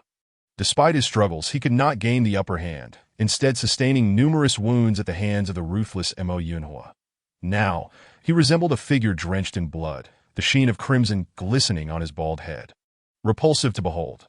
Ultimately, Mo Yunhua lost all interest in playing with him and unleashed his full strength at the sixth stage of the initial realm, delivering a final, fatal blow that in less than the time it takes for a stick of incense to burn. All members of the Iron Death Gang perished, their bodies strewn grotesquely across the ground, while the woman who had previously been subjected to humiliation covered her mouth and nose, retreating to a distance. Mo Chung, bare-chested and lightly smeared with blood, appeared fearsome. Gazing upon the fallen bodies, Mo Chung felt a stir within him, yet all he could do was let out a helpless sigh as he approached the woman. "It's all right now. You can leave," Mo Chung said softly. As the young man approached, a wave of anxiety and uncertainty washed over her. Was he truly a good person? Would he, having killed these men, turn on her next? Upon hearing his words, she felt an inexplicable disappointment. It seemed this young man was not like the others. Yet, why had he chosen to save her? "Thank you," she managed to say. At last, the young woman expressed her gratitude in a voice as delicate as a whisper, her hands uncertainly placed, betraying a hint of awkwardness. Mo Chung fidgeted with the back of his head, uncertain how to engage with the lady before him. "Greetings. I am Mo Yunhua, a member of the Mo family in the city." Mo Yunhua rubbed his hands together. He attempted a suave smile, yet it revealed his ulterior motives. The lady instinctively leaned closer to Mo Chung, prompting a subtle smile from Mo Jun, who stood aside. "Are you from the Mo family?" the woman inquired, surprise evident in her tone, accompanied by a bitter sensation that spread through her heart. Perhaps, given her status, she was unworthy even to converse. "Ah, yes, I am Mo Chung." This moment, Mo Chung found it challenging to conceal his feelings, still unaware of the woman's true character, and was not prepared to reveal his real identity. However, the infatuated demeanor of Mo Yunhua was undeniably off-putting. Once, when she had blossomed into a graceful young woman, Mo Yunhua had shamelessly approached her, seeking her favor, only to be met with a cold rejection. Subsequently, after his family's discovery of his talents, Mo Ching had briefly courted her, but as Mo Cheng's prominence grew, he too had distanced himself from her. Thus, seeing such beauty before him, how could Mo Yunhua not be moved? "I come from a humble village within the city. My name is Wei Yidua. I am grateful to the young gentlemen for their kindness today. I have no means to repay you." The woman's tender, melodious voice resonated once more, filling Mo Ching's heart with warmth and tenderness, almost melting it away. "It is of no consequence, truly. This is not a situation we wish to witness in our city. There is no need for thanks. However, do exercise caution in the future and avoid these scoundrels. But tell me, how is it that a young lady such as yourself ventured so far?" Mo Chung inquired with curiosity. Though the small grove was not far from the city, it was still a considerable distance, and given the vastness of the city, it was rare for anyone to tread outside. After all, unsavory characters were abundant in the outskirts, while the city itself was relatively peaceful. Moreover, Wei Yidua, being a fragile woman, seemed to have only barely brushed against the martial arts world. Her presence in such a remote area was indeed perplexing. Mo Yunhua, observing Mo Chung deflecting credit entirely, harbored a hint of grievance in his gaze, yet refrained from voicing it, greedily eyeing Wei Yidua as if to convey, "You have nothing to repay. Yet your very being could suffice." Chapter 49. The mysterious man in black. Upon hearing Mo Cheng's words, Wei Yidua appeared to touch upon a painful memory, her countenance dimming slightly as she shook her head, containing unutterable sorrow within. A strange pang of empathy welled up in Mo Cheng's heart. "My lady, do share. Perhaps I can assist you." Mo Yunhua interjected urgently, seizing the opportunity to get closer to the beautiful woman. Wei Yidua lifted her gaze to Mo Yunhua, then turned to Mo Chung. Seeing the latter's inquisitive expression, she slowly began to speak, her voice akin to a celestial spring, refreshing and soothing. Today, many came to our home demanding protection fees. Our family possesses no excess wealth to offer, that my ailing father struggles to move, and my sister and I ventured out to inquire about the matter. With tears in our eyes, we dared not comply. Their leader, upon seeing my sister and me, displayed a look of disdain. They proposed a means of repayment, instructing us to seek 100 stalks of chinli grass here, promising to let us go. Yet, I did not anticipate that someone would follow us, intending to commit vile acts against me. Wei Yidwa's recounting was fraught with anguish, her eyes shimmering with unshed tears, yet she fought to maintain her composure, her body trembling with an air of vulnerability that begged for protection. Then, it seems not all of them have arrived, and should you return, you will undoubtedly face torment, Mo Chung mused, his brow furrowing with distaste for the Iron Tragic Gang, which he barely understood. They actually sent you to search for chinli grass? And 100 stalks at that. Is this not a blatant attempt to make things difficult for you? Mo Yunhua exclaimed, his anger flaring as he had been more educated than Mo Chung due to his family's influences. Even within the city, it would be impossible to procure such a quantity of chinli grass in a short time. This herb is nearly akin to a spiritual medicinal plant, exceedingly rare. They are far too overbearing. Wei Yidwa pouted, her indignation palpable, yet a sense of helplessness followed. They had stated that they would return in 3 days. If we failed to present the 100 stalks of chinli grass, they would abduct my sister and destroy our family. They shall not succeed, Mo Yunhua declared coldly. Chinli grass was a herb of utmost rarity, closely approaching the nature of spiritual flora, that if what that man claimed were true, how could it reflect its true value? If it were so abundant, surely, even the smallest factions and families would station guards here day and night to reap the benefits. Wei Yidwa, knowing little of the broader situation, unwittingly stepped into a trap laid by the Iron Tragic Gang, naively believing that acquiring the grass they described would save her sister from harm. To imagine a fortunate encounter, finding plenty of it to offer to the gang, would they truly release a delicate flower like Wei Yidwa? Not to mention what her sister looked like, she herself was in considerable danger. How could such despicable people exist? Mo Go, should we teach them a lesson? Mo Yunhua hissed vehemently, appearing to be the very embodiment of a righteous hero. That Mo Chung smacked his forehead, uncertain how to respond. He had initially intended to address matters one at a time, yet the meddlesome Mo Yunhua had taken it upon himself to shoulder the burden. Casting a sidelong glance at Mo Yunhua, he realized this matter could not be avoided, smiling as he said, "My lady, we are currently in haste to return home, so we cannot accompany you to seek justice just yet. Could you perhaps disclose your address? We shall pay a visit to the Iron Tragic Gang in 3 days." Then Ochin contemplated a prudent plan, and once articulated, none opposed it. Indeed, Mo Yunhua nodded, saying, "I truly apologize. We are indeed in a rush to return home. Please leave an address, and we shall certainly advocate for you in 3 days. Let us see how those fools dare to act with such arrogance. The allure of a beautiful woman is eternally irresistible."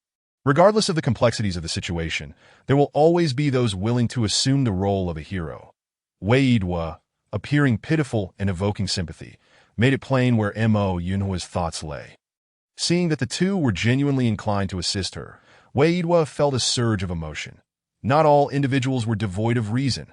There existed righteous souls. After a brief conversation, Wei Yidwa divulged the direction of her home, and Mo Chung led Mo Yunhua and Mo Jun back towards the city. Mo Go, while we were waiting here for you, we encountered your group of mercenary friends, who said they would be waiting for you at the edge of the city. Mo Yunhua recalled as they traversed the road. Upon hearing this, Mo Chung nodded, his gaze scanning the expansive scene before him, releasing a sigh of relief as they made their way towards the city's border. At that moment, Mo Chung walked bare-chested, while Mo Jun, trailing behind, retrieved his own clothing to drape over Mo Chung, thus preserving his dignity. This gesture significantly enhanced Mo Cheng's regard for him. Before long, they spotted Lu Hai and the others scattered on the ground. Grinning foolishly, Mo Cheng approached them, asking, "What brings everyone here?" When Mo Chung had headed towards Home Mountain to reclaim their goods, only the Lu brothers, Lu Guang and Yi Chi-Chi, had accompanied him. Now, it appeared that all the prominent members of the Mighty Eagle Society had gathered, including Zhong Chuani, Guang Jinfeng, and Gao Bo, all present and accounted for. Upon hearing Mo Cheng's inquiry, they turned their faces towards him and smiled broadly. Zhong Chuani, the president of the Mighty Eagle Society, stepped forward respectfully, saying, "Young Master Mo Cheng, it is regrettable that you did not receive our assistance during your expedition to Honghu Mountain. We had agreed to meet at this location after Lu Guang and the others completed their mission. Hearing them speak of your circumstances, we have all felt guilty for failing in our duties as friends. Zhonggu, if you truly consider me a friend, such words ought not to be spoken. I am not among those privileged individuals who demand formality. I value sincerity above all else. Therefore, you are not at fault," Mo Cheng replied, his face feigning displeasure. Zhong Chuani burst into hearty laughter, walking alongside Mo Cheng towards a large rock where they sat and reminisced. While the others gathered around, including Mo Yunhua and his companions, all curious and eager to listen. Your anonymity during the last expedition to Deep Domain Valley demonstrated your authenticity, Mo Cheng. However, during your perilous encounter, we felt utterly helpless, leading to our profound regret. Zhong Chuani sighed, and the members lowered their heads in silence, as though ashamed to face Mo Cheng. Upon seeing this, Mo Cheng waved his hand, saying, "How could you blame yourselves? You were merely preoccupied with your own safety. Besides, there were malevolent forces at play that were beyond your control. Tell me, did the actions of the Jia Bao Society bring you any harm afterward? This is indeed a strange tale. Tao Chuan is indeed the president of the Jia Bao Society, perhaps merely a pawn of those who seek to do you harm. Yet upon your entry into the cave, he was mercilessly slain and we returned empty-handed. Yet the Jia Bao Society has since strengthened its position and gained some notoriety within the city." Zhong Chuani lamented, his words laden with unspoken hardships that Mo Yunhua and Mo Jun were left in a state of perplexity. Entirely bewildered, pondering the myriad of events that had unfolded for Mo Cheng during his absence in the mountains, the absence of gain led to a sense of futility, primarily because all the benefits were accrued by Mo Cheng. At this moment, hearing the guilt expressed by Zhong Chuani and others made one feel somewhat embarrassed. The stone tablet still held many herbs collected that day, constituting a rather substantial fortune. Suddenly, one felt a surge of confidence. "Brother Mo Cheng," one began, "there's something exhilarating I must share with you." Lu Guang then leaned forward, his eyes alight with excitement, and before Mo Cheng could react, he exclaimed, "Last time in that cursed place, Deep Domain Valley, I was taken aback to discover that the one manipulating that brat Tao Chuan was none other than the third elder of the Mo family, Mo Lixun in Honghu Mountain. When you were captured, I couldn't see it, but the scene was truly tragic and heroic that I don't know which expert, a friend of your Mo family, waved their hand and obliterated the traitor Mo Lixun. What a gratifying spectacle!" As Lu Guang spoke, his eyes sparkled with fervor, as if he himself had vanquished Mo Lixun. Feeling an immense pride, Mo Cheng chuckled awkwardly. He had witnessed that scene himself, yet Lu Guang's earnestness regarding his own matters filled Mo Cheng with a sense of comfort, suggesting that perhaps he had found someone who genuinely cared for him. Moreover, Mo Cheng held a conviction about combat. Only his own actions would yield a sense of fulfillment. Assistance from others would never evoke the exhilaration of triumph over an enemy. Instead, it often left one mired in the frustration of being manipulated. Hence, Mo Cheng preferred to rely on his own strength, and indeed, he had accomplished this. The two bystanders also grasped the situation and were astonished. The third elder of the Mo family was a traitor, repeatedly wielding deadly force against his kin. Mo Cheng recounted his past encounters with Mo Lixuan's treachery, laying bare the truth without reservation.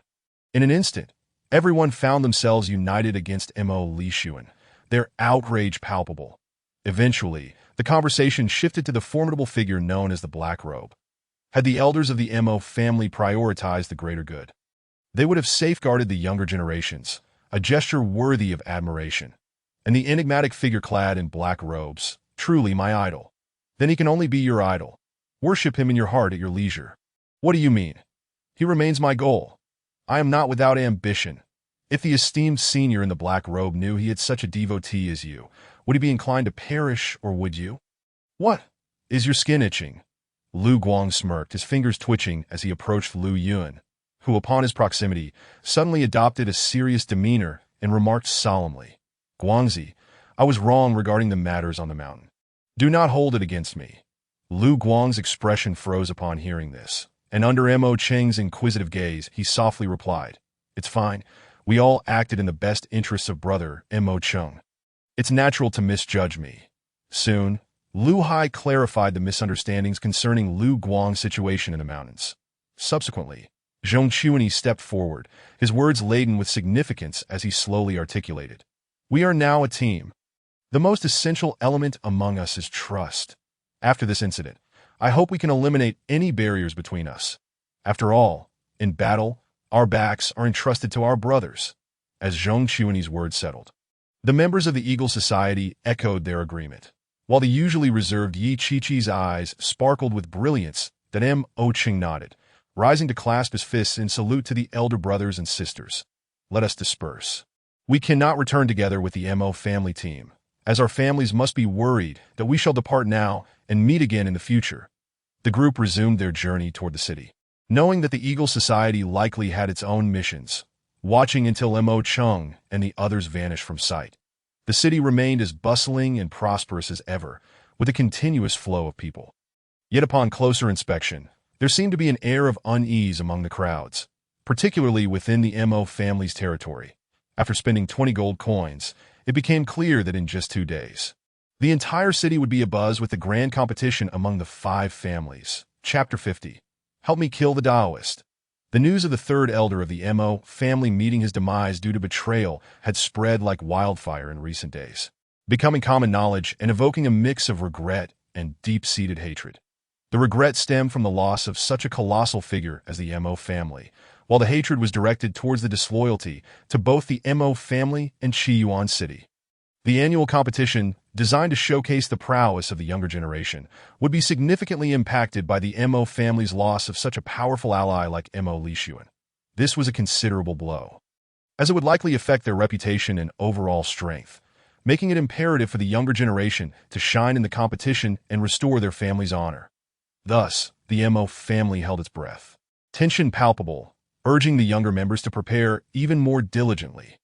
The head of the Mo family was slightly stronger than the other 4 families, so they were not overly concerned about open hostility. Yet, the matter of reputation weighed heavily on them. The discourse surrounding the third elder's betrayal had turned into a topic of gossip among the townsfolk, a situation the family head, Mo Ingluo, was keen to avoid. Within the city, the 5 families were ranked in order of strength, determined by the head's capabilities.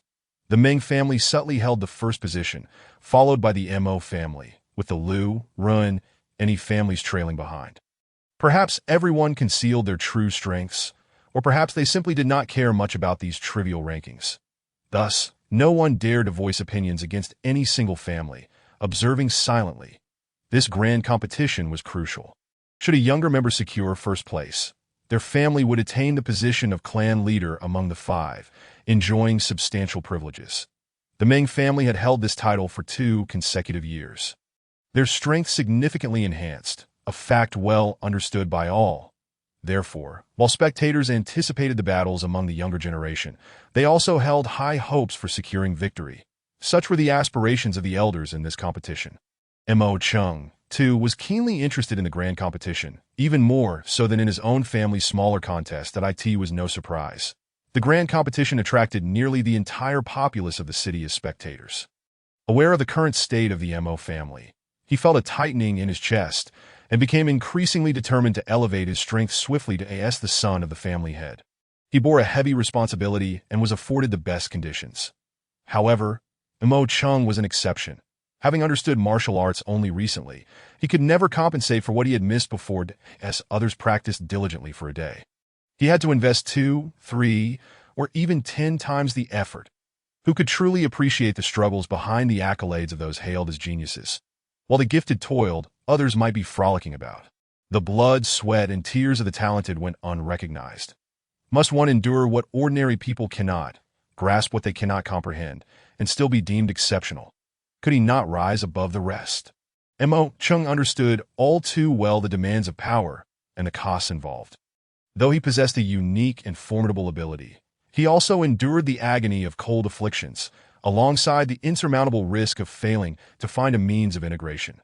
This all seemed surreal, yet Mo Cheng felt utterly helpless.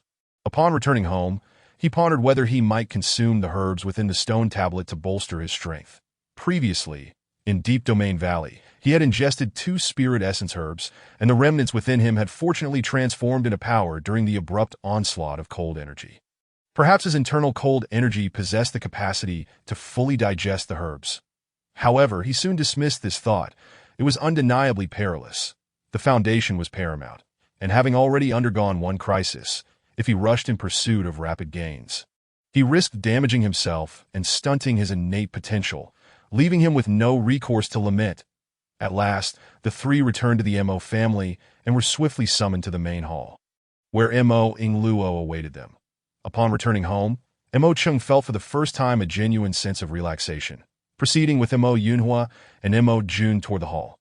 Along the way, everyone had some inkling of the purpose behind the summons, predominantly concerning why they had gone missing when the elder had sought them. That Mo Chung had already devised a strategy, and upon meeting Mo Ingluo, when the latter posed the question, Mo Chung responded that an elder clad in black had assisted them in escaping the stone cage, allowing them to save themselves. Regardless of belief, Mo Ingluo accepted this explanation.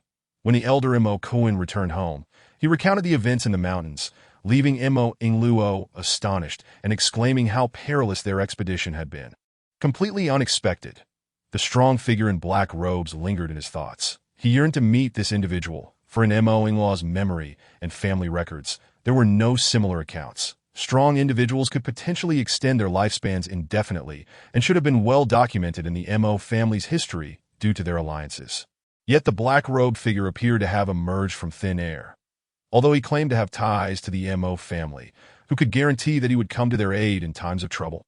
Perhaps he was not even a part of the Mo family. So what right did they have to seek his protection?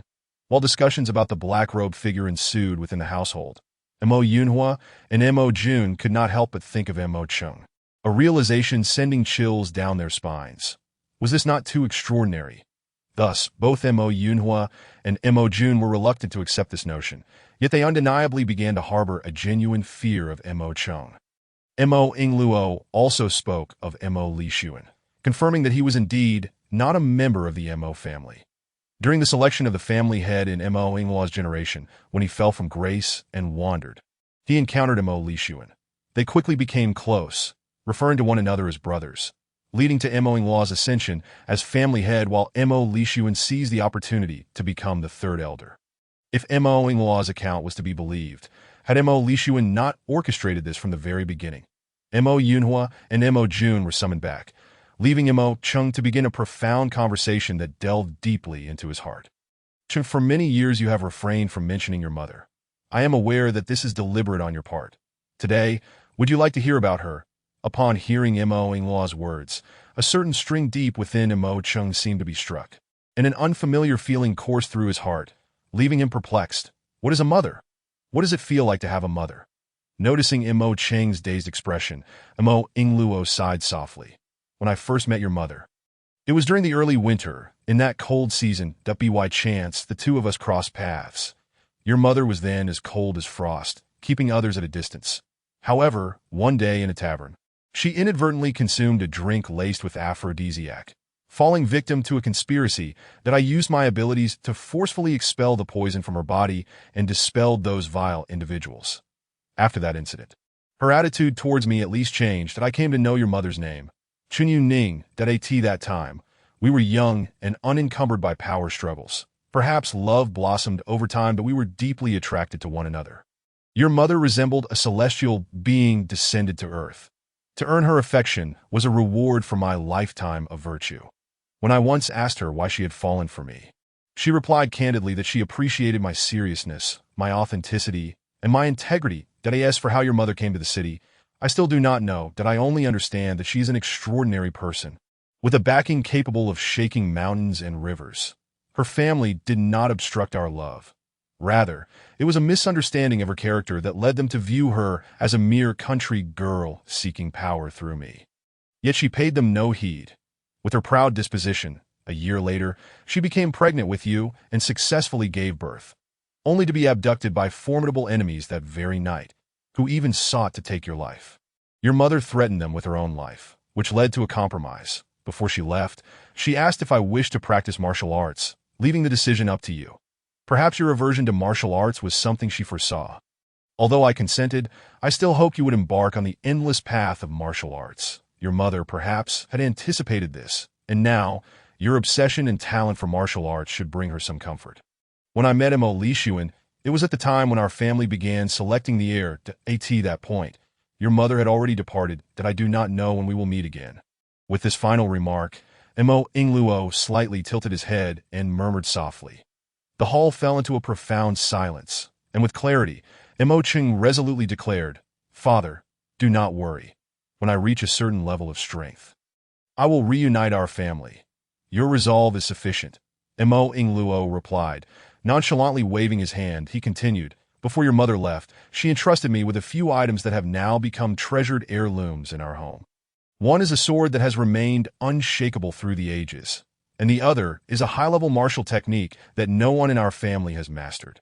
Once your abilities are sufficiently developed, I will allow you to attempt to comprehend them." Mo Chung seemed skeptical of his father's words, but chose not to voice any objections, for perhaps only Mo Ingluo, having witnessed the power behind his mother, truly understood how difficult it would be to achieve what he spoke of. Mo Chung did not linger on this matter, for he had resolved to disregard any external opinions that I in the Mo family hall. Mo Ingluo recounted some recollections that suddenly surfaced in his mind and elaborated on the two treasures left by Mo Cheng's mother. This left Mo Cheng feeling a deep yearning, yet he also realized that if he were to sneak into the back room and touch those items prematurely, he would gain nothing. Thus, it was better to devote himself to his training, for with such an impressive mother, he ought to strive for greatness, regardless of whether he would receive proper nurturing and superior training resources. The stone tablet inscribed on his body contained the essence of a true master, who had even promised to teach him something stronger than spiritual power. This thought ignited a sense of impatience within him. After their extensive discussion, Mo Ingluo reminisced thoroughly, and Mo Chung took his leave, swiftly entering his dwelling and closing the door behind him. Yet at that moment, an inexplicable tension surged within him. Why? Was it the anxiety of not meeting the standards set by the little fox? Although he was unaware of what standards the little fox had mentioned, he couldn't shake the feeling that this power was anything but simple.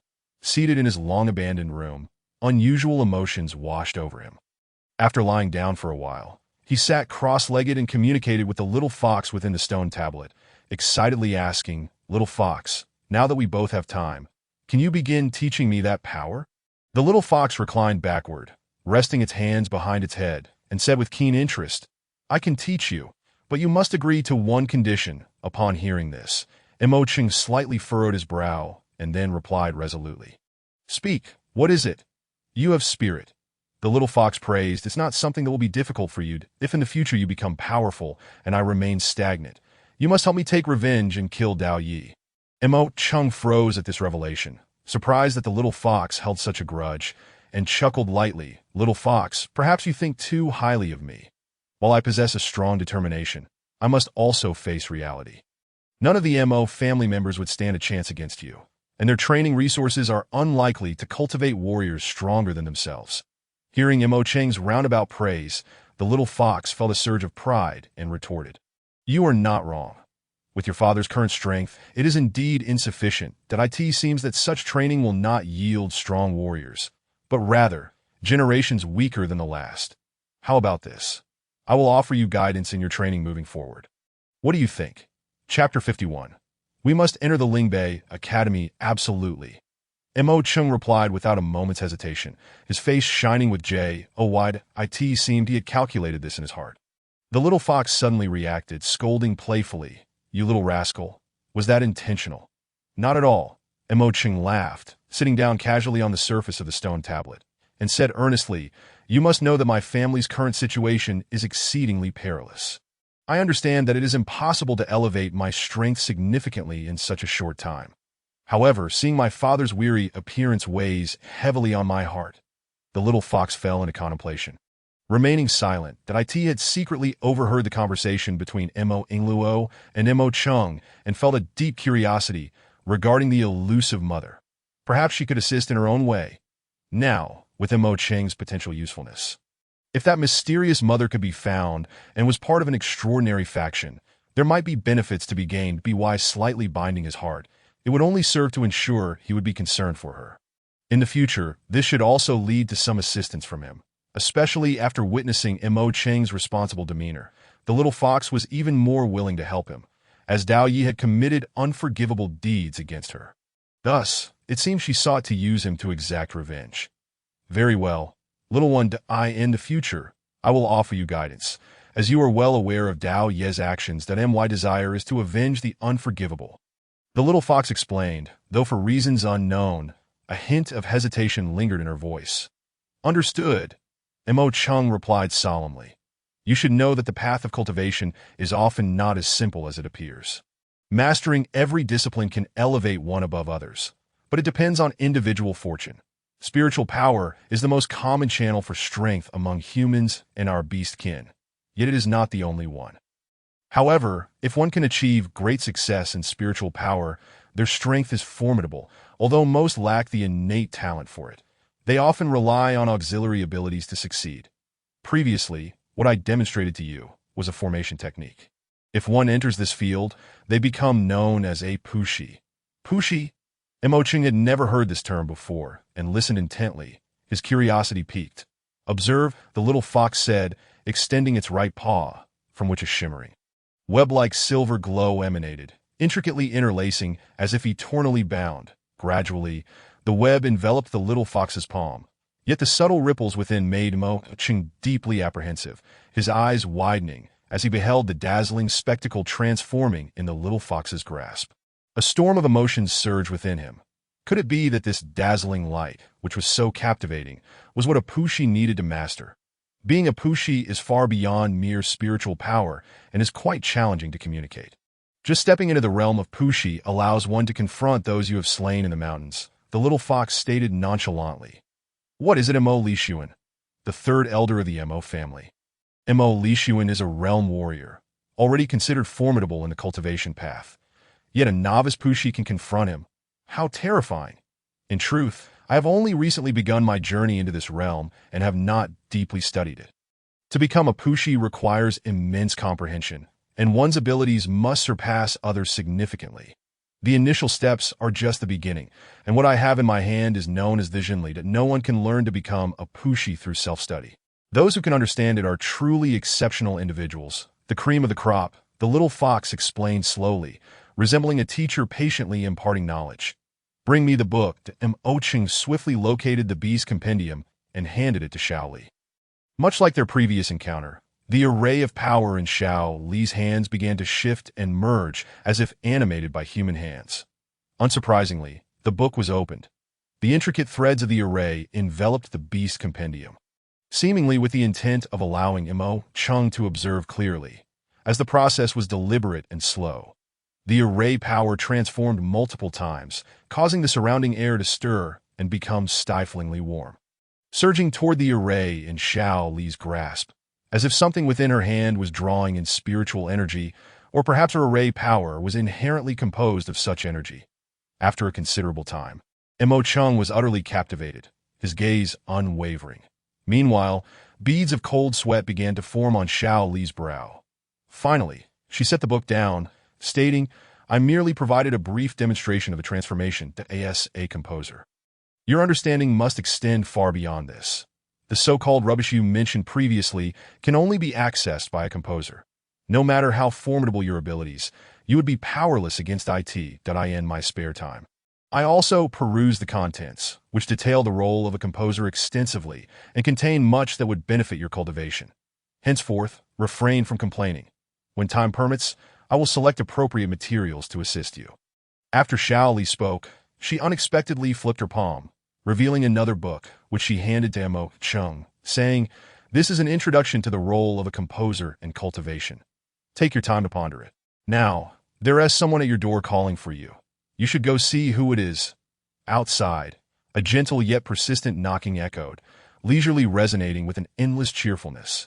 Inside, Mo Cheng withdrew from the stone tablet, rose from his bed, and opened the door to find Mo Cheng, whom he hadn't seen for quite some time. She was clad in a flowing green garment, swaying with the wind, and her radiant smile was truly enchanting. marking her as one of the rare beauties of the Mo family. Upon seeing Mo, Chung opened the door. Mo Ching exaggeratedly leaped forward, her hands clasped in front of her, appearing quite delicate and inviting. As if she wished to embrace him, it seemed that she had taken great care in her appearance for this visit. However, Mo Chung could only manage a polite smile and inquired, "What brings you here?" He was engaged in a discussion with Xiao Li regarding the path of the composer, filled with curiosity about newfound knowledge and aspirations for power, and Mo Ching's timely interruption could not help but irk him. Moreover, he had never harbored any affection for her. His regard was solely influenced by family ties, preventing him from being too harsh. After all, a woman like Mo Ching, who was acutely aware of familial dynamics, was not one he would consider associating with. Pouting her lips, Mo Ching softly remarked, "Are you truly so unwilling to see me?" Deep down, she felt a twinge of dissatisfaction. Was her allure insufficient? Perhaps the enchanting fox spirit lingering in his heart was still a factor. If so, should she take measures to alter that? Or should she wait until Mo Ching fully revealed his brilliance? But then, wouldn't she be stepping aside? No, that was absolutely not an option. Every action she took was aimed at her own future, to demonstrate that a woman could bear great responsibilities. Years of nurturing had endowed Mo Ching with a profound cunning, though she might convince herself that it was all due to external pressures. Seeing Mo Ching's delicate demeanor, Mo Ching sighed and replied, "I am currently occupied, so if there is nothing urgent, please leave. Of course there is something." Mo Ching quickly interjected, her tone anxious, "That I know you're busy. Which is precisely why I came to speak with you." With a playful smile, she slipped past Mo Chung and entered his room. "Oh dear," Mo Ching thought helplessly, closing the door behind him and following Mo Ching inside. Mo Ching, feeling at ease, began to wander around the room. Previously, she had looked down upon the Mo family's eldest son, who seemed like a mere waste, and thus had never seen his quarters. Now that Mo Chung had become so formidable, everything he had used seemed extraordinarily precious. Eventually growing impatient, she settled down to, "In just 2 days, the great competition among the 5 prominent families of the city will commence," she stated. "That I'm aware," Mo Chung replied. Mo Ching continued, "This is of little consequence. However, in 2 days, on the day after tomorrow, the people from Dueling Spirit North Academy will arrive." Dueling Spirit North Academy. A flicker of familiarity flashed in Mo Ching's mind, though he could not immediately recall the details. "That is the academy that recruits students the month following the annual meeting," Mo Ching reminded him. Upon hearing this, Mo Chung immediately realized the significance. It was merely 2 months since the annual meeting, and now an academy was coming to recruit.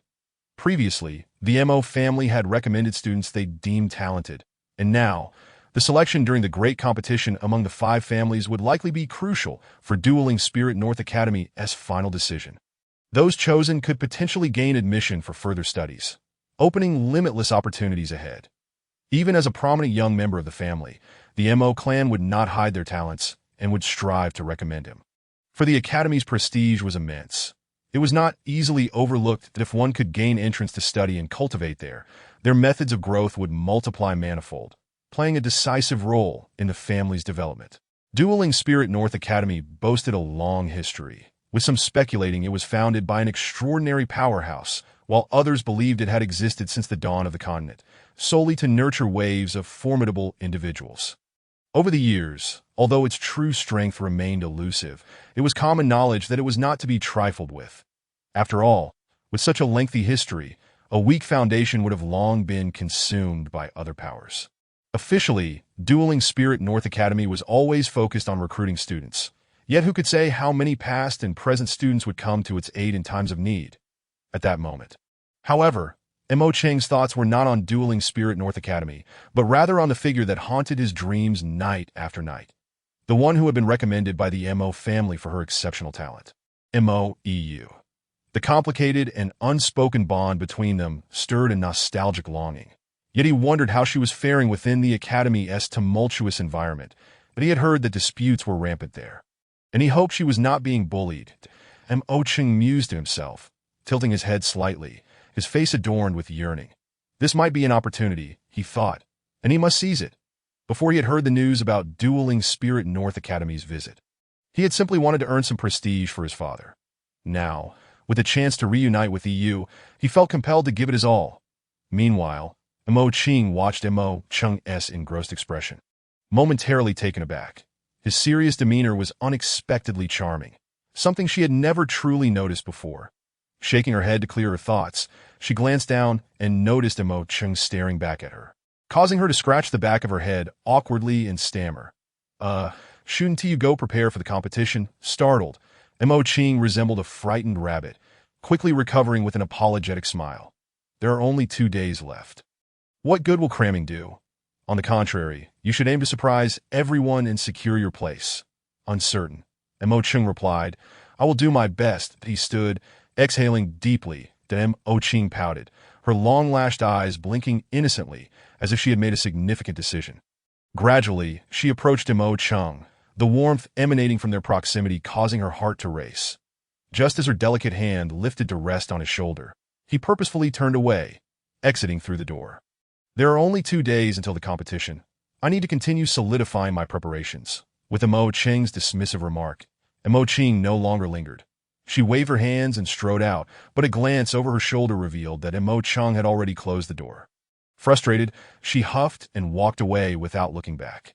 Inside, Mo Cheng had already shifted his focus to the impending competition in 2 days, specifically the individuals from Dueling Spirit North Academy who would be arriving. Regardless of the outcome, he was determined to make an impression. He longed to enter Dueling Spirit North Academy and reunite with EU. Chapter 52. Just follow me once more. He immersed himself in the stone tablet, noting the glint in Shaoli's eyes as she remarked, You must find a way to join Dueling Spirit North Academy. Why? Mo Ching asked, feigning ignorance. Simply put, being part of it will be immensely beneficial to you. Your strength will undoubtedly grow rapidly. Furthermore, do not forget that other families in the city may use the betrayal of your family's third elder as leverage against you. What do you have to counter that? Even if I were to exhaust my energy, I couldn't elevate your strength to a level that could contend with them in such a short time. However, Dueling Spirit North Academy holds considerable weight. Who would dare to slight it? In this world, it is a powerhouse that commands respect. If you join, no one would dare to target you or your family without thinking twice. Upon reflection, Mo Cheng found her reasoning compelling.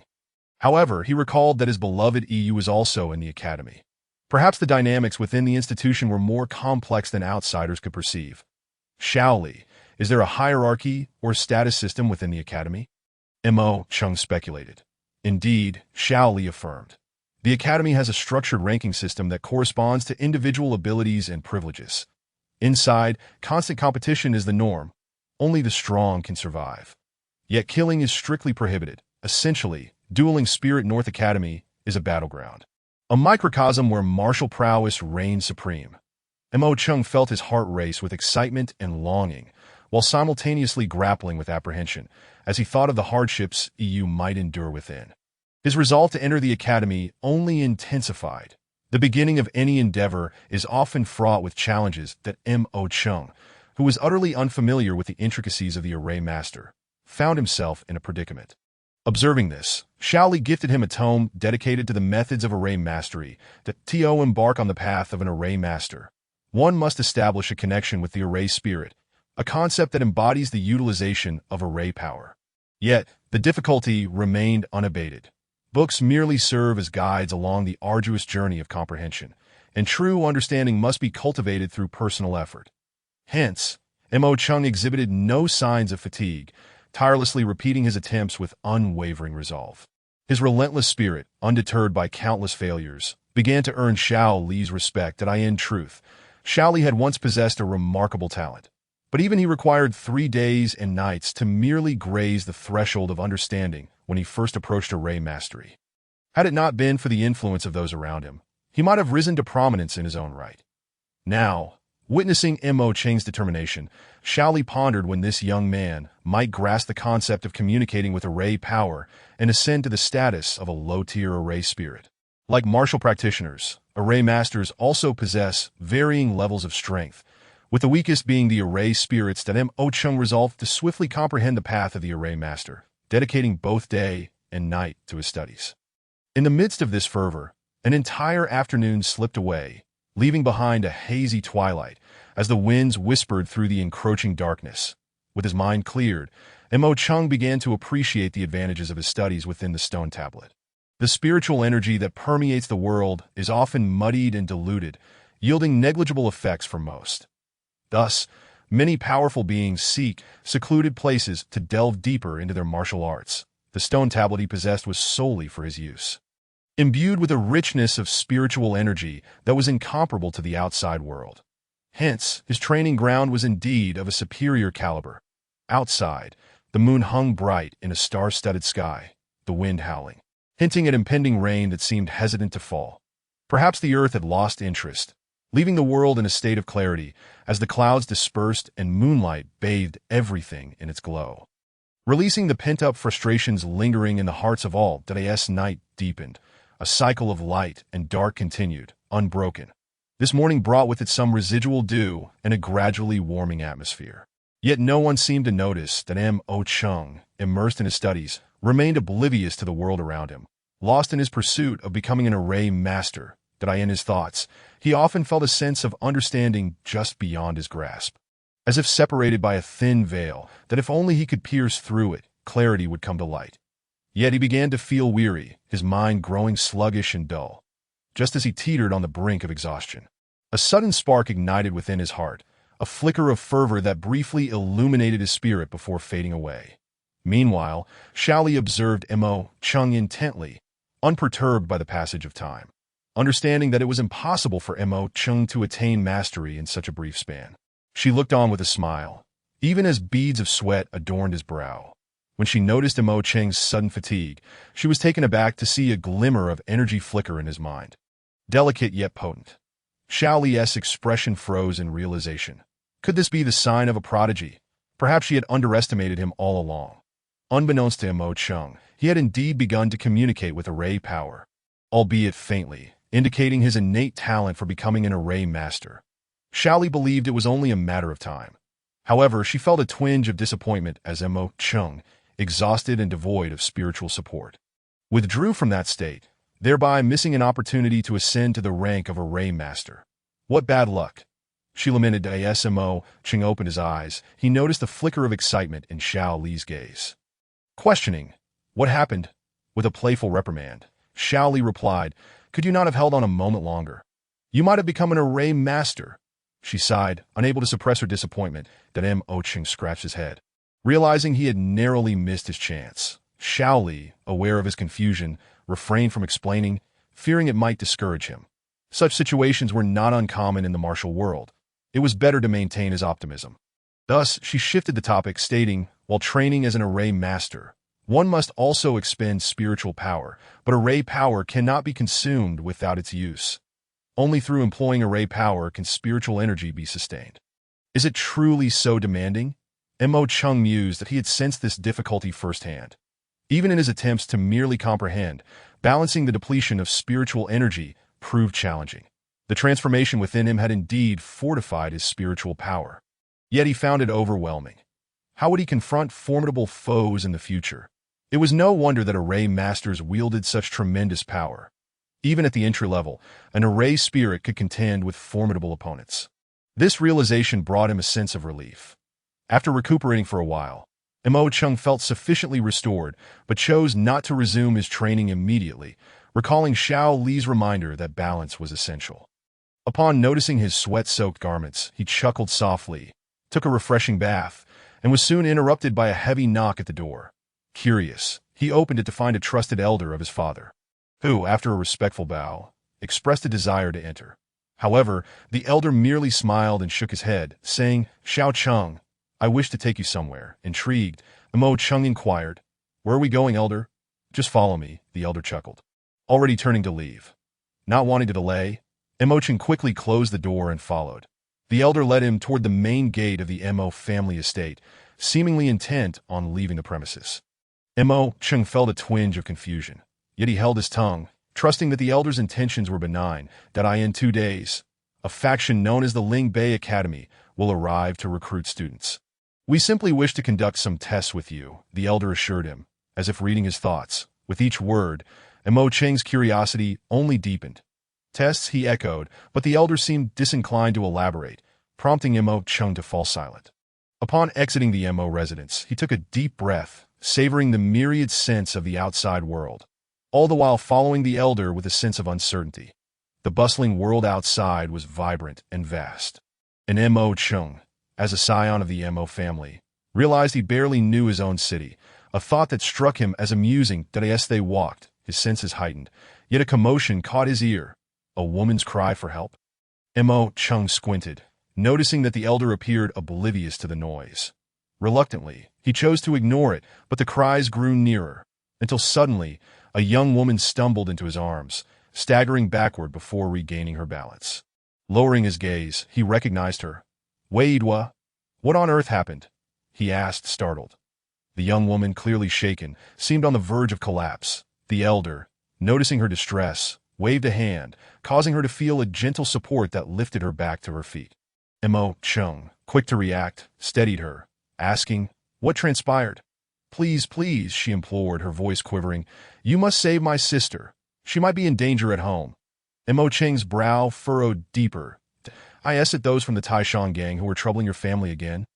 Wei-Idwa, initially taken aback, met Mo Cheng's earnest gaze, realizing he was not jesting. Finding hope in his sincerity, she pleaded, "Please, we must rescue my sister. She is trapped at home." In that moment, Wei-Idwa's distress was palpable. And Mo Chung, witnessing her unraveling composure, felt a pang of empathy. "Let's go," he urged. "Lead the way." He turned to the elder, who nodded in agreement, and Mo Chung felt a surge of confidence as they followed Wei-Idwa. Reassuring her, "Do not worry. Your sister will be safe, that we will ensure those harassing your family face the consequences." Chapter 53. All of you, get out. Continuing towards the outskirts of the city, I surveyed my surroundings. The path mirrored the one that Wei-Idwa had described during our last conversation in the grove. Gradually, the signs of civilization dwindled, and the houses began to grow sparse and aged. After navigating numerous winding paths, we finally halted before a small, incongruous house. Wei-Idwa trembled slightly, trying to draw closer to Mo Chung. She pointed at the house and said, "They are inside, but I am uncertain about my sister's condition." In that moment, Wei-Idwa appeared exceedingly fragile, with tears staining her cheeks. Neglecting to wipe them away, her gaze fixated on the door of the house, radiating an aura of tension. Her delicate visage, akin to jade, now bore a taut expression, revealing a more somber, yet alluring demeanor that if one were to surmise her age, one might venture to guess she was no more than 17. Then Mo Chung found himself momentarily entranced.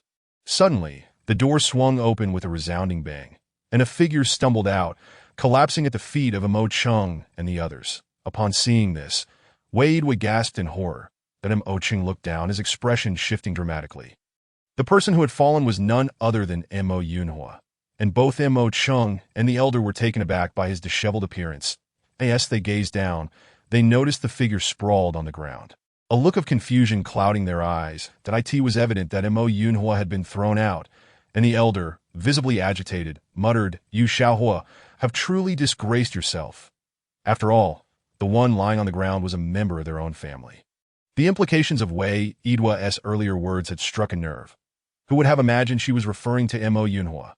Consequently, both Mo Chung and the elder's expressions underwent a kaleidoscope of emotions. Mo Yunhua, feeling as if he had been caught in a compromising position, felt dry and unable to articulate his thoughts. It dawned on him that he had made a grievous error in letting Wei-Idwa go, not realizing she would seek out Mo Chung to report him. Perhaps the elder had been present at the time, which is why he had followed her here. Then Mo Yunhua shot a furious glare at Wei-Idwa.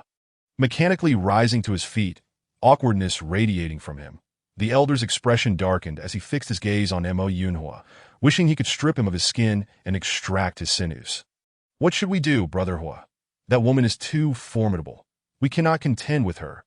A chorus of voices from within called out Mo Yunhua's name, followed by agonized cries, leaving him feeling utterly humiliated. With the elder present, he refrained from lashing out, yet inwardly seethed with resentment. After all, how could an utterly ordinary household in the city harbor such a powerful warrior? Mo Cheng's gaze turned steely as he dashed into the house, where he first noticed the somewhat dilapidated decor, and then a group of Mo family servants encircling a petite girl who exuded an air of confidence. Despite their intentions, the girl skillfully evaded their advances.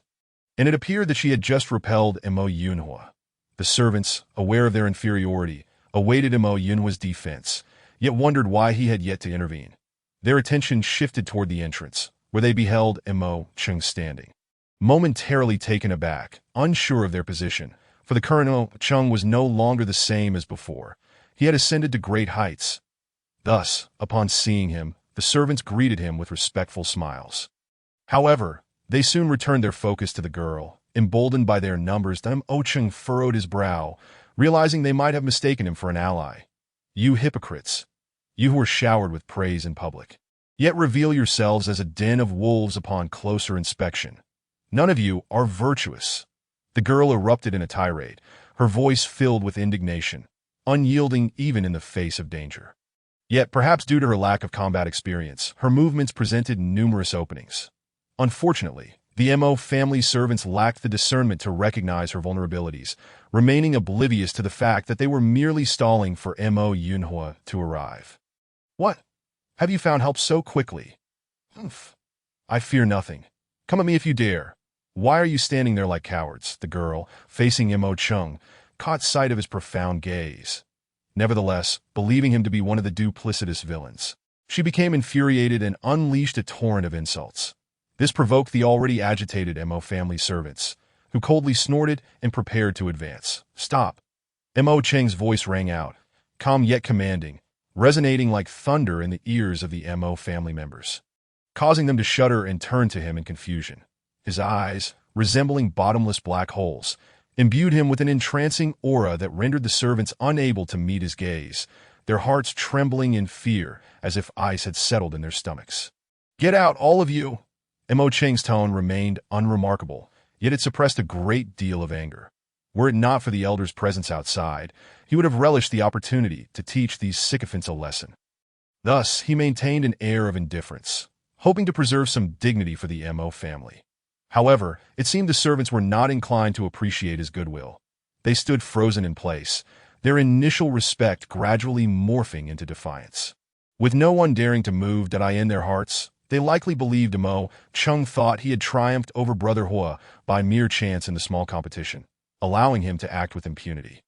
After all, this was Brother Hua's affair, and he would undoubtedly intervene, causing chaos. If they wished to secure their positions before Brother Hua in the future, they must prevent Mo Chung from succeeding. Though Mo Chung was slender and youthful, at merely 14, he possessed a robust physique reminiscent of a warrior, his countenance pleasing to the eye, evoking an unspoken obedience to that moment. The warmth in his expression vanished, replaced by an icy demeanor as his eyes gleamed with a piercing intensity. In the blink of an eye, he was upon the Mo family servants, who were taken aback by his swiftness. The girl in the center, startled, sensed the impending danger, but noticed that Mo Cheng's focus was not on her.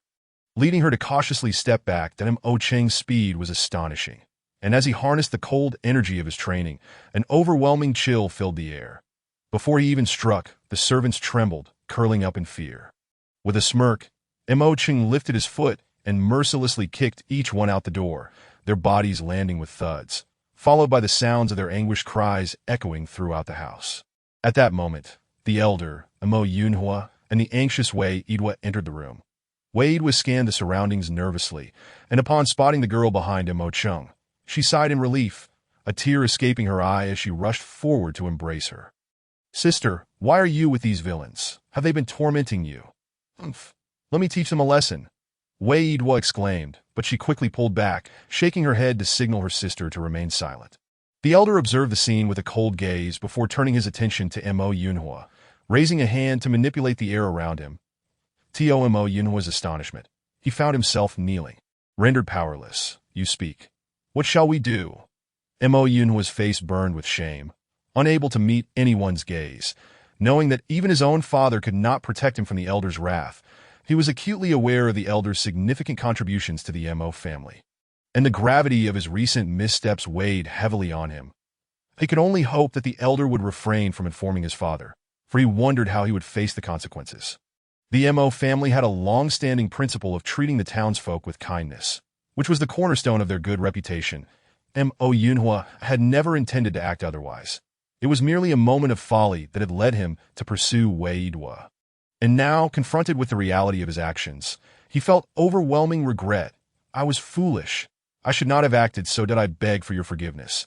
Miss Wei Idwa and your sister, Mo Yunhua implored, his expression pleading. The elder remained silent, his expression inscrutable as he scrutinized the two sisters. That it was clear that Wei Idwa had bested Mo Yunhua, and there might be something extraordinary at play.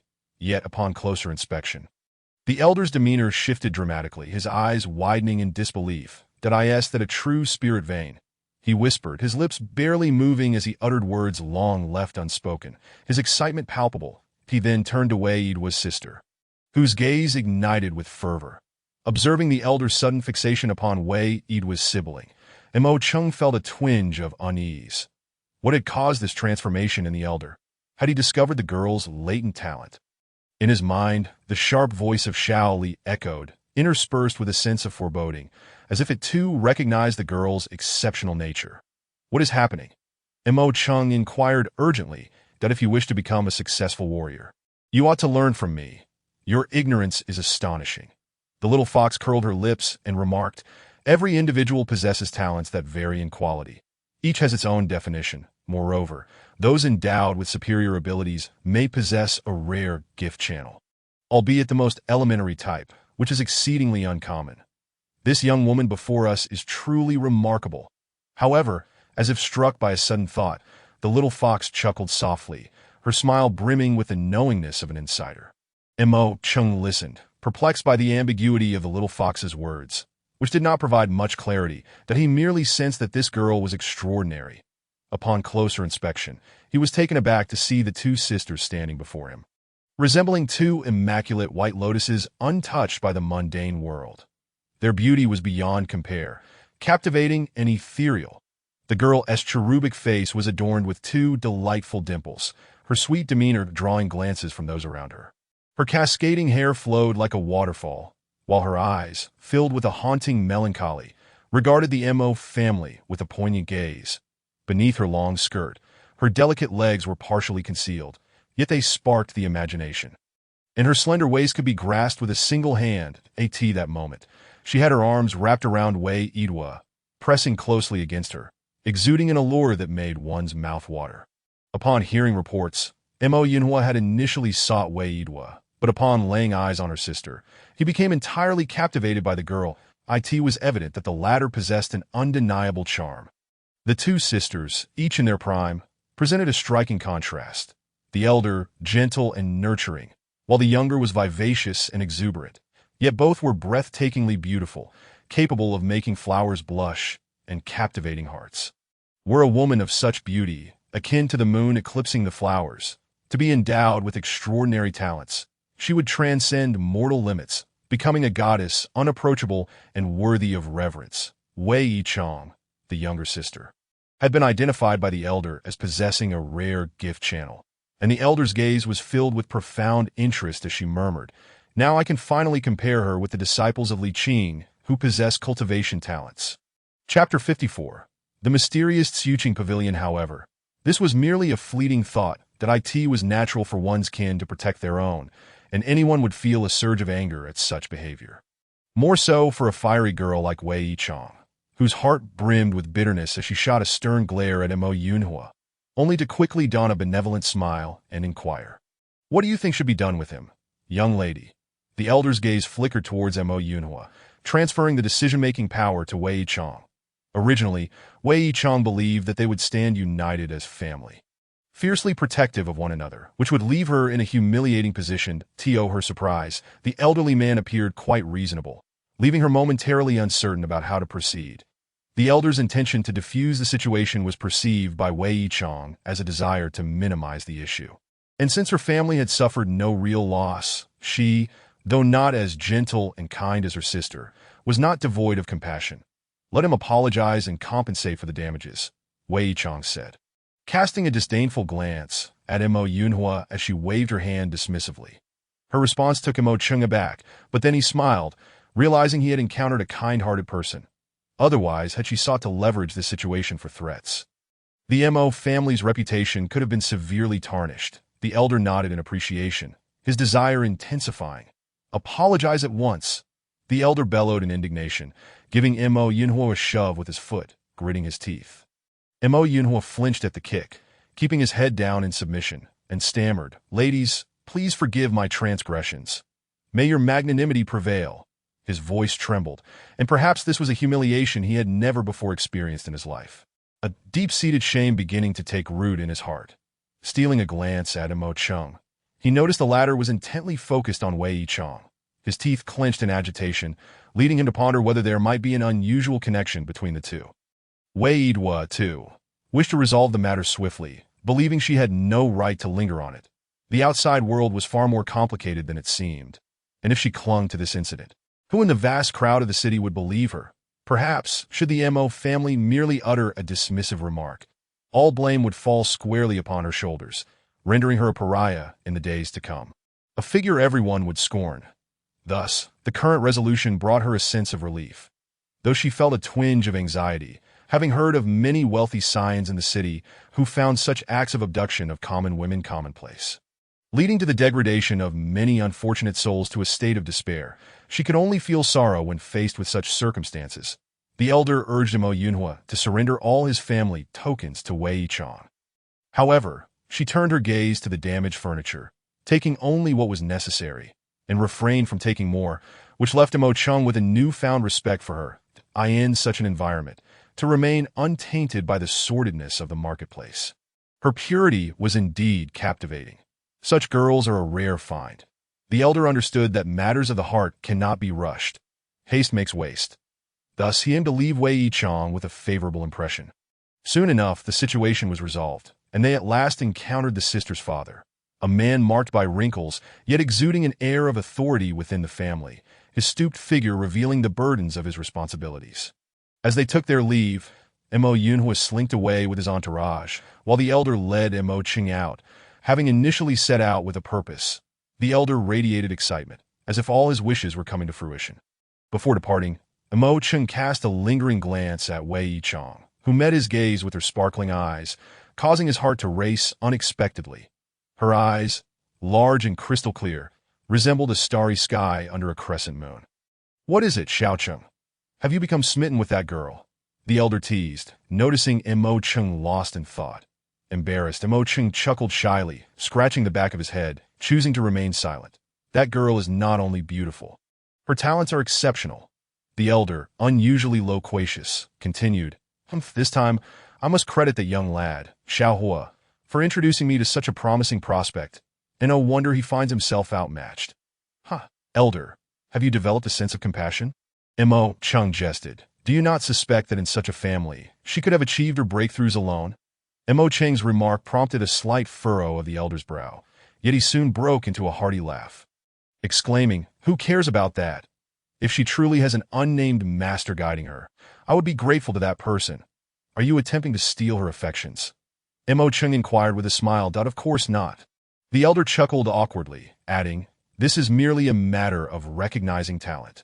While the girl may receive some basic training from ordinary warriors in her early stages, her later development will require extraordinary mentors to set her on the right path. Her future is limitless." Typically, skilled practitioners harbor an affection for those with potential, and thus the elder, too, harbored a desire not to let talent go to waste, wishing to support Wei Yichang in her endeavors. However, in his words lay an implicit revelation of his own formidable strength. Within the Mo family, none had witnessed the elder's prowess, thus speculation about his abilities abounded. Some claimed he was nearly on par with the family head, while others speculated he might be the foremost figure of the Mo family's previous generation, existing solely for the purpose of safeguarding the family's legacy. Then Mo Chung pondered various possibilities, but refrained from voicing them, for the elder had long kept such matters to himself. Even his current probing would yield no results. Ultimately, the more pressing question remained.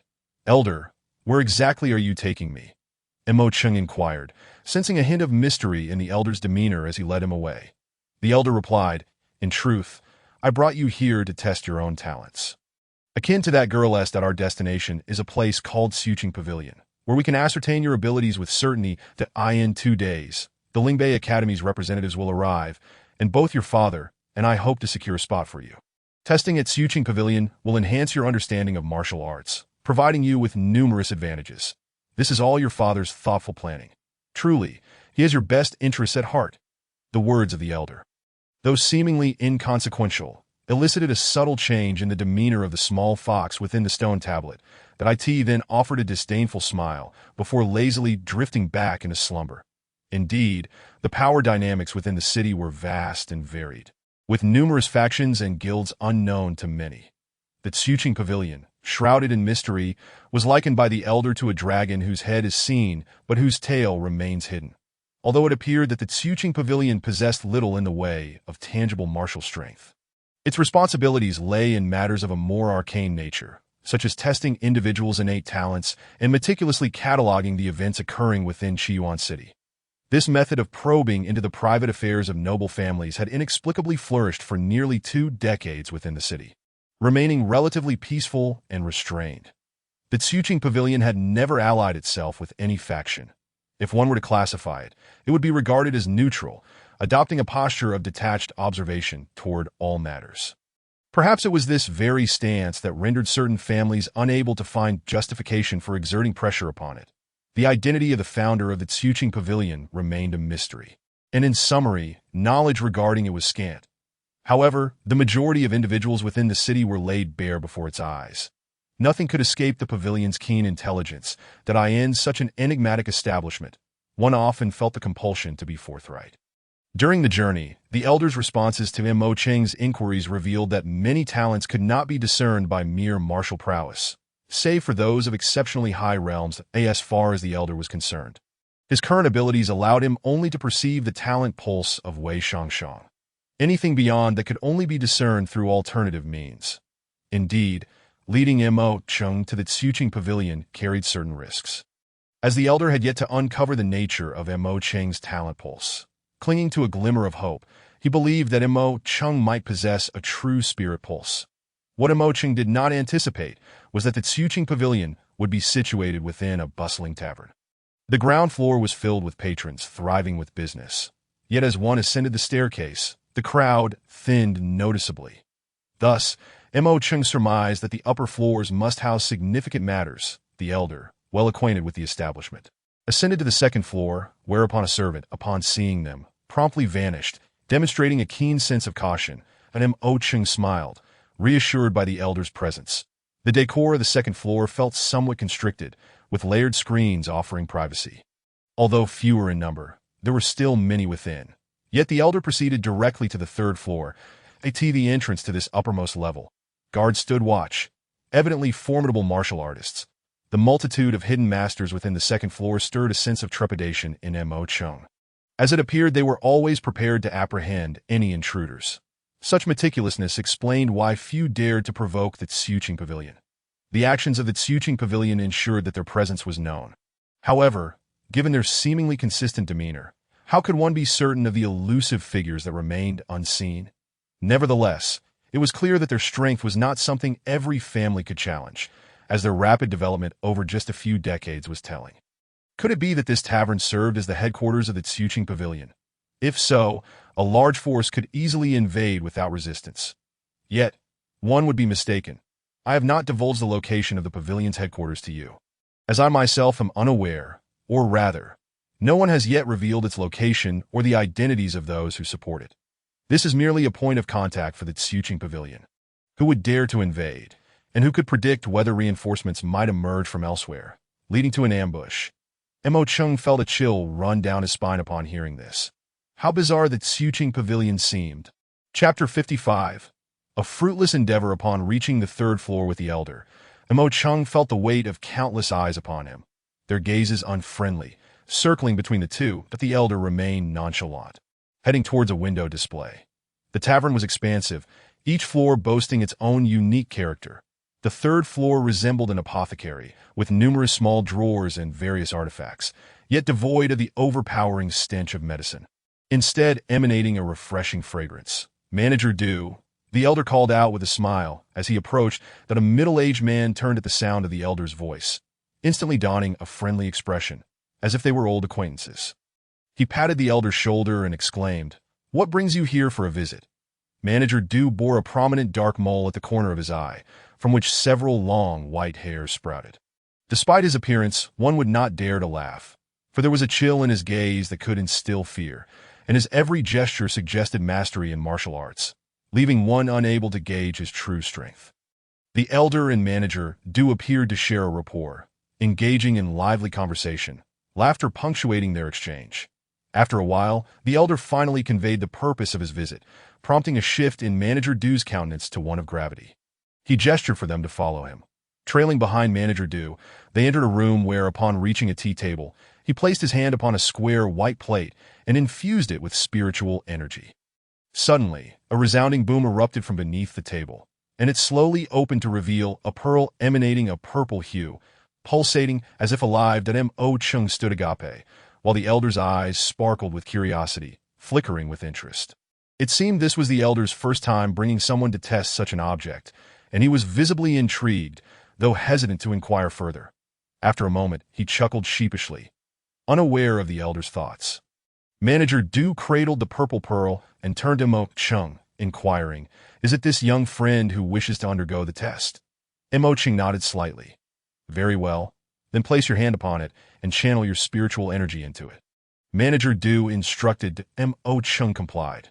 While the elder's anxiety was palpable, his fists clenched as if he were the one being tested, dreading the potential calamity of an unsatisfactory outcome. His hand gently rested upon the pearl. It felt like an extraordinary treasure, cleansing the heart and mind.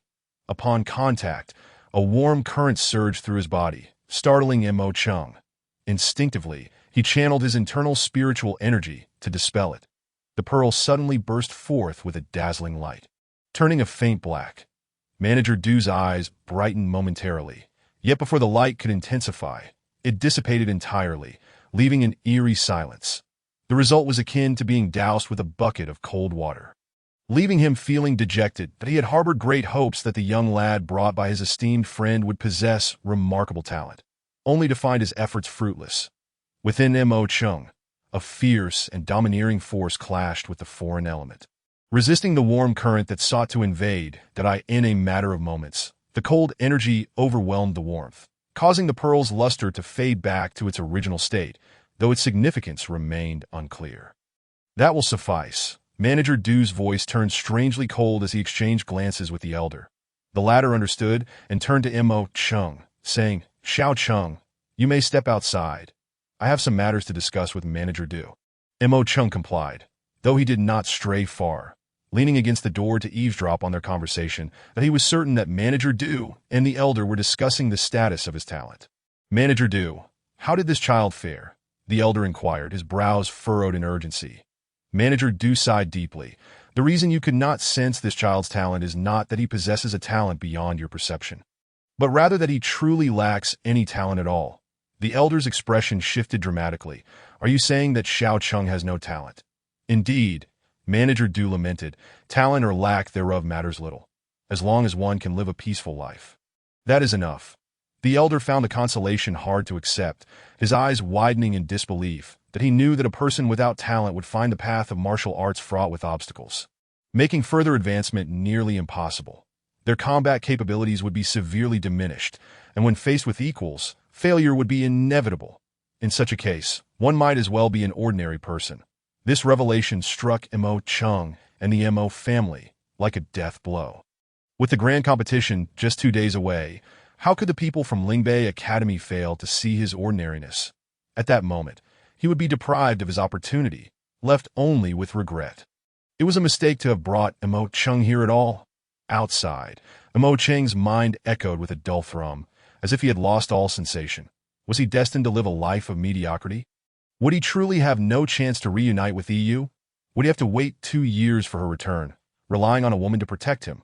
Such thoughts were unbearable, causing his head to throb painfully. "What are you thinking about, you fool?" the small fox chided him, stifling a laugh in its voice. Yet Mo Chung paid no heed to its words, as he was engulfed in despair. "All right, I won't tease you anymore. You're not as lacking as you think. It's just that the talent pearl couldn't further probe your abilities. You foolish boy, why do you have so little faith in yourself?" The small fox's words were tinged with a hint of anger, as if it were disappointed in Mo Chung, jolting him back to reality. Indeed, what was wrong with him? It was merely a verbal conjecture. How could he take it to heart? The course of events was in his hands. Miracles were something he could create himself. Is it truly impossible to cultivate strength without innate talent?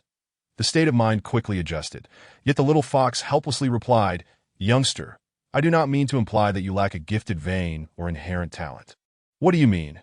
Mo Chung, regaining his composure, spoke in a calm tone, neither sad nor joyful. The little fox chuckled softly. "You possess a gifted vein as well. It is merely that the spirit gift pearl in the hands of Manager Du could not detect it. Therefore, do not lose heart. Instead, let your actions demonstrate just how exceptional you truly are." Upon hearing this, Mo Cheng's heart trembled. Though he felt somewhat perplexed and inquired, "I have a gifted vein?" "Of course. Otherwise, who could achieve such rapid progress in just a few days like you? Moreover, allow me to share a little secret. Your gifted vein is not inferior to that of the girl you saw earlier." "Really?" Mo Cheng asked. "Indeed," the little fox exclaimed, pointing upward with hands on its hips. "If it weren't for your evident abilities, I wouldn't have bothered teaching you about the musician's path. Have you not noticed your unique insights and talent in this area?" Hearing this, Mo Cheng recalled that he had nearly become a musician in just half a day's time, and a smile crept onto his face, easing his tension considerably. The notion that musicians possess talent. How could one possibly achieve enlightenment without it? This indirectly indicated that he, too, possessed considerable talent, didn't it? Soon, Mo Cheng ceased to dwell on this matter. Regaining his composure and choosing not to wait for the elder's potential embarrassment, perhaps out of a desire to avoid the weighty gaze that hinted at deeper understanding. Descending the stairs, he found that few paid him any mind. On the second floor, only a handful of patrons loitered, and upon reaching the first floor, he truly felt as if he had entered a bustling tavern, crowded and lively. Observing the vacant corridor on the second floor, he marveled at the prowess of its Yuqing pavilion. The throngs of diners and drinkers inevitably led to some minor collisions and missteps. However, when Mo Chung inadvertently stepped on someone's foot, the individual suddenly turned, glaring as if ready to devour the one who had trodden upon him. Upon seeing Mo Chung's fragile demeanor, he smirked and remarked, "You stepped on me." The person was strikingly handsome, with bright eyes that stood out, appearing to be around 20 years of age. His gait was unsteady, suggesting he may have indulged excessively, adorning himself in lavish attire that rivaled that of Mo Chung.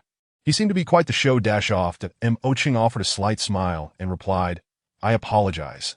It is indeed quite crowded here." Yet the other man appeared unimpressed by Mo Cheng's apology, tilting his head and sneering. "Is that all you intend to do?" Mo Cheng's expression darkened upon hearing this, and his smile froze as he coldly regarded the man, curious about his intentions. The majority of the crowd was keenly observant, and the conflict quickly drew attention, igniting a sense of curiosity among onlookers. Many noted that they did not recognize the man opposite Mo Chung, yet discerned from his attire that he hailed from a prominent background. They watched with bated breath, some nearly losing their balance in shock, wiping the sweat from their brows and casting wary glances at Mo Chung's opponent, wondering how he could be so oblivious. Who was Mo Chung? In the past, there may have been some who were unaware or had merely heard of him, but now, who in Qiwan City did not know of Mo Chung as the rising star of the Mo family? Yet the man across seemed intent on either extorting or toying with Mo Chung. The atmosphere in the tavern shifted to a tense silence as Mo Chung's impatience became palpable, a harbinger of ominous tidings. "What do you want?" Mo Chung asked coolly, unconcerned with the tavern's atmosphere, intent on not wasting time. The current situation was detrimental to his cultivation.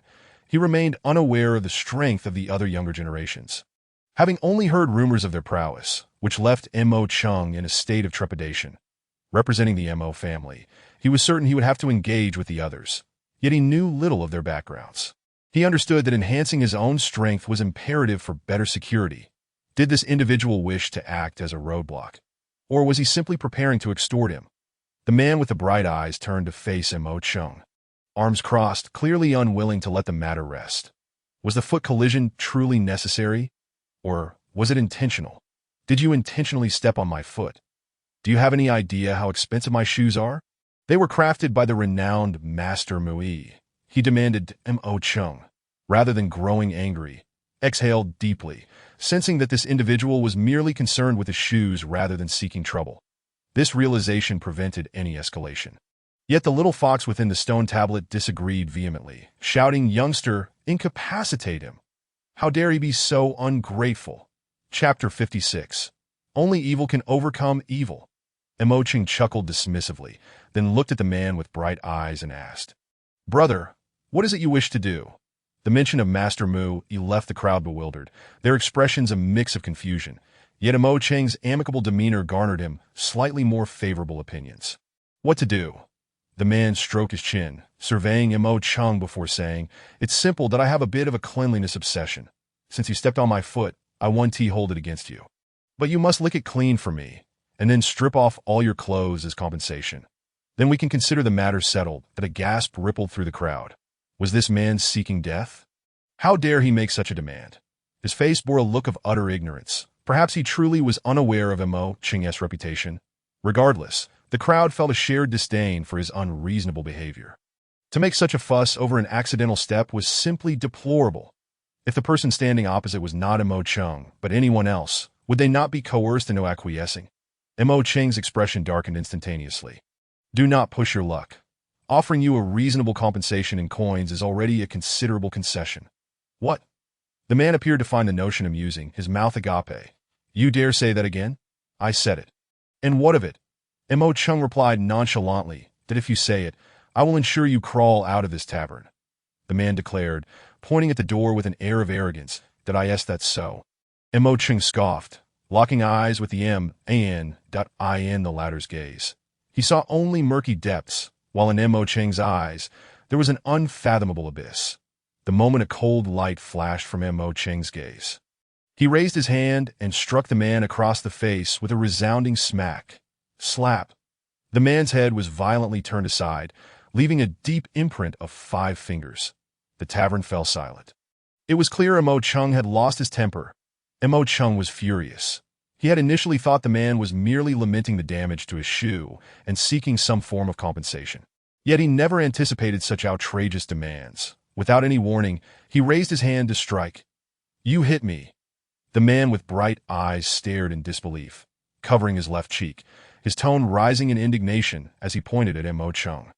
Imo-Ching bore a deep-seated contempt for those who bullied the weak, and this man appeared to fit that mold. Seeing the man's incredulous response, Imo-Ching sneered and retaliated with another slap to his other cheek, the sound echoing just as loudly as the first. "You dare hit me." Most in the crowd assumed anyone struck would react with anger, at least a hint of resistance, though none believed Imo-Ching would lose. However, as they pondered this, the man with bright eyes shockingly asked again, prompting a few stifled chuckles within the crowd, "Did I end this place?" Aside from Imo-Ching, who would strike without provocation, the little fox within the stone tablet chuckled dryly. "Then fan the flames, youngster. Give him another slap. Let him know who struck him." Imo-Ching, in alignment with this sentiment, felt a surge of righteous indignation. After all, the man's earlier demeanor had been utterly intolerable. The demands he had made were clearly unreasonable. To deal with such individuals, one must respond with equal measures of cruelty. Slap. Imo-Ching struck again without consideration for the man's ability to withstand it. Though he refrained from using his internal spiritual power, his hand still felt a bit sore and numb. After this blow, blood trickled from the corner of the man's mouth. "You dare strike me again?" The man's face was now uneven, his speech slightly slurred. Yet this statement was clear to all. The crowd exchanged complex glances, torn between laughter and disbelief. Was this man truly foolish? Or was he feigning ignorance of Imo-Ching's prowess? Or was he simply a walking joke? Imo-Ching chose to no longer pay any attention to him. Any lingering anger had already been fully vented. Thus, he bypassed the man and strode directly out of the tavern. Not glancing back, effortlessly exuding a carefree demeanor, it was only then that the man realized what had transpired, baring his teeth in a grimace and leaping towards the entrance, shouting after Imo-Ching's retreating figure. "You dare to slap my face? Remember this, in a few days my elder brother will come here to deal with you. Truly an ungrateful wretch." His words drew sidelong glances from the remaining patrons in the tavern, some of whom erupted into laughter. It seemed that this man was the one who truly lacked discernment. The onlookers understood well enough that he was merely seeking a sense of balance after suffering defeat. And only he knew the truth of the matter. This incident was merely a minor interlude amidst their drinking, and thankfully, no unpleasantness had ensued. None of them were acquainted with the man, and no one felt compelled to utter a word. They continued to enjoy their drinks, leaving the man alone, his chilling gaze fixated on the direction in which Mo Chung had departed. Accidentally brushing against his swollen face, he let out a pained exclamation. As Mo Chung made his way back to the Mo residence, he found that his earlier frustrations had dissipated entirely, replaced by an indescribable sense of relief. Taking a deep breath, he allowed his thoughts to meld with the stone tablet. Engaging in conversation with Xiao Li, is it true that one's aptitude for cultivation can only be determined by the presence of a talent vein within one's body? The earlier annoyance had already been cast aside by Mo Chung. After a moment of contemplation, Xiao Li replied, "From what I've observed, testing with the spiritual talent beads held by Manager Du in the tavern is the norm. That in truth, the presence or absence of a talent vein is not of paramount importance. What truly matters is the determination of the cultivator themselves. Although the number of powerful individuals lacking a talent vein is exceedingly rare, those who possess one are often nurtured by influential families. Coupled with their considerable innate abilities, this combination fosters the emergence of even more formidable warriors that, of course, we cannot underestimate the talent vein. The power it can unleash is incomparable to that of ordinary martial artists, which highlights the disparity between them." Xiao Li articulated his unique perspective. Thus, those with talent veins have access to superior resources, enabling swift advancement. Is it accurate to say that a talent vein merely indicates how far one can travel along the path of martial arts? Mo Chung inquired. "You are quite astute," Xiao Li remarked with a smile. "But do not ask me about your own talent vein, as I will not disclose it to you. I only know that you possess one. The specifics, however, remain unclear to me. If you wish to assign blame, it may be directed towards someone who meddled with you before your memories took shape. Yet, that individual was undoubtedly a powerful figure." Xiao Li had indeed surmised Mo Cheng's thoughts, thus refraining from further inquiries. However, the latter's expression shifted dramatically at Xiao Li's subsequent words. "Who could have interfered with me? What could their intentions be?" Mo Cheng found himself at a loss, choosing to ignore such matters beyond his control. Soon, he redirected his thoughts and asked, "Surely, there must be different ranks of talent veins. What are the specific classifications?" Xiao Li, possessing a wealth of knowledge, was someone Mo Cheng was determined to learn from. The latter was confident that Xiao Li would not withhold information, for they shared a common goal of navigating the world without confusion. Naturally, Xiao Li harbored his own ambitions as well. Talent veins are innate from birth and cannot be forcibly imposed or acquired. In this world, the majority are ordinary people, with those lacking talent veins far outnumbering the rest. Moreover, the disparities between different talent veins are immense. The future power and realms of those with talent veins can vary astronomically, representing a latent threat to those without. A slight difference in their future realms can translate to an insurmountable chasm. Among talent veins, the most basic is known as the void spirit vein, followed by the true spirit vein. The distinction between these two may not be immediately apparent, but it becomes evident before long. The subsequent talent veins are exceedingly rare. First is the Yin vein, and then the Yang vein. Such individuals are the hopes of any powerful faction. However, these two are not the pinnacle of talent veins. There exists a legendary vein known as the Yin-Yang dual vein. Hearing this, Mo Chen could distinctly sense a tremor in Xiao Li's voice, as if merely speaking of such a vein was daunting. Underscoring the rarity of what Xiao Li had just conveyed, as the Missouri estate came into view, Mo Chung proceeded towards the entrance, where several members of the Mo family stood at attention. Greeting him respectfully, "Young master." Nodding in acknowledgement, Mo Chung entered. Outside, a few guards began to murmur amongst themselves. "I never expected the young master to be so extraordinarily capable. Truly a delightful surprise for us all." One burly guard remarked, "It seems Xiao Hui has indeed made a favorable impression on the young master. He truly possesses foresight." Another exclaimed, "Perhaps in the future, Xiao Hui will enjoy the benefits of being close to the young master." "I envy you, Xiao Hui. Do remember us, your brothers, and do not forsake us." One of the guards who was the subject of their discussion stood tall, saying nothing, only offering a bitter smile. What right did he have to comment on others' fortunes? Choosing a master was not a privilege afforded to him. If his master took a disliking to him, he could lose his head in an instant. Watching his comrades revel in their camaraderie, he said little, perhaps as a form of venting against the injustices of society. Once inside his own chamber, Mo Chung reclined on his bed, staring blankly at the ceiling. Within the stone tablet, Xiao Li cautioned. Remember, in just 2 days, representatives from the Ling Bei Academy will arrive. You must begin to attempt to communicate with the erased power and become a rune master. Xiao Li's words sent a jolt through Mo Chung, awakening him with renewed vigor as he straightened up on the bed. Immersing himself in the stone tablet, he delved into the introductory texts on becoming a rune master, the prerequisites of a rune master. This time, he aimed to solidify his understanding, so he quickly entered a meditative state, utilizing his spiritual energy to engage with the first level of the rune master array. Meanwhile, Xiao Li, having witnessed Mo Cheng's grasp of the principles, was no longer lax but rather focused intently, believing that Mo Chung could indeed become a rune master within a single day, a notion that no longer seemed far-fetched. Conversely, Mo Chung had plunged into another realm, his mind racing, grappling with concepts that eluded him. Soon, beads of sweat began to form on his forehead, his brows knitting together in concentration as the faintest hint of confusion flickered in his eyes. Chapter 57. Mo Cheng's courage and wisdom outside. Xiao Li appeared as though he were experiencing the events firsthand, his hands clasped together. Observing Mo Cheng's expression, he pressed one palm against the latter's crown, channeling gentle spiritual energy into Mo Cheng's body for assistance. His own countenance relaxed as he became increasingly determined to assist Mo Chung, searching for breakthroughs in the principles of the Rune Master. Just as Mo Chung found himself facing challenges unlike those he had encountered before, a resonant sound akin to a dragon's roar echoed within him, reverberating in his ears, suddenly, as if guided by an unseen force. His vision brightened. Externally, intricate patterns began to shimmer along his skin.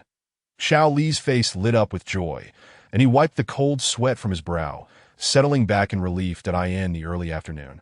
Within the study of the head of the Mo family, only 2 individuals were present: the family head, Mo Ingluo, and an elderly figure who had recently returned.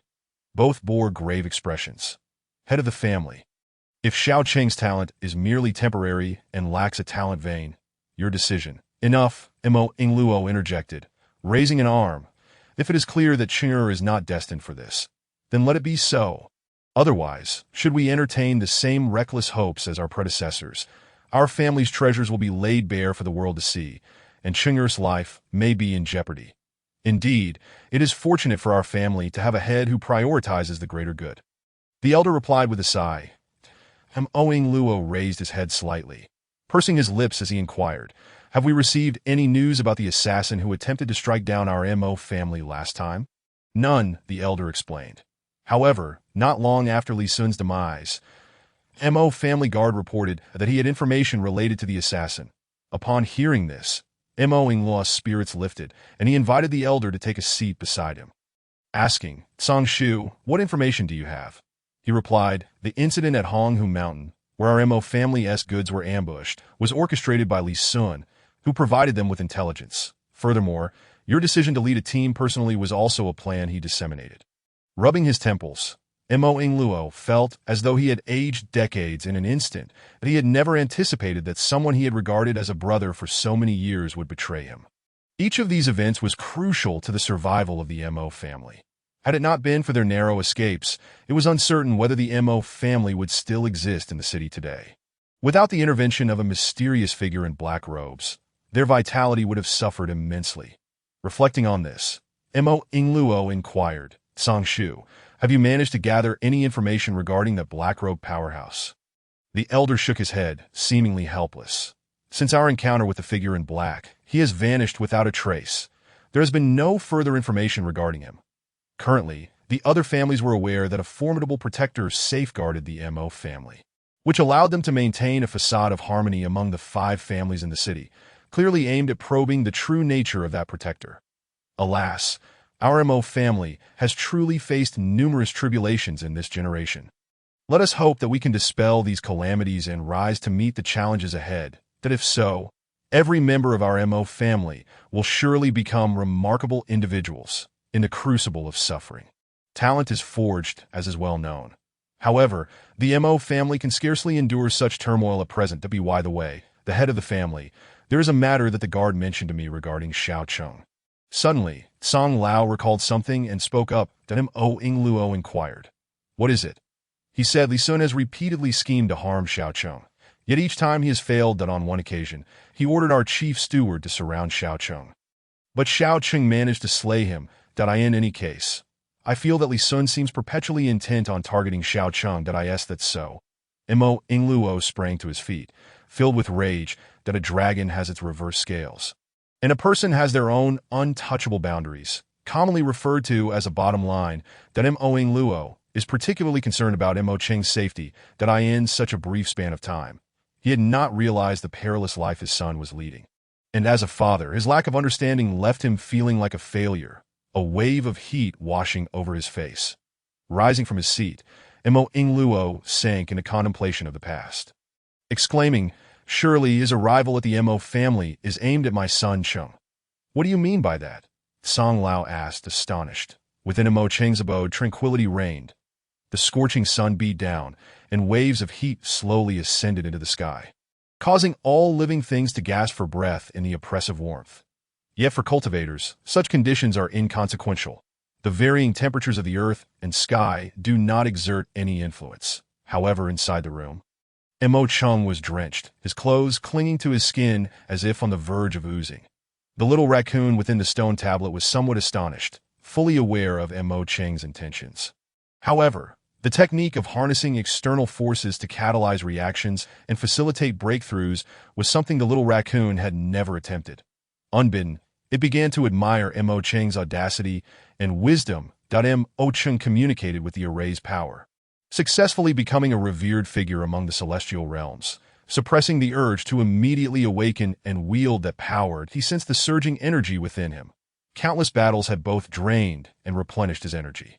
Now, seizing this opportunity, he sought to apply the unparalleled power of the array to assist his spiritual energy in breaking through. Yet, this approach was both simple and arduous. The crux of the matter lay in the fact that the array's power and a warrior's spiritual energy were not one and the same. It was unclear whether they repelled or fused with one another. Nevertheless, Mo Cheng firmly believed that this was his own power, and he must learn to utilize it. Thus, he attempted to break through, gradually deepening his understanding.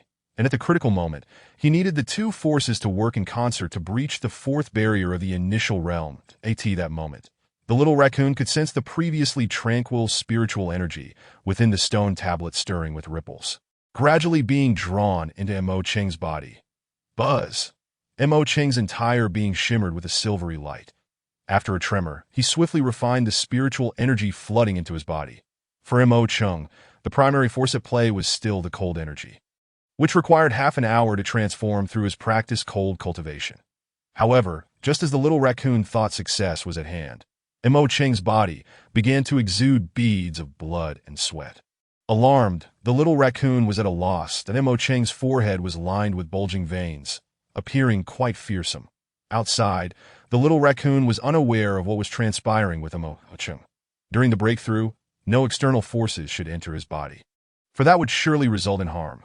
Thus, the little raccoon felt an anxious irritation. This fellow is anything but compliant. How dare he act so recklessly? It truly infuriates me. Within him, Mo Cheng too suffered in silence.